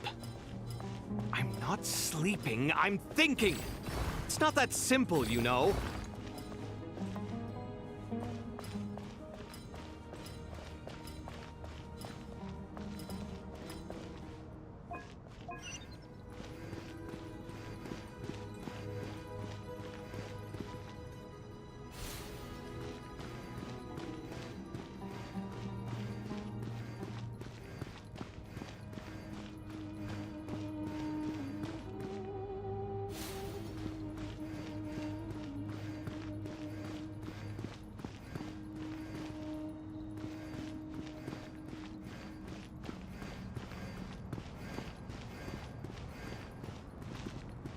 Oh, you gotta be kidding me.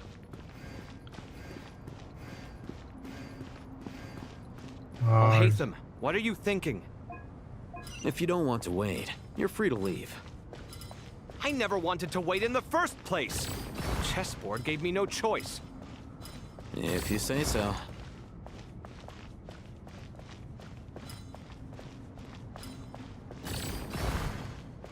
Yeah, I may have fucked that one up.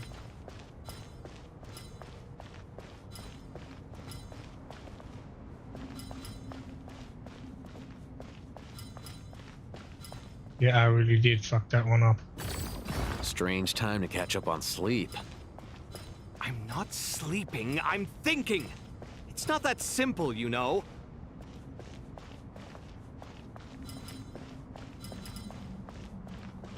Yeah, I fucked up.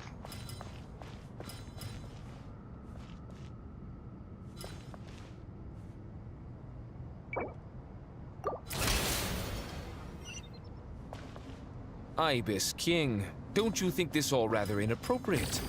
You may as well be handing them victory on a silver platter. Do not expect me to follow your lead. Ha! Suit yourself.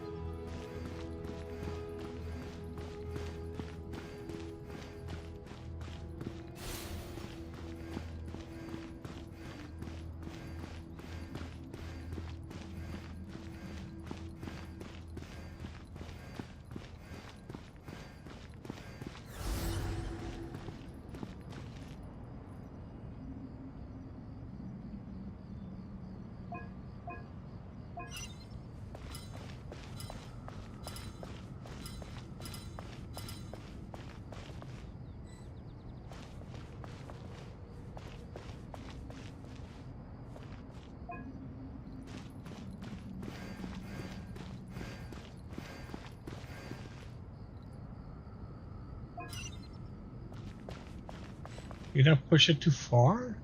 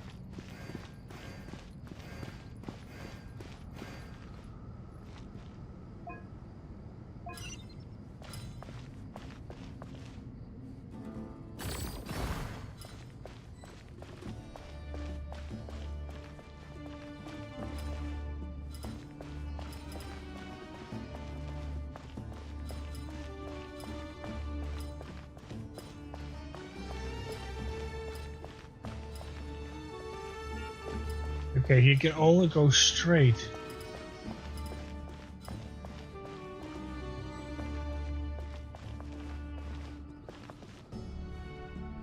Strange time to catch up on sleep. I'm not sleeping, I'm thinking. It's not that simple, you know.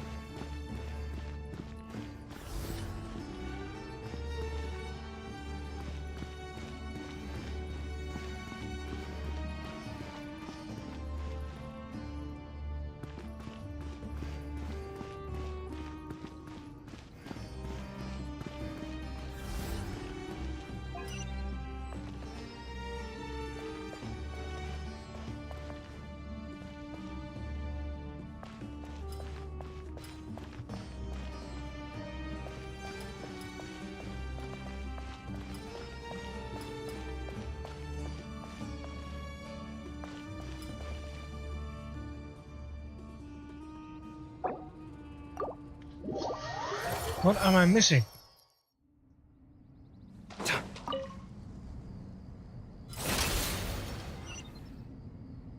Ibis King, don't you think this all rather inappropriate? You may as well be handing them victory on a silver platter. Do not expect me to follow your lead. Ha! Suit yourself. Oh, I think I see. Yeah. I need to push it backwards.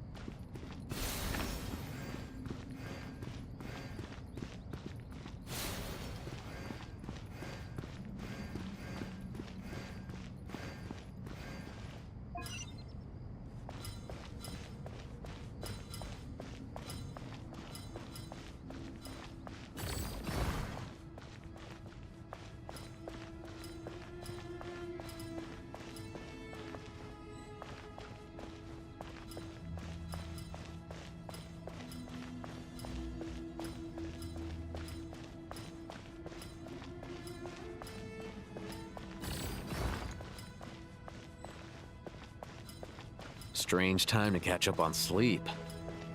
I'm not sleeping, I'm thinking! It's not that simple, you know.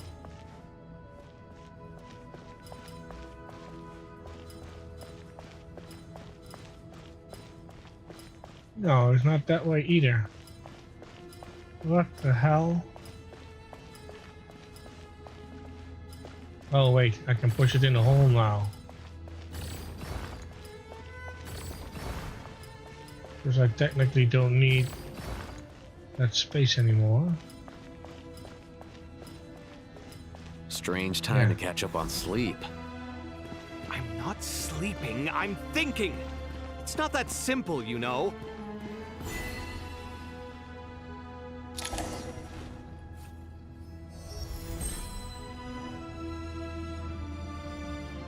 Done. Finally. It's over. But seriously, that was incredible! Standing on the chessboard felt completely different from standing on solid ground. And also... Oh, sorry. I'll save my thoughts for later. Thanks to the three of you for helping us out with this. Is it just me, or were you giving us quite a lot of guidance along the way? We made but a humble contribution.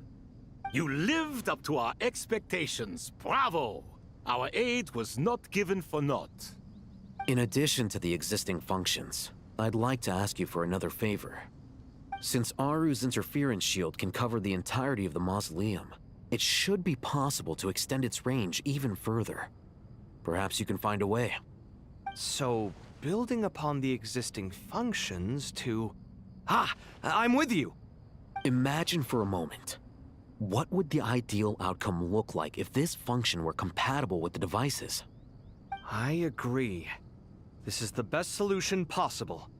Please, everyone, we beg you to help us. Me, oh my! Well, since you ask so very nicely, I suppose... Goatee? Croco? What do you say? Naturally. Goatee. He's the goat! Time to go!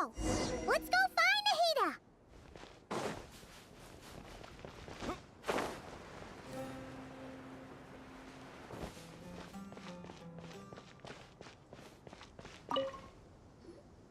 There you are.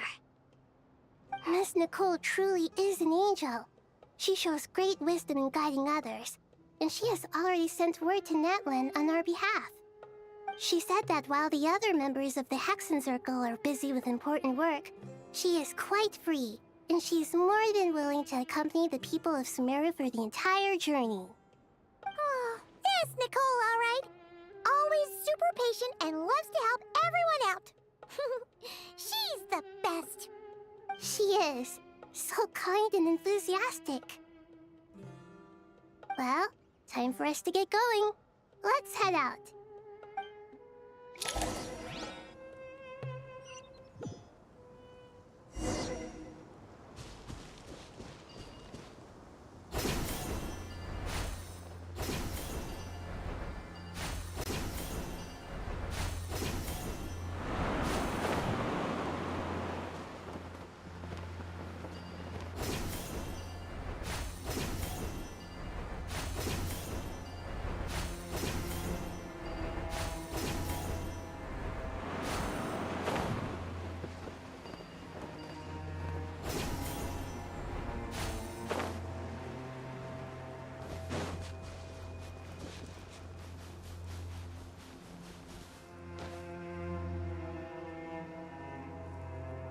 This should be one of the closest places to Natlan in all of Sumeru.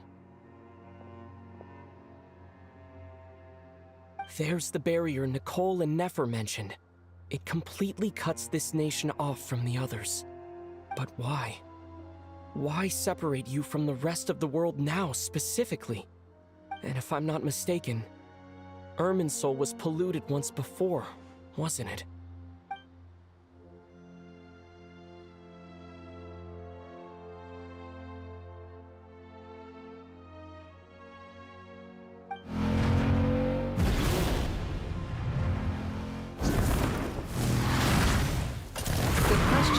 I'm wondering the same thing myself. That voice. Mawika! You got here pretty quickly. Hello, traveler. It's been a while. Hello there. Hello, Dendro Archon. Mawika, I apologize for asking you to meet at the border on such short notice. I also apologize for not being able to greet you in person. The form in which you see me now is one carried by the Traveler. The real me is inside the mausoleum of King Deshret, and I am reaching out to you with my mind from here. Irminsul has been infiltrated by the Doctor. We must be on our guard, as he can spy on information in the world from within the tree. Fortunately, there is no record of the Traveler in Irminsul, and you are still within Natlan's borders. My records will be preserved in the Night Kingdom, rather than the ley lines. As long as the Night Kingdom remains disconnected from the ley line cycle, the Doctor has no way of knowing my movements. Exactly. So by meeting each other in this way, the meeting essentially never happened. No wonder Paimon didn't come. You were concerned that her activity would be recorded by Irminsul. The Natlanese have heard about the situation in Sumeru. With the borders sealed off, merchants have been forced to stop their shipments. It's pretty serious, and you're the ones bearing the brunt of it. I'd like to address the question you raised at the beginning. I can offer a brief explanation, although it will sound rather cruel. I don't reach this conclusion gladly, but Irminsul predates the Heavenly Principles. It existed long ago, when the dragons of Natlan were at the height of their power. So even when the people of Sumeru became ill because of pollution, it was not a critical issue from the perspective of Irminsul itself. As long as it continues to function normally, the barrier will not be activated. But this time, the Doctor's invasion has directly affected the tree. That is what caused the barrier to deploy. The Heavenly Principles established a rule that when Irminsul is plunged into grave danger, a portion of power will be reserved to isolate Sumeru. That way, even if Sumeru is destroyed, the outside world at least has some time to catch its breath. We'd certainly need it. The Heavenly Principles created almost everything that exists in Teyvat today. To them, preserving the existence of the world and its inhabitants takes priority over protecting Sumeru. Meaning, protecting Sumeru now falls to you. Yes. My own power may be limited, especially compared to yours. But that doesn't mean that we're just gonna sit around and wait for the end. If necessary, I will utilize any and every means at my disposal. Nicole of the Hexen Circle didn't say exactly what this meeting was about. But after hearing everything you've said so far, I think I can guess where this is going. That's right. Nahida and I discussed it at length. We both know how presumptuous this is, but... You need the pyronosis, don't you? Yes, you guessed correctly.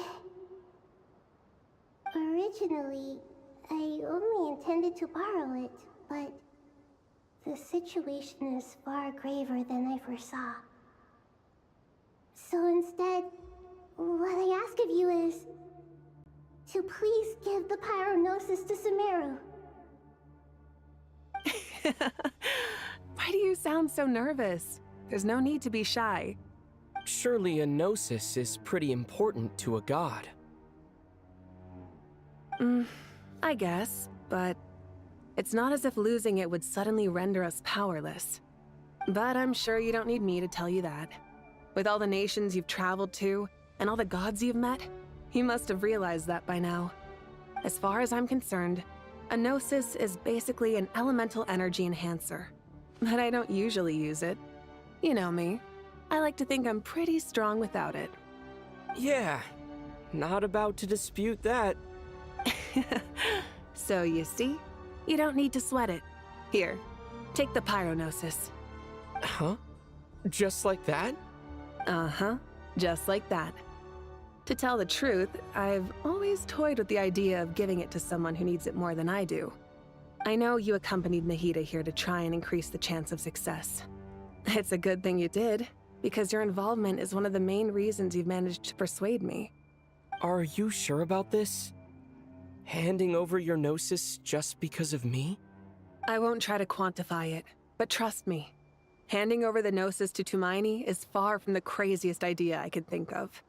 Besides, even if you hadn't come here personally, I think I still would have agreed to Nahida's request. Irminsul doesn't just affect Sumeru. It impacts all of Teyvat. I know all too well how difficult it can be to protect the things you care about. So logically, morally, or however you want to cut it, helping you is the right thing to do. You don't need to tell me the specifics of your plan. Where the gnosis is involved, the tighter the secrecy, the higher your chances of success. Marika, my heartfelt thanks go to you and the people of Naplan. Don't mention it. But now for the hard part. How do I actually give it to you? The Irminsul barrier is right in the way. I have an idea.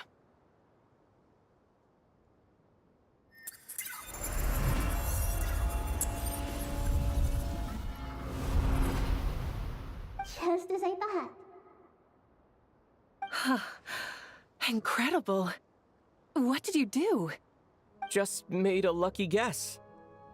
This seems to happen quite a lot. Things that apply to everyone else don't seem to apply to me. I figured the same might be true here. Irminsul usually produces effects based on the records it holds. Since the Traveler is a Descender, Irminsul contains no records of him, and thus has no way to impede him. Is that right? You really are full of surprises. Catch. Whoa! Thank you, Mawika. Thank you for trusting us with something so important. All right. No need to get so formal. It's not like we're strangers. Besides, there's still one problem. You might be able to pass through the barrier, but I don't know about the Gnosis. Any other surprises for us, Traveler? Let me try something. I have the Pyronosis in my hand. It feels strangely ordinary. Not particularly heavy, and yet this tiny thing symbolizes the mighty authority of a god. I need to think hard about my memories of Pyro. My memories of journeying through Natlan. All those important experiences I've had. The gnosis disappeared. Traveler, are you alright? I'm fine. The pyronosis disappeared into my body. Just like phlogiston. Maybe it resonates with you because you've mastered the power of phlogiston. You might not be recorded in the ley lines, but you're still our Tumaini. Whew.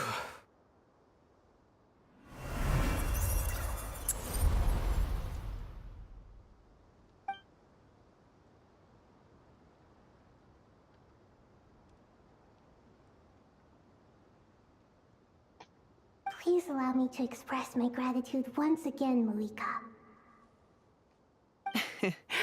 Pleasure. Well, I've given you all the help I can. The rest is up to you. Good luck. We won't let you down. Yeah. We aren't about to lose. Tumaini!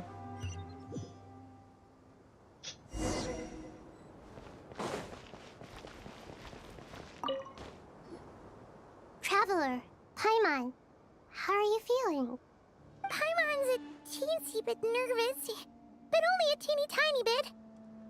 Seems like she's gotten way braver over the last few years, huh? Of course. After all the adventures you've had with the Traveler, I'm sure you've gained a lot of experience and grown as a person. I'm doing alright. What about you, Nahida? How are you holding up? With the negative effects of Irminsul, I'm a bit like a piece of fruit that's been burrowed into by hungry insects and left to rot. Wow. I'd be lying if I said it was nothing. But please don't worry. We all know what we're getting into, and we've prepared as well as we can. I believe in everyone. I believe in you. And I believe in myself. Stoking the fire inside oneself is certainly one way to live, but knowing when to rely on one's companions is also a form of great wisdom. I've been quietly learning little things from everyone, like plucking tufts of fur from a sumpter beast. Me too. With the constant traveling, I'm always learning and growing. That's the journey of life. I think there's someone else here who would share that sentiment. Don't worry about what I think. I was just passing by and happened to overhear your conversation. What are you talking about, hat guy? This is the top floor. No one passes by the top floor. Says who? You can fly just like I can. I would have thought it makes sense to you of all people. I don't know why, but I feel a little more relaxed now. It shows that you feel comfortable laying down your burdens in our presence. It means that Sumeru is a place you can trust, where you know we have your back. And we feel exactly the same way around you. That's what it means to be friends.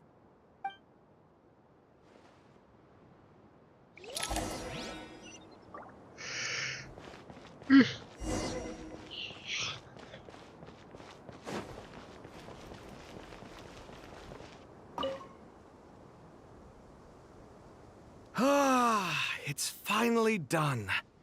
Ugh, but I have a nagging feeling that there's something I've forgotten. Oh, there you are. Everything wrapped up on your end?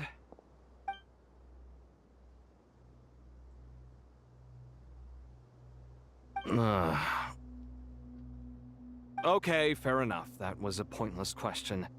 We were working in tandem, after all. You must really be exhausted. Well, it's been a busy day for both of us. When work ends, you clock out. No looking back. Yeah, we're definitely due a break. Probably a little late to start drinking now, though. I'll stick with water. Here, this one's for you. Thanks. You want a bite to eat? I can grab us something. Or wait, I think there's a stove nearby. Let me take a look. Are you nervous? A little, yeah. Unlike you, it seems. How are you not feeling at all nervous? Because everything that happens next is beyond my individual control. I don't worry about things I cannot influence. What do you mean, cannot influence? You're the one who came up with half of the strategies we ended up using. There's only so much I can do. I was only doing my duty. Was it like this last time, too? You mean with Azar and his accomplices? Yes and no. The situation back then was easier to control, but we weren't as prepared as we are this time. So the enemy is stronger, but so are we. I still vividly remember the way you interrogated me in the library after the fact. Where were you when Sumeru needed you most? If your memory is so vivid, you might also recall that it was you who came looking for an argument. You're often the one who initiates these things, you know. I came for a conversation. I didn't know it was gonna turn into an argument. Anyway, at least I showed up this time. So, what do you think? What do I think? I think we're certainly better off for it. It's good having me around to help out, huh? Absolutely. As a citizen of Sumeru, you displayed a remarkable sense of responsibility in the face of disaster. Certainly feels that way. I just shudder to think how the world would have ended up if we hadn't gotten control of the situation. So, do you think this is what impending disaster looks like? The sky is so clear, and there isn't a whiff of decay or destruction in the air. It's hard to imagine that the fall of humanity could happen on an ordinary day like this. Awful things happen all the time. Sometimes people can stop them, and sometimes they can't. What you and I have done is increase our chances of stopping this one. Lofty ideals may provide no defense at all against nihilism, but perhaps little decisions can. Oh, nothing. It's nothing. I hope everything works out tomorrow. It will. As long as we stick to the plan, our chances of success are good. It's really strange. You're my junior, yet you always seem to act more like an upperclassman than I do. I think it's mostly a matter of temperament. Ugh. Walked right into that one, didn't I?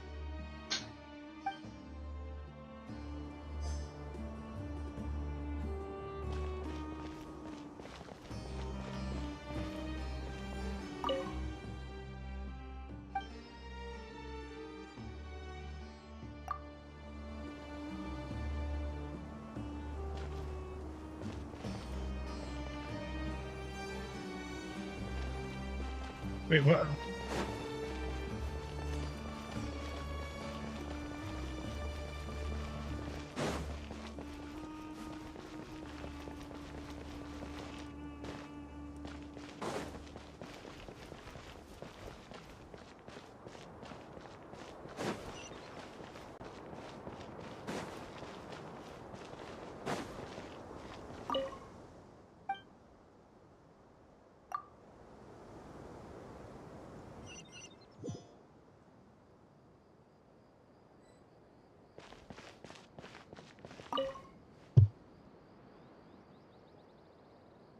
We'll make our move after sunrise tomorrow. Good. Is everything ready? As much as possible. That'll be enough. Don't let the pressure get to you. We'll take things one step at a time. That's how we've always done it. Master Tainari! Mr. Saito! So this is where you were. I brought some juice and some water. Would you like some? I know how easily you get dehydrated in the desert, so you should definitely have some water. In which case, I'll have the juice. I gotta ask, though. Who's on juice-making duty at a time like this? Madame Farazan said she was feeling a little nervous, so I told her about the automatic juicer my friend invented. She took it right off me and started making carton after carton of juice. A juicer? Did Sucrose send that to you? Yeah, I hadn't had the chance to try it out before this incident occurred, but I couldn't bear to leave it behind in Gandharvaville. The juice is very sweet. I think so too. Kale, how are you feeling? Physically, I'm okay. But it just still feels strange to me. Why would a great power like this come to someone like me? I know the feeling well. That same question ran through my mind every day as a kid. At least now, you have someone who can relate to you. All the more reason that you should apply for Spontamod. Tighnari fiercely opposes the idea, though. Those two things are completely unrelated. What are we all chatting about, Would anyone like any juice? Oh, you have some already. I had some earlier, ma'am. Maybe give the extra to someone else? Very well, very well. I shall be off then. There's this enormous power, and then there's little old you. You feel like there's no connection between the two. And that sense of dissonance is difficult to get used to. You're calling Kali old? But after all this time, What? I can't believe this stuff still gets to me sometimes. Makes me feel a little childish. Kale, just because we normally keep the conversation light doesn't mean we can't discuss deeper issues. I don't think it's childish at all. You were the victim of a terrible crime. It's normal to struggle with the fallout from it. You have absolutely nothing to be ashamed of. My professor once told me that no incident can be considered truly resolved until the victim says it's over. Your rage and your pain are completely justified. Thanks. Miss Nicole said that the same god remains which were once used to inflict so much pain upon me have now become a weapon with which I can protect everyone. It's like my own personal kind of evolution. Every innocent person who's been hurt needs time to realize that it wasn't their fault. I was the same.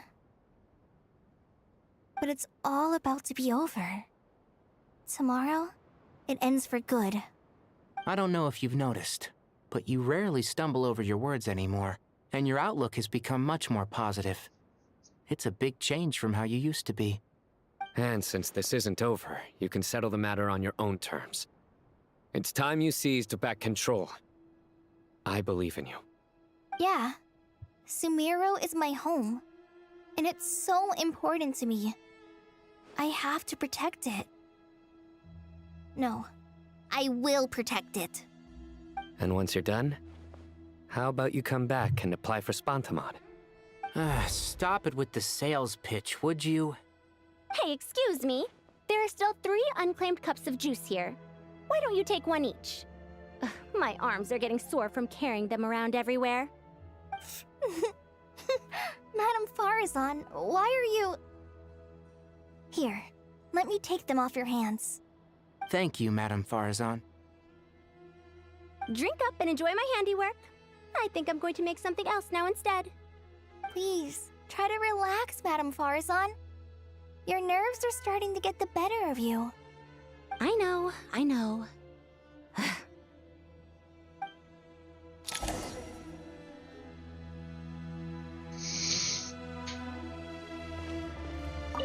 Drink up and enjoy my handiwork.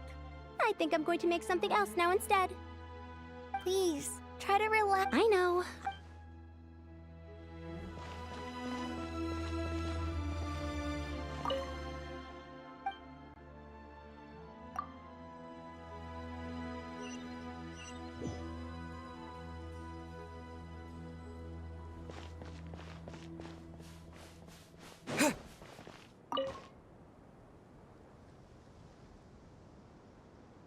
Something on your mind, Miss Nefer? Nothing in particular. It's just... right now, the future feels strange and unfamiliar. But the future has not yet arrived. How can you say how it feels? Some people know that there's an impending disaster. Others remain blissfully unaware. Each group is imagining an entirely different future while walking towards the same one. But when they get there, they'll still find they feel differently about it. People are shaped by their circumstances, Different circumstances create people with different perspectives. I've always found the perspective of the Vahumana Darshan to be a particularly incisive one. Even at the height of the crisis in Nodcry, people held diverging opinions. But things are different this time. Indeed. Regardless of faith, gender, wealth, skin color, or eye color, everyone in Sumeru knows what will happen tomorrow. The world has never been an especially fair place. Yet now, against all odds, a moment of unprecedented unity and equality is about to take place. It's fascinating. If only my father could have lived to see this era. Era. To me, that term represents a much greater span of time. It can be an unsettling word. I would even say I'm afraid of it. Do angels even feel fear? Yes, at least I do. I fear the gap that grows wider with each passing day, and the never-ending flow of time. Time renders all memories insignificant, and reduces all splendor to nothing. But those memories are the one thing I do not want to lose. You're very human in that regard. If angels draw too close to humanity, our wings burn away in the bright flame of awareness, and we fall to the earth. After spending so long among humans, I have lost much of my former glory. Maybe that's a good thing. You're more human than some humans are. I've been talking to Kale a lot in recent days. We seem to be in completely opposite situations. I suppose that makes us good case studies for comparison. Case studies for who? Myself, I suppose. After comparing the two of us, I suddenly discovered that I desired more than before. It was a gentle, pleasant sensation. Just as most people pursue glory and miracles, I too am pursuing miracles of my own. Guiding humans to make the miracles in their hearts a reality. That is my miracle. It doesn't sound so bad, does it?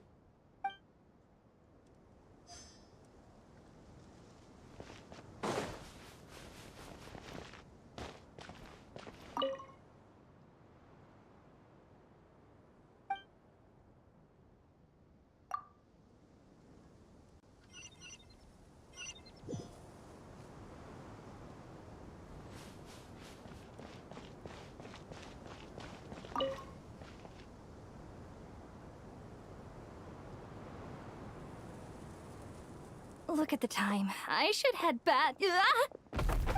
I'm so sorry. I was in a hurry and didn't look where I was going. Are you all right? I'm fine. Wait, you're... Have we met? Not exactly. I think we may have crossed paths by the house of Dana before. Oh. You're Hat Guy! From Vahumana, right? You recognize me? The clue's in the name, Mr. Hat Guy. Fair point. It's getting pretty late. What's keeping you up? I could ask you the same question. If I'm not mistaken, all the workload for the Ratawa Darshan wrapped up a good while ago. Well, I have something of a background in Satyavada life, so I was helping the Dendro Archon make some preparations. But I must have lost track of time. Did you find the experience enlightening at all? Honestly, it was tedious and uneventful at first. But eventually, I think I did sense some profound truths. But they also brought a lot of suffering with them. I was told that I even shed tears while I was meditating, though I have no idea why. Sorry. I hope I'm not scaring you. Not at all. It just proves you're very accomplished in your research. Good night. I wish you all the best for tomorrow. Thank you, sir. You too.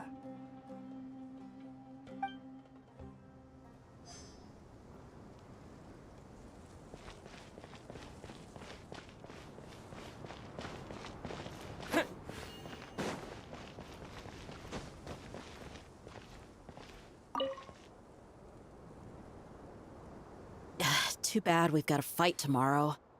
I could really do with a stiff drink. Let us pray instead.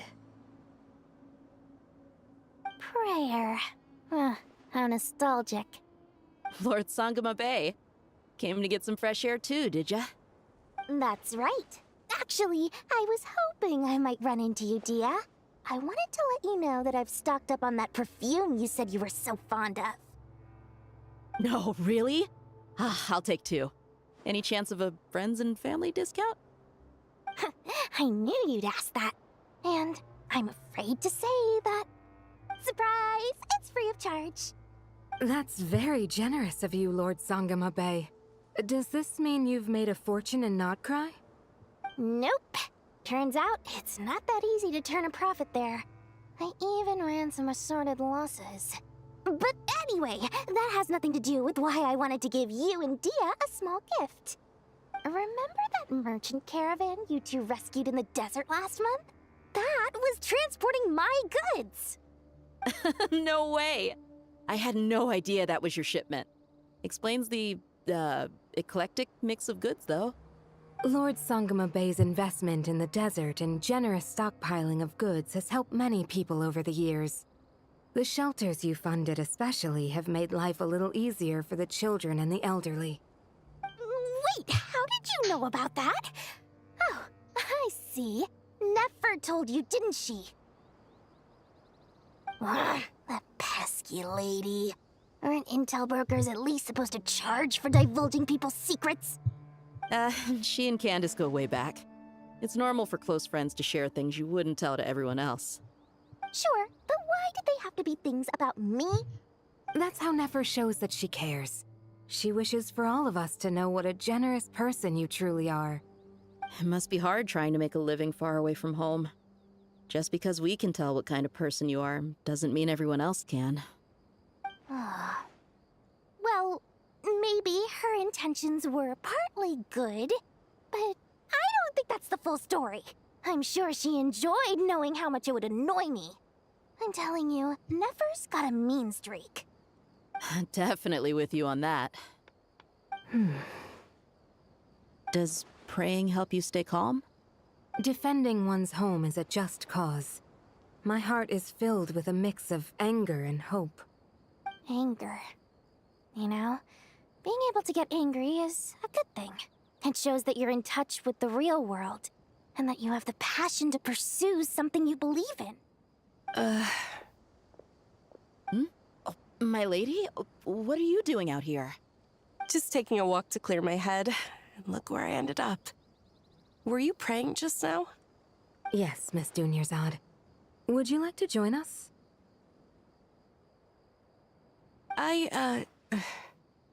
Come on, it's fine. She won't mind who you pray to. Oh, then sure. I remember you, Miss Dunyarzad.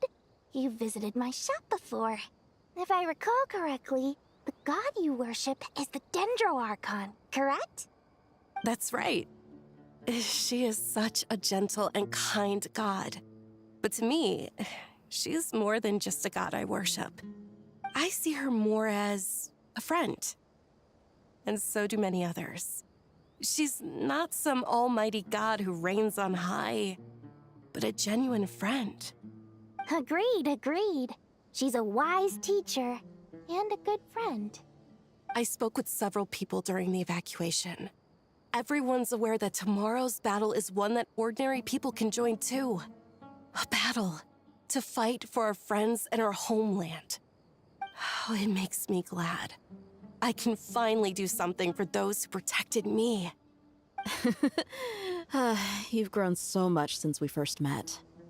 Oh, a compliment? Ooh, more please. Thank you. My lady, you've always been a remarkably strong and ambitious person. It's indisputable. And that's not just a compliment. It's a statement of fact. What are you praying for?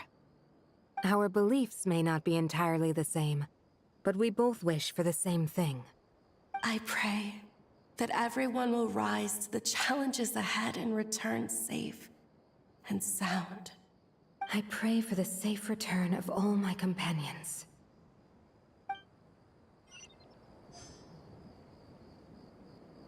Righty then.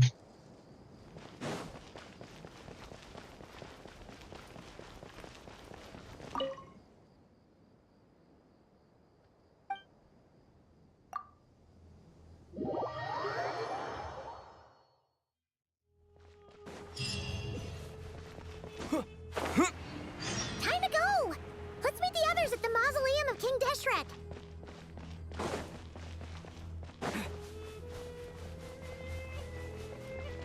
It's time.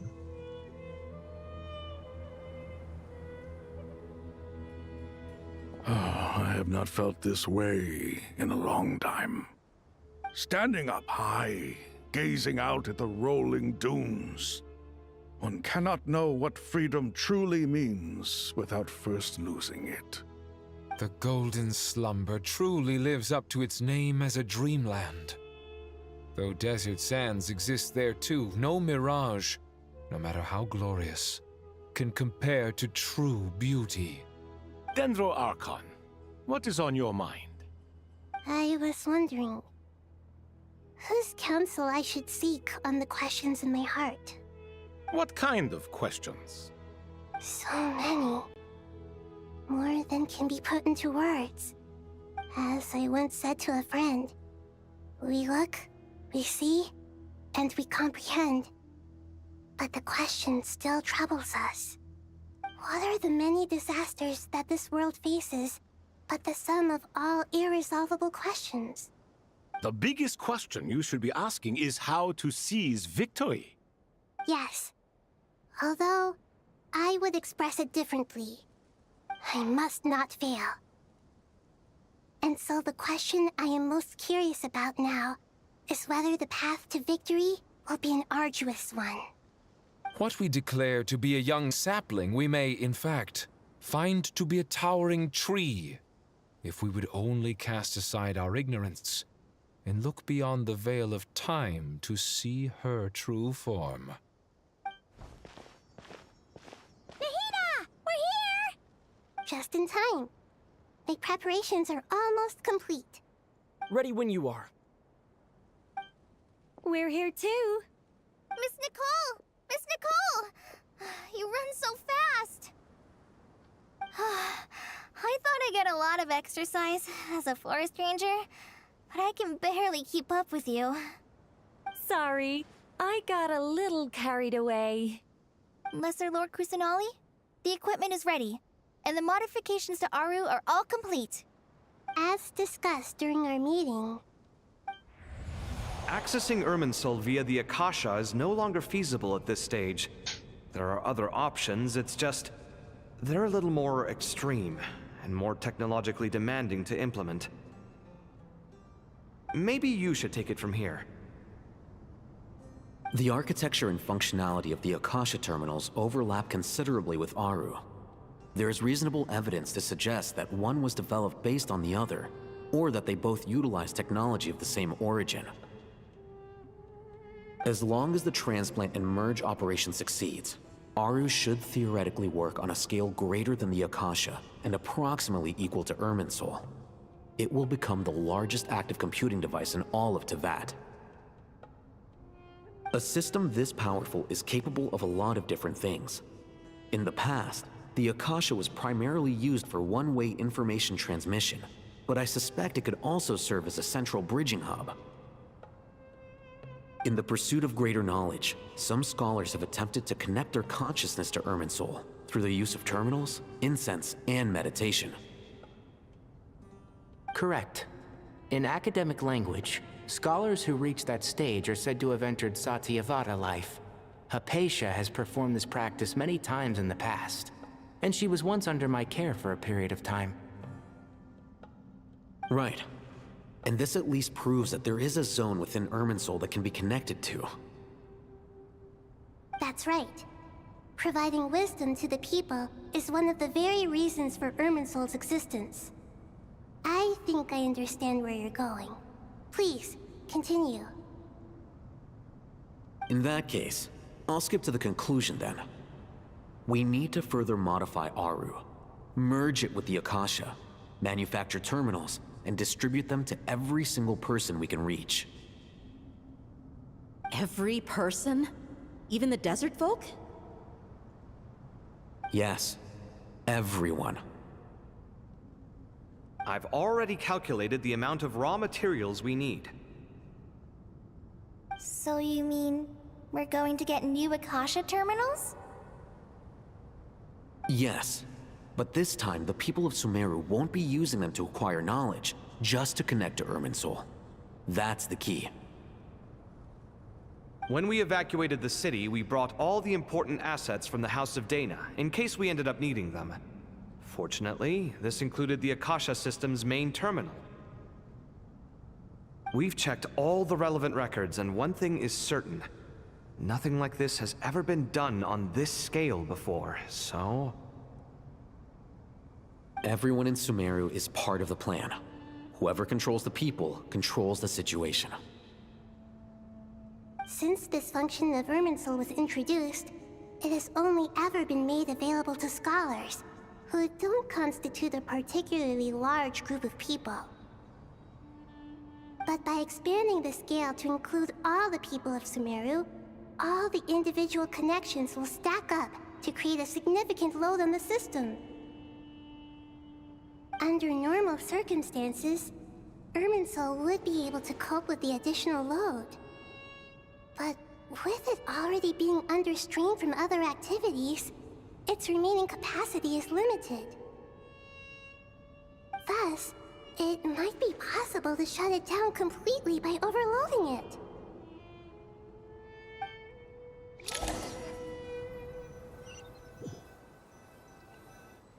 Ooh.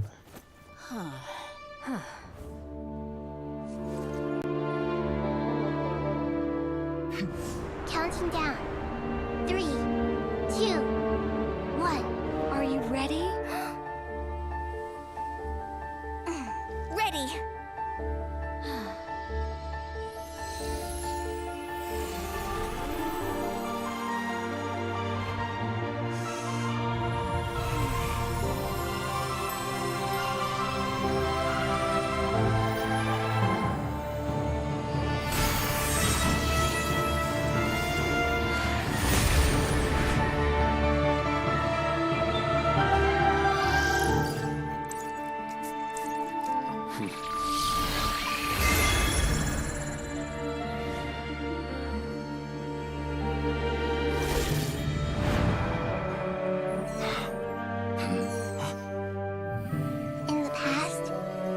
People sought knowledge, they turned to the Tree of Wisdom.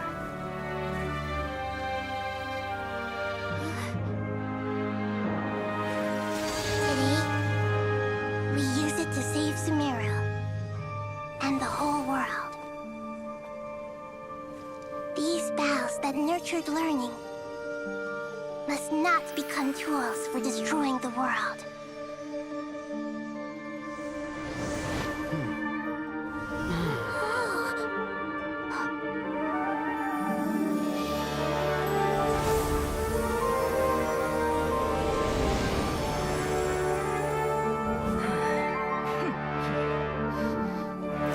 Stop.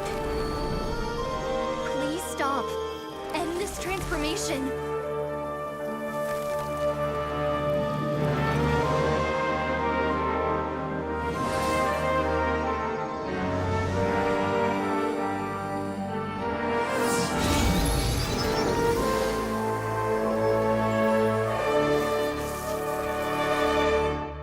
You would shut down Irminsul just to stop me? You fools. I have all the time in the world.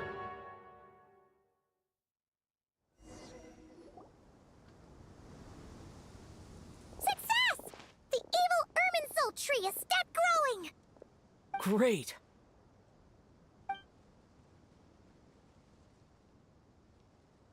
What a display of true courage. The courage to think and the courage to act. I never thought I would witness the shutdown of Irminsul with my own eyes. Perhaps this is human wisdom in action? Indeed, only humans could do such a thing. Gods are few and far between. What was once created for spreading knowledge is now used for another purpose. A rather ingenious plan. I am grateful to you three for your help. Only thanks to you were we able to extend Aru's interference capabilities to cover all terminals. Now, nobody who wears a terminal will have their activity accurately tracked by Irminsul. No matter how many eyes Dottore possesses, he will not be able to see us clearly. Now for the next step. I will need the help of your supreme powers once again. How might we be of service, Lord of Dendro? I need to reach the Eternal Oasis immediately. Right now? In that case, Ibis King, would you agree that this is a fine opportunity to dust off our old tricks? Never. I assume you have that chess set with you? You mean the one you gave to me as a gift? Asking for it back, are you? How could I? You misjudge me. I just wanted to show you another way you can use it. Connect to Safei Shatranj.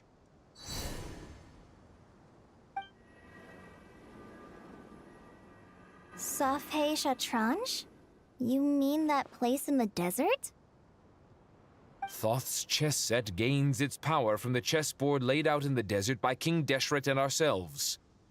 All ceremonies conducted using the chess set must be activated via Safei Shatranj. In other words, the chess set is an extension of the chessboard.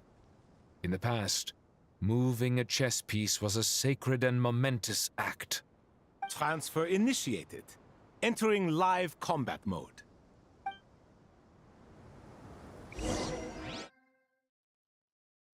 Wait, live combat mode? Wait, what? What?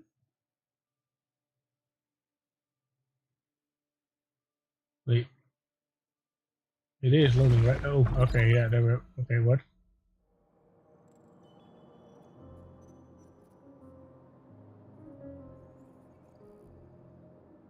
We haven't heard a single word from our spy in the desert. I'm afraid he might have been captured. Never mind. But we spent years turning him. And a lot of Mora. Nothing comes for free in this world, but the loss is not without its purpose.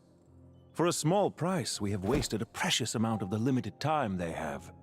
Quite a bargain, if you ask me.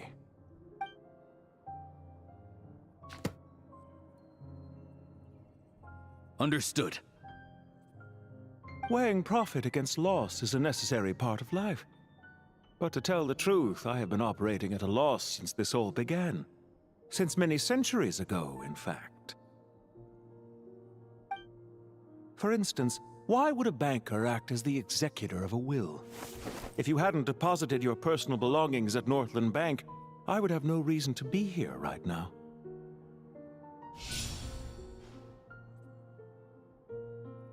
Dottore, I've placed your final data backup into the ley lines as per our contract. I trust we are now square for the safe deposit fees you paid. Is it not a little petty to split hairs like this, given our amicable relationship? I consider sound bookkeeping a matter of principle. Do not forget that you only live to see this day thanks to me. In fact, every day of your life since you met me, you've been living on borrowed time. Why, that's hardly a fair assessment. I will concede that my survival was perhaps at your whim, but I became a harbinger on my own merits. Managing money is not like other professions. Mine is not a role I could have acquired based on your recommendation alone, and certainly not one I could have lasted so long in without genuine ability. The information stored in the ley lines is quite comprehensive. Rest assured, I have not forgotten how strong your pride is. Well, I presume you have no sense of fragmentation while talking with me. How could anything possibly go wrong with such strict measures in place?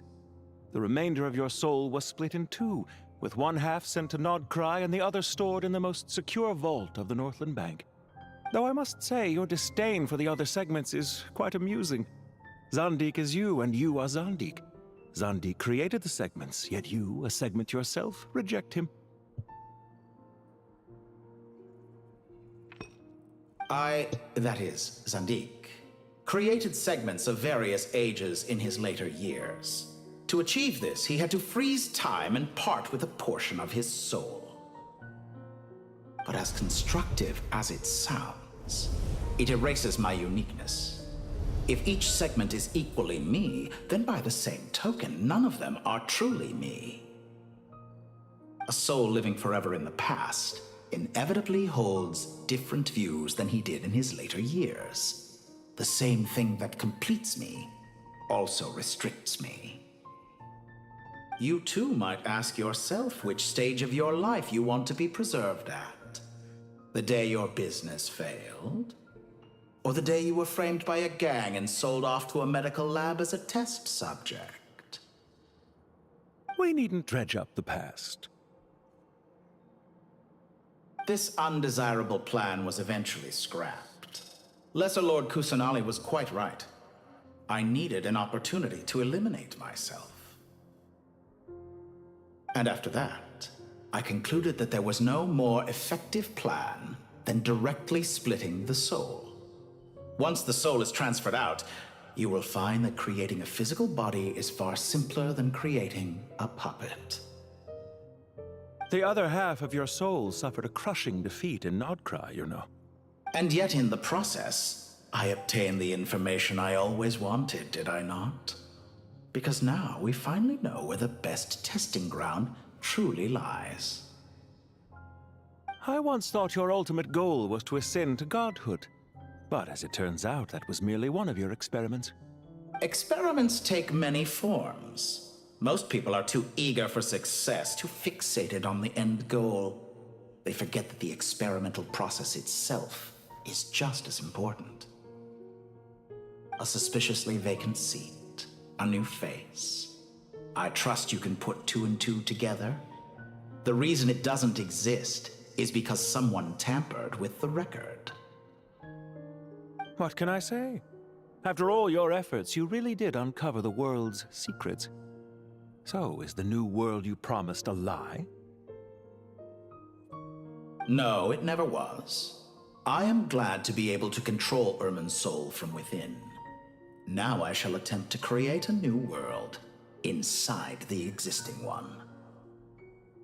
Almost everyone faces the prospect of death, but not a single person has ever been able to experiment unrestrained in the afterlife through sheer force of will. I am the only one to have overcome this enormous challenge.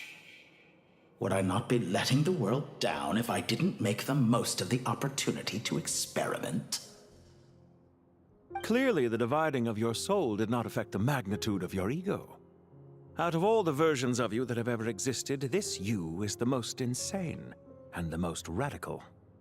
Is that why you chose to work with me? Which was it then?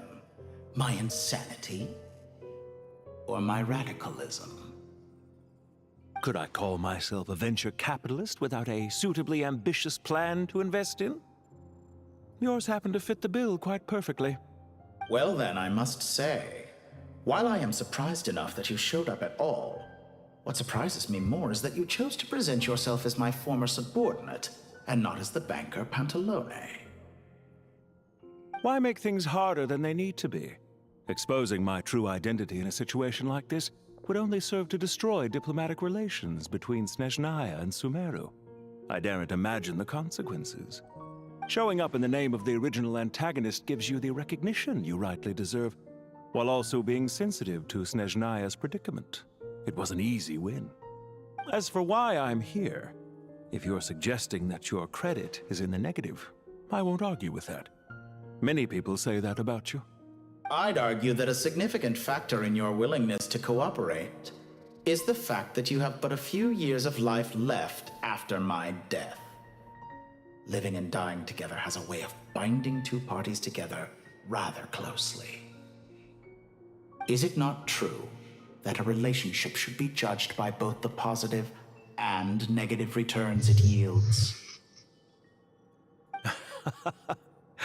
So some of what I said actually made it into your head after all. It's true that I hope you don't die too soon, but don't you find that a strange thing for me to say? After all, you've already had quite a long life, especially for a human being. Let's not pretend that you're any more innocent than I am. Are we not the same in this regard? We both despise the existing laws of this world, and neither of us enjoy being under anyone else's control. Is it really so greedy to want the world to operate by a new set of rules? Of course not, my dear friend. And as I've said before, mutual interest is the foundation for the most reliable of relationships. You can attest to that. I just hope there never comes a day when I have to work too hard to prove that. Regrader, sir. People have been spotted approaching Sumeru City. How strange. Despite your access to Irminsol's data, it appears the soldiers noticed before you did. They must have found a workaround.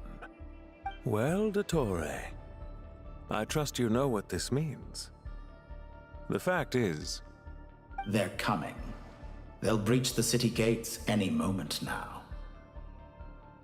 But even so, I would say Irminsol is a wonderfully convenient thing on the whole. If you do manage to create a new world, perhaps you could plant one outside my office, too. I'll consider it. What do you need me to do? Stall them? The experiment will take time. Stall them for as long as possible. Very well. But you're really asking for the moon here. Have you heard this story? There was once a guilty man, kneeling in the center of a church while an angry mob outside waited to bring him to justice. He pleaded with the gods, begging them to grant him one final request, the chance to finish confessing his sins before he was sentenced. Many suns and moons passed, seasons changed, and still his confession continued, as if he intended to speak until the end of time. Are you suggesting I worship you as a god?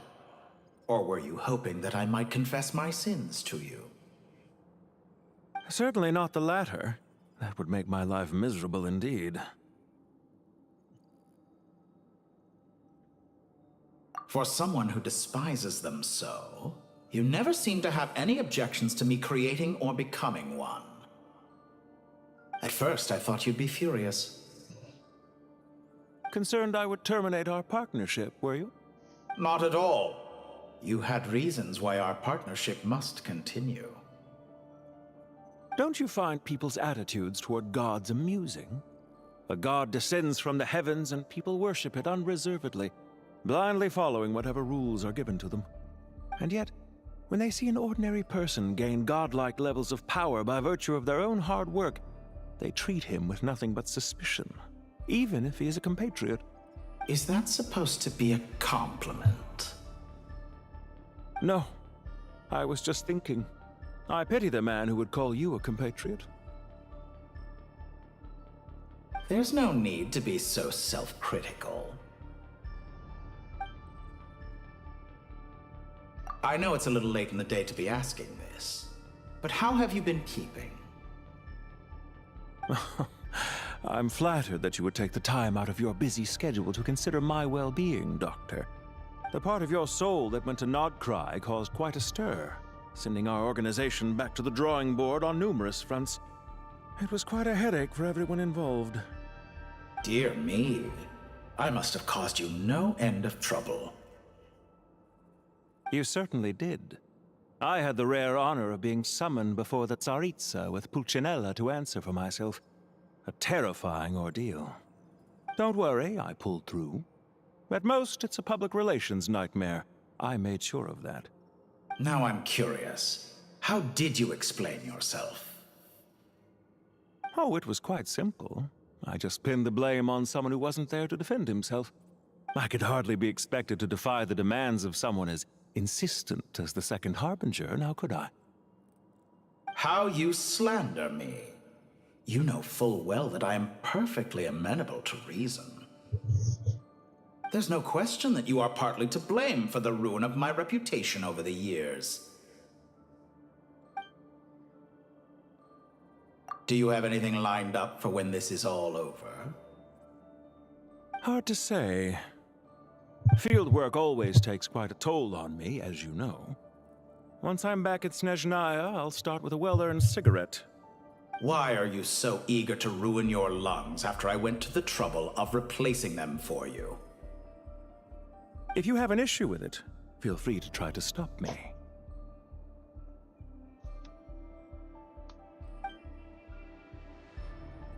What's on your mind? The limits of humanity. It's a pity. Despite running countless calculations, I find there is simply no way to reduce any further the amount of one's soul required to sustain an individual.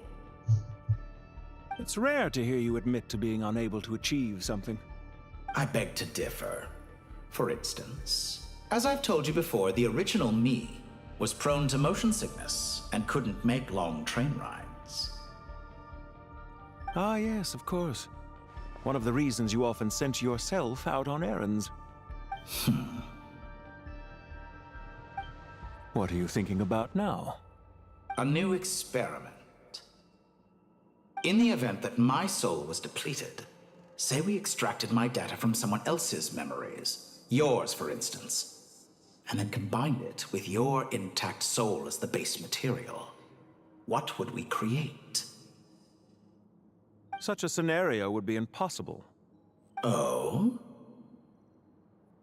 As long as your current soul survives, there will be no need to create a new individual. Don't forget, you were the one who approved of the present situation wherein only one Dottore remains. And if you ceased to exist, who would be capable of performing this experiment?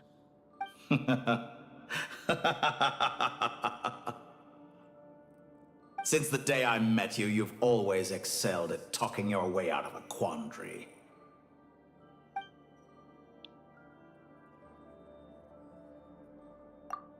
Isn't it a little too early to be saying goodbye? Not that I wish to keep you from your business, of course. Very well. Let's leave the conversation there for now.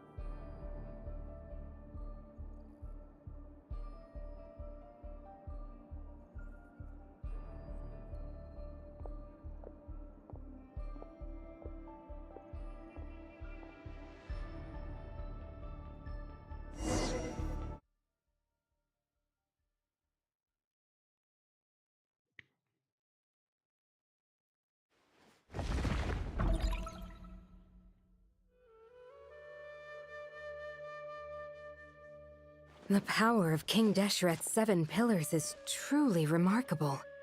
With just a chessboard, you can move an entire unit across the material plane. Yeah, sets us up for a much easier fight. Really makes my day. The last time we stormed the city, it involved a lot more running around. I wonder how many people can say they stormed a city twice in their lifetime. I was just thinking that. I've definitely had more than my fair share of unusual experiences in my life. This is my first time here, actually. We never usually leave Gandharvaville. I hope this will be my last time. Does everyone have to chime in? Can't we just fight? What an amusing comment, my dear lady. Yet humans often alleviate tension via small talk, do they not? Well, why is Candace's shield talking? Because the image on her shield is one of me. And I, of course, can appear wherever I wish to. Huh. Well, la-dee-da. Isn't that fancy? Could I get in on this? You wish for your gauntlet to speak? Why, certainly. Ahem. I think you'll find that it is I whose image is carved hereupon. Thanks. Definitely feel stronger now. You're welcome, my lady. I am glad to lend you my power. Sino, what's the situation? There are troops stationed at every entrance, as we expected. A frontal assault will suffice. Everyone, stick to the plan. We'll take the main entrance. You head for the House of Dana's side door. Move out. Well, there's a thing here now. I don't know how long this quest is gonna take. Last save within. Well, you are currently in a special story mode. If you leave and retreat, you may have to experience some of the same content again to continue. Do you wish to leave? Last save within 1 minute. Yes, because I'm tired. And it's almost been 10 hours, so I'll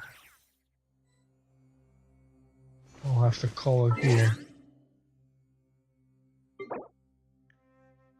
So thank you for watching and see you all later.